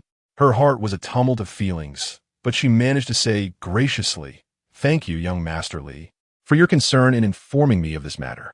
After a pause, she added, Should there ever be a need for Wenxi's assistance in the future, please do not hesitate to summon me. Upon speaking, she felt a twinge of awkwardness. After all, the future minister personnel would hardly find himself in need of her help.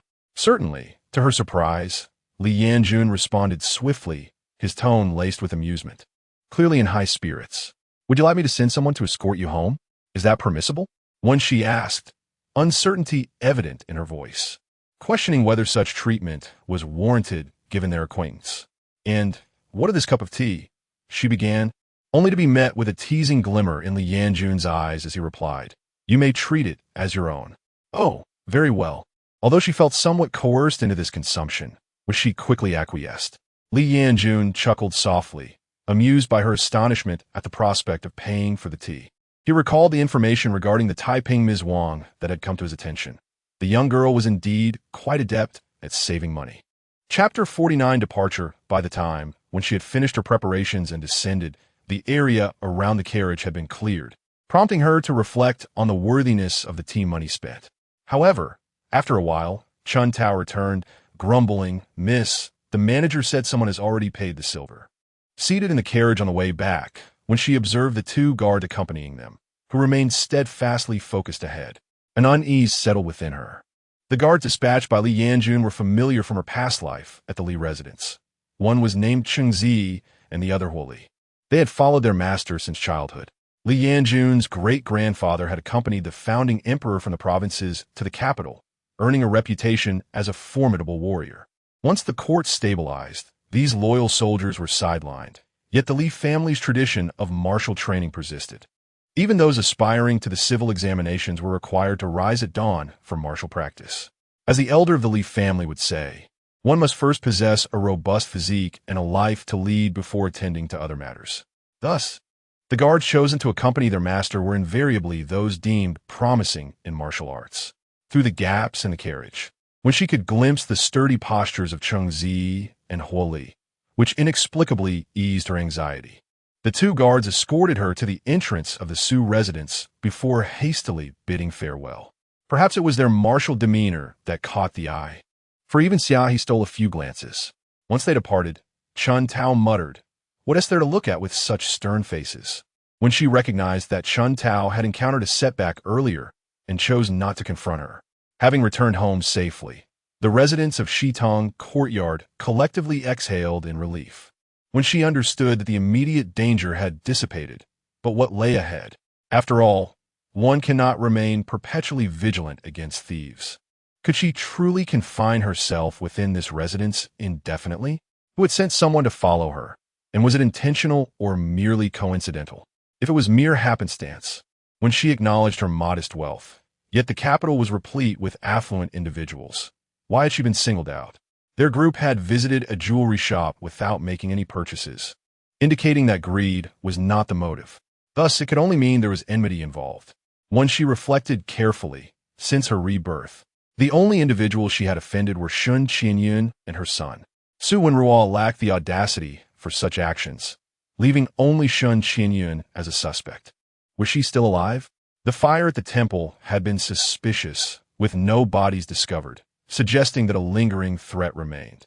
2 days later, news arrived from Li Yanjun. The individuals following her had been apprehended and delivered to the authorities. They ultimately confessed to being hired by a middle-aged man, who, based on their descriptions, appeared to be acting on behalf of someone else. When she felt grateful for Li Yanjun's assistance, having held little hope of uncovering the mastermind behind this, since he had taken the initiative to address the matter, it was clear he would extricate himself from it. To express her gratitude, when she sent a fine inkstone as a token of thanks, costing her a substantial 500 taels of silver. Afterward, she remained in the safety of the residence, and before long, the double ninth festival arrived, a day when the people of the capital traditionally ascended heights to pray for blessings. Although the younger members of the Su family had fulfilled their filial duties earlier in the year, they remained isolated from the social circles of the capital. Madame Su contemplated the ages of her granddaughters, particularly Wenruo and Wenqing, both of whom had surpassed the age of 14 and would soon be ready for their coming-of-age ceremony. She instructed Su Wenhan and his wife to take the younger generation to ascend Jiming Mountain, located to the west of the capital, flanked by the grand Buddha temple to the east, encircling the city. Even by horse-drawn carriage, the round trip would require 2 hours, and should any unforeseen circumstances arise, they might need to stay overnight nearby. When she had visited Jimming Mountain in her previous life, and while she welcomed the outing, she could not shake the unease brought about by her last excursion outside the estate. However, her feelings were of little consequence, for both her grandmother and Wenxi were eager for her participation. Determined to embrace the climb, when she donned a practical two-piece outfit, paired with trousers and comfortable hiking boots. Her dark hair was styled into 2 neat buns, with small braids cascading down. Overall, her appearance was both playful and refreshing.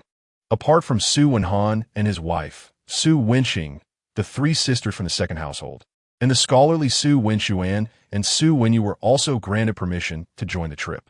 The 3 children from the third household were deemed too young. Thus, Madame Su allowed them to remain in the estate with their elders. As they prepared to board the carriage, Lu Shi and Wenqing had already settled into the front carriage, while Wenxi hesitated momentarily. Her second sister had lifted the carriage curtain, urging her younger sister to board quickly. This call momentarily halted when Ruo and Wenxian, who exchanged a cold glance before silently boarding the rear carriage. Since the Mid-Autumn Festival, the 2 sisters had seemingly grown apart, no longer moving in tandem as they once did. For when Ruo and Wenxian, the second sister, being a concubine's daughter, was hardly deserving of their favor. However, they felt compelled to maintain a close relationship with their elder sister-in-law, Lu Shi. Thus, their desire to occupy the front carriage was hardly surprising. Wenxi, however, remained indifferent. Once aboard, Lu Shi promptly complimented her, stating, "Indeed, you look refreshing and lively." When she glanced at Lu Shi and noticed her attire was also exceptionally light and breezy. Lu Shi had delicate eyes and brows, her petite face adorned with a healthy, light, wheat-colored complexion. She appeared to be a frail woman, yet her physique was far from emaciated. In fact, there was a robust vitality about her, evident in the strength she displayed when assisting Wenxi into the carriage. Lu Shi hailed from a distinguished military family. Her father was the valiant General Zhao Yong, stationed in Lingnan, holding a third-rank official position. She married Su Wenhan largely due to General Zhao Yong's appreciation for Su Wenhan's scholarly accomplishments.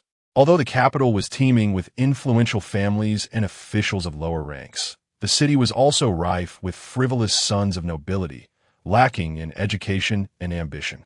As the legitimate daughter of General Zhao Yong, Lu Shi was remarkably self-assured. On the surface, the Su family appeared to have made a significant match.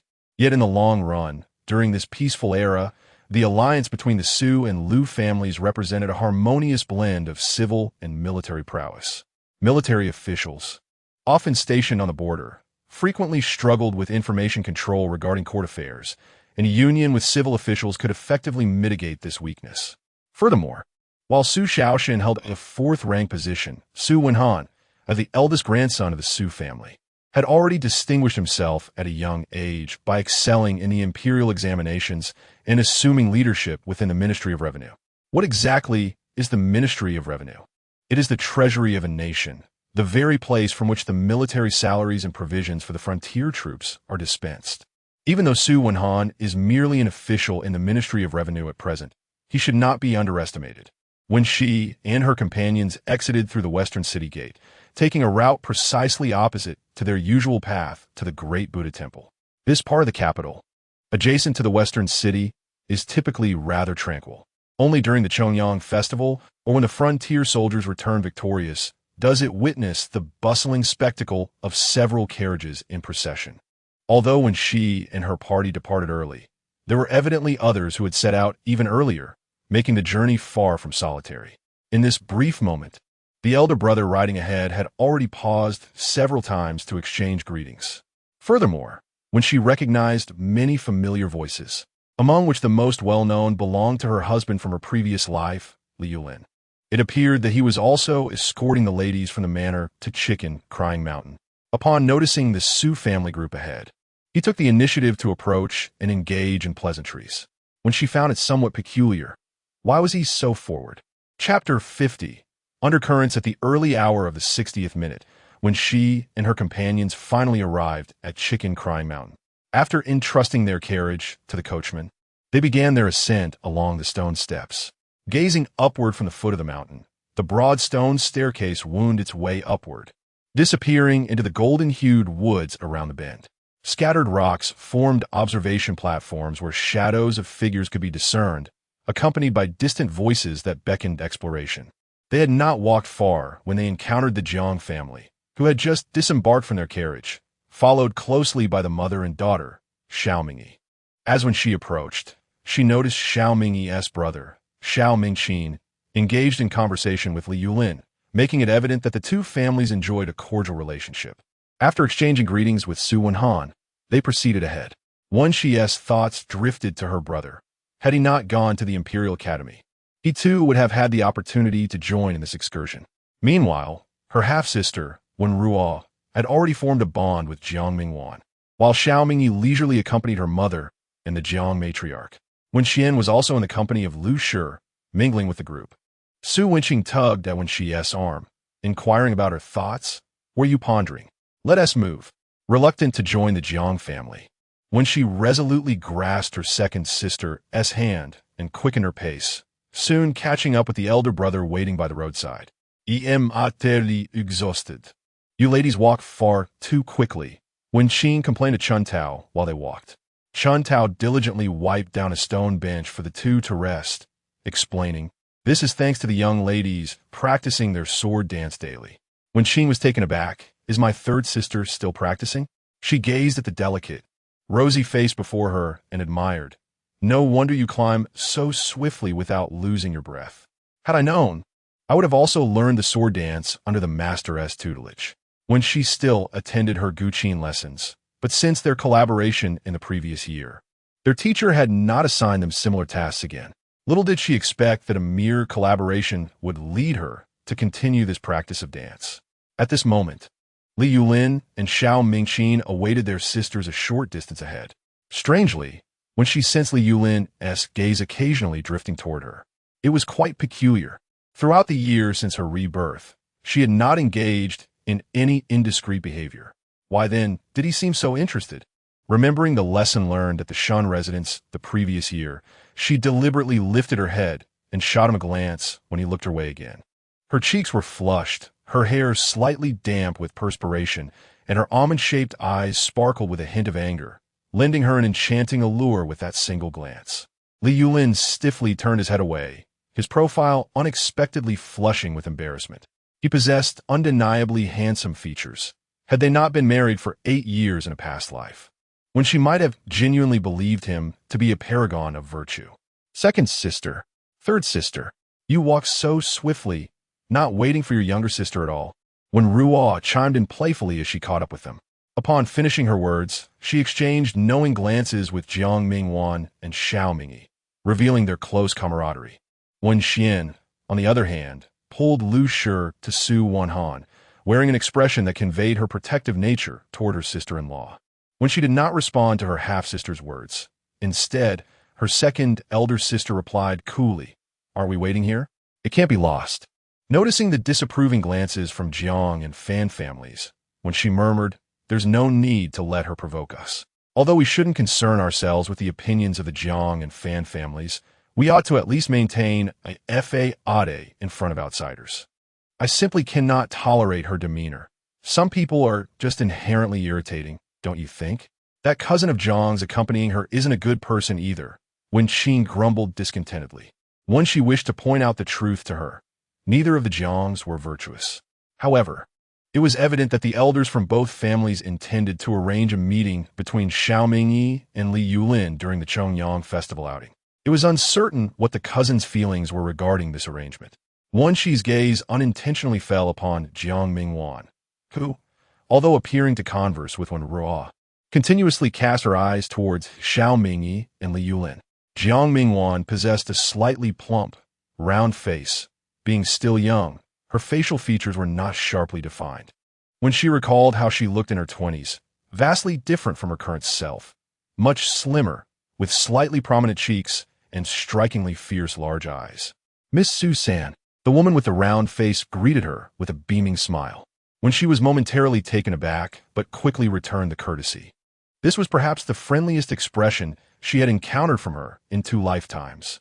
Xiaomingyi appeared gentle and courteous, prompting Wenxi to engage her in conversation. The group of young ladies finally gathered together. At this moment, Jiming Mountain was in the midst of autumn. The stone steps were carpeted with layers of yellow leaves, and the trees were adorned in splendid golden hues. The warm sun filtered through the forest, casting a radiant glow on the leaves of the treetops. The young ladies chatted and admired the scenery, creating a harmonious atmosphere, if one would overlook the glances exchanged between Xiaomingyi and Li Yulin ahead of them. Upon reaching the mountainside, the 2 young gentlemen were already waiting on the terrace. Since they had come together, Wenxi felt it unnecessary to avoid them. Adjacent to this terrace was a mountain stream, its crystal-clear waters enticing the young ladies to wash their hands with the accompaniment of their maids. Wenxi remained still, gazing at the captivating landscape as the mountain breeze caressed her, naturally bringing a smile to her face. Behind her, Xiaomingyi instructed his servant to wash the fruits, while he stood quietly behind Wenxi for a moment. Perhaps the fruits brought along were few. By the stream, they divided them, and when it was Wenxi's turn, only a few small ones remained. She intended to follow suit and take one, but Xiao Gongzi called out, "Miss Su-san, you should have these." He gestured for the servant to give her his share. His voice was rather loud, drawing everyone's attention toward them. Xiaomingyi was handsome with thick eyebrows and large eyes, and when he glanced at Wenxi, he appeared somewhat awkward. Li Yulin noticed as well, frowning slightly. The Xiao and Li families were long-standing friends. The elders had arranged the engagement between Xiaomingyi and Li Yulin since their childhood. Li Yulin was taken aback by Xiaomingyi's sudden gesture. He was aware that the other party was not just a frivolous young master. On the contrary, he was exceedingly upright, even coldly dismissive towards the ordinary maids who sought his affection. It was needless to say that he was unconcerned about trivial matters, such as whether a certain young lady had any fruits to eat, as he had evidently been observing that side discreetly. Or rather, he had been observing this Miss Su-san. Li Yulin felt a flicker of displeasure. His mind wandered to the purse he had carelessly tossed to the servant, and the subsequent correspondence. In his eyes, this Miss San exhibited quite a degree of indiscretion in her words and actions. At this moment, her delicate pink face was turned towards the sunlight, her watery eyes carrying a hint of innocence, truly charming and delightful. Li Yulin scoffed inwardly. He needed to convey the truth of the matter to Brother Jiang. As when she sought a reason to refuse, Xiaomingyi stepped in to take over. A moment of astonishment enveloped everyone, each engrossed in their own calculations, particularly Su Wenruo. She failed to comprehend how a pitiful creature, one who had brought her mother's death, could have once been so foolish as Su Wenxi, merely because she held the title of the legitimate eldest daughter. She reaped all the benefits in matters of marriage. Shun Jian's first choice had been her, and now there was the emergence of Xiaomingyi. It was truly laughable. Did he not realize that the Miss Su-san before him harbored affections for his close friend? Perhaps it was time to expose her legitimate sister's disgrace. She was utterly weary of Su Wenxi's haughty demeanor, as if she were above all concerns. Did others know her true nature? Chapter 51. The contest after leaving the observation deck. Li Yulin eagerly pulled Xiaomingyi aside. "Stop right there. What on earth is happening? If you don't, I might just lose my temper." Xiaomingyi glanced at his wrinkled sleeves and insisted repeatedly. "That must be inquiring of Mingqin brother's intentions just now?" Li Yulin pushed him aside, scrutinizing him intently. The fruit offered was merely a gift. It is unclear to Mingqin why Yulin is so furious. Xiaomingyi pondered over his sister's engagement, his tone tinged with a hint of displeasure. Could it be that Yulin also? That is not the case. Li Yulin interrupted him before he could finish, furrowing his brow as if wrestling with how to articulate his thoughts. "That Miss Su-san behaves in a notably arrogant and unruly manner, and is certainly not a suitable match for my brother." Xiaomingyi's expression grew serious, taken aback by the typically gentle Li Yulin's scathing assessment of the young lady. After a moment of silence, he asked, "Brother, do you possess any evidence? One must not tarnish a young lady's reputation without cause." Xiao Mingqin meticulously scrutinized his friend's demeanor as he stammered out his response. Li Yulin replied with clarity, though he deemed it inappropriate to elaborate further. In any case, you should trust my words. Oh, very well, Xiao Mingqin conceded, albeit reluctantly. Observing the two depart towards the grove beside the stone path, Su Wenra stealthily followed, inadvertently overhearing their conversation. Excellent. Now I need not play the villain myself. Subsequently, Wenxi and her group encountered several individuals, most of whom she did not recognize. Among them, Jiang Mingwan was a distant guest, while her second sister, Su Wenxing, was a daughter of the main branch, and her aunt, Mrs. Feng, though she had previously taken her to gatherings, had little interest in the intricate connections of the capital. Wen Xuan and Wen Ruo were still too young, yet Xiaomingyi fared much better. As the sole legitimate daughter of the Xiao family, she had participated in numerous soirees and poetry gatherings, thus becoming the one to initiate social interactions. After ascending further, they finally reached the expansive platform at the mountain summit, where a hall backed against the ridge had gathered a considerable number of young lords and ladies. Those familiar with one another clustered together, awaiting the attendants to serve tea and pastries, while the accompanying women ventured a bit farther away to offer prayers. Wenxi gazed around with keen interest, unaware that her presence was a source of annoyance to some. Among them was the renowned fourth Miss Liao Pei, who held a reputable standing within the capital's elite circles.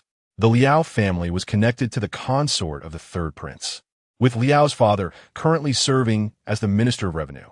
In recent years, due to the consort's frail health, the Liao family had contemplated sending their fourth miss to the third prince's residence, yet she adamantly resisted, consequently missing the prime age for marriage proposals. Now over 17, Liao Pei was frequently surrounded by admirers, yet none dared to formally propose to her. Upon arrival, Wenxi's party noted that Liao Pei was encircled by the largest gathering of suitors, as young ladies were intimidated by the Liao family's influence, and young men, delighted by her beauty, seized the opportunity presented by the Double Ninth Festival to approach her. Liao Pei reveled in the flattery of the surrounding gentlemen, basking in their admiration. As fate would have it, the moment when Shifu appeared, he captivated the attention of most of the gentlemen present. "Who is that young lady from such a prestigious family?" inquired one man, who had just been lavishing attention on Liao Pei. "Does anyone know? That young woman is truly stunning." The responding gentleman's curiosity was palpable. "That is my elder sister," Wen Ruo interjected, noticing Liao Pei's displeasure and seizing the moment to chime in. The crowd then began to gossip, wondering why they had never seen her before, their words tinged with longing. Liao Si, with a composed demeanor, observed the group of suitors surrounding her, their interest in the unrefined young lady igniting her ire. She scoffed inwardly and playfully patted Wen Ruo's shoulder. "Your elder sister? What is her name? Which household does she belong to?" When Shifu exchanged glances with her companions, yet Wen Ruo feigned ignorance. "My elder sister is the very one you just mentioned. Are you not Liao's fourth miss?" Liao Pei replied, her expression unyielding. "And what of it? I have long admired the illustrious name of Liao Si. I frequently hear others speak of your exceptional archery skills. While Liao Si is indeed remarkable, my elder sister is no slouch either." Her tone, reminiscent of a playful younger sister boasting about her sibling, was both audacious and endearing. Wen Ruo had thoroughly researched Liao Si's background, knowing she had trained among the soldiers at the border and relished teasing the delicate young ladies upon her return to the capital. Liao Pei, glancing at the radiant Su Wen Shifu in the distance, smiled enigmatically. She whispered a few words to those beside her before striding directly towards Su Wen Shifu. Su Wenxing, sensing the impending confrontation, tightened her grip on Wen Shifu's hand, prepared to shield her. When Shifu chuckled softly, reassuringly squeezing her sister's arm, mouthing the words, "It's nothing." At that moment, Liao Pei approached them, declaring, "I have heard that Miss Su has impeccable aim since childhood. How about we have a contest? Let us see who can hit the highest pine cone on that ancient pine tree, first using a slingshot." With that, she brandished her slingshot, her expression one of provocation. When Shifu furrowed her brows at the challenge, even Xiao Mingqin and Li Yulin, who had been contemplating intervening, hesitated. aware that a contest between gentlemen and ladies would be inappropriate. With a playful arch of her brow, when Shifu retorted, "Oh, why should I compete with you? Are you afraid?" Liao palely replied, her face beaming with triumph. When Shifu pondered for a moment, competing was not out of the question, but she would determine the stakes. With a cold glance at her younger half-sister, she declared, "Very well, but the wager will be mine to set." "Deal." Liao Si, seemingly unconcerned with the wager, was determined to win. She confidently picked up a stone, fully aware of her family's prowess, not only for the connections they had with the third prince and the current minister of revenue, but also for their lineage as military aristocrats. Unlike the Li family, the Liao clan had decisively abandoned martial pursuits for scholarly endeavors once the court stabilized. Among those like Lord Liao, who have ascended to high-ranking civil positions from a military background, he stands as the first of this dynasty. Thus, when she competes in marksmanship against Liao Paley, it is akin to a merchant testing a scholar. No one anticipates her victory. Observing the unassuming Miss Su San with her delicate and tender flesh, the crowd murmurs in pity for her. Although Miss Liao does not openly discuss the wager, everyone in the capital is aware of the fates that have befallen previous losers. It would be wiser to concede than face such a fate. With a slingshot in one hand and drawing back the sinew with the other, Liao Paley released a stone with a resounding thud, eliciting a chorus of cheers from the crowd. When she, upon witnessing the top pine nut fall, squinted to spot two more nestled beneath, she readied her slingshot once again, drawing the ire of her opponent, who mockingly advised her to consider her wager carefully lest she become the subject of ridicule. Laughter erupted around them just then, as her older brother, Su Wenhan, approached, standing solemnly at a distance, his expression grave. When she recalled that the Minister of Revenue from the Liao family was Su Wenhan's superior, to ease his concerns, she attempted a calming expression before redirecting her slingshot. With another resounding thud, the stone was launched. What was that? Had she lost? Good heavens! She had struck true. The commotion swelled as the crowd gasped. The two pine nuts, separated by a mere foot, had vanished. This was utterly astonishing. The fragile young girl had effortlessly knocked down both pine nuts with her slingshot, defeating Liao Paley in the process. Liao Paley, a woman trained in martial arts since childhood and seasoned by experiences at the frontier, was left dumbfounded. It was no wonder when she had taken such care in her aim. She had ensured that one stone could strike both targets. How could this be? Liao Paley had never lost in such contests throughout her life, and to be bested by someone so underestimated was simply intolerable. Chapter 52.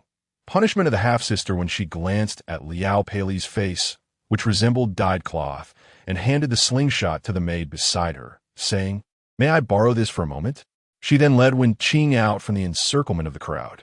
"Hey, aren't you going to place a bet?" Liao Paley, regaining her senses, inquired from behind. After losing the contest, she had anticipated the other party to make a demand, but unexpectedly, the third daughter of the Su family floated away, so nonchalantly. When she turned her head and smiled, it was merely a playful contest.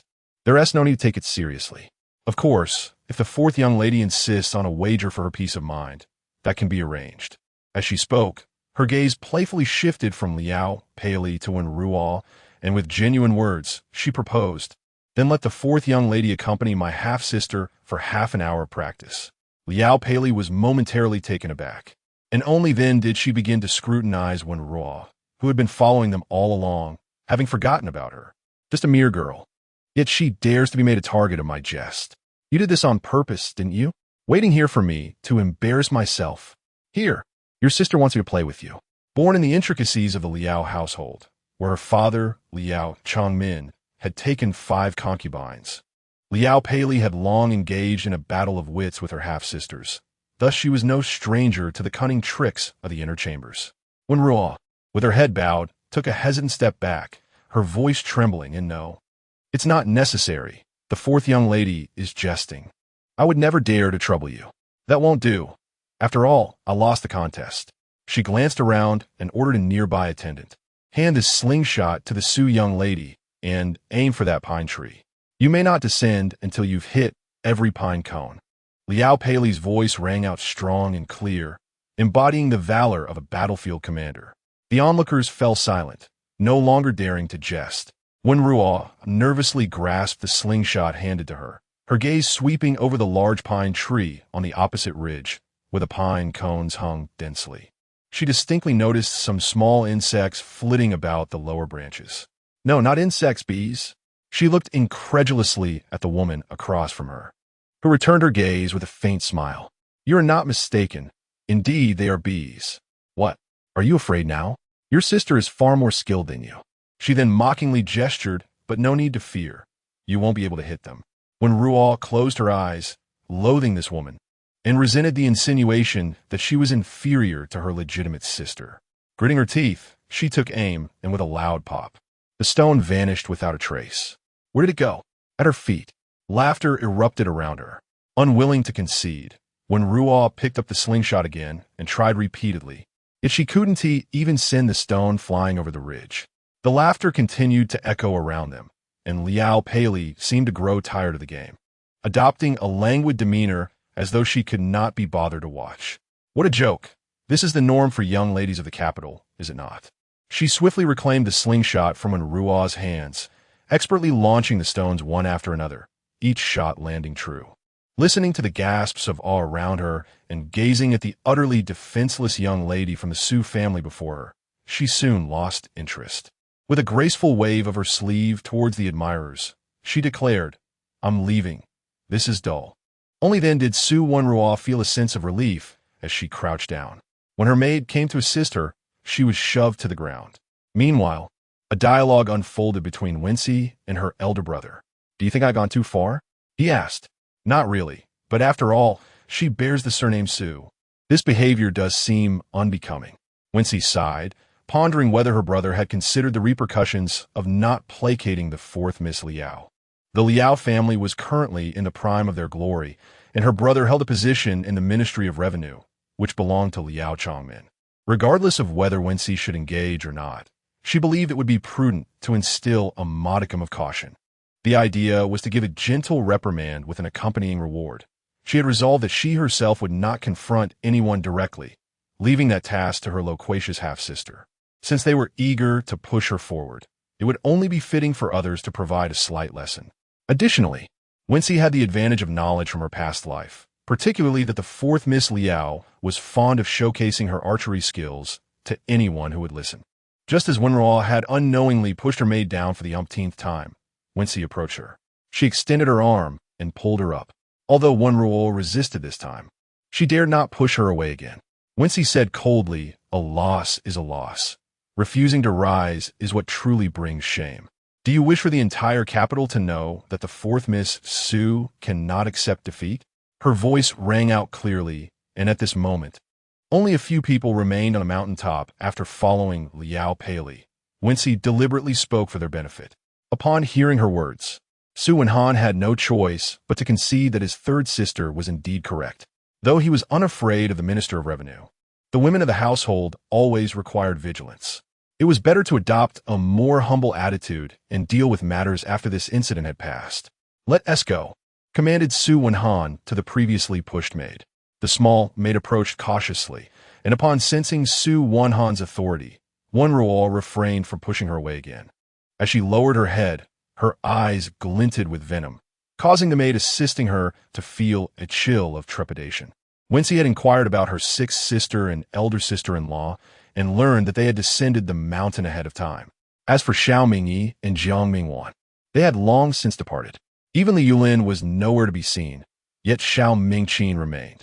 As Wenxi moved towards him, he immediately came forward, stating, Brother Li has escorted the ladies down the mountain. I stayed behind to convey a message.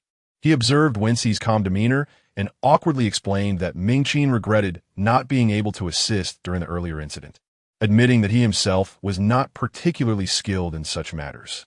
Seeing the surprise on Wenxi's face, he smiled and added, Fortunately, the outcome turned out well. Had he intervened, not only would he have failed to help, but he might have also embarrassed himself before this Miss Su. Xiao Mingqin refrained from elaborating further as Su Wenhan's gaze had begun to turn icy. Wenxi found herself trying to suppress a smile, inexplicably feeling that this man was somewhat endearingly straightforward, wondering which young lady he had married in her former life. Chapter 53. Who harmed grandmother after the double ninth festival, when she seldom ventured out of the residence. The contest with Liao Pei was, as she had anticipated, lightly brushed aside. Even her father did not inquire about it. To her surprise, her half-sister Wenruo was also remarkably composed and did not complain to the elders about her, when she felt gratified by her sister's understanding of the situation. Regardless of whether Concubine Shun had passed away, she could no longer step into this household.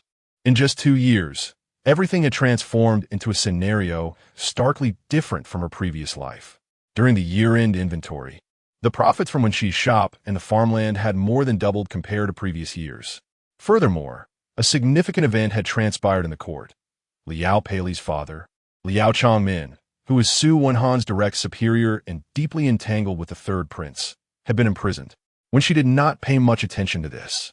It was a predetermined fate in her past life, and hearing about it only evoked a sense of inevitability. After organizing the accounts, she raised the monthly wages for the shop assistants and managers, while the maidservants in Shitong courtyard received generous red envelopes, just as the previous year. At present, Wenxi's greatest concern was her grandmother's health, for in her past life, old Madame Su had passed away shortly after the Lantern Festival. Once the festival was over, when she sought reasons to stay overnight at Showen Hall every day. "Grandmother, look how dark it has gotten. Let me stay here to keep you company." After finishing dinner at Showen Hall, when she embraced old Madame Su, playfully seeking affection, Mama Fong, observing that the old lady had not objected, hurriedly arranged for preparations.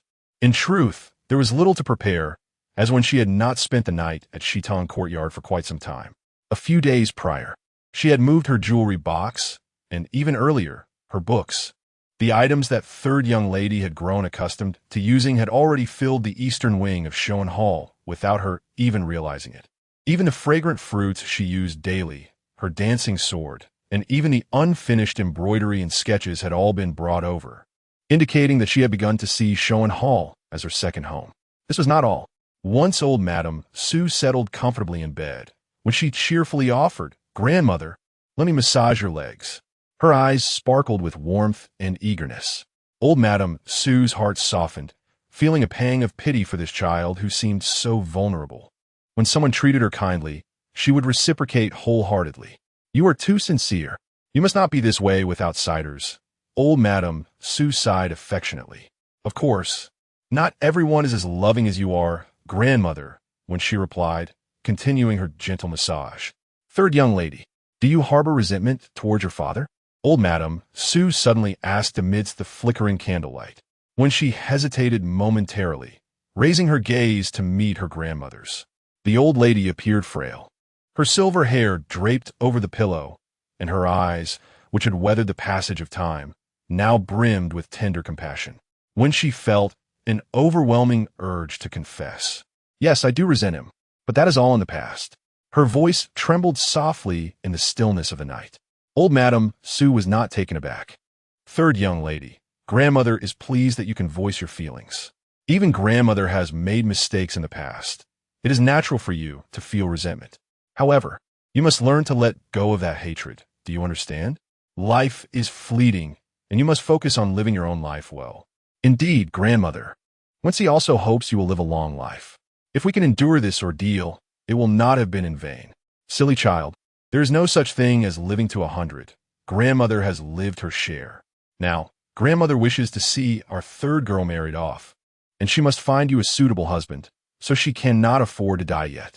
Lady Su sighed, perhaps due to her advanced age, each word accompanied by a soft lament. Wenxi yearned to declare her disinterest in marriage, yet the words remained unspoken. Under her grandmother's kind gaze, she could only silently wish for her to weather the current storm. Thus, the third young lady of the Su family took up residence in the Showen Hall, no longer seeking excuses to leave. Lady Su allowed her this, and the maids and servants paid little mind to Wenxi's affairs. During her time in Showen Hall, Wenxi would accompany her grandmother for evening strolls in the small garden behind the hall.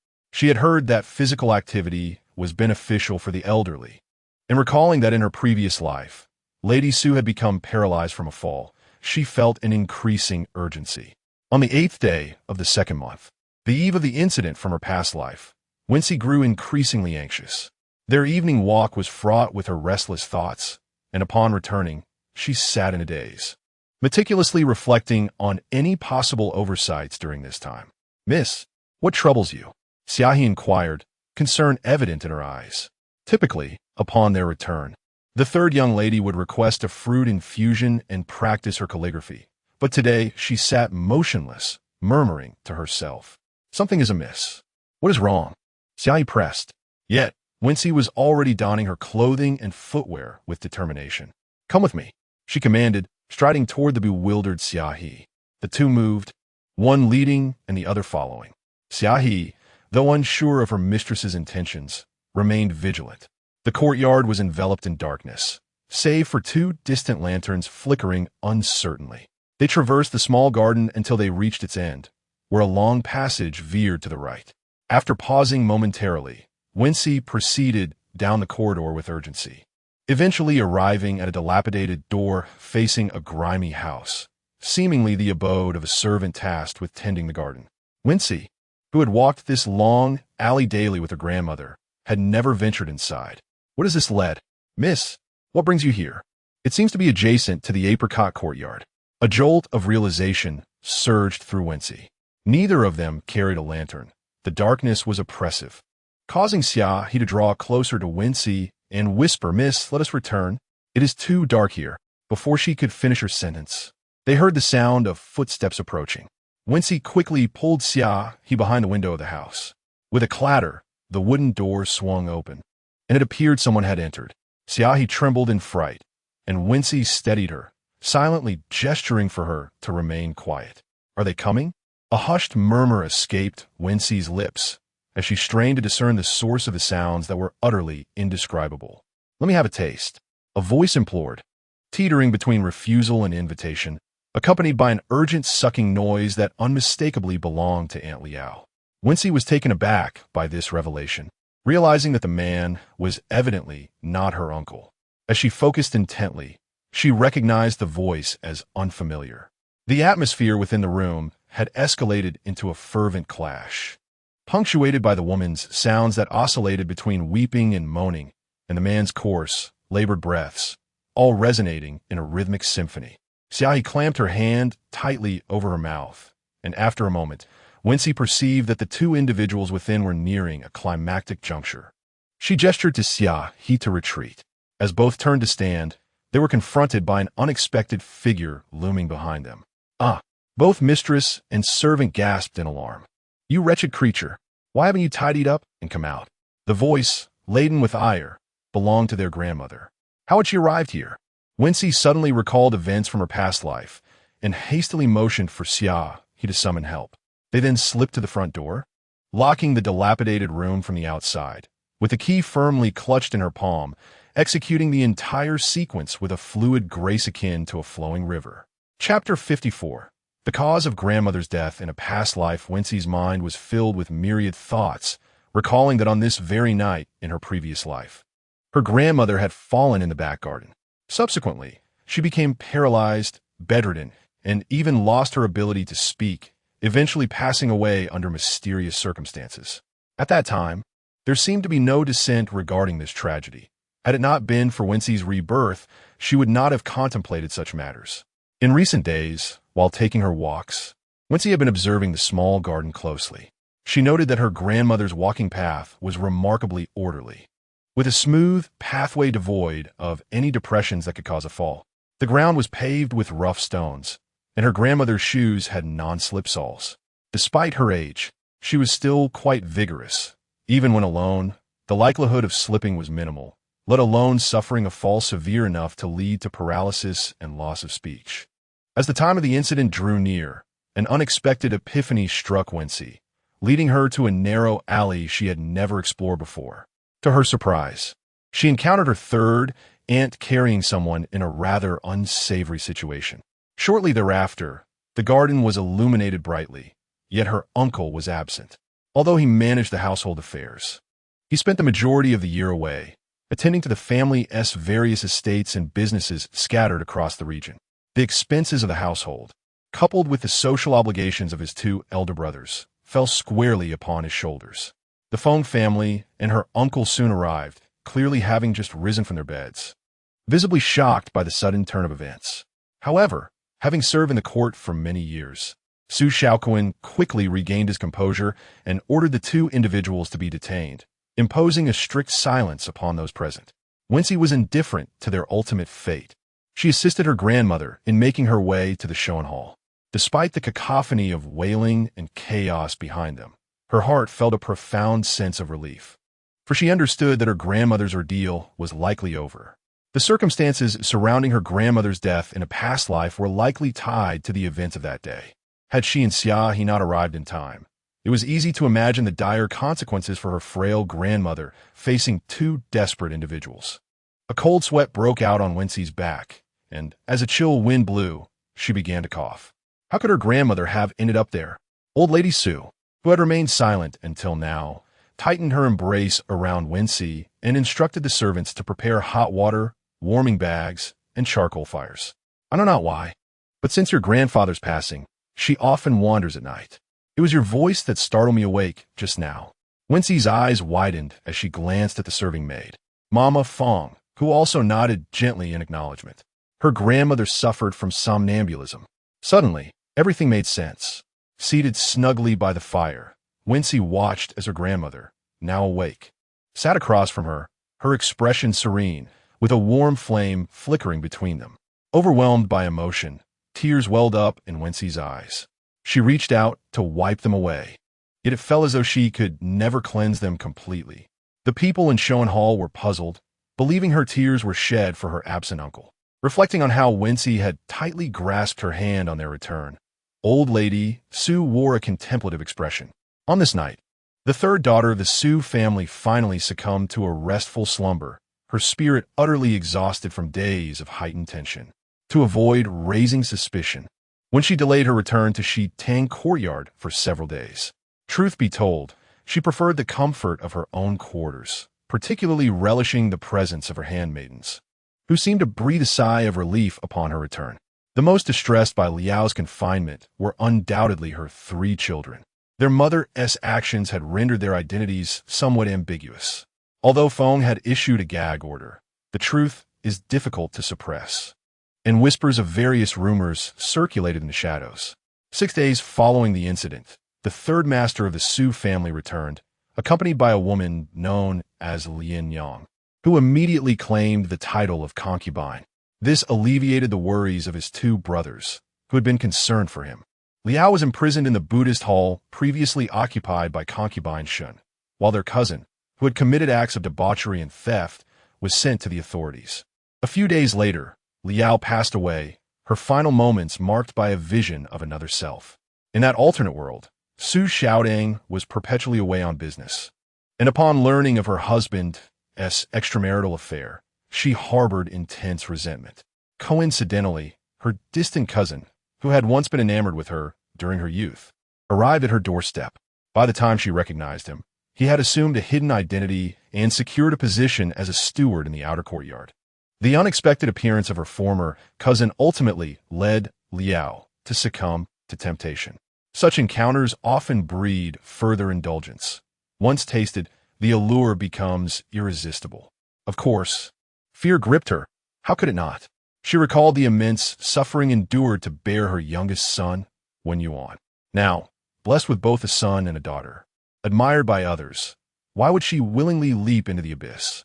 Strangely, after seeking solace with a man of the wild, her anger towards Su Shaotang inexplicably dissipated. She longed to return to normalcy and initially contemplated severing ties completely. However, fate took a turn on the evening of the 8th day of the 2nd month. Just as Liao had experienced, this other Liao was also caught in a compromising situation with her cousin, though the scandal did not come to light immediately. The sole witness to their indiscretion was the venerable matriarch of the Su family. In a moment of reckless determination, the cousin resolved to take drastic measures, resulting in the elderly woman being shoved to the ground, her head striking the stone path, rendering her unconscious. That night, the cousin fled, and the following day Liao, wishing to ensure her safety, discreetly introduced a silencing agent into the matriarch's water. No one noticed. The elderly woman remained conscious for only brief moments. As Liao attended to her, the matriarch would gaze at her intently for a moment before turning away. Such scrutiny led Liao to mistakenly believe that the matriarch was fully aware. Before long, the matriarch passed away. Liao, feeling a surge of panic, began to reach out to her cousin under the guise of having eliminated the threat and wishing to rekindle their romance. In their former clandestine meeting place, Liao poured her cousin ample amounts of wine, and ultimately, this soul keeper of the truth met his demise that very night, his lifeless body tumbling into the well. Faced with his shocked expression, Liao seemed to hear him ask, "Why? Why?" The answer resonated within her. "Because you must die." The days of Madame Liao returned to their previous state, and as she harbored no more guilt and ceased to have expectations of the man beside her, their marital relationship gradually softened. The affair ultimately faded into obscurity. To the outside world, they appeared as a loving couple, cherishing this facade throughout their lives. In her final moments, Madame Liao beheld all that she had experienced, a gentle smile gracing her lips as she erupted into a fit of laughter, her mirth echoing and reverberating through the dusty hall of the Buddhist altar. The serving woman, witnessing her seemingly mad demeanor, longed to retreat to a safe distance. However, upon returning after a brief interval, she discovered that the woman had already breathed her last. Chapter 55. The examination. As the end of February approached, the much-anticipated triennial spring examination officially commenced in the capital. Perhaps out of consideration for the students in the city who needed to pay their respects to their ancestors prior to the examination, the Imperial Academy granted all scholars a 2-day respite. Wenxi prepared for her brother Wenjing by adorning him with a ceremonial robe embroidered with the image of the Star of Examinations and a lotus motif, accompanied by a matching cap. Additionally, she crafted an incense pouch filled with osmanthus flowers for him to wear. On the eve of the examination, the entire Su family gathered in the Longevity Hall to bid farewell and offer encouragement to Su Wenjing. Amidst joyous exchanges of auspicious words and the gifting of small essentials for the exam, even the elder Su summoned Wenjing to his study for personal guidance. Meanwhile, the usually despondent second master, Su, seemed to have finally recognized his paternal responsibilities, retrieving his treasured Chengxin Hall paper and a long-neglected inkstone to present to Wenjing. Wenxi sent a messenger to the Shun residence, delivering a pouch filled with osmanthus flowers, adorned with 2 elegantly embroidered branches, symbolizing the aspiration to achieve success. She also included a cap identical to her brother's, though no clothing had been prepared. Filled with excitement, Wenxi silently prayed for her brother. As this was his first attempt at the examination, she meticulously checked all the items prepared for him, anxious to avoid any oversight. The examination would span 3 days, during which candidates would be confined to the examination hall, answering questions and attending to their daily needs. In previous years, pampered young masters had often been carried out midway due to the harsh conditions. Wenxi, however, was not overly concerned about her brother's ability to endure hardships, but rather worried about the food and water. The household had prepared steamed buns filled with meat and vegetables, conveniently heated, with 3 buns per meal, totaling nearly 40. The water was boiled spring water brought from home, and no nuts or fruits were included to avoid digestive complications. The focus was on a simple, filling diet. Considering the nighttime temperatures and the possibility of unexpected weather, the clothing provided was thick and warm. Wenxi initially believed she would escort her brother to the examination hall alone, but to her surprise, on the following morning, Feng and Wang, accompanied by Wenxi, Wenxian, and Wenruo, arrived as well.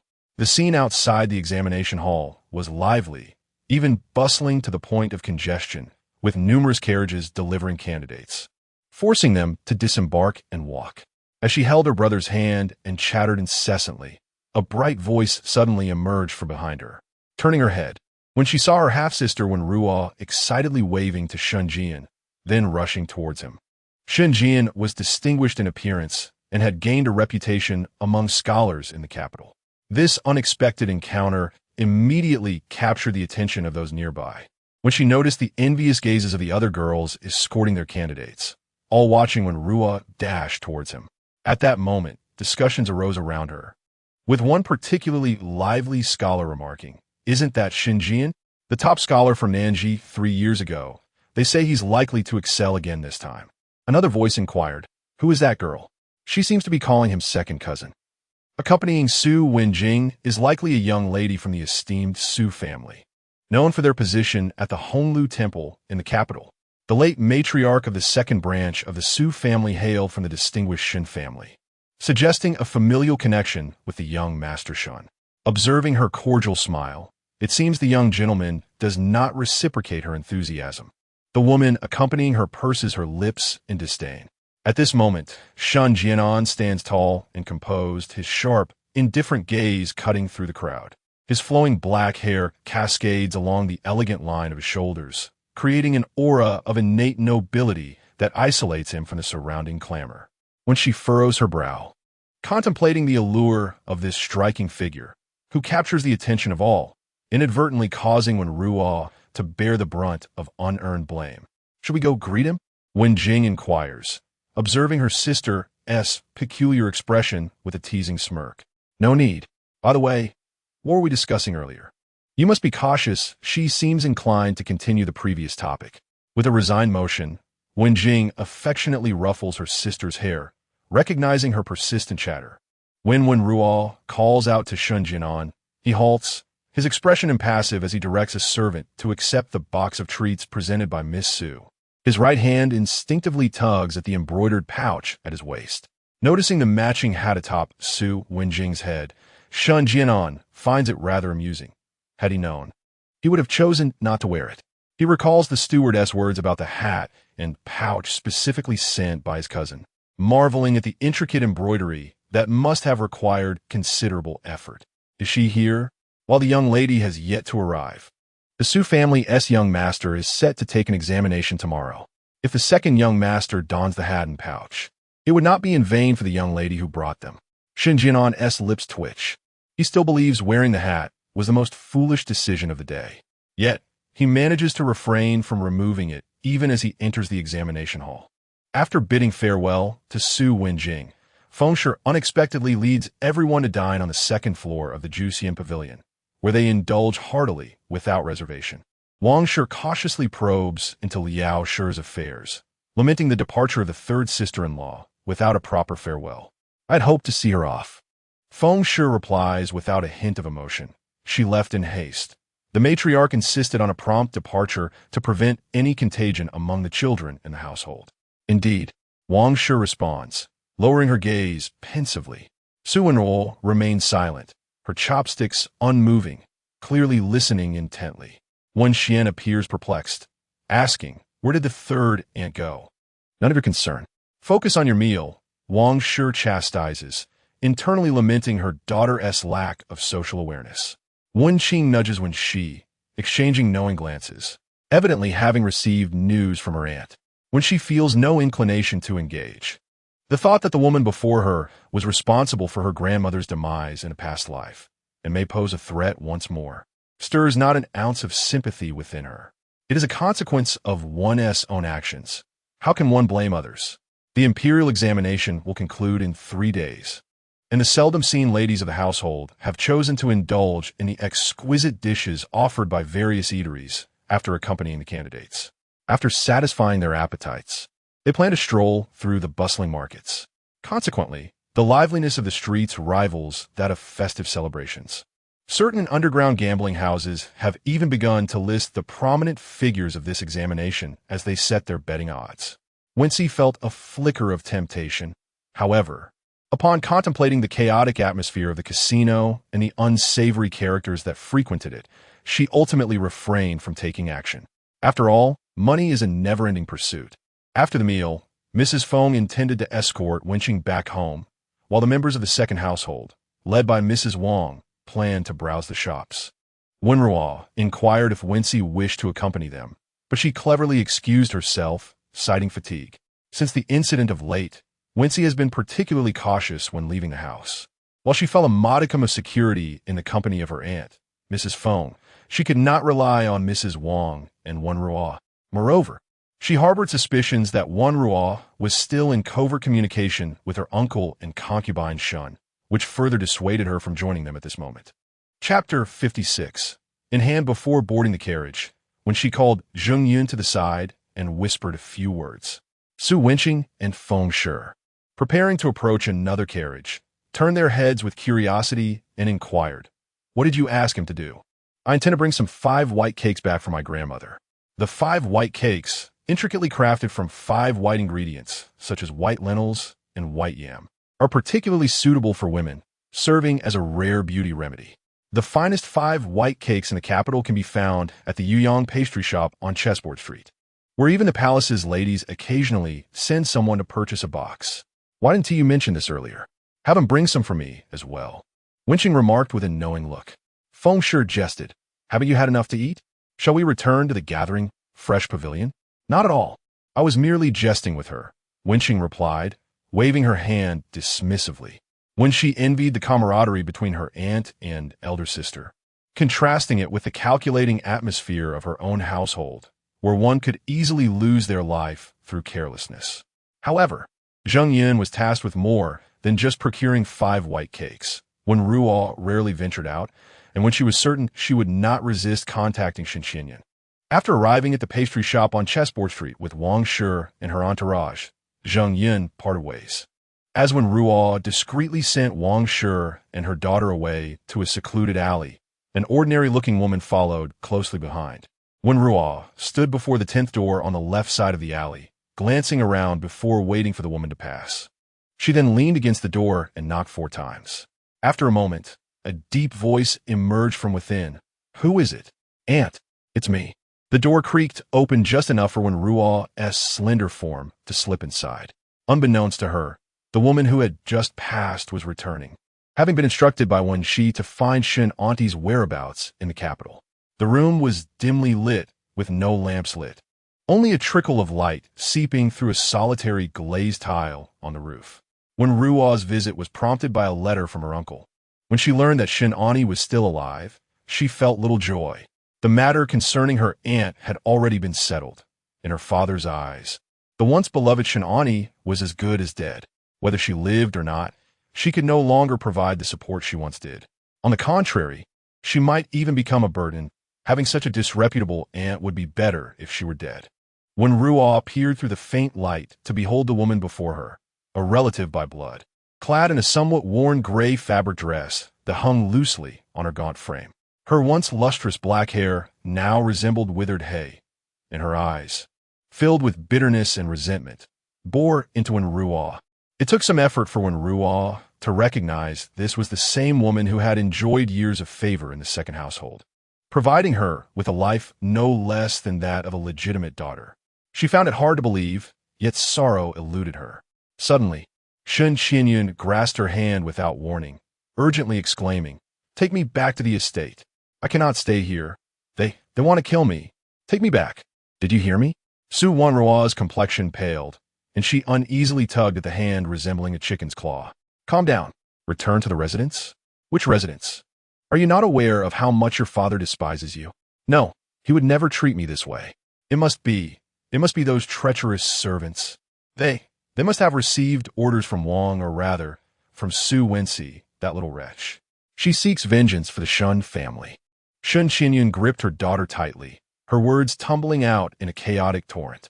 Gazing at her deranged aunt, Su Wenruo felt an increasing sense of agitation within her. With considerable effort, she managed to extricate her hand from the other's iron grip, causing Shen Qinyun to collapse to the ground, her head striking with a sharp crack. As Su Wenruo took a few steps forward to assist her, she hesitated, her voice cracking in despair. "Even so, whether it's Wang or Su Wenxi, what can I possibly do to them? Tell me, what can I do to them? Speak." Taking a breath, Su Wenruo continued, "You only think of father, but he is no longer the man he once was. Do you not realize that he wishes to see you torn to shreds? Yet he refrains, punishing himself instead. He despises himself far more than he despises you. If you return now, what can you achieve other than fading away silently? The Su Wenxi siblings are far more formidable than you imagine. They will not allow you to remain in this world." Observing her aunt's disfigured visage, she added. Do not seek me out again. Stay hidden outside. At least you will have your life. Uncle will not abandon you. Find a place to reside quietly, and act as if you do not have a daughter like me. Having shouted her piece, she turned towards the door, not even glancing back. Inside, Shun Qinyun murmured to herself, You say he despises himself. He despises himself. He wishes to utterly deny our past. He shall not. He shall remember how he cherished the very one who caused the death of his beloved. Prostrate on the ground, Shun Qinyun mumbled, I have no regrets, Shangyun. Do you not agree? I was loved by him for over a decade. Is that not absurd? He professes to love you. Yet in the blink of an eye, he was in bed with me. And soon after, he married Wang, that insipid woman who could not even produce a fart. He even fathered 2 children with her. As Su Wenruo reached the alley's end, her maid, Allure, rushed up to her. My lady, noticing her pale complexion, disheveled hair, and trembling hands, Allure swallowed her impending questions. Protectively shielding her mistress from the gaze of Wang's coachman, she hurriedly helped her into the carriage. Su Wenruo, her face ashen, lost in thought, could one blame her? Her aunt was no longer the confident and charming woman she once was. Now, she could be seen as a burden. Perhaps if she were to perish, her father's animosity might dissipate somewhat. The thought of her longed-for Shun Jinan surfaced, and a newfound resolve gradually emerged on her countenance. Allure and Shuanger sat silently on either side, neither daring to utter a word, until Wang brought Wenxi back. The outside was filled with inquiries directed at the coachman, asking if the 4th young lady had returned. The coachman's response was inaudible to her. Soon after, the carriage began to rumble to life.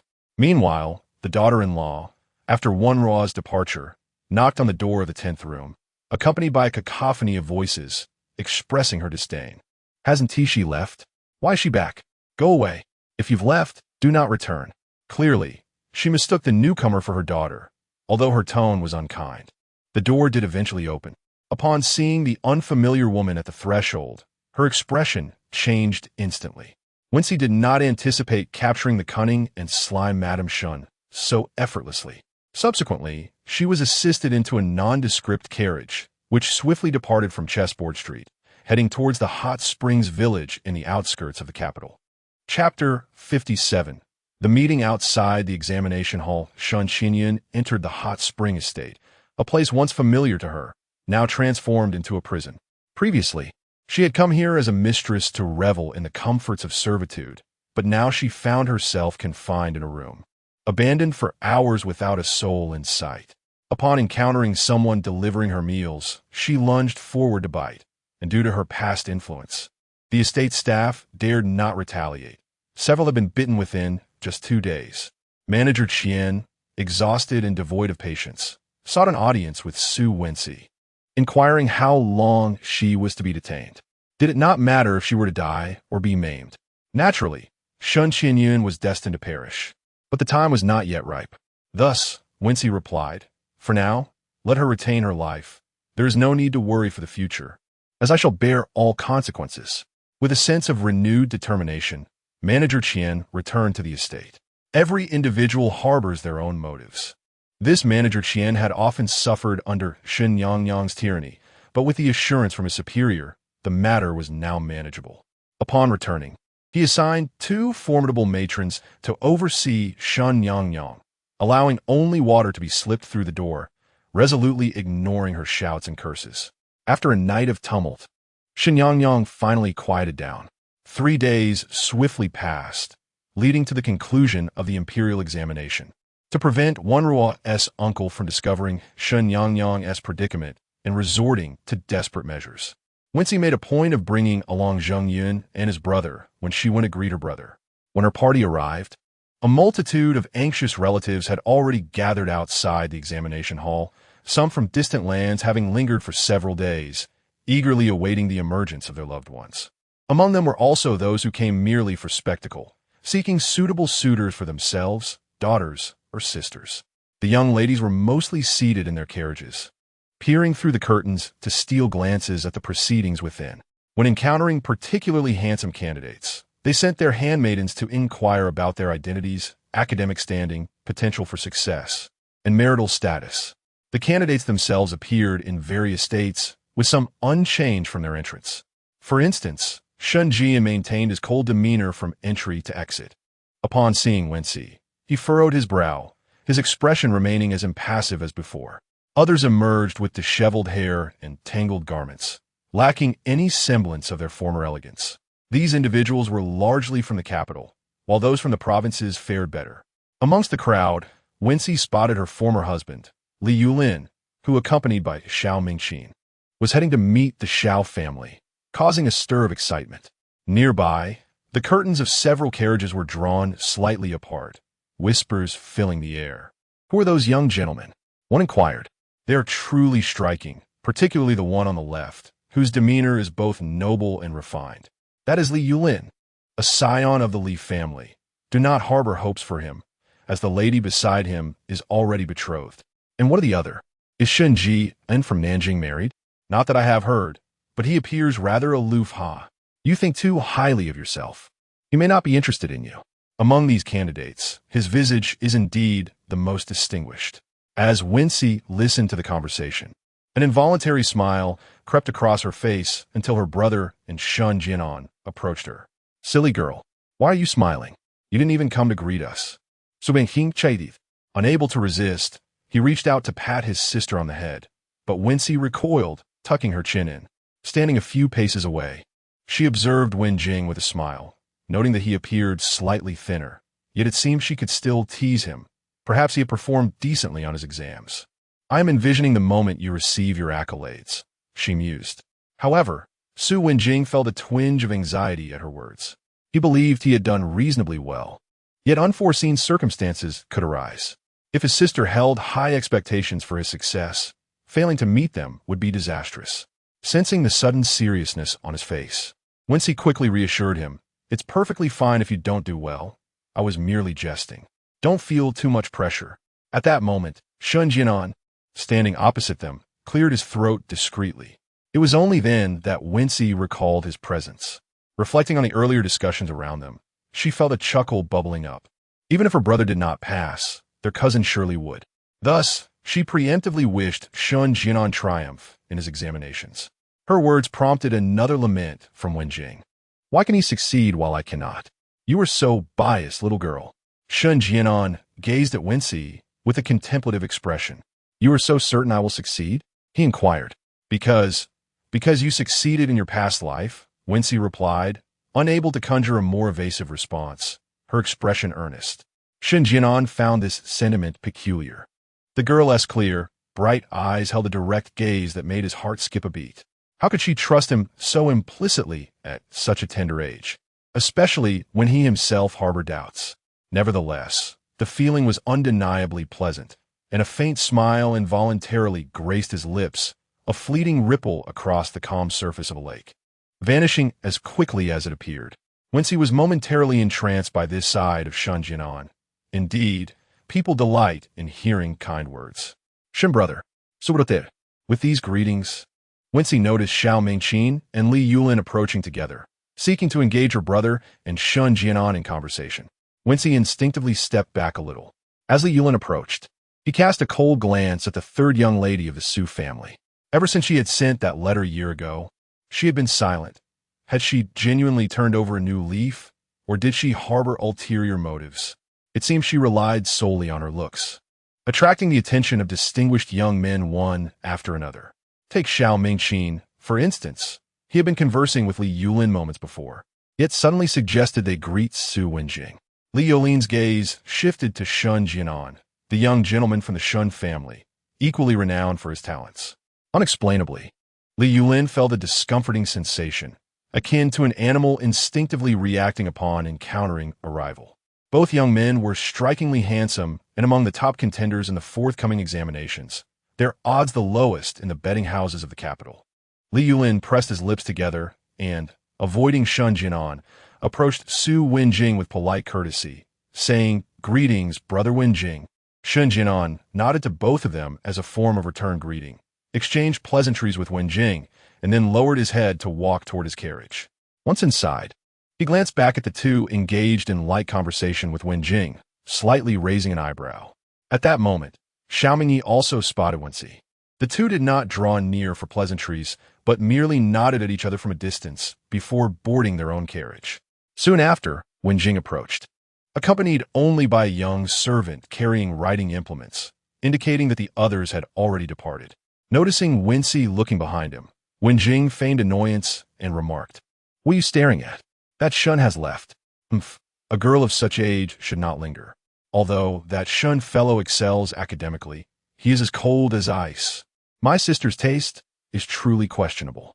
Yet, were it not for Shun Jinan, it seems there would be no one more remarkable in his vicinity." Chapter 58 Confrontation. Li Yulin stood behind Xiao Mingqin, observing as Su Wenjing entered the carriage after parting ways with them.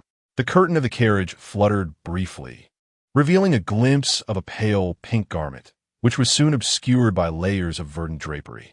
The sound of the carriage wheels gradually faded into the distance. A fragrant pouch, tossed by an unknown young lady from the side, caught her attention, causing her pupils to constrict as she deftly evaded it. A wave of laughter erupted around them, while Xiao Mingqin, bewildered, clutched the pouch in his hand. He glanced towards the carriage, where an unfamiliar woman stood blushing, her expression one of confusion, her misty eyes adding a touch of vulnerability. Xiao Mingqin's reprimand nearly escaped his lips, but faltered in his throat. Yet, the young lady's embarrassment was short-lived as she approached him, exclaiming, "Sir, I sincerely apologize. I lost my pouch while frolicking with my maid. Would you be so kind as to return it to me?" Furrowing his brow, Xiao Mingqin handed over the pouch, about to utter something more when his sister's maid conveniently approached, inquiring how long he would be. He awkwardly waved his hand and, while walking away, turned to Li Yulin, asking, "Do you know who that woman is?" Li Yulin maintained his usual gait, responding amiably, "She is merely someone acquainted with us. A simple inquiry will suffice." Noticing his lack of response, he added, "Shall I send a servant to inquire on your behalf?" He then made to beckon a servant. Xiao Mingqin grumbled, "Never mind. I merely thought her features bore some resemblance to the third Miss Su, but she seems to be merely a superficial beauty, adorned with the trappings of artifice." After returning home, Su Wenjing visited the matriarch in the Showan Hall, where both Su Delaoi and Su Erlawai were present. Upon inquiring about his skills, they merely remarked that he performed adequately before dismissing him early. After washing up in Qingxue courtyard, Su Wenjing fell onto his bed, and Wenxi, noticing this, instructed Granny Jiang to keep an eye on the outer door, ensuring he would not be disturbed again. She exited quietly, only to find her father standing in the courtyard, clad in a simple blue robe, his hair neatly tied back, a stark contrast to his previous disheveled state, though he appeared considerably thinner. Wenxi approached and addressed him evenly. "Father." Before turning to leave, she thought she heard someone call her name from behind, hesitating as if to speak. Yet whatever was to be said, she felt little desire to know. There exist many chasms in this world that are insurmountable. It is sufficient to maintain a facade of tranquility. She had grown up, no longer the child delighted by mere sweets. This was a departure from her initial intention. Upon her rebirth 2 years prior, she had regarded this father as a target for conquest, one she could easily feign intimacy with. Initially believing she could maintain the pretense indefinitely, she found herself beset by surging waves of pent-up negative emotions, particularly upon recognizing her father's genuine remorse, which only intensified these feelings. She paused at the arched bridge leading to the bamboo grove when Chuntao hurriedly caught up from behind, breathless. "My lady, the second master remains in place." Before Chuntao could finish, Xiaohi shot her a sharp glance. Chuntao bit her lip, clarifying, "I meant that the sixth young lady has arrived to assist the second master, and they have proceeded towards Chuanxi courtyard." Wenxi's step faltered momentarily, yet she continued forward, her expression devoid of emotion. At this moment, Wen Xian and old Master Su were immersed in a scene of warmth and affection. Day by day, what frantic escapades are they engaged in? Have they taken the time to share a meal? Wen Xuan allowed her father to wipe the sweat from her brow, her face radiating innocence and charm. Her mother had instructed her to call her father to join them for a meal at Chuanxi courtyard. Su Xiaoyan responded with a mere sigh. Observing the sudden change in her father's demeanor, Wen Xuan, ever the obedient daughter, refrained from further coaxing and silently followed behind. Earlier, her mother had mentioned that her second brother had a promising future, and it was evident that her father was particularly attentive towards them siblings. Her mother suggested that during this time, when her third sister was feeling awkward, she should visit their father more often. The implication was that even if the second master was somewhat ineffectual, he still held authority in the second household, subtly mocking her third sister for her perceived lack of discernment. After the incident with Concubine Shun, Qingmei had been sent back to Wenxi courtyard. Although she was now under the master's protection, her duties resembled those of a maid, and her circumstances were even less favorable. From a distance, Wang had heard that the second master and the sixth young lady were approaching Wenxi courtyard, her piercing gaze fixated on Qingmei, who appeared to be in high spirits. What had become of the cherry meat intended for the master? I had already instructed you to prepare. You truly are an insufferable wretch. Qingmei cleverly seized the opportunity to elaborate further. In front of outsiders, she skillfully donned a fade, portraying herself as the epitome of a virtuous wife and nurturing mother, so convincingly that it appeared utterly genuine. As for the so-called cherry meat, she was entirely oblivious to its existence. Isn't that right? Though she may have overestimated her significance in the eyes of the second master, she was certainly not one to be easily bullied.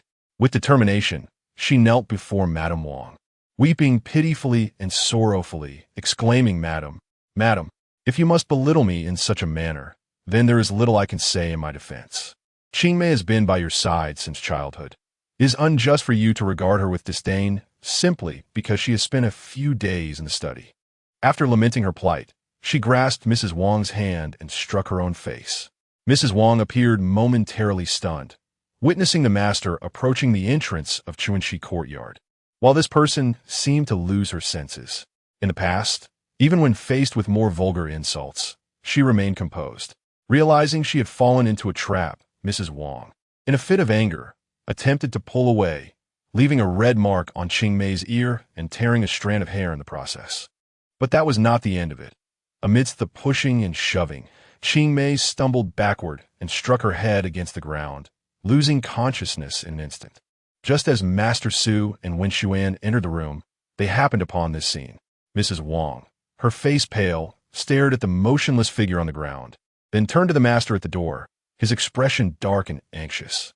She rose abruptly, her face flushed, exclaiming, I did not push her. Whether you believe me or not, I did not. You did not. Then, who was it that I just saw? Master Su gazed upon his rather unremarkable concubine with a sigh, harboring the hope that she might at least exhibit some semblance of decorum and virtue. He chose to remain silent, yet Wang's countenance twisted in sorrow, prompting her to weep. Qin Mama, who had just entered, endeavored to console her while instructing the waiting maidservants to assist Qingmei inside and dispatching the swift-footed maid to summon a physician. In ordinary circumstances, a maid might harbor little fear. However, this particular young woman had once served the second master and now lay prostrate before him, rendered unconscious. Granny Qin, having spent many years within the inner chambers, was well aware of the formidable nature of a woman who had resolved to fight back. Despite her numerous attempts to soothe Lady Wang, the latter, emboldened by her newfound authority over the maid, sought to settle both old grievances and new scores, indulging in petty grievances that ultimately led to this predicament. Granny Qin hastily instructed those within the room to serve tea to the second master, hoping that as long as he did not storm out in anger, they might salvage the situation. A companion named Wenxuan, who had followed closely, appeared visibly frightened. Granny Qin took the tea that the maid had brought and presented it to her, signaling her to offer it to the second master. Upon seeing the teacup cradled in the young girl's hands, the second master nodded slightly and said, "Just place it here." He then lifted his robe and seated himself nearby. With this, Granny Qin breathed a sigh of relief, though the room was filled with Lady Wang's lamentations. Observing the second master's increasingly furrowed brow, she felt compelled to comfort Lady Wang once more. This marked the first instance of the second master addressing Lady Wang with such severity, his words striking at her very heart. Previously, Lady Wang had been unable to contend with Concubine Shun, as the latter held a distinct advantage. Yet, Qingmei was different. in Lady Wang's perception. Qingmei remained the young girl who relied on her for sustenance and clothing. She had never truly regarded her as a threat, and thus was unprepared for such a turn of events. Had the second master merely criticized her for being cruel, it would have been bearable. However, his recent remarks underscored that she was utterly worthless in his eyes. Lady Wang was not oblivious to her own mediocrity, but to be publicly humiliated in such a manner was a novel experience for her. After turning away to shed a few tears, she soon gathered her resolve. Accepting the handkerchief offered by Granny Qin to dab her face. Resolved to take a stand, she thought, is being obedient and virtuous not sufficient? Does the master require me to emulate Concubine Shun and resort to cunning and treachery to demonstrate my worth as a wife? Chapter 59. The announcement of the imperial examination results. Madame Qin, filled with trepidation, lifted her gaze to see that second master Su was holding his teacup with a trembling hand, clearly agitated by the temper of his ordinarily gentle and respectful concubine. Since her arrival, Wang had remained demure and compliant. Fortune had smiled upon her, as she had borne 2 children after only a few encounters, fulfilling her duty of progeny. After which the second master had not graced her chamber again. A sudden sharp sound echoed through the room as water splashed and porcelain shattered. It took a moment for second master Su to realize he had hurled the teacup away. All present, including Wenxi, bowed their heads, not daring to utter a sound. Following a flurry of hurried footsteps, the second master stormed out, leaving the curtains in disarray. Madame Qin turned to glance at Wang's face, only to find her smiling. Tossing aside the cloth she used to wipe her face, Wang declared, "Set the table. Wenxi, do not be afraid, and do not let a man make you feel small. You must eat." As she dished out the rice, she added, "But you must not become estranged from him. He is, after all, your father. Do you understand?" Wenxi nodded, though her comprehension was vague. Upon hearing of the events that transpired in Chunxi courtyard, Su Wenxi raised an eyebrow, suddenly feeling a measure of admiration for her stepmother. Perhaps it was her unremarkable appearance and the low expectations she held regarding love that afforded her this clarity and detachment, qualities that were indeed enviable. Compared to Shun Qinyan, Wang appeared to be the one leading the most contented life. Yet, is the human heart truly so malleable? If one had not suffered greatly, who could maintain such lucidity from the outset? Meanwhile, in Qingxue courtyard, Su Wenjing had slumbered through the night until noon the following day. When Wenxi visited him, he was dining at a small table. Not feeling hungry, she kept him company while he ate, discussing matters of the household and the examination halls. Abruptly, Wenjing mentioned Concubine Shun, questioning, "She has not perished, has she?" Wenxi was taken aback, nearly uttering, "How do you know?" Why did her brother make such an assertion? With his long hair cascading down and dressed in a white inner robe, he lounged with his right foot resting on a stool, exuding an air of utter relaxation. Yet his gaze was complex. "Wenxi, what do you intend to do about the estate you concealed for her?" Wenxi was so startled that she almost leapt from her seat. They exchanged glances for several moments before her expression fell. "How do you know? How I came to know is of little importance. What matters is you. A young lady of 15 should not engage in such matters." Wenjing closed his eyes, speaking with difficulty. "Sister, your second brother has caused you suffering. But can you entrust this matter to me? Can you believe in your second brother?" Wenxi found herself in a quandary at this request. Yet she pondered whether she was being overly protective of her brother. After all, he was a man destined to uphold the family name. She could not allow past failures to stifle his courage to try anew. After a few moments, she finally nodded, "Very well. What do you intend to do? Can we discuss it?" Disposing of a wayward concubine seemed devoid of risk for Su Wenjing, the legitimate eldest son of the second household. Wenxi contemplated the matter of Shun Qinyan spies, questioning who they might be. Were they Shun Qinyan's kin? How could the steward, closely connected with the Shun family, dare to entertain thoughts of her? Should she converse with Shun Jianan? Time flowed like a gentle stream, and before long, the day of the examination results arrived. The Su family had dispatched a servant early to wait outside the Ministry of Rites, when she was also rather anxious.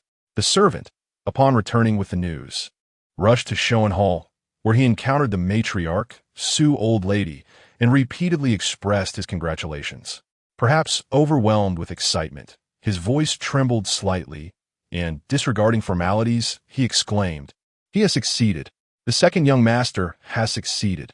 The Sioux old lady, already brimming with joy, inquired, "What rank did he achieve?"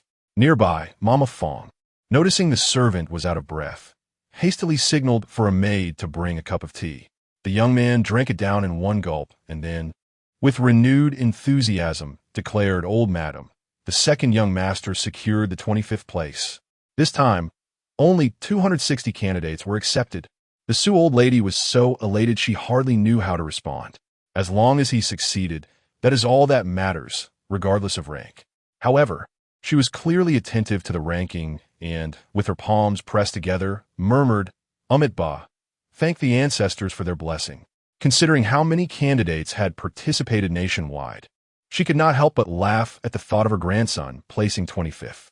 Upon raising her head, she noticed that all the masters and servants in the room were gazing at her, and promptly ordered, "Quick, distribute rewards. Every servant in the household shall receive a reward." Feng Shi smiled in agreement, stepping out of Showen Hall, evidently to arrange for the distribution of rewards. When she had also arrived early at Showen Hall, waiting for news. Upon hearing this, she hurriedly asked Xia He if she had seen the second young master. Seeing Xia He shake her head, she beckoned the young servant who had delivered the news, indicating they should walk outside together. As they walked, she inquired, "Will you be delivering more messages elsewhere?"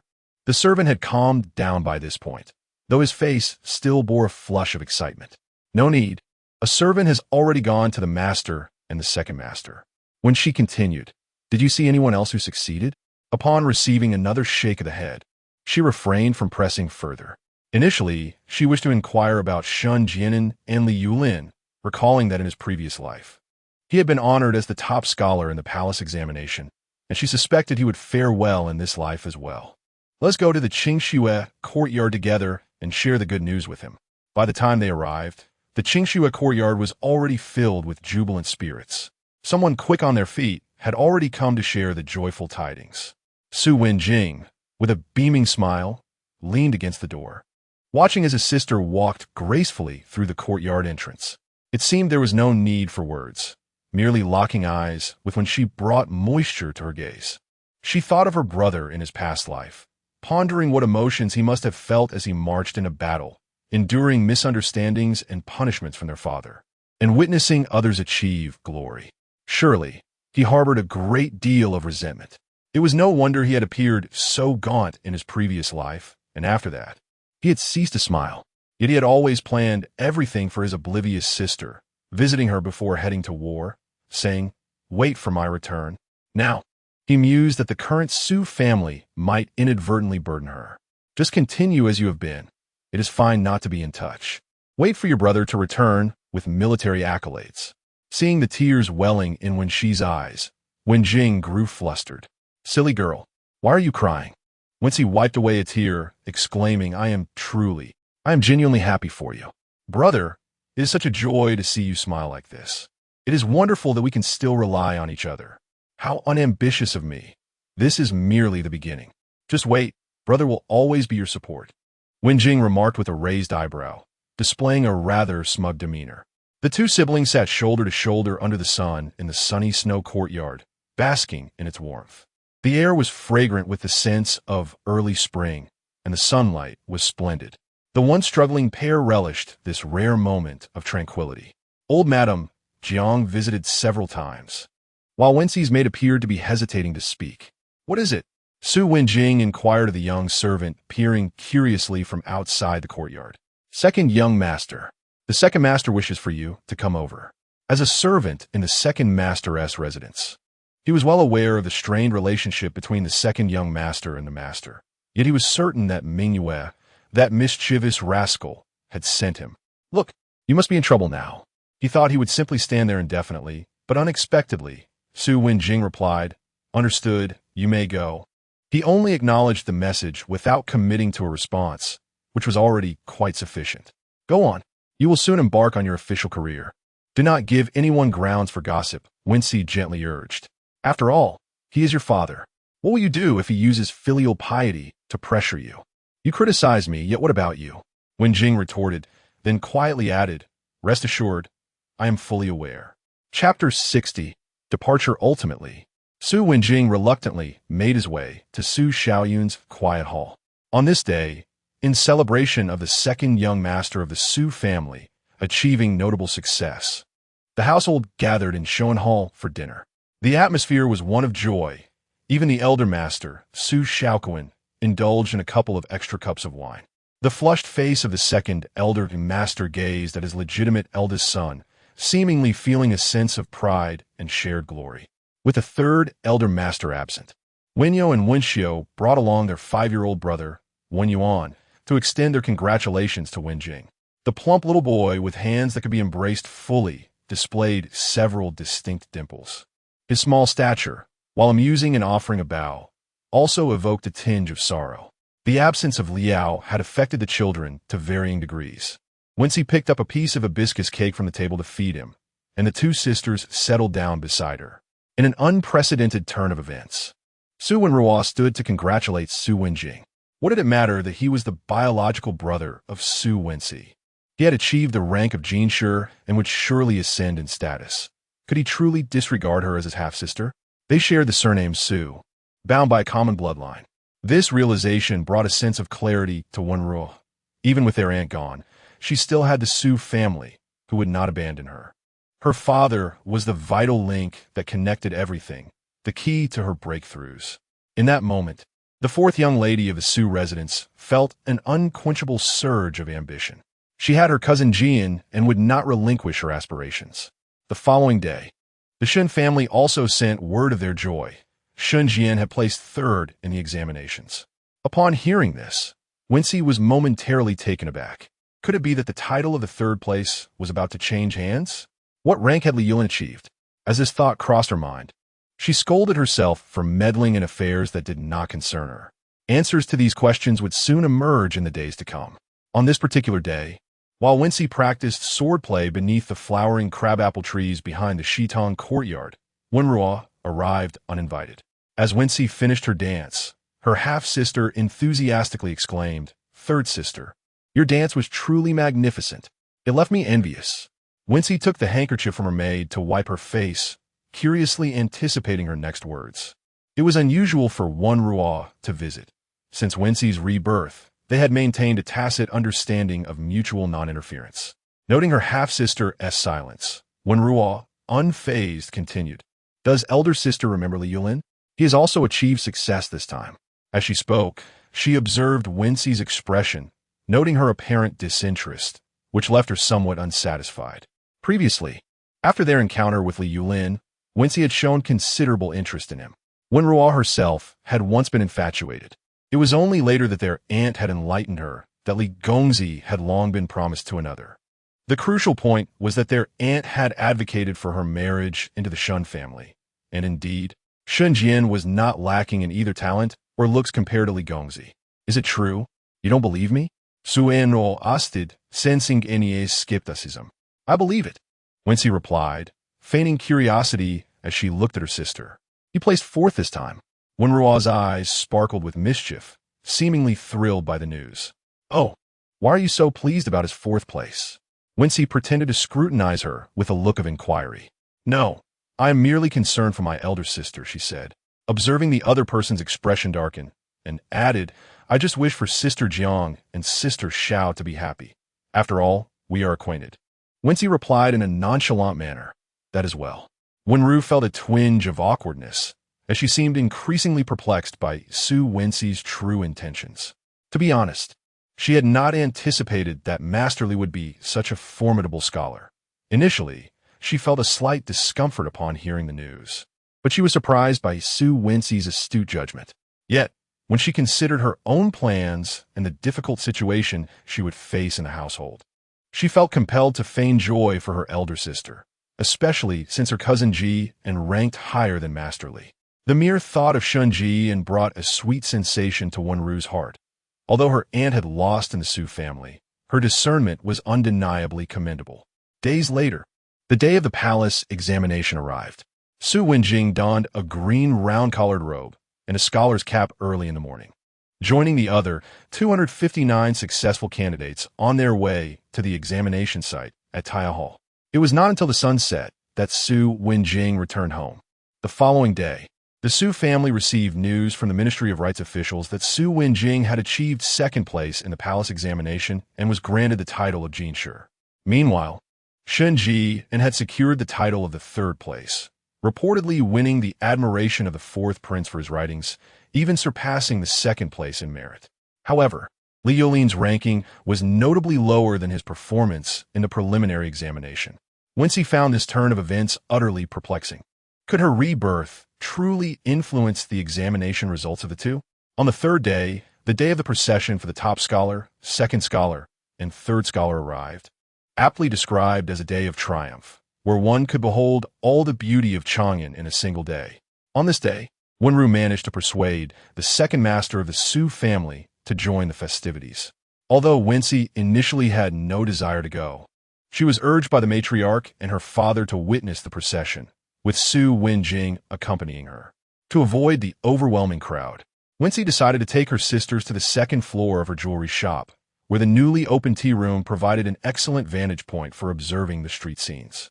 The shopkeeper was exceedingly obliging, helping them set up a window for a clearer view. Su Wenxuan innocently inquired of Wenxi how she had discovered this place, wondering if the shopkeeper was acquainted with her. Wenru cast a meaningful glance at Wenxi, well aware that her aunt had brought her to this jewelry shop many times before, where she had been free to select any adornments she fancied. This thought inexplicably soured Wenru's mood, but fortunately, the sounds of drums and excited chatter soon captured her attention. Seeing his sister lean against the window, Su Wenjing felt a pang of bitterness. What was there to see that was so captivating? Were they not all just noses and eyes? Wenxi chuckled at his remark. Indeed, they do not possess more eyes than my brother. Su Wenxuan, curious, asked, "Were the third sister and second brother discussing? Is it about Erlang Shun?" Laughter ensued among the group. It is said that the top scholar of this year, named Wu Chengping, is not a native of the capital, but rather a humble student from a modest background. With a broad forehead and a rather unremarkable appearance, he, unfortunately, proved to be exceptionally knowledgeable in the imperial examination, skillfully countering a host of examiners during the palace test.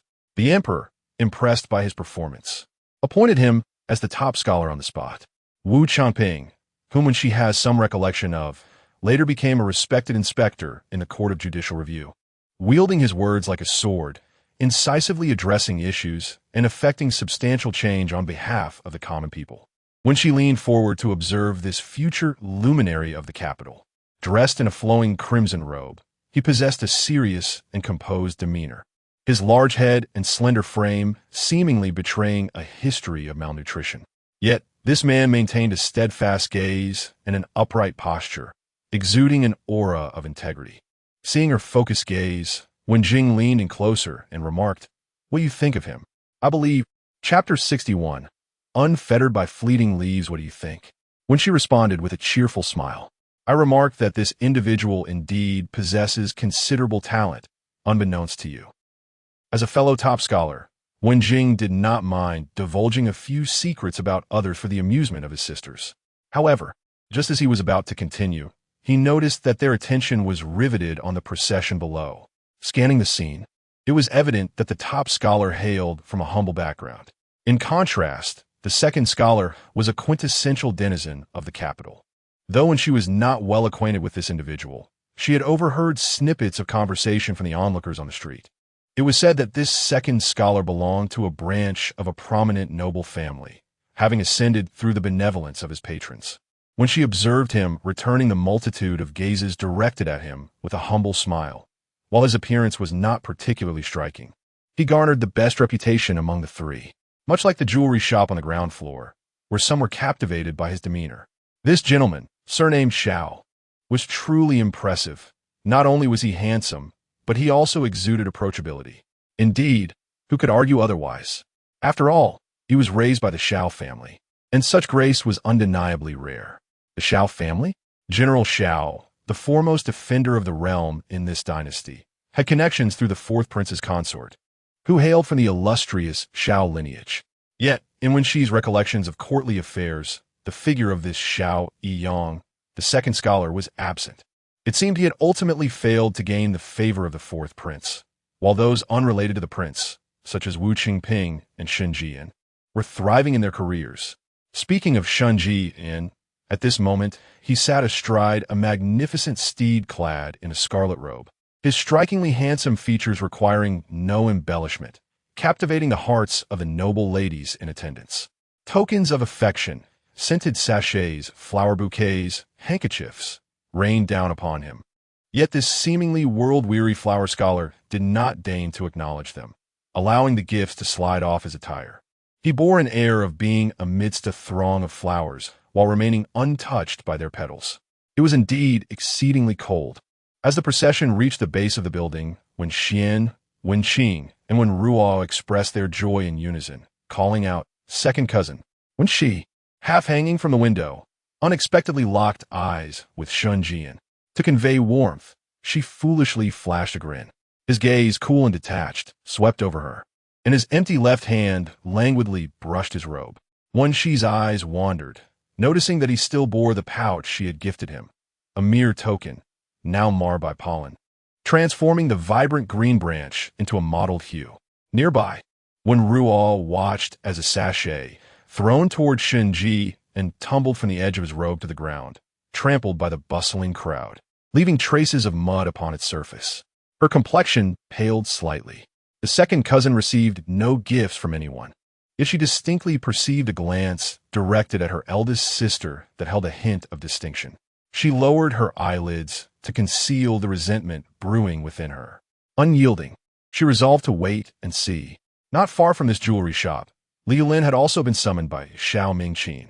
Initially disinterested in the commotion of the top scholars' parade, he found himself swept along by the throng. Li Yulin gazed at the three young men clad in crimson robes atop their white steeds, and he found himself momentarily entranced, as though he had unwittingly become one of them. It seemed he too had once sat astride a horse, brimming with youthful exuberance, parading through the streets while receiving accolades and gifts from all corners. Brotherly, brotherly.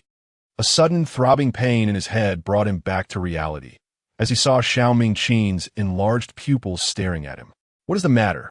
Li Yulin shook his head. It's nothing. Let us proceed. Throughout their return home, he remained silent, as he watched the crowd disperse. When she and her companions showed no inclination to chase after the throng like the others, and thus they too climbed into their carriages to return home. In the days that followed, Su Wenjing was exceedingly occupied, flitting between various teacher appreciation banquets and gatherings with classmates. Meanwhile, Qian Guanshi conveyed troubling news. Concubine Shun had gone missing. After their last conversation, where Wen Jing had advised her not to meddle, when she had instructed Qian Guanshi to relocate Concubine Shun to a separate residence, entrusting her completely to those appointed by Wen Jing. At last, when she managed to speak with Su Wenjing upon his return home regarding this matter, she has vanished? Observing her sister's growing anxiety, Wenjing replied languidly, I had a word with Ji N, advising him to keep a close watch on the household steward, who happens to be the brother of the concubine. Perhaps the situation has come to light. Is it truly that simple? Are you certain the Shun family will take action against him? What if, out of loyalty, he aids in rescuing my sister? When she furrowed her brow, contemplating with concern, Su Wenjing patiently explained, how little trust you place in the Shun family.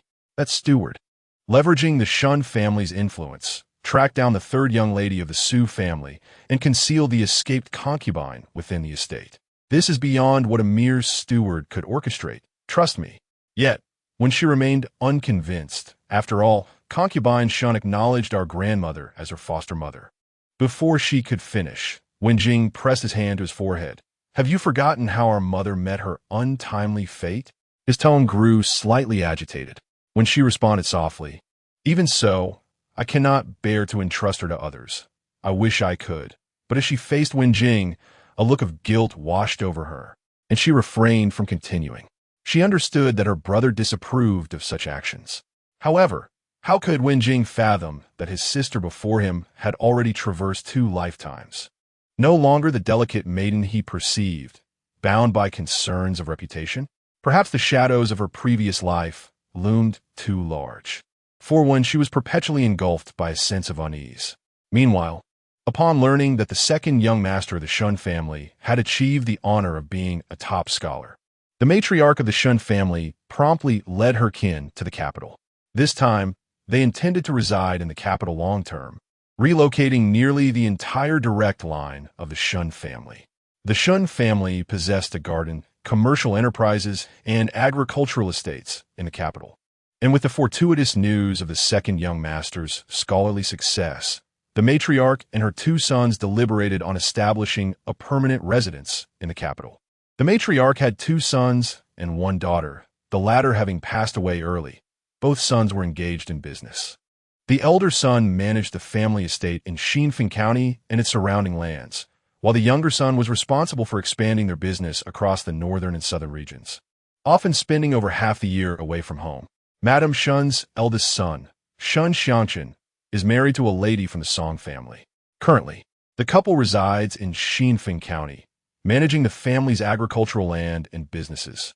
Additionally, the Song family has a daughter of similar age to Wenxi. Madame Shun's second son, Shun Xiangxuan, is wed to a woman from the Jiang family, and they have 3 young children.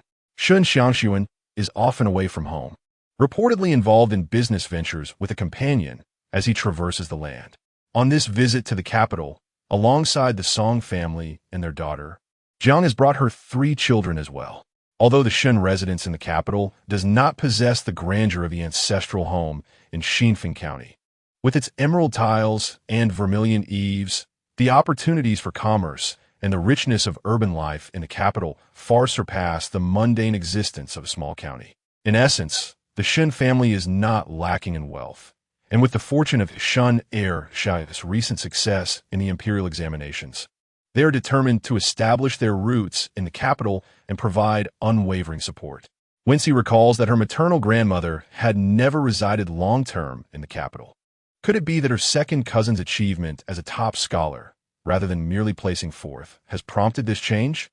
Or might it be connected to her own rebirth? While she is reluctant to indulge in sentimental musings, she does not dismiss the possibility that her grandmother has resolved her inner conflicts, allowing for a broader perspective in her actions. Regardless, Wenxi wholeheartedly welcomes her grandmother's family moving to the capital. She has contemplated visiting Xinfeng County several times, but has always been thwarted by various circumstances. She has yet to meet her uncles. If the Shun family relocates, there will surely be more opportunities for interaction in the future. Chapter 62. The Misfortune of the Shun Family in the Capital. Shun Jian welcomed Su Wenjing the day after the parade. The two retreated to the study to discuss the matter concerning Zhao Mingquan, the steward of the Shun residence, including his exploitation of the Shun family's connections to abduct a concubine from the Su family, as well as his actions in stalking Wenxi. Shun Jian furrowed his brow upon hearing this. While Zhao Mingquan was indeed present in the capital, he had always been accountable only to his second uncle. Given his relationship with Aunt Shun, he held a position akin to that of a master within the Shun household. It was imperative to send a message to his second uncle. The thought that Zhao had the audacity to follow Wenxi prompted Shun Jian to compose a letter in front of Su Wenjing, instructing a servant to dispatch it via the Shun family's designated trade route. With Shun Jian's astuteness, it was not difficult to surmise that the involvement of his third cousin was likely behind this series of events.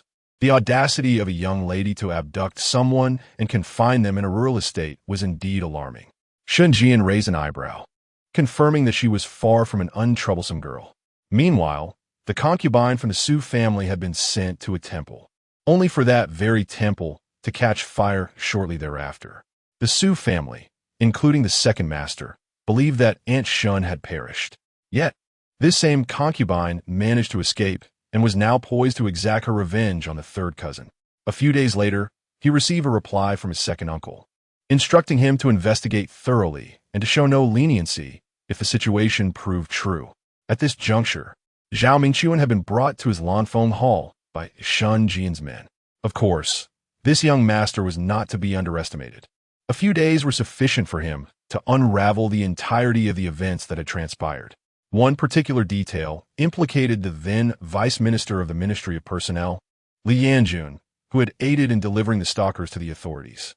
Although the individual had since passed away, Shun Jian was able to ascertain their identities through Zhao Mingquan's acquaintances, and one person who had interacted with them confessed under the pressure of Shun Jian's scrutiny, revealing the plan from that fateful day. Zhao Mingquan learned from his sister that her current predicament was entirely the doing of the third young lady of the Su family. In a fit of anger, he had dispatched several individuals to follow her with the intention of abducting her to a distant place. However, the astute third young lady had remained hidden within the Jushin Pavilion for an extended period, causing those sent to be apprehended by the righteous Li Yanjun and delivered to the authorities. Zhao Mingquan did not contest these accusations. He regarded Shun Jian, the future hope of the Shun family, with a smirk, pondering if the young master truly intended to dispose of him. In Zhao Mingquan's mind, this second young master was the ideal match for his sister, a remarkable young man indeed. Yet it was a vain hope for Qianyan, as the esteemed Shin scholar would hardly take notice of a concubine-s daughter. In fact, he was already plotting against him. Yet Zhao Mingquan still had his contingencies. In a family as affluent as the Shuns, wealth was an object of desire for many, and he was no exception. He also thought of his mother, a woman who had succumbed to despair and gained nothing in the end. He harbored too many secrets and desires. How could he possibly meet his demise? All of this was merely the deluded fantasy of the young man before him. He cast a glance at Qianyun, who knelt beside him, awaiting the response from the second young master of the Shun family. Shun Jian had never feared anyone, even when facing the emperor and princes in the Golden Lawn Hall. He remained composed and responded with grace. In that moment, gazing into the eyes of the steward of the Shun household, which held a glimmer of amusement amidst the shadows, a sudden heaviness enveloped his heart. Those were eyes brimming with confidence, or perhaps even audacity. Why was that? As a servant knocked at the door, Shun Jian cast a glance at the Zhao siblings before stepping outside. Not far from the Lanfeng Hall, his mother, Song, stood with a maid and Lu Mama. Shun Jian was led away from the crowd by Song, who ensured that even the maids and servants kept their distance. "Mother, is it to discuss matters concerning your son?" Song approached, her gaze fixed on the distant Lanfeng Hall. "I heard you intend to deal with Steward Zhao. Indeed, he has committed an offense, and a reckoning is necessary." Shun Jian replied, his demeanor calm and unruffled. Song felt a flicker of curiosity. Her son had never shown interest in the affairs of the household, dedicating himself solely to the study of sage texts. It was no wonder he had emerged as the top scholar in the recent imperial examination. The thought filled her with a swell of pride. Yet as the matter seemed entangled with the Su family, it prompted her to ponder further. In her memories, her son had never harbored fondness for the third young lady of the Su family. Is it because of Su Wenxi? Song inquired pensively. Shun Jian's voice remained measured. It is because we must provide an explanation to the Su family. How absurd. He has never intervened in matters concerning outsiders. It has always been left to me to handle. Song was skeptical. If your second uncle agrees, then it is acceptable, but you cannot deal with Shun Qianyan. Shun Jian fell silent. Indeed, Shun Qianyan was a complex issue, one that should rightfully be addressed by the second master of the Su family. Yet, thoughts of Wenxi plagued him. She had gone to great lengths to abduct someone to the estate, likely with no intention of allowing them to survive. He lingered for a moment in the courtyard of Lanfeng Hall, contemplating the individuals awaiting him inside, before returning once more. The arrogant steward, Zhao, remained kneeling on the ground. After Shun Jian settled himself, he instructed a servant to prepare a pot of tea and then asked, "What card you hold? Pray enlighten me." "Young master is truly forthright. No wonder you are the top scholar," Zhao Mingquan replied, all the while observing Shun Jian's expression. As he noted the abrupt change in demeanor, he erupted into laughter, causing even the previously dazed Shin concubine to turn in alarm to her brother. The political arena was ever shifting. A wise person would naturally bide their time in uncertain circumstances. Shin concubine, though not particularly astute, recognized that the third prince had been experiencing a downturn in fortunes these past 2 years. The matters of the prince had never concerned the Shun family. Yet thoughts of her son, Ru'er, surfaced.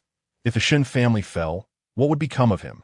Matters concerning a prince were never trivial. A moment's negligence could lead to exile or execution for the entire family. Thus, after a brief pause, Shun concubine cried out in fury, "Have you lost your mind?"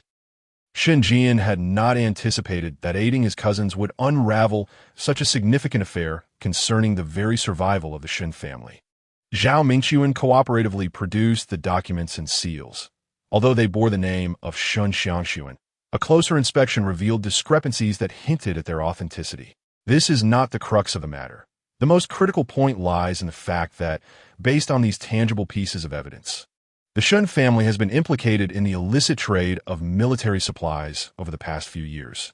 Upon realizing this, even Shun Jian, who is usually unperturbed, felt a chill run down his spine.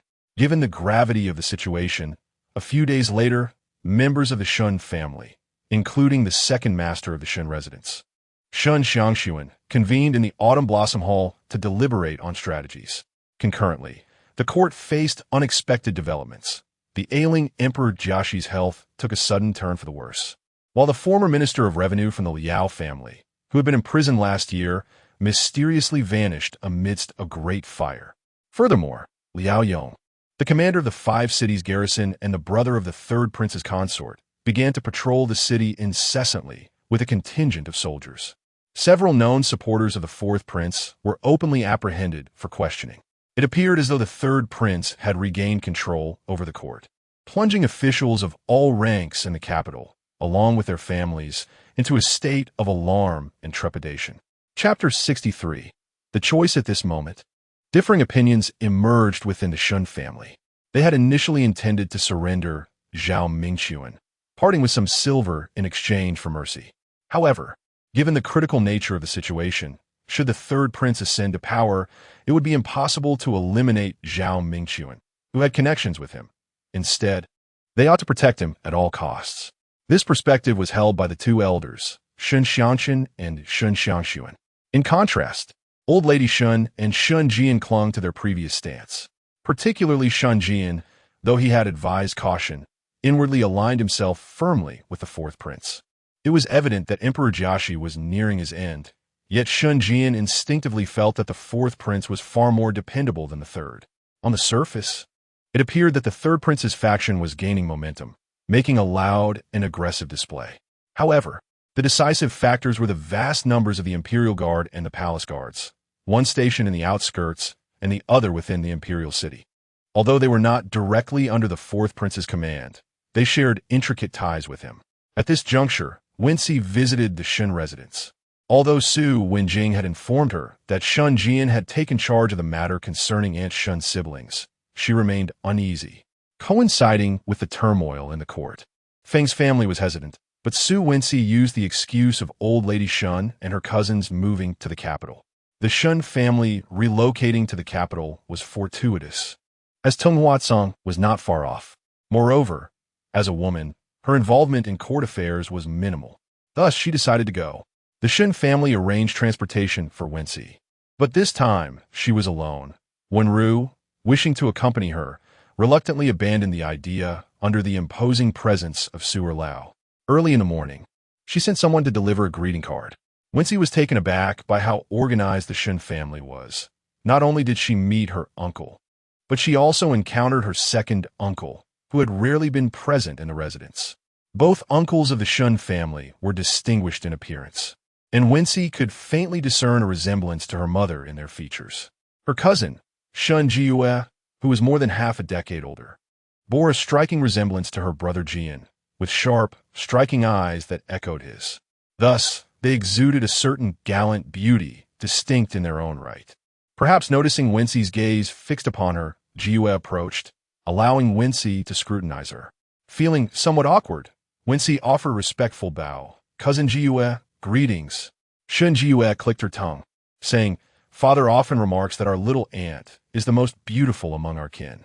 Seeing you like this today, I finally believe it.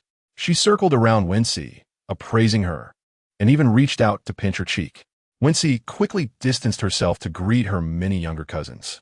Old Lady Shun took Wenxi's hand, examining her closely, and concluded, Our Shi'er is becoming more beautiful. Her voice carried a hint of sighing, tinged with a sense of regret. Wenxi noticed a lingering shadow of melancholy on the old woman's face, a rarity. Her second cousin had just been honored as a top scholar, and with the entire Shan family moving to the capital, Their prospects appeared bright. Yet, her grandmother's demeanor remained somber. Could there be something she was unaware of? Wenxi's gaze instinctively drifted towards Shunjian, who wore a stoic expression, seemingly discontent, not even sparing her a glance. When she lamented that she had crossed a threshold, for in the past, she could at least elicit a furrowed brow or a glare, yet now she seemed to be regarded as insignificant. Had this newly minted scholar taken a fancy to someone and deliberately sought to sever ties with her? A sense of vexation enveloped Wenxi, as she still wished to inquire about Madame Shun. Was she truly to relinquish the matter to her father? After exchanging pleasantries with her grandmother, she made her way out of the autumn blossom hall under the pretext of strolling through the gardens. Upon exiting the hall of the Shun residence, a long corridor stretched to the right, leading to a grove of West Garden crabapple trees, which were currently in full bloom. When she leisurely ambled among the blossoms, accompanied by two maidservants, when her cousin, Jiyu, approached from behind, calling out, "There you are. Come quickly. Someone is looking for you." When she was drawn to a pavilion within the crabapple garden, where a stone table bore a purple clay teapot, from which wisps of steam rose gracefully. She was gently seated on a cushion-covered stone bench, poised to inquire about the matter, when Jiyu waved her hand dismissively and vanished in an instant. Moments later, Shunjian appeared before her on the stone bench. A sense of perplexity washed over Wenxi. Was he about to broach their unspoken engagement? Did he intend to dissuade her from pursuing the matter and negotiate terms? No, that would be entirely unnecessary. Yet, as Shunjian settled across from her, he remained silent, elegantly performing the rituals of boiling water, warming cups, and pouring tea, each motion fluid and pleasing to the eye. Occasionally, a gentle spring breeze would stir, causing petals from the crabapple trees to drift down, and when she noticed a few were poised to land upon her hair, with a swift motion of his left hand, Shunjian deftly caught a delicate pink-white petal, allowing it to float into the cup before him. A single petal floated atop the clear tea, and when she, somewhat astonished, accepted the cup he offered, sipping a small mouthful, she could not help but exclaim, "What exquisite tea!" Shunjian raised an eyebrow, inquiring, "What makes it so delightful?" "I would be eager to hear thoughts." When she, caught off guard, improvised, "It embodies the essence of spring, leaving a lingering fragrance. Only after tasting does one truly discern its flavor." His unexpected amiability left her feeling somewhat disconcerted, when she was not well versed in the various renowned teas, knowing only that this one was delightful, particularly as the manner in which he brewed it was so graceful. At that moment, she was acutely aware that the individual before her was not only a celebrated scholar of the current court, but also destined to become the future Deputy Minister of Justice. Her mind wandered, recalling the image of him parading through the streets on horseback, with pouches of coins tossed at him, unwittingly shattering the hearts of countless young ladies in the capital. "What are you pondering?" Shunjian regarded the dazed girl across from him, his own mind swirling with confusion. How many personas did she possess? Just moments ago, she had been brimming with vigor while wielding a sword in the bamboo grove, exuding an aura of formidable intent. Coupled with thoughts of Madame Shun's affairs, it was audacious of her to imprison someone within the villa at such a young age. The once flourishing aunt in the Sioux residence had, in mere instances, transitioned from being confined in the family temple to nearly being exiled to an obscure monastery. Even when pursued, she had fortuitously received assistance from Li Yanjun, the youngest official of the third rank in the current dynasty. Shunjian contemplated the seemingly refined man. He was not one to meddle in the affairs of others. Upon reflection, a hint of contemplation flickered in his eyes. Wenxi was averse to his probing gaze, likely associating it with his future position, and she couldn't shake the feeling that this cousin was gauging her flesh, contemplating the most effective means of infliction. However, she had ulterior motives for her visit. Beyond merely paying respects to her grandmother and uncles, she sought to inquire about how her cousin intended to handle Aunt Shun. Wenxi, eschewing any pretense, spoke candidly. Shunjian's thoughts were abruptly drawn back, and his gaze upon her sharpened. "Here it comes again," Wenxi hastily remarked. If her cousin found the matter too troublesome, she was more than willing to take it upon herself. Not a chance. Wenxi. Chapter 64. Under scrutiny, there is no need for concern. Ji and will handle everything with ease.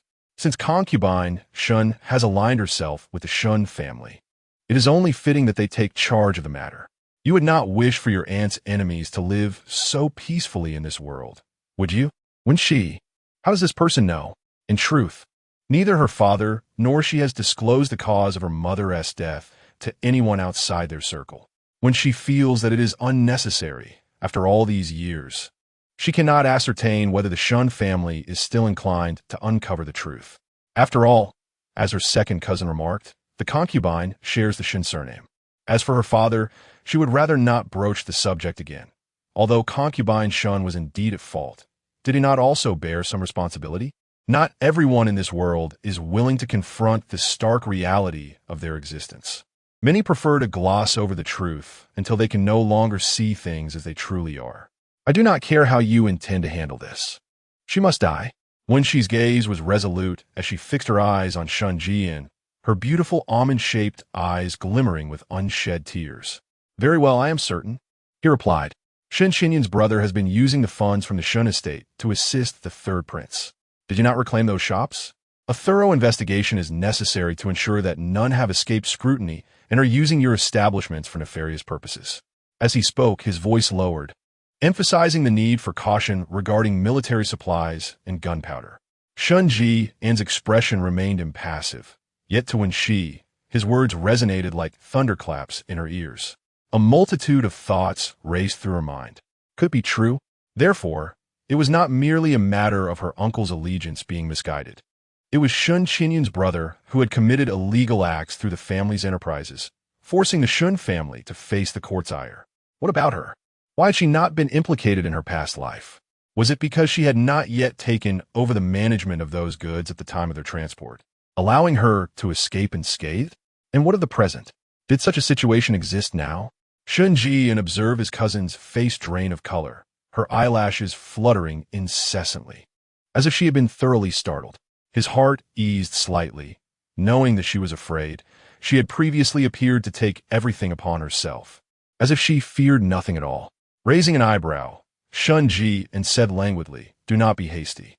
I have investigated and indeed discovered a batch of pig iron that was originally intended to be transported along with the fabric from your clothing shop. Ultimately, due to your thorough inquiry, they took another route.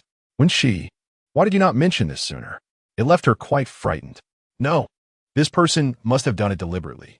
When she looked back at Shun Jian, she noticed a faint smirk upon his lips, a rather mischievous expression. Truly, he was a handsome yet stern official. While her grandmother wore a worried expression upon their arrival at the estate, Shun Jian seemed unfazed, jesting with her as if he had no concern for the Shun family's calamity. Since her second cousin was aware of the situation, why the need to frighten her? Did he not fear that Zhao Mingquan's affair would ultimately implicate the entire Shen family? When she spoke, her tone tinged with frustration. Ji had no such intention. His voice softened as he continued. Since circumstances have unfolded this way, we must take a desperate gamble. It would be best for you to refrain from returning to the Shun estate. As when she listened to his final sigh, an inexplicable sense of discomfort welled up within her. In her former life, the Shun family, though not affluent, lived in tranquility in the capital. In this life, however, due to an early discovery of troubling matters, there should be no cause for concern. When he spoke of risking his life for a chance at glory, was he referring to the merit of the dragon's prowess? Nevertheless, Wenxi smiled and remarked, "I naturally believe in my second cousin. You must act in your own way. The hidden dragon awaits its moment to soar." Observing the astonishment in the eyes of the scholar before her, she felt a flicker of accomplishment. When Jiue arrived at the pavilion, Shun Jian was still seated quietly on the stone bench, half a cup of cold tea in front of him. What was he pondering? She had left. Indeed, why would anyone linger for a farewell? Jiue paused, noticing her brother's silence, and continued, "You didn't see her off when she left. Yet here you are lost in thought. What did you discuss with our cousin?" Shun Jian waved dismissively as if swatting away a fly. "Don't speak nonsense. I am contemplating matters." "Contemplating what? What matters? You would understand if I told you. I'm leaving." With that, Shun Jian flicked his sleeve and, bypassing his sister, strode down the forest path. Hey, Juyue stomped her foot. I said don't rush off. I haven't finished my questions. What did you promise me just now? A voice floated from behind the trees. Go fetch the silver from Mother. Just say it's on my tab. Juyue muttered. That is more like it. If you refuse, I shall inform Mother. Meanwhile, after exiting the Shun residence, Wenxi's journey was relatively smooth until she reached the second intersection, where an imposing and ornate carriage sped toward them. The coachman, in a panic, tightened the reins, and Wenxi was thrown into the carriage as the world spun around her. Outside, a cacophony of voices erupted, while Chuntao, unscathed, was sent to inquire about the commotion.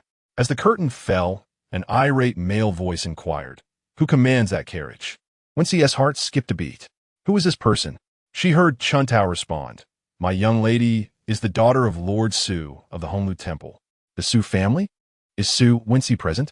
Upon hearing this sharp voice, Wenxi silently lamented her misfortune. Who else could it be but Liao Peili? As the figure approached, Wenxi proactively lifted the carriage curtain.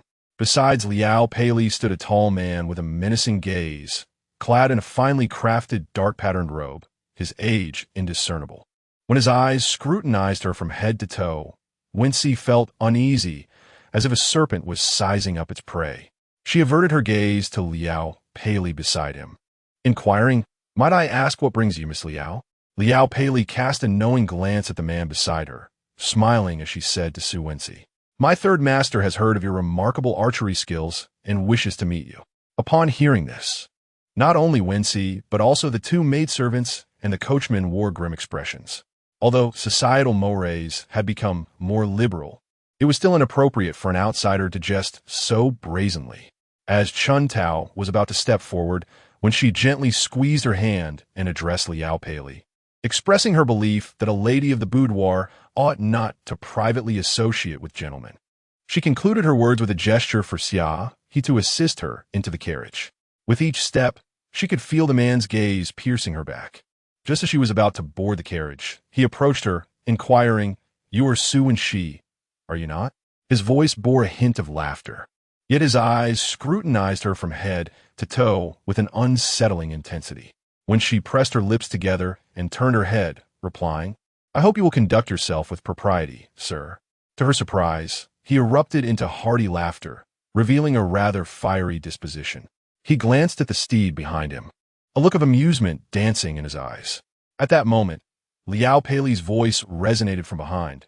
Third brother, we must take our leave. When she felt the weighty gaze still assessing her features, followed by the sound of boots striking the ground beside her. Turning her head, she met Liao Peili's eyes, which sparkled with a blend of resentment and mocking amusement. Furrowing her brow, when she ascended into the carriage with Chuntao's assistance, the rumble of the wheels echoed through the silent alley, inexplicably amplifying her unease. Chapter 65. The revelation of Aunt Shun's identity within the carriage returning home. Chuntao gently massaged Wenxi's hands while expressing her concerns. Miss, who was that person just now? I sensed something ominous in the way he looked at you. Wenxi shook her head, preoccupied with the unsettling gaze of Liao Peili as she departed. Despite their past conflicts, those were bygone matters. Moreover, who was the third master that Liao Peili mentioned? Rumor had it that the Liao family had already delivered their fourth miss to the residence of the third prince. The third master? Could be the third prince? Wenxi recalled the man's boisterous laughter, his unabashed scrutiny, and Liao's subtle courtesies towards him. Suddenly, she sat upright, her head colliding with the carriage's ceiling, eliciting a soft yelp. The two maidservants gasped in unison. Miss? Wenxi shook her head and settled back down. If it truly was him, what should she do? The mocking glint in Liao Peili's eyes resurfaced in her thoughts, prompting a heavy sigh. It appeared she had been overly complacent, believing that her knowledge of past events would shield her from calamity. Meanwhile, in the opulent carriage that had just passed by, Liao Peili observed the smile playing on the face of the man beside her, and remarked, What is this? Is our third master smitten again? The man she referred to, however, was more interested in the lady before him, jesting, not infatuated, but bringing her into our household to keep our liar company would be acceptable. As he teased, his hand ventured into the folds of her garment, causing the two maidservants attending them to avert their eyes. blushing. This third master gazed lustfully at the blushing woman in his embrace, his thoughts drifting to the third miss of the Su family he had encountered earlier. She possessed a captivating beauty, her fair, tender visage, her misty eyes, especially when she attempted to maintain her composure, the flush on her cheeks, her pouted lips, and her seemingly innocent yet alluring figure stirred his desires. As he pondered, his hands' movements grew bolder, prompting soft whimpers from the woman in his arms. He scoffed, dismissing her as merely a budding flower, wondering if plucking her would lead to a swift loss of interest, much like the branch he had already grown weary of. He had long desired the fourth miss of the Liao family, only recently acquiring her. The Liao family wielded substantial influence, while the Su family lacked any significant backing. Entering the residence would only render her a concubine. However, not just anyone could become his concubine. Yet, if she possessed a fiery spirit, he could certainly indulge in some effort. As he envisioned the lofty position that everyone coveted, his heart raced with ambition. Once he secured it, beauty and power would be at his fingertips. Wenxi instructed the coachman and Zheng Yun, who accompanied them, to remain silent, as she wished to avoid unnecessary complications. She resolved to stay confined within the Shitong courtyard upon returning home, hoping to evade any troublesome encounters. She recalled that in her previous life, the third prince and the fourth prince would ultimately determine their fates a year later.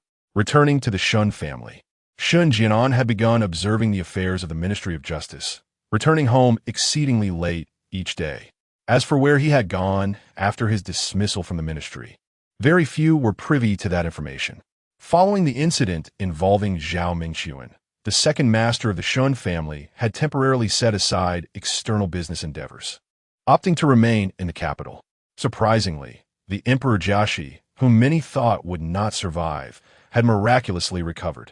This turn of events coincided with the command of the Imperial Guard falling into the hands of the fourth prince's faction.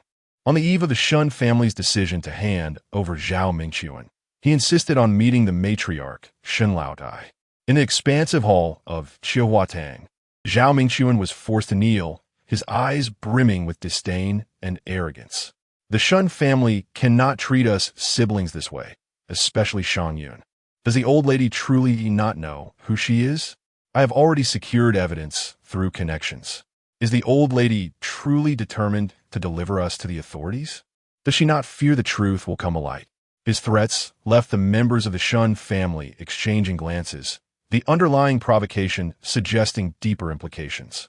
All eyes turned toward Shen Laotai, the sole bearer of the truth. After a moment of shock, faced with the hesitant expressions of the crowd, Shen Laotai closed her eyes and let out a heavy sigh. What audacity! The Shen family has treated you generously, yet you too have violated the law of the land. What does your identity matter in this regard? Steeling herself, she cast a piercing glance past Zhao Mingxuan toward Shen Shangyun beside her. And you, if I release you, whom shall I take to safeguard Shangyun's life? You have no idea how much I wish to see you suffer. Shen Shangyun, in a state of ecstatic delirium, writhed with excitement. Upon arriving, she had heard her brother declare her as a member of the Shun family, plunging her into a frenzy. Even two strong women were unable to restrain her. I am Shun Shangyun. I am the daughter of the Shun family. Mother, you cannot forsake me. I am the daughter of the old master Shun. Initially bewildered, the expressions of the Shun family were filled with astonishment. How could this be possible? Although Shun Shangyun bore the Shun surname, she was merely an adopted daughter, taken in by Shen Laotai to care for her grandchildren. There was no blood relation to the Shun family. Even the second master of the Shun family was taken aback, exclaiming, "Mother, is what she says, is it true?" Shen Laotai's voice was calm yet firm. "Eldest, second, Jianan, follow me." With that, she allowed Aunt Anne's support as she made her way to a side chamber of Chihuatang. "Chengyin, you must have realized by now that I have erred gravely. If she wishes to reclaim her heritage, why leave so many contingencies? When she gave birth to a daughter, I should have had your father take her as a concubine, keeping that little calamity close to me, that she might wreak havoc upon Shangyun. My Shangyun, she is so kind." Shen Laotai's voice trembled with sorrow, while Aunt Anne, at a loss for words to comfort her longtime mistress, could only offer a dry reassurance. "It is not your fault, my lady. She desired too much and plotted against us. Miss Shangyun will understand. She is inherently kind." Aunt and believed that Shangyun had fallen victim to the struggles within the household, while Shangyun herself remained ignorant of her true identity. Yet, the venerable matriarch, Lady Shun, remained burdened with guilt, believing that it was her acquiescence to that woman which had sown a poisonous seed beside her virtuous daughter. Indeed, she had always recognized the inherent wrongness of her choice, perhaps subconsciously wishing that the woman's child would not refer to her as a true mother. Upon hearing an alternative, she instinctively consented. In the side chamber, Lady Shun recounted this poignant history to her two sons and grandson. After an initial astonishment, they all received her narrative with understanding. The second son of the Shun family remarked, "Mother, she is, after all, a part of our father's lineage. Must we truly consign her to a prison?" The grandson, Shun Xiangshan, who had shared a close bond with Shangyun since childhood, retorted vehemently, "What are you suggesting? She is entangled in the arms trade. Shall we allow her to tarnish our mother's reputation, letting a daughter of the family serve as a maid to her legitimate sister?" The eldest son of the Shun family felt a flicker of unease and interjected, "Enough. Let us heed mother's wishes. Whatever she decides, we shall support." Shun Jian remained silent, his thoughts drifting to his young aunt, who had tragically passed away, and to the resolute determination he had perceived in Wenxi's eyes when she spoke of the need for the concubine's demise. A wave of discomfort washed over him. Chapter 66. Deaf Madame Shun disregarded her two sons and directly inquired of her grandson, "Jian, what do you think? Are you concerned about the reputation of the Shun family?" Shun Jian replied with a calm demeanor, "I am not afraid. Since we have committed a crime, we shall leave it to the authorities." Madame Shun nodded in satisfaction. "That is good. You're a good child. Besides handing over the two culprits, the Shun family is willing to sacrifice half of our fortune for the court. What do you all think?" At this moment, both the eldest and second masters of the Shun family exclaimed in shock, "Half?" Then Shinji and expressed his lack of objection. His second uncle, Shun Xiang, lamented, "You little rascal. If it's not your hard-earned money, you don't care, do you? I've toiled for years to accumulate this little wealth." He then pretended to weep. The eldest master of the Shun family slapped his younger brother on the back, saying, "Enough, be quiet." Madame Shun felt somewhat reassured by the antics of her two sons. Although they expressed concern, it was evident they did not place great value on wealth. Since Madame Shun had learned from Wenxi about the tragic fate of Xiangyun, she had not experienced a moment of peace in recent days. She realized that she had become less perceptive than her granddaughter. Her gaze softened as it fell upon the resolute features of Shun Jian, her thoughts drifting elsewhere. Ultimately, the court was highly pleased with the Shun family's voluntary donation, particularly because the clues provided by Shunji and led them to discover a cache of pig iron, which had been forged into weapons and hidden in a blacksmith's shop in the capital. The identity of those responsible, however, remained undisclosed by Emperor Jiaxi. As a result, the Shun family not only escaped accountability, but also received considerable rewards from Emperor Jiaxi. Regarding the fact that Concubine Shun was still alive, the Shun family sent a letter to Second Master Su to inform him of her whereabouts. Upon reading the letter, he merely responded calmly, "I understand. Since the day I expelled her from the manor, she has ceased to be a concubine of the Su family." He then instructed that in matters concerning the marriage of the fourth miss, there should be no mention of Shun Qianyun's connection to the Su family. Upon hearing the secrets, Mingyu was astonished, unable to believe that such a great fire had allowed concubine Shun to escape, only to be captured by the Shun family and embroiled in the arms incident. Observing the composed expression of Second Master Su, Mingyu thought that concubine Shun's fate was likely sealed. Su and she also received Shun Jian's letter, and when she learned that Shun Qianyun was indeed of the Shun family's bloodline, she was taken aback, breaking into a cold sweat.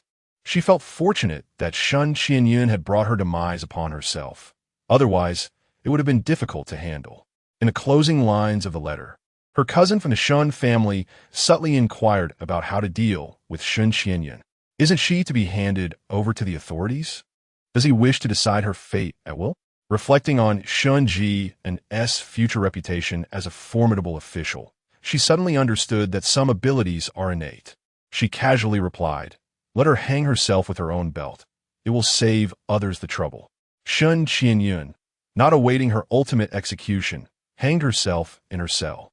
Upon hearing the news, Wenxi was nearly left speechless, astonished that her words had seemingly come true. Could it merely be a coincidence?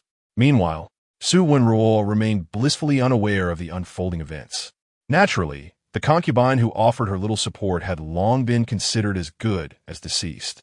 As time swiftly approached the end of the 26th year of the Zhengde era, Wenxi was on the brink of celebrating her third spring festival since her rebirth. This year, both she and her second sister had undergone the ceremony of coming of age, and with the new year, they would soon turn 16. Rumor had it that her aunt and Aunt Luo had begun discreetly arranging a marriage for Su Wenxi, waiting only for the Su family to complete their mourning before proceeding with a preliminary agreement. As for herself, no one mentioned her prospects, as if the matter had been entirely forgotten. Though Wenxi found amusement in this oversight, she sensed an unusual undercurrent. On several occasions when she visited Shoan Hall, she noticed the matriarch and Mama Fong conversing with smiles, abruptly halting their chatter upon her arrival, as if fearing her eavesdropping. She sent Shuntao to probe the thoughts of Xin Yue and Yuan Yue, but the two girls remained tight-lipped, merely stating, "Third miss, please be patient. We cannot divulge anything at present." Sensing something amiss, Wenxi chose not to press the issue further, as the matter had yet to surface openly.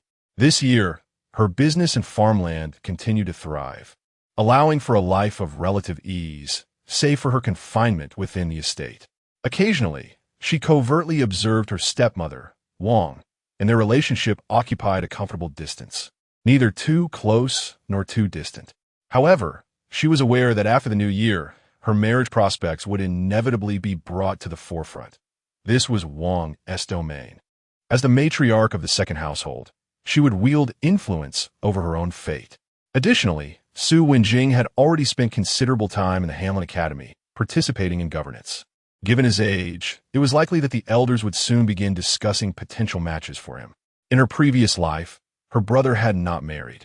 In this incarnation, Wenxi harbored hopes that he would find a partner who truly loved him. She would gladly assist in raising any nephews or nieces they might have. It seemed essential for her to venture beyond the estate to meet eligible individuals. As December approached, the General Zhao Yong's household was preparing for a wedding, and Wenxi had been permitted to accompany the Liu family. Consequently, old Madame Su encouraged Wenxi to join them. Considering her brother's lack of a marriage arrangement, she did not decline the invitation. The following morning, after adorning herself appropriately, she made her way to the main residence to meet Wenxi and Liu. Upon seeing her in a white cloak adorned with blue flowers, Liu openly complimented the exquisite craftsmanship, but after a closer inspection, she remarked that a red garment would have been even more splendid, a sentiment echoed by Wenxi beside her. The two maids trailing Wenxi nodded in agreement, their expressions reflecting shared approval. The third young lady was indeed strikingly beautiful, and a crimson hue would have suited her perfectly. However, since her return from the Shun family, she had been particularly cautious, insisting on wearing the blue today. While elegant, it lacked the vibrancy she might have preferred. Yet, Wenxi was indifferent, as her purpose was to engage with the ladies and seek a suitable sister-in-law. Su Wenhan had already departed for the Zhao Yong General's residence, reportedly to serve as a groomsman for his younger brother-in-law. The Liu family of the Zhao Yong General's household resided in Yeshuatong, positioned north of the Su family, separated by 5 streets. By the time they arrived, the sun had already passed its zenith. Wenxi and Wenxi followed closely behind Liu. Yet the Liu family was the maternal home of the eldest sister-in-law. Shortly after the two sisters, Wenxi, were arranged in the flower hall, they lost sight of their elder sister-in-law. At that moment, the flower hall was filled with young ladies of similar age, and the sisters glanced around, finding that they recognized none. Wenxi, hesitant to wander aimlessly, resolved to sit and sip tea while eavesdropping on the conversations of the esteemed ladies of the capital. At the neighboring table, a hushed dialogue ensued. Is it true that she is the cousin of this year's top scholar? Indeed, I accompanied my cousin to the examination and saw them. Wenxi raised her eyebrows, her gaze sweeping over the two whispering figures. One, clad in blue, smiled shyly, while the other, adorned in red, tugged at her companion, leading her towards their table. Chapter 67. Whose peach blossom? The lady in red greeted the Sioux sisters with a friendly demeanor, and it was only natural that the two of them took a seat at her table. Through mutual introductions, Wenxi learned that the lady in red was from the household of Lord Wang, the Deputy Minister of Works, while the lady in blue hailed from the household of Lord Zhao, a magistrate in the Ministry of Justice. A thought struck Wenxi. The blue-clad lady was concerned about Shan Jinan, who also served in the Ministry of Justice. The young lady Zhao was the sole daughter of Lord Zhao, with two older brothers who were already married. Zhao's delicate figure and graceful appearance created a sense of comfort at first glance, unlike Wenxi, who wore a blue cloak that seemed to lack something essential. Wenxi couldn't shake off the feeling that Zhao's gaze lingered on her, imbued with a hint of curiosity and complexity. After exchanging pleasantries, the lady in red posed a question. "Miss Su-san, do you often see the flower-picking scholar?" Wenxi thought to herself, at last the moment has arrived.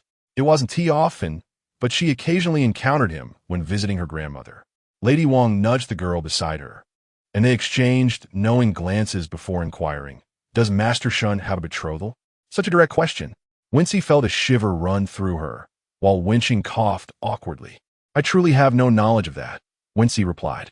Just as her words hung in the air, the previously silent Miss Zhao interjected, "How could that be? Aren't you cousins?" Realizing her bluntness, she flushed a deep crimson when Wenxi regarded her in silence. An air of mild embarrassment enveloped the four of them. At that moment, more people entered the hall, and Wenxi turned her face to look, only to find herself confronted by someone she was not eager to see. Liao Pei entered, flanked by several maidens, under the curious gazes of the girls in the hall. Adorned in a resplendent red fox cloak embroidered with gold, her peony hairdo embellished with exquisite hairpins and cascading gold beads, she appeared even more opulent than before. However, unlike last year, the girls in the hall did not swarm around her in envy, but instead chose to remain silent, with some deliberately turning away as if avoiding something. Wenxi recalled the recent rumors in the capital, suggesting that the spoiled fourth Miss Liao had been inexplicably sent to the third prince's residence by her family. The third prince's consort was still very much alive, yet the fourth Miss Liao found herself entangled with the prince without any formal acknowledgement, leading to an ambiguous liaison. Some speculated that the third prince, perceiving the Liao family's diminishing support due to the return of Liao as father, aimed to reserve the position of secondary consort for another. Liao Pei's father, Liao Chongmin, once flourished as the Minister of Revenue, but he had fallen from grace after attempting to obstruct the fourth prince and ended up imprisoned. During the summer, when Emperor Jiaxi fell gravely ill, a fire erupted in the prison, where this former minister was believed to have perished, his fate now shrouded in mystery. Rumors abounded. Some claimed he had escaped, while others insisted he had met his end. There were even whispers that the fire had been orchestrated by the third prince to silence him, leaving no witnesses behind. In conclusion, opinions abound, with all manner of discourse taking place.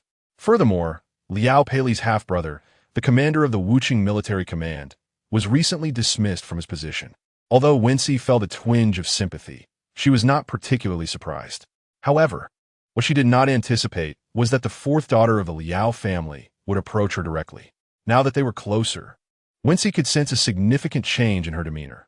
The once arrogant and domineering Liao Si Gongzhu had seemingly vanished, replaced by a visage marked by bitterness and despondency. She gestured to the other three individuals at the table, requesting them to relocate to a nearby table, as she had a few words to exchange with Wenxi.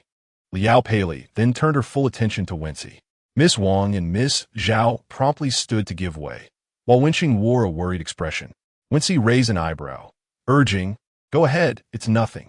It's merely a conversation, and in broad daylight, surrounded by guests. I doubt she can do anything to me." Liao Pei chuckled. "Aren't you afraid?" She gestured toward the sidelong glances of those nearby. "You needn't be concerned." "Indeed, I truly needn't be. Miss Su not only possesses beauty, but also intelligence. Unlike myself." Her voice trailed off. Wenxi was taken aback, observing her intently, while Liao Pei forced a self-deprecating smile. You know, had you not been born into humble circumstances, you would not escape either. Wenxi was compelled to listen to her innermost thoughts, transitioning from initial awkwardness to sheer astonishment. She recalled the third master mentioned by Liao Gongzhu, and in a moment of clarity, she felt fortunate to have a father who was not overly formidable. With a complex expression, Wenxi gazed at Liao Pei, who was merely 18, yet bore faint blemishes upon her skin, indicating a decline in her complexion. Contemplating the ultimate fate of the third prince, she leaned closer to the proud young woman and gently said, "Take care. Since you are aware of the peril, devise a means to escape." After speaking, Wenxi rose and exchanged a glance with Wenxi, signaling her to follow her into the corridor. "What did she say to you?" "Nothing of consequence. Let's seek out sister-in-law." The two sisters encountered Lu Shi in the third room of the corridor. She welcomed them with a smile. In stark contrast to the flower hall, where Wenxi had just been, as this space was filled with women adorned in traditional hairstyles. Lu Shi predominantly shared her experiences regarding childbirth, having been married to Su Wenhan for over 3 years, yet still without a child. Wenxi recalled that in her previous life, her elder brother had children, their first child conceived around this very spring festival, and he was a striking young gentleman. Observing Lu Shi's earnest demeanor as she sought their advice, Wenxi couldn't help but smile faintly. At that moment, a woman seated opposite Lu Shi began to inquire about her. How old is she? What is her rank among her sisters? What does she typically do at home? This line of questioning left Wenxi feeling rather embarrassed, reflecting that it was somewhat inappropriate to ask such details with the subject present. Nevertheless, Lu Shi was quite astute, leaving some statements half-finished and refraining from revealing too much. This third sister has a unique situation, having lost her mother at a young age. However, she is attractive and possesses a good disposition. Any fleeting thoughts upon first glance should not be taken seriously. Lu reflected that she could not be the mistress of her own fate. Thus, she opted for the most favorable words. This sentiment was not merely for the ears of the woman present. There were many in the room with ears pricked, perhaps hoping for the blossoming of a splendid romance. After exchanging a few more words, Lu beckoned everyone into the banquet hall. The hall was typically open for hosting guests, spacious enough to accommodate hundreds, with a screen partitioning male and female guests.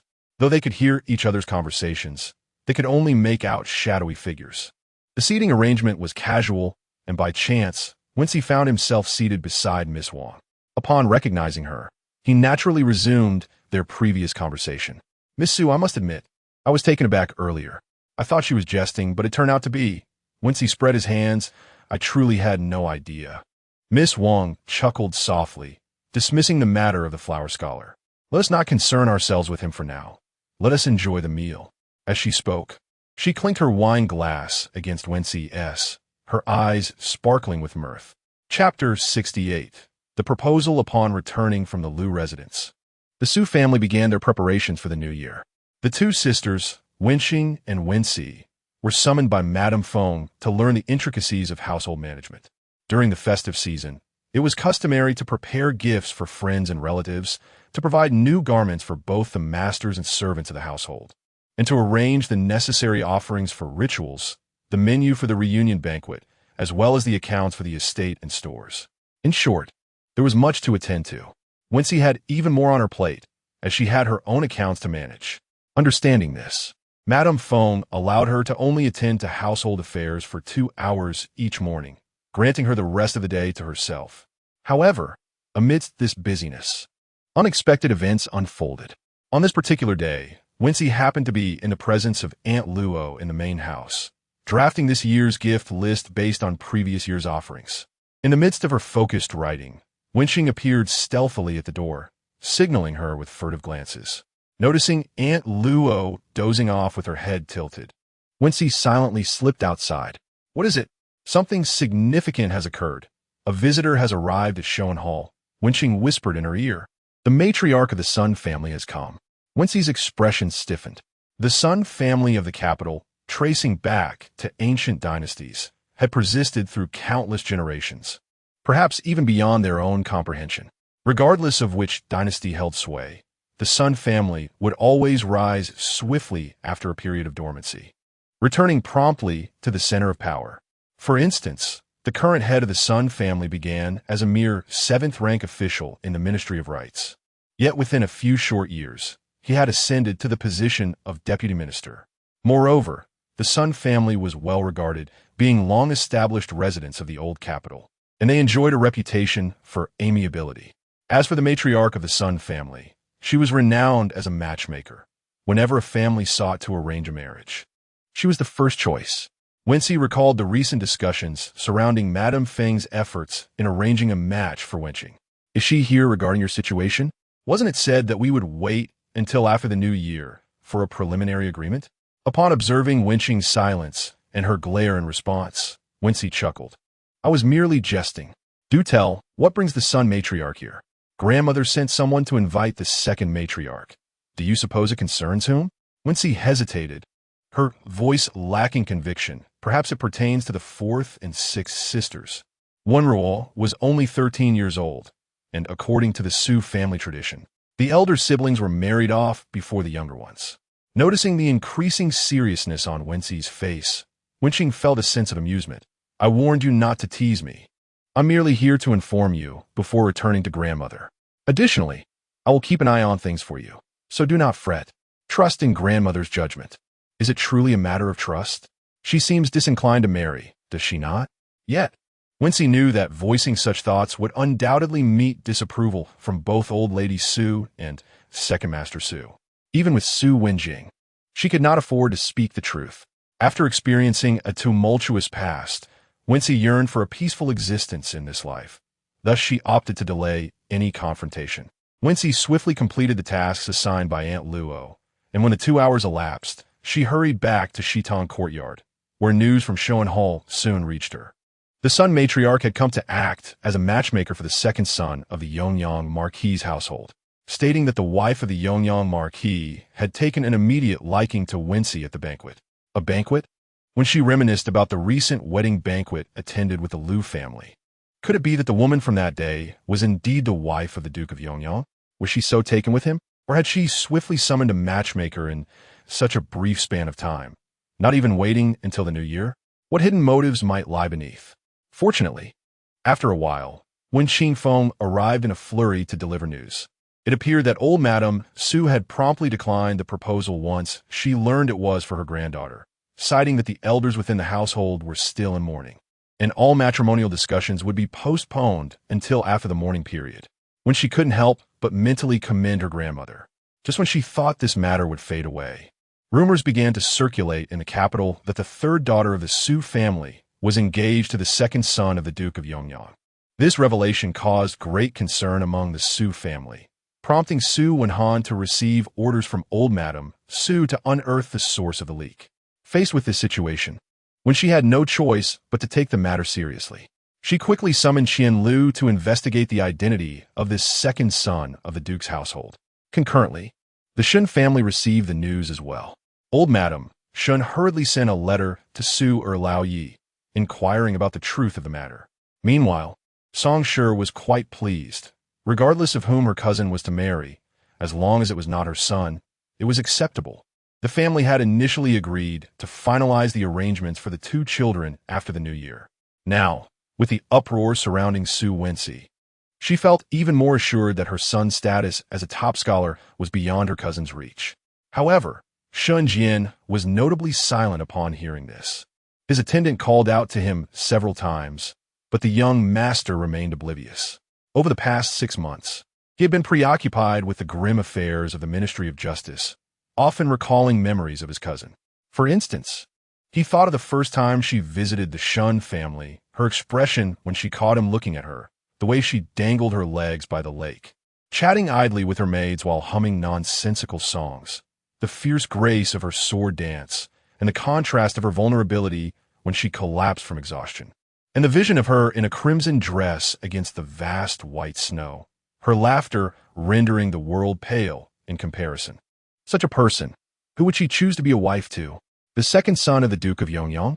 That man, who bore the title yet squandered his time idly. His elder brother at least had the prospect of inheriting a hollow title. But what did the second son possess? Shun Jian pondered the items from the duke's household that had recently been pawned at their shop, and he rapped his fingers heavily on the table. Chung Feng, a lithe young man, swiftly approached him. Shun Jian commanded in a low voice, "Investigate who leaked the news about Su Wenxi's engagement. Bring that person to me." Chung Feng acknowledged with a nod and vanished from sight. He was a shadow guard specially appointed by the Shun family. Typically elusive, he would only reveal himself at critical moments to ensure his master's safety. Such guards were not easily afforded, available only to families as affluent as the Shuns. In addition to protection, Chung Feng undertook clandestine reconnaissance tasks whenever his master could not act openly. Meanwhile, when she soon received comprehensive information regarding this second son of the duke's household, as Zheng Yundi meticulously laid out all the details concerning the second son of the earl's residence before her, when she felt her vision dimming momentarily. The earl's estate of Yongyang, having been passed down through several generations, now found itself in the hands of the eldest son, who represented the final lineage. However, the Yongyang earl's mansion had become but a hollow shell, its daily expenses sustained solely through pawning. The earl's title was not destined for the second son, regardless of their impoverished state. Moreover, this second son was rather inept, relying on the meager family assets while indulging in visits to brothels. When she maintained a composed expression as she observed the unfolding scenario, it was rumored that the earl's wife had overheard tales of the third daughter from the Su family possessing a considerable dowry. Coincidentally, Su Wenxi was a motherless girl, with her stepmother controlling matters of marriage. Contemplating that no one truly cared for her matrimonial prospects, she realized that upon arriving at the earl's residence, she would merely be at the mercy of others. Consequently, they set their sights on her. Little did they anticipate that the reality was far from their expectations, as the matriarch of the Su family promptly rejected the proposal without hesitation. After returning home, the earl's wife, feeling dissatisfied and determined to scheme against Su Wenxi, resolved to publicize this marriage proposal as a strategy. As the third daughter of the Su family, a young lady, her reputation would be tarnished, leaving her with no choice but to endure and accept a marriage. What a vile and cunning plot it was. Chapter 69. Ominous signs when she was both amused and infuriated by the shamelessness of this family.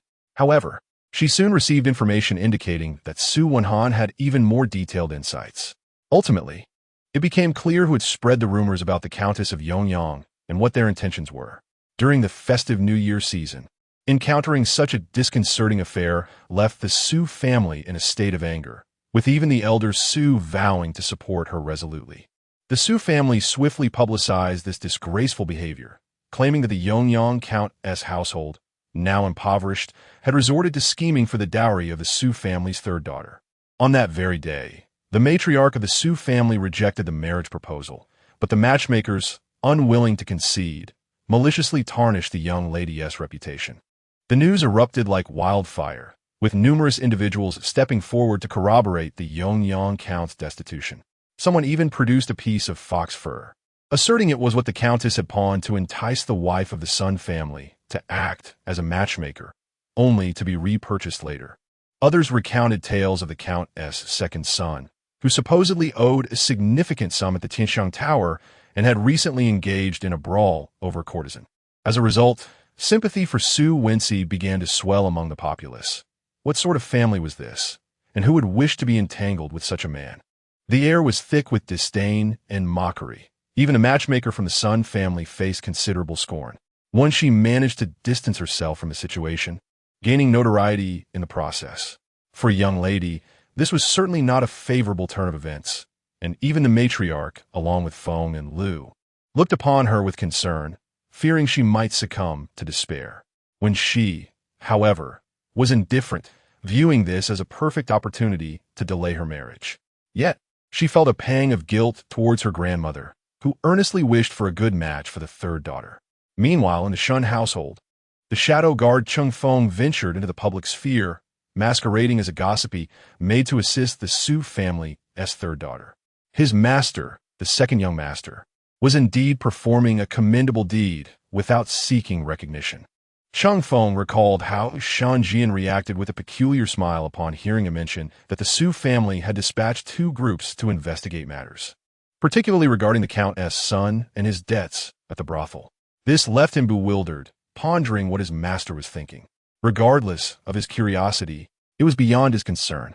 In the wake of these events, the most pleased was Su Wenruo, the more the scandal escalated. The slimmer her elder sister's chances with her cousin Jian became.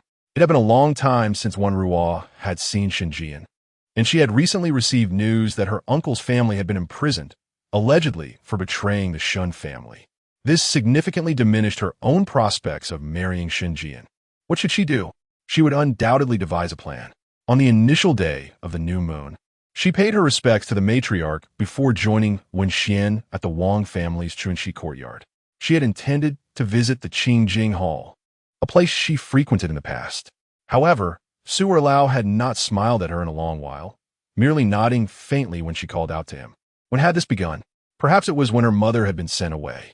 She had observed her father several times, lost in thought as he gazed at her elder sister's profile. The melancholy in his eyes stirred a subtle sense of pleasure within Wenruo. Upon learning that the matters concerning Wenxi had been perfectly resolved, old Madame Shun uttered a prayer of Amitabha. Having already reached an agreement with the head of the Shun family to arrange the marriage of the two children for the following year. No one had bothered to inform Song, but fortunately, she had many informants, a fact that old Madame Shun was well aware of.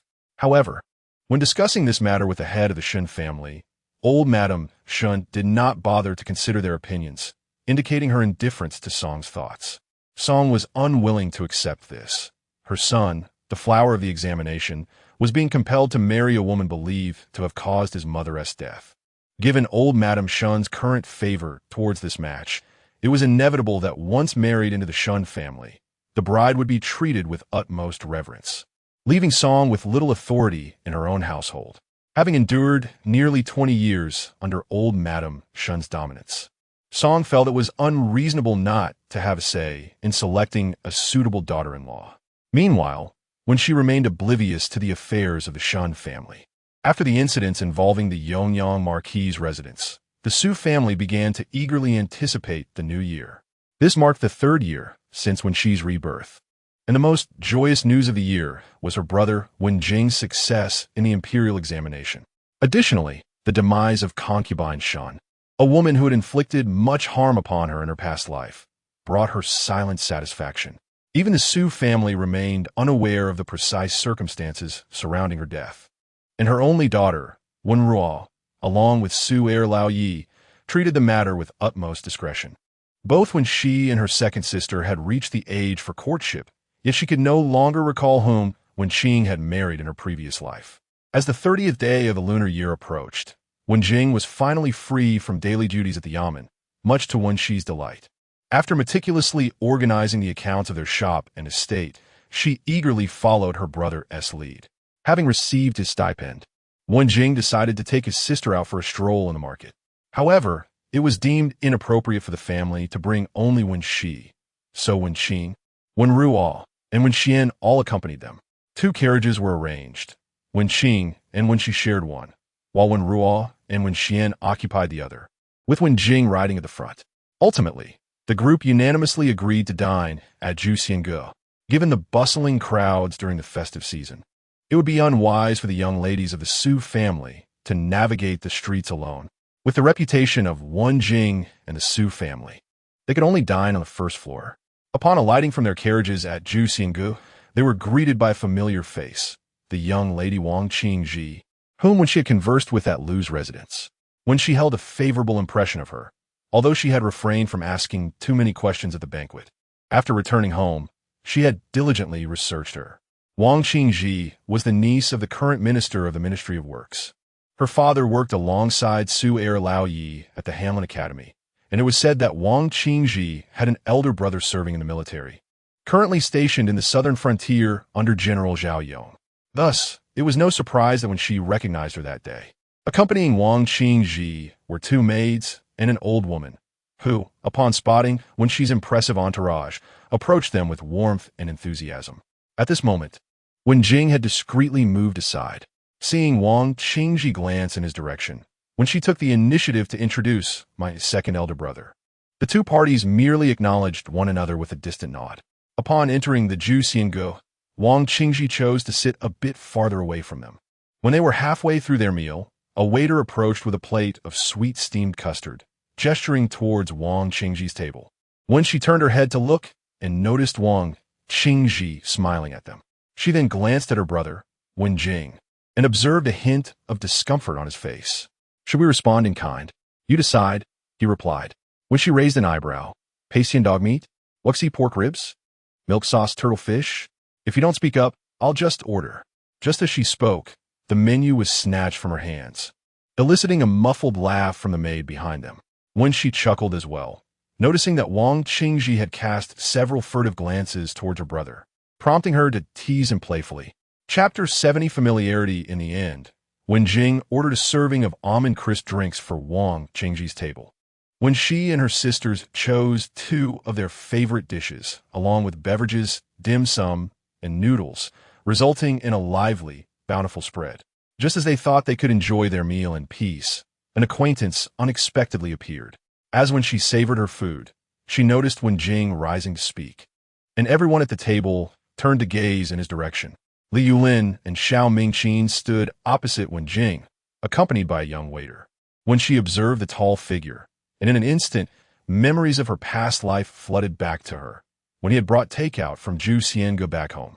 She rarely ventured beyond her courtyard, yet Chun Tao often relayed various tales she had heard from the outside world. For instance, how today her brother-in-law had returned with delicious delicacies, and the fragrance of meat wafted from both the Guo family and Jiang family courtyards. It was said that the tender meat melted in one's mouth, and the pastries were of a new style from the capital, unknown even to the household chefs. Contemplating these thoughts made a smile break upon Wenxi's lips, prompting her to instruct the waiter to pack her serving of daji meat to send to Chun Tao. After a while, when Jing returned and, noticing Wenxi in a daze, inquired, "What are you looking at?" When she shook her head and smiled, but when Ruo interjected, "Indeed, third sister seems to have spotted something intriguing. Why not share it with us all?" Her smile was enigmatic, and when she understood perfectly well, but chose to remain silent. Unbeknownst to her, while she was engrossed in her meal, Li Yulin had glanced in her direction several times. This spring, during the imperial examination, Li Yulin had placed 12th in the second rank, subsequently being conferred the title of Jinshi after the palace examination. If he followed the course of his past life, he would have gone to the Hanlin Academy to observe governance. Since the day the top scholar paraded through the streets and returned home, his life seemed unchanged, yet the surreal moment felt like a reversal of time, leaving him perplexed. Scenes that had never occurred somehow evoked an inexplicable sense of familiarity within him. He could not grasp the origin of this feeling. It was akin to this morning when he overheard his cousin Jiang Mingwan playfully express to her mother her desire for dishes from Ju Xiango. At that moment, the familiar sensation resurfaced. Despite not intending to engage, he found himself compelled to act, enduring an hour-long wait amidst the crowd just to take home a serving of daji meat. However, he did not anticipate encountering Su Wenxi. She regarded him for a moment as if she did not recognize him, and then returned her focus to her meal. Even the gaze of the third daughter of the Su family struck Li Yulin as familiar, though he felt a dissonance, as if it did not belong to that youthful, tendre visage. What a gonorrhea, he pondered. Perhaps it was the complexity of her expression that unsettled him. As for Wenxi, their meal was quite delightful overall. After Li Yulin departed, no one else interrupted her enjoyment of the feast. Wenjing nearly depleted his savings from the past few months, lamenting while encouraging his sister to buy more, quietly revealing that he still had some monthly allowance left unspent. When she felt joy for her brother, he had managed to earn a living independent of the family and was on his way to becoming a competent official in the court, no longer as misunderstood and reprimanded as in his previous life. He is no longer a talented individual overlooked by society. Instead, he has honed his skills and put them to good use, which is more than sufficient. Although Wenjing does not concern himself with wealth, when she is unwilling for him to incur further expenses, observing that the sun has passed its zenith, she discusses with her second sister the prospect of returning home. However, when Xin softly inquires, "Third sister, is that jewelry shop you took us to last time yours?" When she, taken aback, asks, "Who told you that?" Wenxi purses her lips in silence, her gaze directed at Wenruo, indicating that they have been whispering and gossiping about her. Just as when she's about to respond, Wenxi interjects, "That belongs to our third sister. It was left to her by our mother. Your envy is of no consequence." This second sister remains as forthright as ever. Wenxi then remarks wistfully, "Not every mother bestows such a generous dowry upon her daughter. For instance, the Wang family provided little for her." At this moment, no one responds to her. Does Wenruo wish to encourage the sixth sister to take them to the jewelry shop? Wenxi's gaze coolly sweeps over her half-sister as she and her second sister step onto the carriage. As far as Wenjing is concerned, he has no objections to Wenxi's words. If his sister does not wish to shop, he will not indulge anyone else. Upon returning home from the street, they encounter the Shun family delivering New Year gifts. This year, having moved to the capital, the Shun family brings an abundance of offerings, filling an entire cart. After setting aside some for the various courtyards, a significant portion is directed to Shitang courtyard and Qingshui courtyard. The steward from the estate also sends fresh provisions. Though fewer than in previous years, each item carefully selected according to Wenxi's preferences. For instance, he recalls from the little maid Chun Tao that the young lady enjoys chestnuts, hickory nuts, and preserved plums and apricots, along with some rare fungi, which, after drying, are rehydrated and stir-fried with tender chicken for a delightful aroma. Additionally, the lady requests feather shuttlecocks, dusting feathers, and playful walnuts. In summary, the gifts reflect a heartfelt effort. Soon, the eve of the new year arrives. After Liao's departure, the third household lacks a proper matriarch, and the pregnant Lin Yang cannot take on this role. Wen Yao and Wen Xiu are merely 7 or 8 years old, while Su Wenyuan is even younger, at a mere 5. The elderly matriarch, feeling pity for the youngest, has the wet nurse take him to reside in Shoan Hall. After partaking in the reunion banquet, when she returns to Shitang courtyard, she dismisses the household staff for rest, retaining only a few close maids for casual conversation. Just as the atmosphere is lively, faint cries are heard, causing everyone to stiffen. The eager Xiao Qiao stands abruptly, declaring, "On this joyous day, who dares to disturb our master's mood? Wait here, I shall see what is amiss." With that, she strides outside. In the courtyard, she spots a figure beneath the tree. Recognizing the silhouette, Xiao Qiao immediately identifies it as Lan Ji, with whom she has never gotten along. Since Su Ma's departure, Lan Ji's standing in Shitang courtyard has plummeted. Xiao Qiao wonders why their master continues to keep her around. Despite her ineptitude, she still carries herself with an air of superiority, as if she were still the head maid of Shitang courtyard. Recently, Lan Ji has been frequently rushing to the main house, and one cannot help but wonder what golden treasure is luring her there.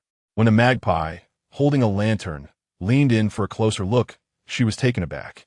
Lan Ji's outer garments were askew, and her hair hung down, damp and disheveled, the hairpin having been carelessly dislodged by someone.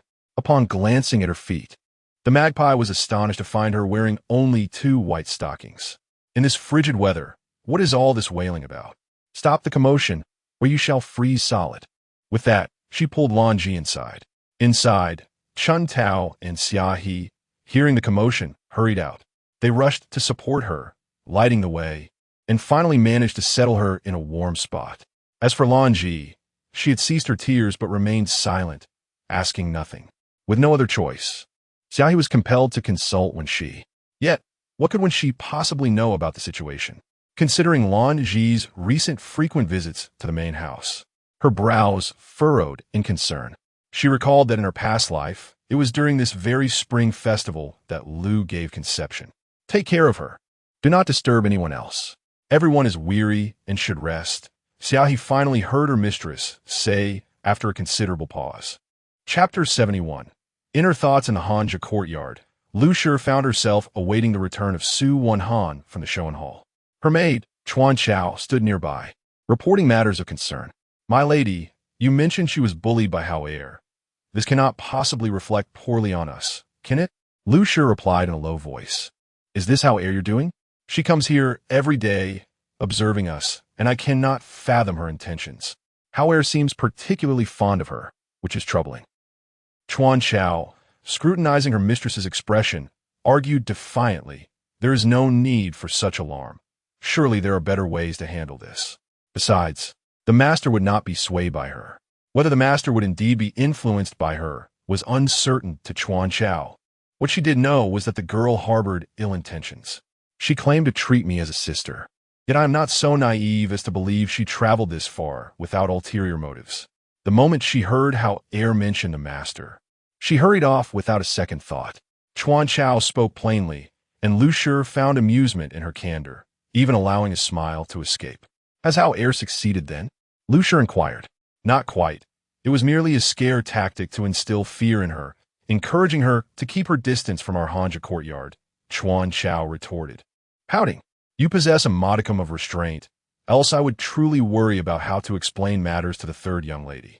Rest assured, my lady, given her mother's past actions, no one in Shitang courtyard harbors affection for her. The third young lady allows her to remain solely to fend for herself. My lady, consider, which mistress would willingly neglect a capable maid?" Chuan Chao, displaying her astuteness, would surely earn a nod of approval from one had she heard this exchange. Lu Shi chided. "So you've been eavesdropping, have you?" After a pause, she continued, "Do not let this happen again, understood?" Realizing the matter had been resolved, Chuan Chao obediently replied, "I understand, my lady. You should focus on regaining your strength. I'm here awaiting the little master," she added, serving Lu Shi a bowl of freshly prepared milk. However, after barely taking a sip, Lu Shi clutched her mouth, and, before Chuan Chao could fetch a cup, she retched. The Hanja courtyard erupted into chaos, and before they could send for a physician, Su Wenhan returned from the Shoan Hall. Upon witnessing the turmoil, he instructed Chuan Chao to attend to Lu Shi and sent a young servant to fetch assistance. By the following morning, news of Lu Shi's pregnancy had spread throughout the Su household. The first day of a new year brought such joyous tidings, heralding good fortune. Simultaneously, when she learned of Lanji's situation through the elderly woman dispatched from Hanja courtyard, it was indeed a predicament of Lanji's own making. Thus, not only did Lanji fail to receive Wenxi's support, but she also faced a scathing reprimand when she, in turn, began to reflect on her own actions. Perhaps due to unresolved issues from her past life, she had observed Lanji's behavior with a cold detachment. Allowing such reckless behavior to persist was a grave error. As a maid in Shitang courtyard, she ought to face the consequences of her misdeeds. When she personally visited Hanja courtyard, primarily to extend her congratulations to her sister-in-law, at this moment, she dared not bring any extravagant gifts, for her aunt would be watching closely. Any imported goods, garments, or daily necessities had to be approached with utmost caution. Regarding the matter of Lanji, when she did not even mention it, the mere presence of individuals spoke volumes. She was indifferent, and it was certain that Lu also understood this. In any case, on the first day of the 27th year of Zhengde, the Su family was completely enveloped in an atmosphere of joy. Even the red envelopes from the elders were larger than in previous years, particularly those from Old Lady Su and Lady Feng, which had doubled in size compared to prior years. Turning to the Shun family, after the Lantern Festival, Song proposed to Old Lady Shun to host a banquet at their residence. The Shun family, newly arrived in the capital, had previously celebrated Shun Jian's success in the imperial examinations, which was a moment of great delight. However, due to the incident involving Zhao Mingxuan last year and the serious illness of Emperor Jiaxi, the gathering of guests was postponed. With the arrival of spring this year, as the ice melted and the flowers began to bloom, it was indeed an opportune moment to revisit this matter. Shen Jian had been observing governance at the Ministry of Justice for over half a year, and his future prospects would greatly benefit from connections, particularly as the focus of the Shun family shifted from Xianfeng County to the capital. From every perspective, Song's suggestion was both reasonable and timely, and Old Lady Shun, along with others, wholeheartedly supported it. As relatives by marriage, the Su family was obliged to attend and show their support. Moreover, a young talent like Shen Jian, who bore the title of the second-place scholar, would attract the attention of many noble women in the capital who were anxious about their children's marriages. After all, the Shun family, having donated half their fortune, was an entity capable of stirring the interests of Emperor Jiaxiu. On the day of the banquet, Shen Jian proceeded to the court as usual. A maid from Lady Feng's quarters sought an audience with the second young master, while the shadow guard, Cheng Yun, observed as Shen Jian methodically dressed and groomed himself, maintaining a calm demeanor without urging him. Once he was ready, they exited together. At that moment, the waiting maid approached with a demeanor of eagerness, to which Shen Jian waved his hand and asked nonchalantly, "What is it?" The young maid replied, "There are many guests at the residence today. The lady wishes for the second young master to return earlier." He was indeed aware of this, as his grandmother had privately mentioned it to him the day before. Uncertain of her intentions, Shen Jian's expression softened somewhat. "All right, I understand." Cheng Yun followed closely behind as they made their way to the second gate, where the carriage for the court was already prepared and waiting. In his half-year tenure at the Ministry of Justice, Shen Jian often remarked that it was not a place for a young man. The once vibrant youth had grown increasingly aloof, losing some of his human touch. Watching him adhere to his routine with the precision of a clock, Cheng Yun shook his head. However, what was amiss today? Having accompanied Shen Jian for many years, Cheng Yun had developed his own judgments regarding his every move, easily discerning his moods. Just moments ago, his steps had been somewhat light, yet now, seated across from him, the second young master appeared lost in thought, gazing through the curtains outside. Following his gaze, Cheng Yun observed the quiet and desolate Tenghua Lane, where the lone Polonia tree stood, planted by him and the young master. It was merely a dying sapling they had salvaged, yet it had taken root here, blossoming year after year. Shen Jian recalled the day when Su Wenxi had casually asked him, "Cousin, Tenghua Lane where the Shun family lives was originally quite empty, wasn't it? That tree was planted by you, wasn't it?"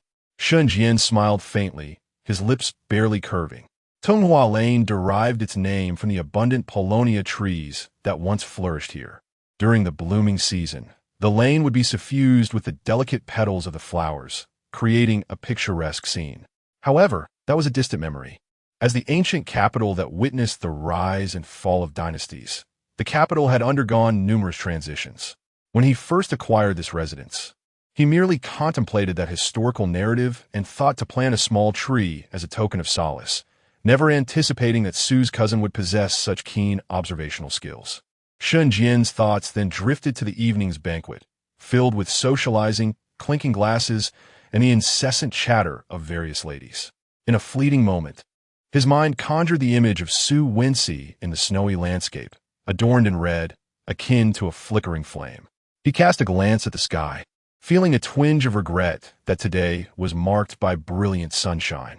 Chapter 72. The banquet. Old Lady Su placed great importance on the banquet hosted by the Shun family. As the elders were still in mourning, she instructed Mama Fong to take the three young ladies from the second branch along, while Wenjing would join them after finishing her duties at the court.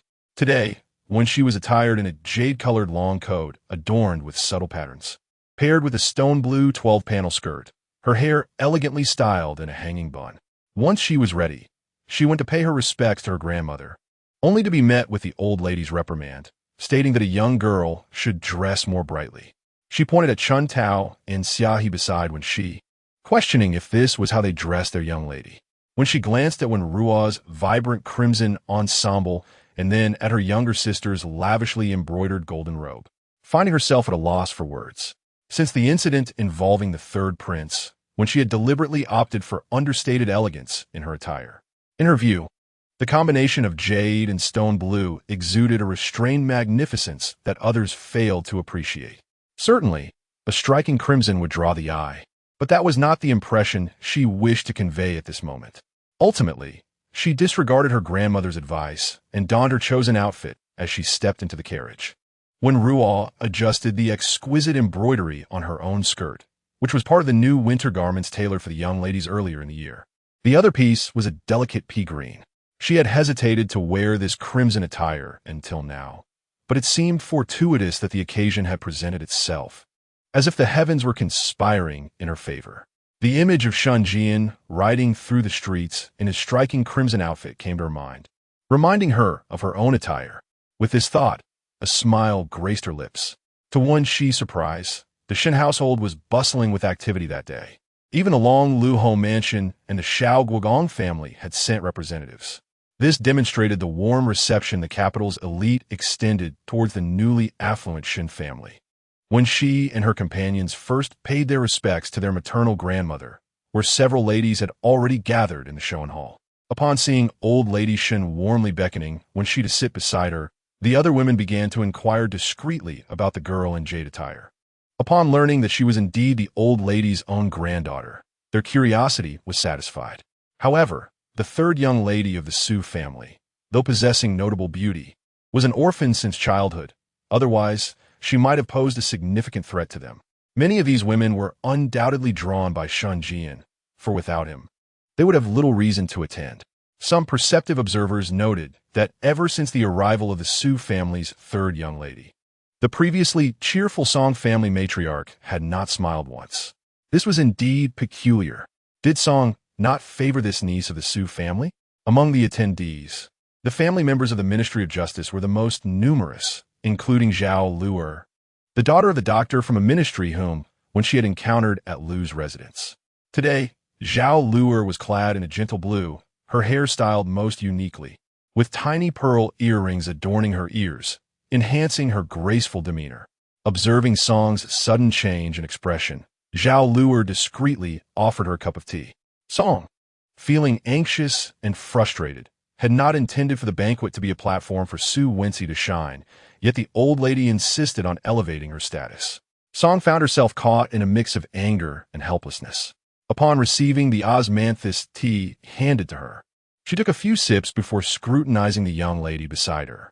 Zhao Luer, with a timely smile, greeted Madam, "This tea is quite delightful. I borrowed it to pay my respects. I hope you won't mind." Zhao Luer possessed a graceful beauty that pleased Song Shi immensely. "You are thoughtful, my dear. I apologize for the humble fare in my household. You must forgive me for that," Song Shi replied. "May I inquire about your esteemed family?" Zhao Luer's heart leaped with joy as she revealed, "I am the daughter of Lord Zhao, a high official in the Ministry of Justice." However, she refrained from disclosing that she was actually born of a concubine, raised under the lady's name after her demise. This thought cast a shadow in her eyes. Upon hearing the mention of the Ministry of Justice, Song Shi's eyes sparkled with interest. "Isn't your family related to Ji En, who also serves there?" As they engaged in their conversation, when she remained unaware, as she was introduced to the distinguished ladies of the capital by the venerable Lady Shun. Having familiarized herself with the guests, the maid at the door announced the arrival of Princess Chongning, startling everyone present. The mention of Princess Chongning, the cherished daughter of Princess Pingle, sent ripples of astonishment through the room. Princess Pingle, after all, was the biological sister of Emperor Jiaxi and the future emperor's aunt. Even Lady Shun, seasoned in the ways of the world, was taken aback by the announcement. The expressions of the ladies within the room varied widely. Some marveled at the fortuitousness of the Shun family. To think a mere banquet could attract the attendance of Princess Chongning. It seems our visit here is indeed worthwhile. Others, with a hint of regret, noted that the princess was of prime age, likely drawn by the handsome Shun Jian, who had captured the admiration of many. It was no wonder that their daughters had been restless since witnessing the parading event, persistently urging their elders to establish connections with the Shun family. Given her status, Lady Shun felt compelled to personally welcome the princess, prompting all present to rise and follow her toward the Showan Hall. When she, who had previously occupied a place beside Lady Shun, now assisted her grandmother in walking outside. Princess Chongning, adorned in a brocade dress embellished with silver and floral patterns, her hair elegantly styled with a gold and jewel hairpin, possessed an imposing presence that compelled the ladies of the Shun family to bow in deference. The princess instructed her maid to assist Lady Shun, exclaiming, "Dear matron, there is no need for formality. I have heard from my uncle, the emperor, of your family's generous contributions to the court last year, which I greatly admire. Upon learning of your grand banquet today, I took the liberty of visiting. It would be unfortunate if my presence caused any discomfort." Though Lady Shin stood upright, she did not feel at ease. Wenxi, supporting her grandmother's arm, sensed the princess's gaze sweep toward her. Song Shi, exercising caution, invited Princess Chongning to the flower hall for tea, a space specifically designated for receiving esteemed guests.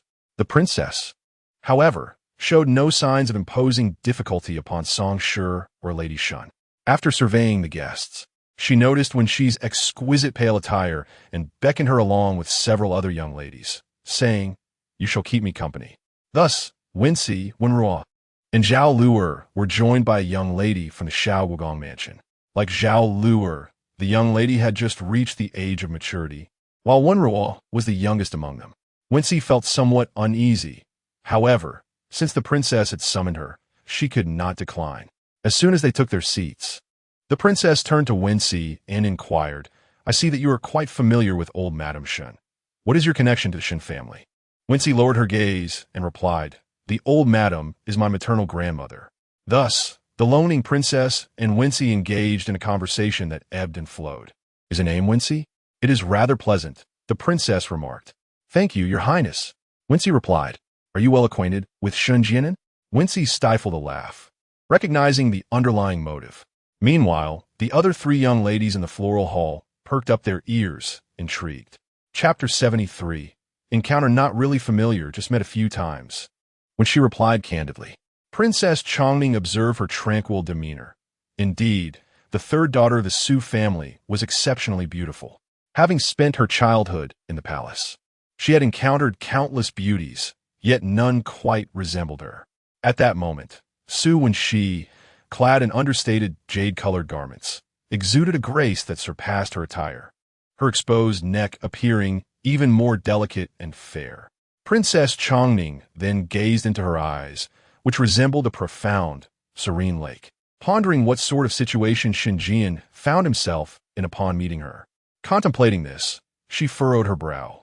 It was rumored that this Miss Su's father held merely a lowly official post, and that she had lost her mother at a young age, marking her as an unfortunate individual.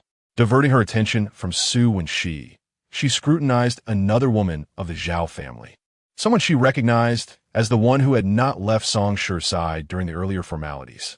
Before the princess could utter another word, Xiao Yunju from the Shao Guogong residence interjected fiercely, "What do you want us here for?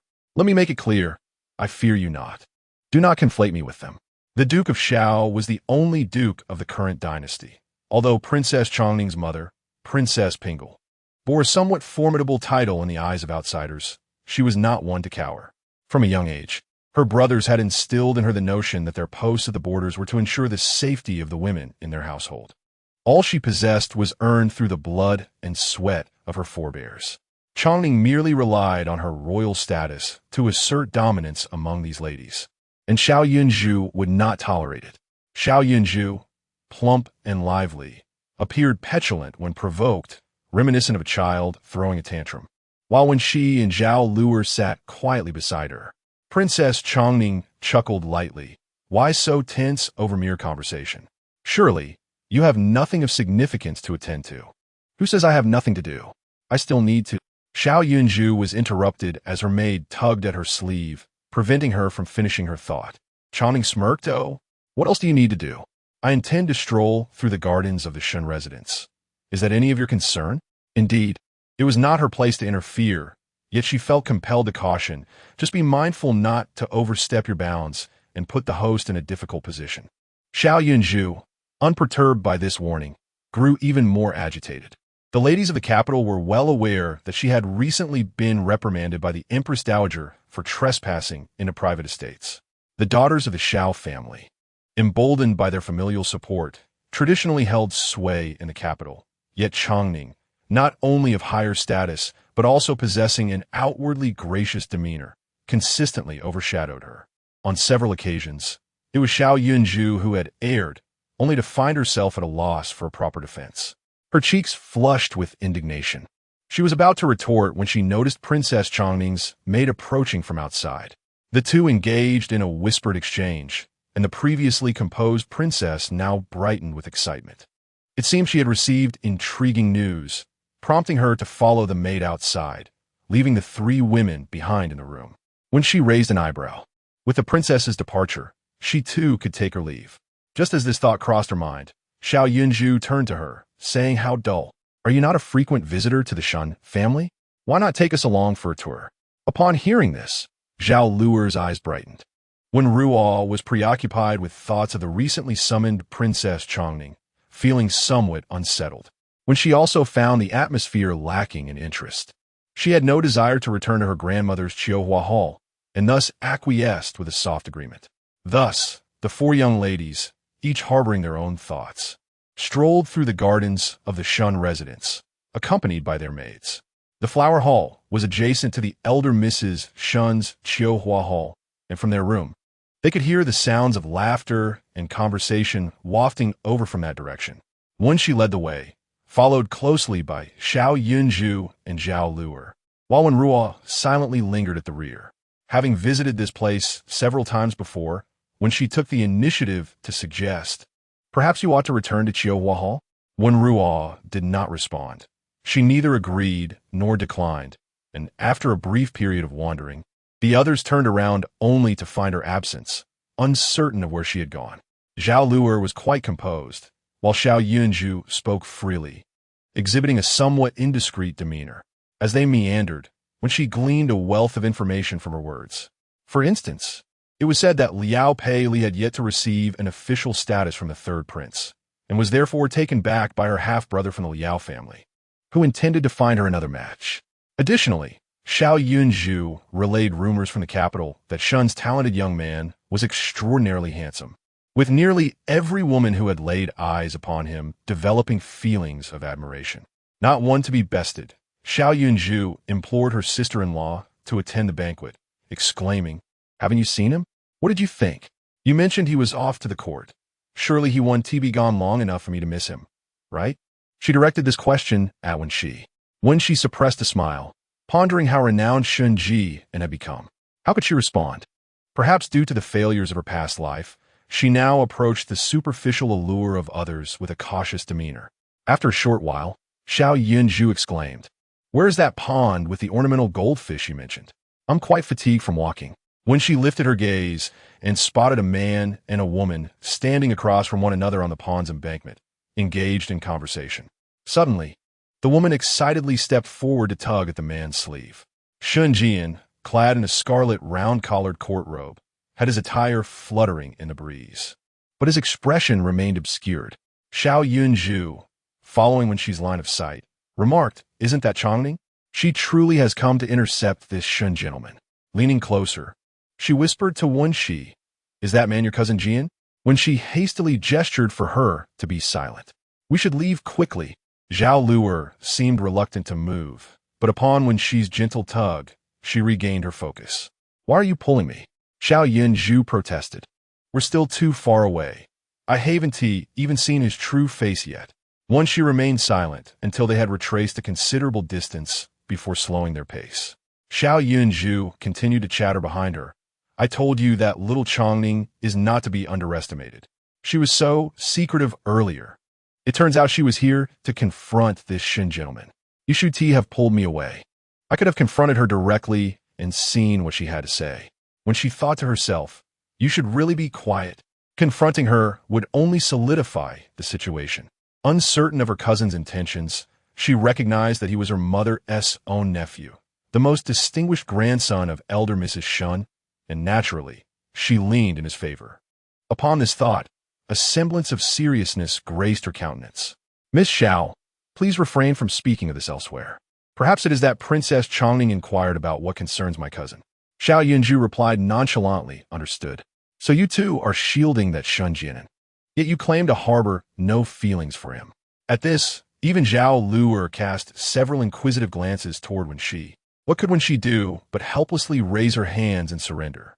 Meanwhile, Cheng Yun, observing the second young master ensnared by Princess Chongning, felt a twinge of urgency. Seated upon a tree, he faced the direction in which Wenxi and her companions departed. Only when his master finally dismissed the troublesome princess did he approach. "Did anyone pass by earlier?" Shun Jian inquired. Possessing martial prowess, he overheard some commotion despite his back being turned to Wenxi's group. Cheng Yun remained silent, his expression laced with a hint of mockery, until Shun Jian coldly pressed, "Who was it?" It was merely some female relatives visiting the residence. The second young master need not be overly concerned. Chung Yun replied hesitantly. Upon raising his gaze, he found his master's penetrating stare fixed upon him. Miss Su's cousin brought along two ladies. Upon encountering the second young master and the princess, they decided to return.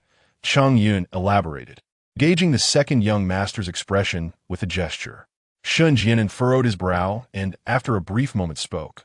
Where is Su Wenxi? In which direction did she go? Chung Yun gestured. She has returned, but I cannot say where precisely. Shun Jianan hastened a few paces forward before suddenly slowing down. What was this about? Why should it matter if Su Wenxi spotted him? Was he to offer some form of explanation? Was it truly necessary? Today was the first he had heard of this Princess Chongning. Chapter 74. An intriguing incident. Su Wenxi strolled through the estate with Zhao Meng'er and Xiao Yunzhu, unknowingly arriving at a pavilion. She recalled enjoying tea brewed by Shan Jianan there earlier this spring. Intent on entering, she peered inside through the branches, only to find her half-sister's maid, Allure, waiting within. Wenruo is here, but where is she?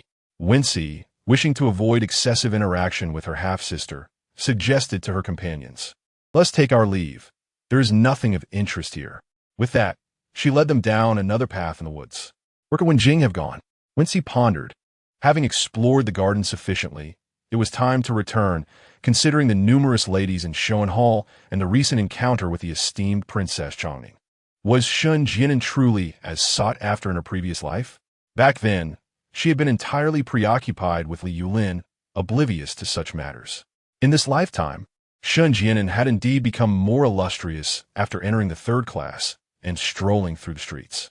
Only after Wenxi and her group had walked far did Su Wenruo emerge from behind a tree, with Allure looking at her anxiously. The fourth miss had insisted on waiting for her cousin here, and Allure felt a tremor of unease. Her cousin had never been courteous to her lady. How could he possibly come here?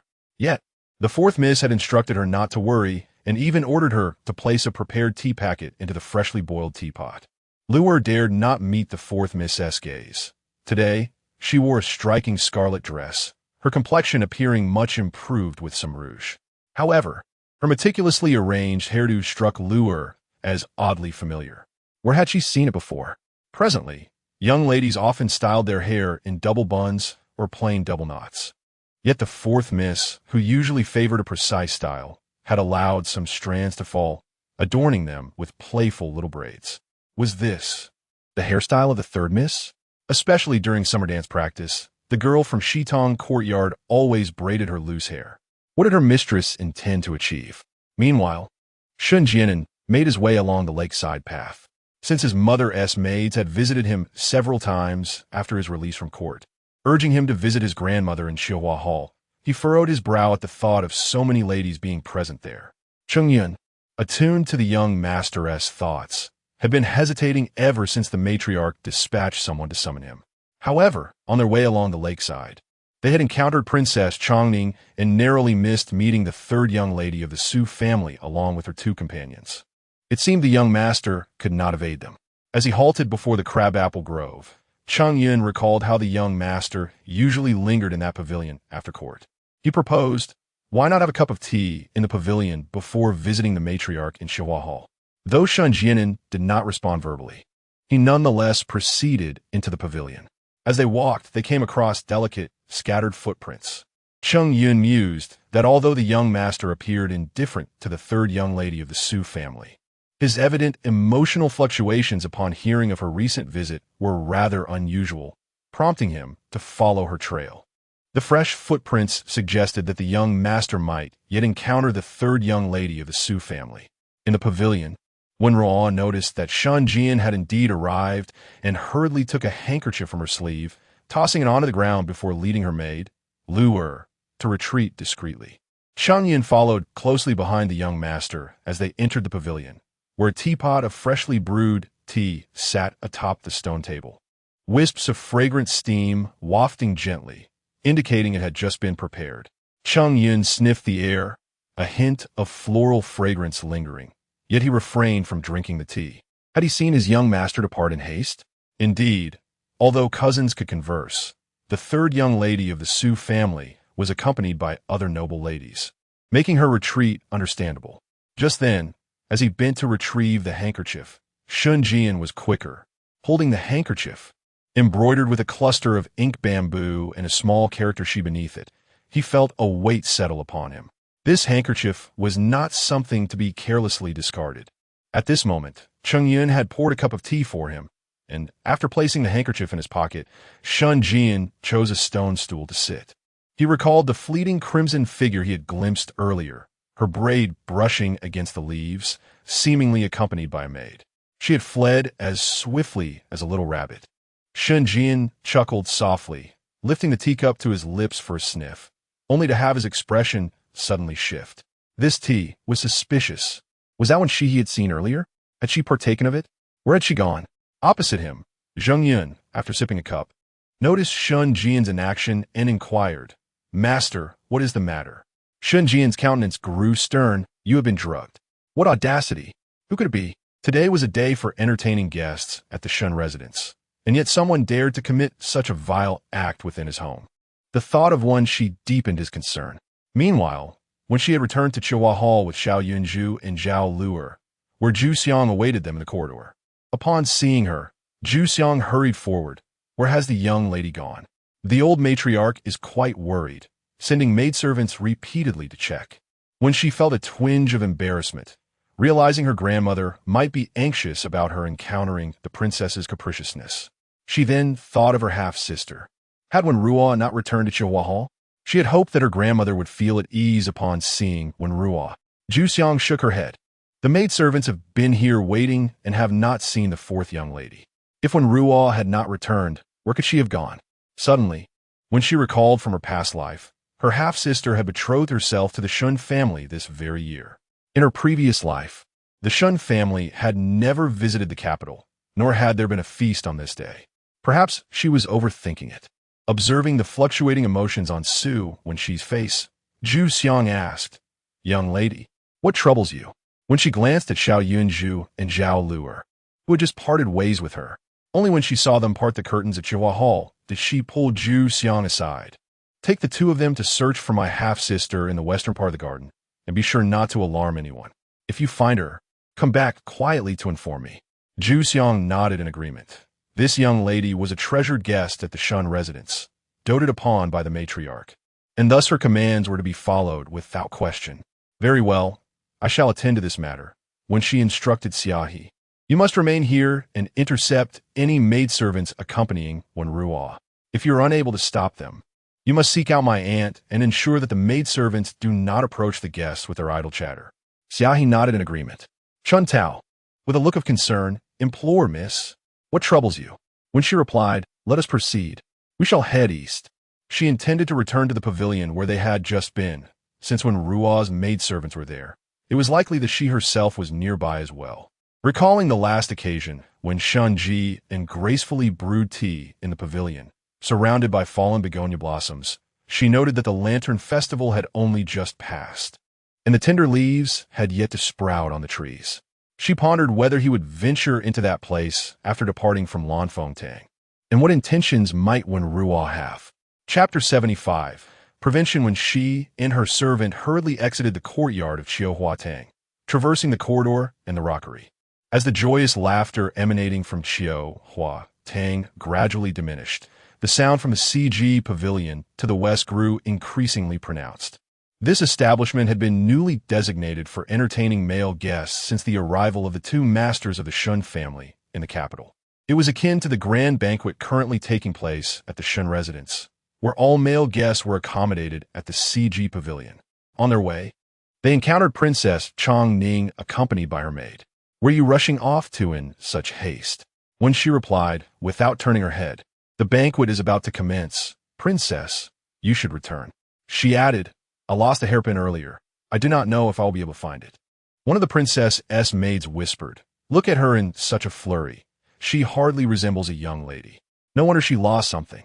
Princess Chong Ning gazed thoughtfully at the figure of the third young lady of the Su family, recalling her earlier observation of Su when she in the flower hall, who appeared remarkably composed, unlike her current frantic demeanor. Was it truly just a hairpin that stirred such urgency? However, considering that this third young lady of the Su family had lost her mother at a young age and had to navigate the complexities of living with her stepmother. It was understandable that she would place significant value on silver and precious items. With a wave of her hand, the princess dismissed the matter and inquired of her maid, "Did you truly see Shunji and coming from the Haitang forest towards this direction?" The maid hesitated but resolutely nodded her head. She was a maid specifically assigned to the princess by Princess Pinglu, and if the latter were to discover that she had accompanied the princess to confront a gentleman, it would be quite the predicament for her. That Shun young master certainly lacks discernment. The Shun family is merely a merchant household. It is indeed a stroke of fortune for him to attract the attention of the young lady. Yet, he maintained an icy demeanor and even reproached the princess, stating that if she wished to visit the Shun residence, she ought to proceed to Huatang, where the female guests should remain. If it were not a formal visit, the princess might well return on her own, as Ji and had no intention of entangling himself further with her. He glanced at the fabric of his robe, which had been grasped by the princess, and thought how close she had come to falling had he not caught her in time. How utterly lacking in gentlemanly grace. After sending off Princess Chongning, Wenxi and Chun Tao made their way to the small pavilion they had previously mentioned, yet found nothing amiss. The tea on the stone table had been cleared away meticulously. When she stood in uncertainty, tracing the path they had just traversed, she then glanced toward the small path leading westward and said to Chun Tao, "Let's take this route." As they walked, her thoughts wandered to where Wenruo might be, as well as her second cousin. When she had arrived at Huatang earlier, Song had repeatedly sent out her maids to inquire whether the second young master had arrived, clearly indicating that someone had been dispatched to summon him. Should she not take a look at the CG pavilion? Logically, Shun Jian, as the face of the Shun family's banquet today, should be present there. Having walked a short distance, they came across a row of houses nestled against the edge of the Haitang forest, exuding an air of elegance and tranquility. It was here that Shun Ji and had instructed someone to carry Cheng Yun away, and he now found himself searching the vicinity alone, his heart racing with concern. He did not wish for Su Wenxi to come to any harm. Could the crimson corner of fabric he had glimpsed earlier belong to her? The handkerchief cradled in her grasp still bore warmth, adorned with embroidered ink bamboo, mirroring the cassia branch upon the pouch. Who had placed the medicinal tea there? Was it a scheme against Wenxi, or perhaps aimed at him? Who possessed the audacity to trail his movements? Contemplating the current state of affairs within the residence, rife with a M-lang of characters and the domineering presence of Princess Chongning, Shun Jian's brows knitted in deeper concern. Meanwhile, Allure, guided by Su Wenruo, arrived at a quaint little abode. The fourth young lady appeared remarkably familiar with the place, dashing towards the western chamber upon entry. Inside, a simple yet elegant bed came into view. Wenruo instructed Allure to slightly ajar the door, her cheeks flushed to an extreme hue. Upon witnessing the fourth young lady disrobing, Luda gasped, "My lady, no," accompanied by a sharp tearing sound. Her outer garment was ripped and cast aside, revealing the fourth young lady reclining upon the bed. Having visited the Shun residence multiple times, Su Wenruo was well acquainted with these surroundings, including the secluded cabin in the woods. Shunjian often took respite there after practicing martial arts, and the tea set in the pavilion had been placed there at his behest. She merely added a pinch of substance to the pot, not anticipating the arrival of the intended guest. In that moment, she acted swiftly, discreetly discarding a handkerchief gifted by her legitimate sister as bait. To enhance her disguise, she consumed the remaining herbs on her hands. Su Wenruo was confident that Shunjian would partake in a cup of tea. Should he do so and exhibit any adverse effects, he would undoubtedly seek a nearby refuge. If he refrained, the sight of her, resembling her legitimate sister, along with the handkerchief, would surely compel him to investigate out of concern. She was determined to substantiate this affair, while her maid, Shuang, had already gone to summon others from Chihua Hall. When Shunjian discovered her in a disheveled state, he would have no choice but to deny the situation. With a dreamy smile, Su Wenruo recalled her mother's words. As long as the outcome aligned with her desires, the methods employed were of little consequence, a notion she wholeheartedly embraced. Returning to Shunjian, He wandered in a haze of thoughts toward the secluded dwelling. From a distance, he noticed the door slightly ajar, revealing signs of intrusion, and his heart raced at the faint sounds of a woman's voice emanating from within. His blood ran cold. Just as he prepared to enter, a firm tug on his shoulder halted him. Wenxi, curious about the occupants of the house, had not expected to encounter Shunjian. In an instant, comprehension dawned upon her, and she summoned all her strength to grasp her cousin. Yet, why did he wear such an expression? Shunjian scrutinized her intently, assessing her from head to toe, finally pausing at her perplexed visage. "What is it?" she inquired, bewildered. It seemed he finally regained his composure, a slow smile emerging on his stern countenance. A smile so genuine that Wenxi swore it was the first time she had witnessed Shunjian express such unfeigned warmth. Unlike his usual smirks, which held a veneer of insincerity, this was a gentle, proud, and indescribably pure smile. Perhaps his appearance was indeed somewhat captivating, for Wenxi found herself entranced, staring at him. Suddenly, he extended his hand, revealing a withered leaf resting in his palm before her. When she felt a sense of embarrassment, and before she could articulate her thoughts, Shunjian had already brushed away the leaf in his hand, his countenance grave as he strode outside. "Come with me." When she wanted to express that she ought to check on the situation inside, but his tone was so stern, resembling that of a competent official from the Ministry of Justice. He paused a short distance away and regarded Wenxi, stating, "As a young lady, you should not enter. I may know the individuals inside." "May know," she echoed. "What if I encounter someone unknown?" Shunjian's gaze swept over Wenxi with an icy chill. "What, there are men present?" She pondered. Could there possibly be men? If Wenruo is truly inside, would that not be disastrous? When she glanced back at Shunjian, contemplating whether he had also been ensnared in such a scheme in his past life. Would he have entered had she not come? He had nearly stepped inside moments ago. Refrained from harboring such thoughts, he interjected, just as her imagination began to wander. Chapter 76. The resolution at this moment. Shunjian was in a decidedly foul mood. Indeed, he had intended to enter just moments ago. Should anything untoward occur within, he could hardly stand by idly and let it unfold. He had thought that even if something truly did happen, he would accept it, as his father and grandmother had previously mentioned placing her in the Shun residence.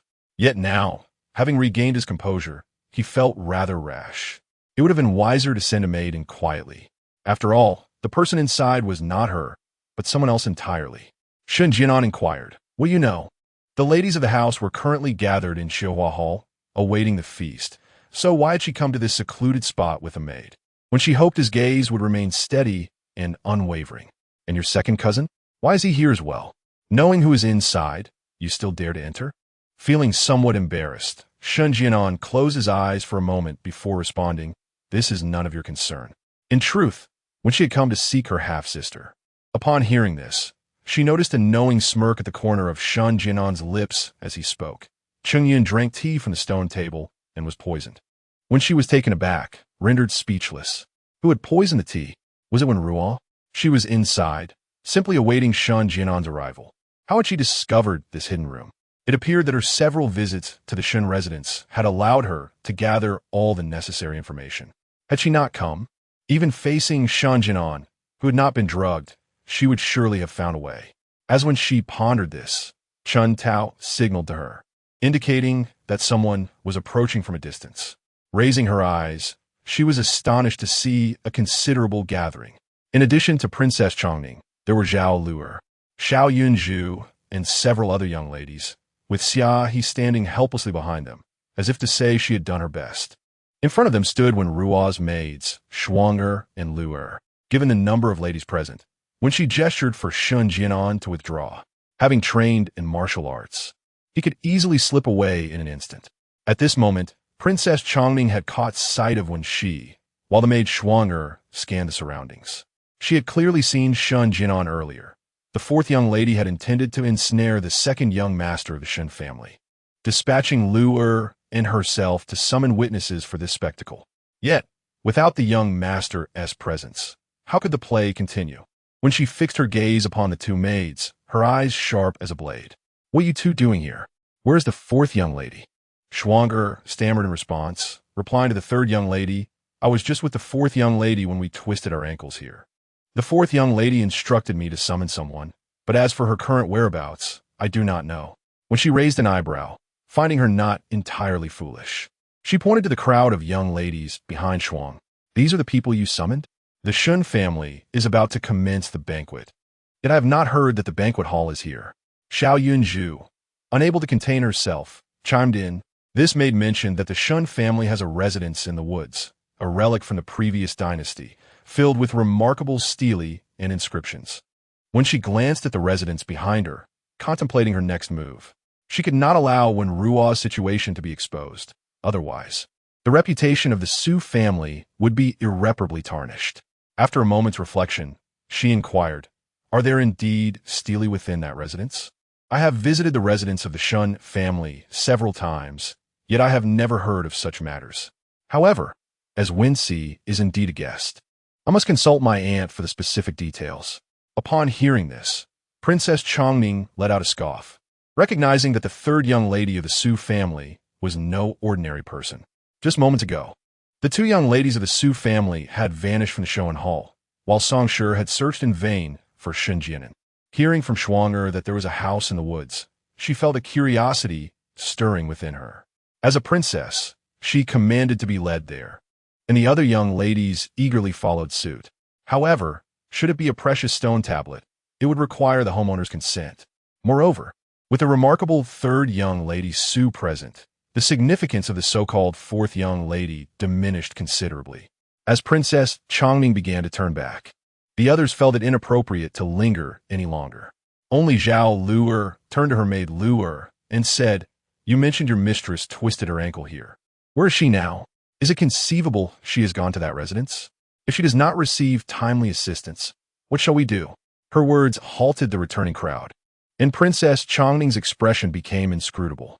It seemed Zhao Luer was not to be underestimated, possessing a knack for inciting tension. Princess Chongming glanced at Su Wenxi, as if questioning whether she would come to her half-sister as aid. Wenxi silently scolded herself, just as she was caught in this stalemate. She noticed the senior maid Juxiang approaching from a distance. This servant greets the princess and the young ladies. "The madams have already entered the banquet hall and await your arrival," Juxiang announced. Then, addressing Wenxi, she continued, "The fourth young lady you requested has been found. She indeed twisted her ankle and is currently on her way back in a carriage." Wenxi's gaze flickered. Juxiang's words were impeccably crafted, leaving no room for excuses to remain. Even Zhao Luer fell silent for a moment. With a gentle smile, Wenxi recalled Shun Jianan's expression as he departed, feeling reassured. How could he possibly know the circumstances she had encountered? Could it be, once more? Wenxi glanced around before joining the other young ladies as they proceeded to the banquet hall. After this group of young ladies had left, Juxiang remained quietly behind, accompanied by Xiaohe, Shuanger, and Luer as they entered the room. Su Wenruo lay reclined on the couch, her attire in disarray. She had already heard of the events transpiring outside. To maintain her clarity, she had taken little medicine and had now regained her composure. This long-conceived plan had come to a complete failure. At first, it seemed as though the heavens were favoring her, everything unfolding so perfectly. She recalled nearly facing disgrace and her cousin Jianan, realizing she would never have the chance to draw near him again, and a wave of sorrow washed over her. Juxiang and Xia, he stood stoically at the door, allowing the two young maids to assist Su Wenruo in tidying herself. Observing her continued weeping, Juxiang smirked coldly. "Fourth young lady, it would be prudent to dress quickly. I have already informed others of your return home. If you do not hurry, what will you say when the guests emerge from the banquet and see you in such a state?" When Wenruo finally ceased her weeping, she awkwardly donned her attire. As she stepped outside, Juxiang draped a deep incense-hued cloak over her shoulders. Once they had successfully escorted her to the carriage waiting to depart, both women exhaled in relief. Upon Juxiang's return, she encountered Cheng Yun, who was waiting at the outer gate. She took the initiative to approach him and said, "Please inform the second young master that she has left the residence." Meanwhile, when she received a letter from Xiaohe, which brought her a sense of relief, her thoughts drifted back to the words spoken by Shun Jian as he departed. "Why did my cousin not wear red today? His tone had been gentle, initially discussing Wenruo before abruptly shifting to her choice of attire. By the time she regained her composure from the astonishment, he had already vanished from sight. However, Shinjian did not seem to speak without purpose. What could his remark imply? Did the color of her clothing truly bear any relevance to him? Chapter 77. Various parties on this day. Until the young ladies returned to their residences, they did not encounter the fourth young lady of the Su family. Although Shinjian did not make an appearance in his grandmother's birthday hall, he was present in the banquet hall. The hall had a partition separating the men from the women, yet the sound from both sides could be distinctly heard, and one could catch glimpses of figures through the intricately carved screens. Not long after the female guests had seated themselves, Shinjian approached, walking at a leisurely pace, conversing with the male guests who had come to the residence, displaying no signs of haste or confusion. It was understandable that the young gentleman from the Shun family was engaged in socializing. The guests finally felt at ease, and even Zhao Luer could not help but privately wonder if she had misjudged the situation. Though Songshi wore a slight smile on her face, her heart harbored some doubts. Jian rarely opposed her wishes. What could possibly hold him back? Her gaze inevitably drifted towards Su Wenxi, who sat gracefully beside the elderly matriarch of the Shun family. Her radiant smile, subtle yet enchanting, her beauty seemingly surpassing even that of the late sister-in-law. Could her son Jian truly remain unaffected by such allure? At this moment, Songshi began to feel uncertain. Beside her, Zhao Luer sweetly called out, "Madam." Turning her head, Songshi saw this girl adjusting the bowl of porridge in front of her. "Would you care for some, madam? I noticed you seemed fatigued these past few days. It would be wise to have a bit of porridge." The girl's expression was earnest and sincere, and Songshi appreciated her thoughtfulness. "Good child, please eat it yourself. You are a guest and need not concern yourself with me."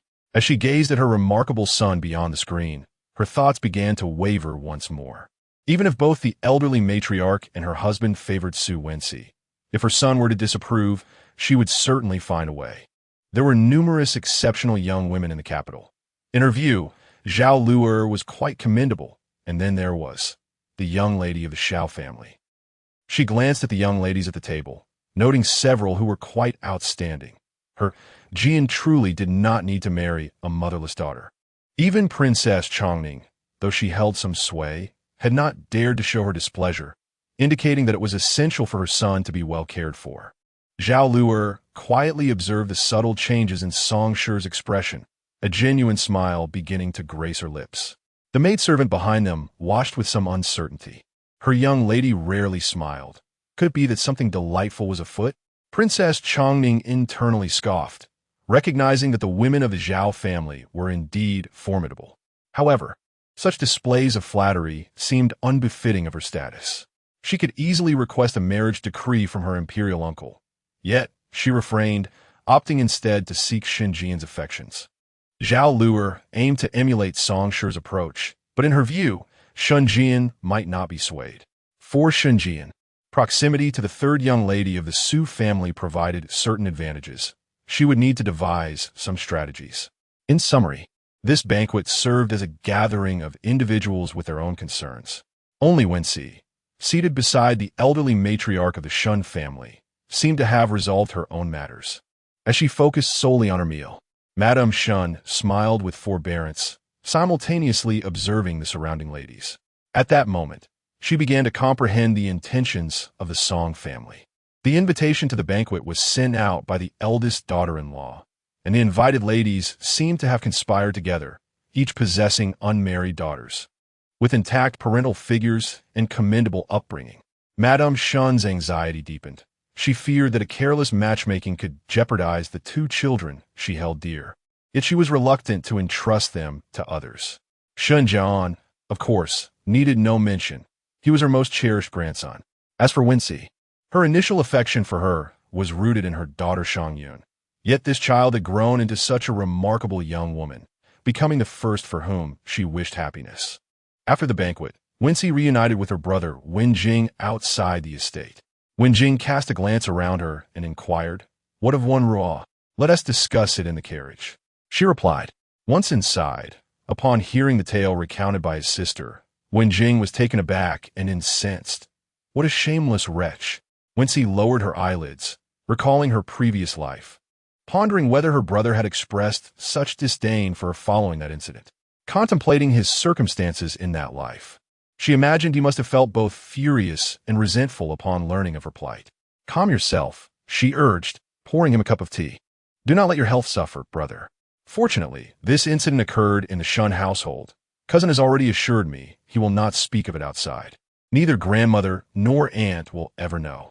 While the maid Juxiang, close to her grandmother, was aware, Shun Jian had already silenced her. Wenjing replied with bitterness. I care not for her. I fear her actions may bring you trouble. Hearing this, Wenxi chuckled, relaying Shun Jian's message that her cousin would speak with their father about the matter, urging him not to worry. This was indeed for the best. Her relationship with Wenruo was already strained, and having someone from the Shun family clarify the situation would surely be preferable. Wenruo returned silently to the Inga courtyard. After being informed by phone that she had merely sprained her ankle, Feng dispatched a maid to summon the estate physician and did not inquire further. As the matriarch of the Su family, she only wished for matters concerning the second branch to be manageable. Upon hearing of Shun Jian's message, Su Erlang was both furious and vexed, having believed that these children would thrive without his oversight. Wenxi and Wenjing were exemplary. One had effortlessly attained the highest degree, while the other managed their business and farmland with remarkable proficiency, never causing him concern as a father. Despite their lack of closeness, they appeared devoid of any major faults. As for Wenruo, he had never favored her much, but after Shun Yinyang's tears and coaxing during her illness, he had paid her more attention. However, after Shun Yinyang's incident, he felt uncomfortable in the presence of this daughter. Reflecting on his past shortcomings towards his eldest daughter, he endeavored to prevent his dissatisfaction from affecting the child, opting to maintain a distance. Regardless of what she offered or her mere presence, Su Erlang would only nod and depart, a gesture of dismissal that Wenruo likely understood, leading her to refrain from visiting thereafter. Master Su, in a state of agitation, rubbed his temples and instructed Mingwei, confine the fourth miss to the Parrot Song courtyard. She is to practice writing 20 large characters daily, and she is not to be released without my express permission. Mingwei complied and departed. In Chuanxi courtyard, Granny Qin was discussing the matter with Madame Wang. Madam, the fourth miss did not return with the second young master and the third young miss. Instead, she took a carriage back to the manor ahead of them. Madame Wang, who had been suffering from headaches lately, wore a forehead cloth and still felt discomfort. She had even wrapped a scarf around her head for additional relief. Upon hearing this, she lazily remarked, it seems she must have encountered some trouble. There's no need to rush. We shall surely learn the details in a few days. When Ruo felt somewhat weak, at just 14 years of age, she returned to the manor, bathed, and lay languidly on the bed. The voices of the maidservants and Mingwei drifted clearly into the room. The second young master of the Ji family had instructed a servant to inform the fourth miss that she is henceforth forbidden from setting foot in the Shun family's domain. Today's incident, considering the third young miss's presence, would not be pursued, but it is hoped that the fourth miss will harbor good intentions and remember to act with caution and discretion in all matters henceforth. Chapter 78. Choosing clothes, Lanner bid farewell to Mingwei and returned to the bedroom of the fourth young lady, where she found her sprawled on the bed, her face streaked with tears. A silent sigh escaped her lips. When a master was in trouble, how could the servants fare any better? Just moments ago, Luer and Shuang, who had accompanied the fourth young lady to the Shun residence, had been punished with 20 lashes and dragged away. Their fate, whether alive or dead, remained uncertain. Wenxi merely inquired briefly about the handling of the matter by old Master Su of Qingjing Hall before casting it aside. As the Lantern Festival passed, the weather grew increasingly warm. Following her instructions, Xiaohe rummaged through the wardrobe to retrieve some spring garments from the previous year, assessing them for airing out, just in case new attire could not be prepared in time. While she was busy with this task, a maid sent by Madame Feng arrived at her Shitong courtyard, prompting Wenxi to have Chuntao invite her in. The maid, surnamed Lu, was affectionately referred to as Lu Posey by everyone.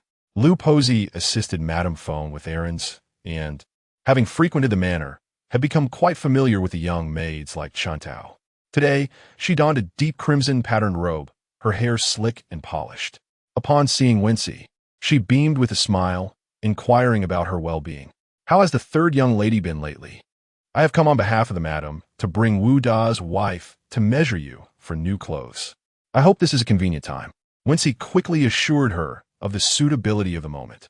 Wu Da was a steward in the Su residence, and his wife managed a prosperous ready-made clothing shop within the manor. The garments for various festivals throughout the year were crafted by her hand. The ladies of the household would have 2 sets of clothes tailored for each season, and during significant festivals, additional outfits would be made. Wenxi seldom ventured out, so these clothes were already sufficient. Wu Da's wife appeared to be just over 20, her figure neither too slim nor too plump, and she was impeccably tidy. With a warm smile for everyone, she enjoyed a good reputation among the Su family. After taking Wenxi's measurements, she broached the topic of Wenruo. "The madam has not given any orders regarding her. Do you think I should still visit the 4th young lady?" Wenruo had been confined to the Inga courtyard. Although no official reason for her punishment was stated, rumors circulated among the servants. The 2 maids who accompanied her had been dragged out bloodied, and there were witnesses to this event. Wu Da's wife, observing Wenxi's expression, felt a sense of unease. The once prominent Shen concubine had quietly passed away, and now the 4th young lady was in trouble again. It seemed that the days of prosperity for that courtyard had come to an end, and she sighed inwardly. Wu Da's wife implied that since the 4th young lady was confined and did not need to meet guests, there would be no need for new garments. Wenxi regarded the beautiful woman before her with a cool gaze, pondering the implications of her words. What was Wu Da's wife suggesting? Matters concerning the 2nd house were under the madam's jurisdiction. As an unmarried young lady, how could Wenxi determine the affairs of her younger sisters? Wu Da's wife appeared flustered, having heard that the 3rd young lady of the 2nd house was formidable, given her previous conflicts with Shen concubine. Surely this was an opportune moment to admonish the 4th young lady. Had she misjudged the situation? Not daring to meet Wenxi's gaze, she quickly rectified her statement. "Forgive me for my folly. I ought to consult the madam. I shall go at once." Wenxi stood at the door, contemplating the retreating figure before her. After Wu's daughter-in-law departed, Lu Posey lingered, her expression tinged with awkwardness and a hint of embarrassment. "Third miss, I had not anticipated her to inquire in such a manner," she confessed. Despite her usual sharp wit, her thoughts were rather too lively. Wenxi waved her hand dismissively. Onlookers presumed she would take the opportunity to berate her half-sister. Yet she harbored no such intentions. As long as her sister did not provoke her or engage in actions detrimental to the Su family, she was content to remain uninvolved. Once Wu's daughter-in-law and Lu Posey had been seen off, Wenxi rubbed her temples. After a brief interval, Xiaohe entered from the outer chamber. "Miss, I have discerned that Wu's daughter-in-law went directly to the 4th Mrs. Parrot chamber, contrary to her claim of seeking the madam's guidance." Wenxi's expression tightened. Could this be Wang's scheme to undermine her? If she were indeed to heed Wu's daughter-in-law's casual admonition to refrain from visiting, it could evolve into rumors that the 3rd miss of the Su family was unkind to her half-sister and disrespectful to her stepmother.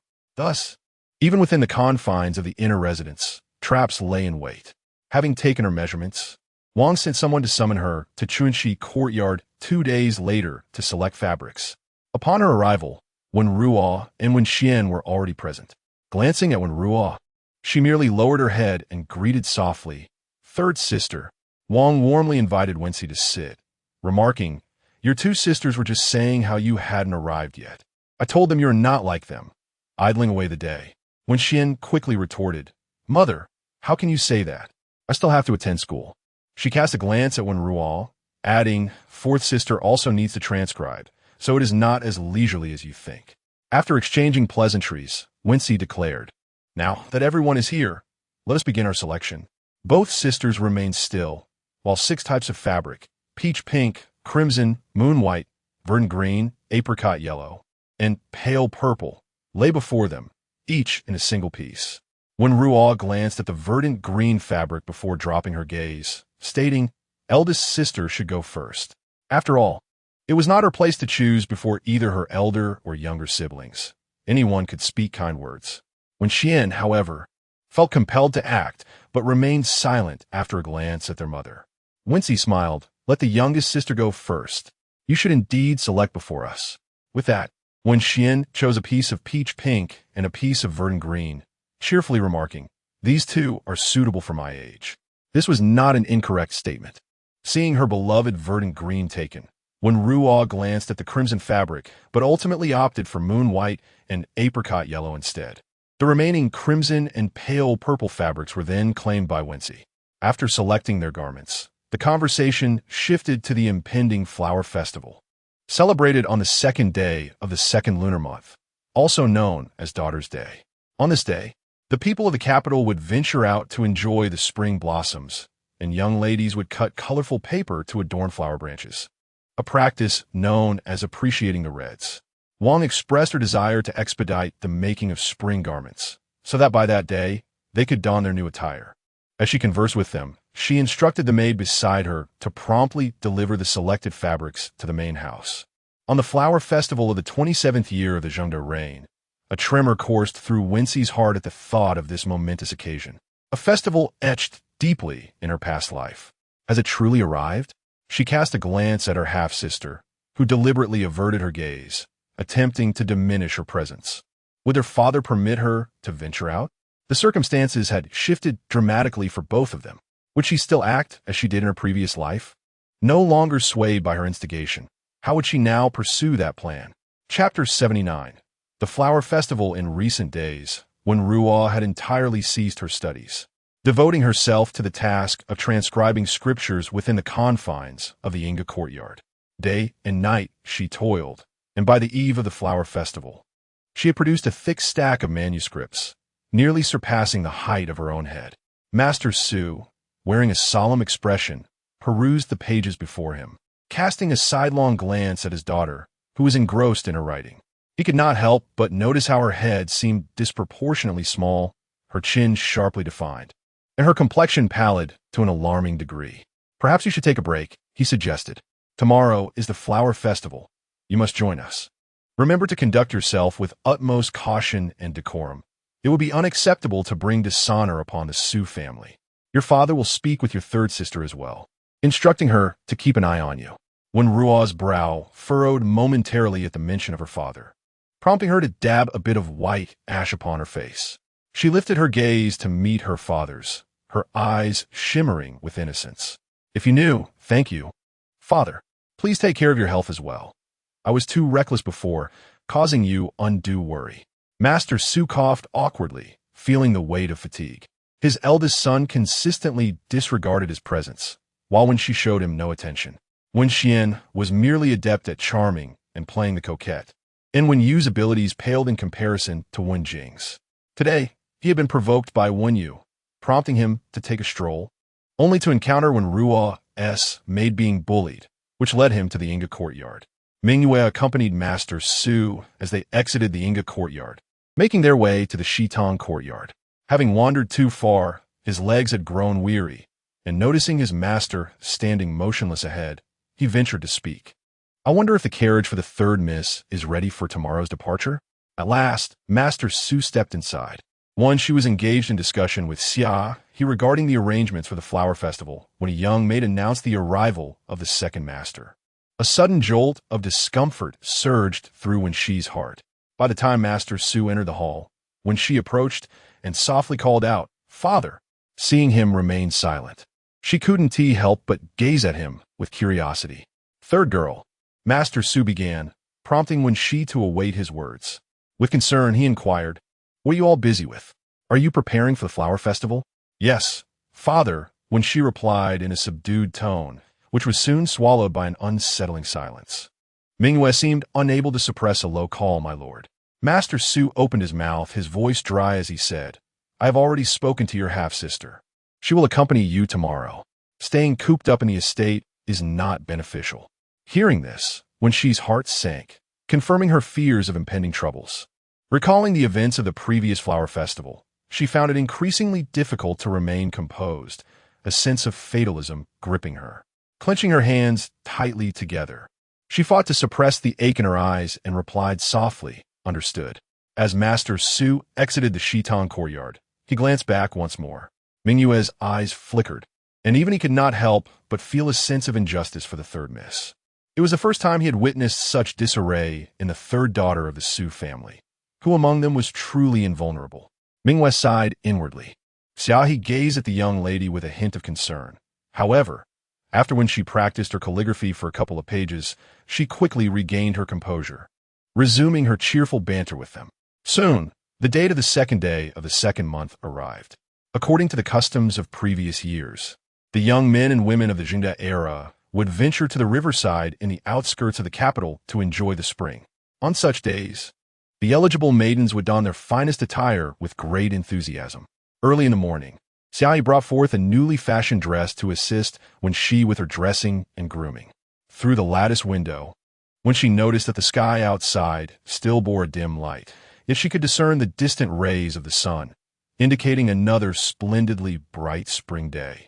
She stifled a yawn, furrowing her brow as she glanced at her attire. Xiaohe explained, "Miss, this gown was chosen by you yourself. If you choose not to wear it." She hesitated, wanting to mention that the purple garment had arrived with some stains, which the young lady had accepted without complaint, and she was unsure how to remove them. She sighed, resigning herself to the situation. Reflecting on her past life, it seemed she had also worn a similarly vibrant crimson ensemble. Once her hair was styled and adorned with a floral headdress. Xiaohe and Chun Tao looked upon her with pride, as if she were a masterpiece to be showcased. The young lady ought to wear red, radiating brightness that would surely outshine all other spring revelers. When she smiled with a sense of helplessness, she understood the sentiments of these maids, as though she were a creation of theirs, meticulously prepared for display before the world. In the hearts of Chun Tao and Xiaohe, when she, now 16 years of age, had been delayed for 3 years due to mourning, it was now time for her to consider suitors. They worried for her. Without a mother to facilitate her arrangements, the master and his wife were indifferent, leaving only the elderly matriarch concerned for her well-being. Age was one matter. Last year, the young lady had been embroiled in turmoil due to the unruliness of a certain noble family, which, although later clarified, was still an unfortunate affair.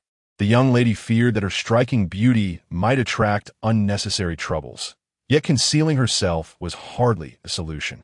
The flower festival was a traditional holiday of the Jingda era. On this day, all serving officials and scholars enjoyed a day of respite. Lu Shi, being with child, had Su Wenhan remain at home to accompany her. Among the younger generation, Su Wenjing was the eldest, leading his younger siblings out of the residence. Su Wenxuan,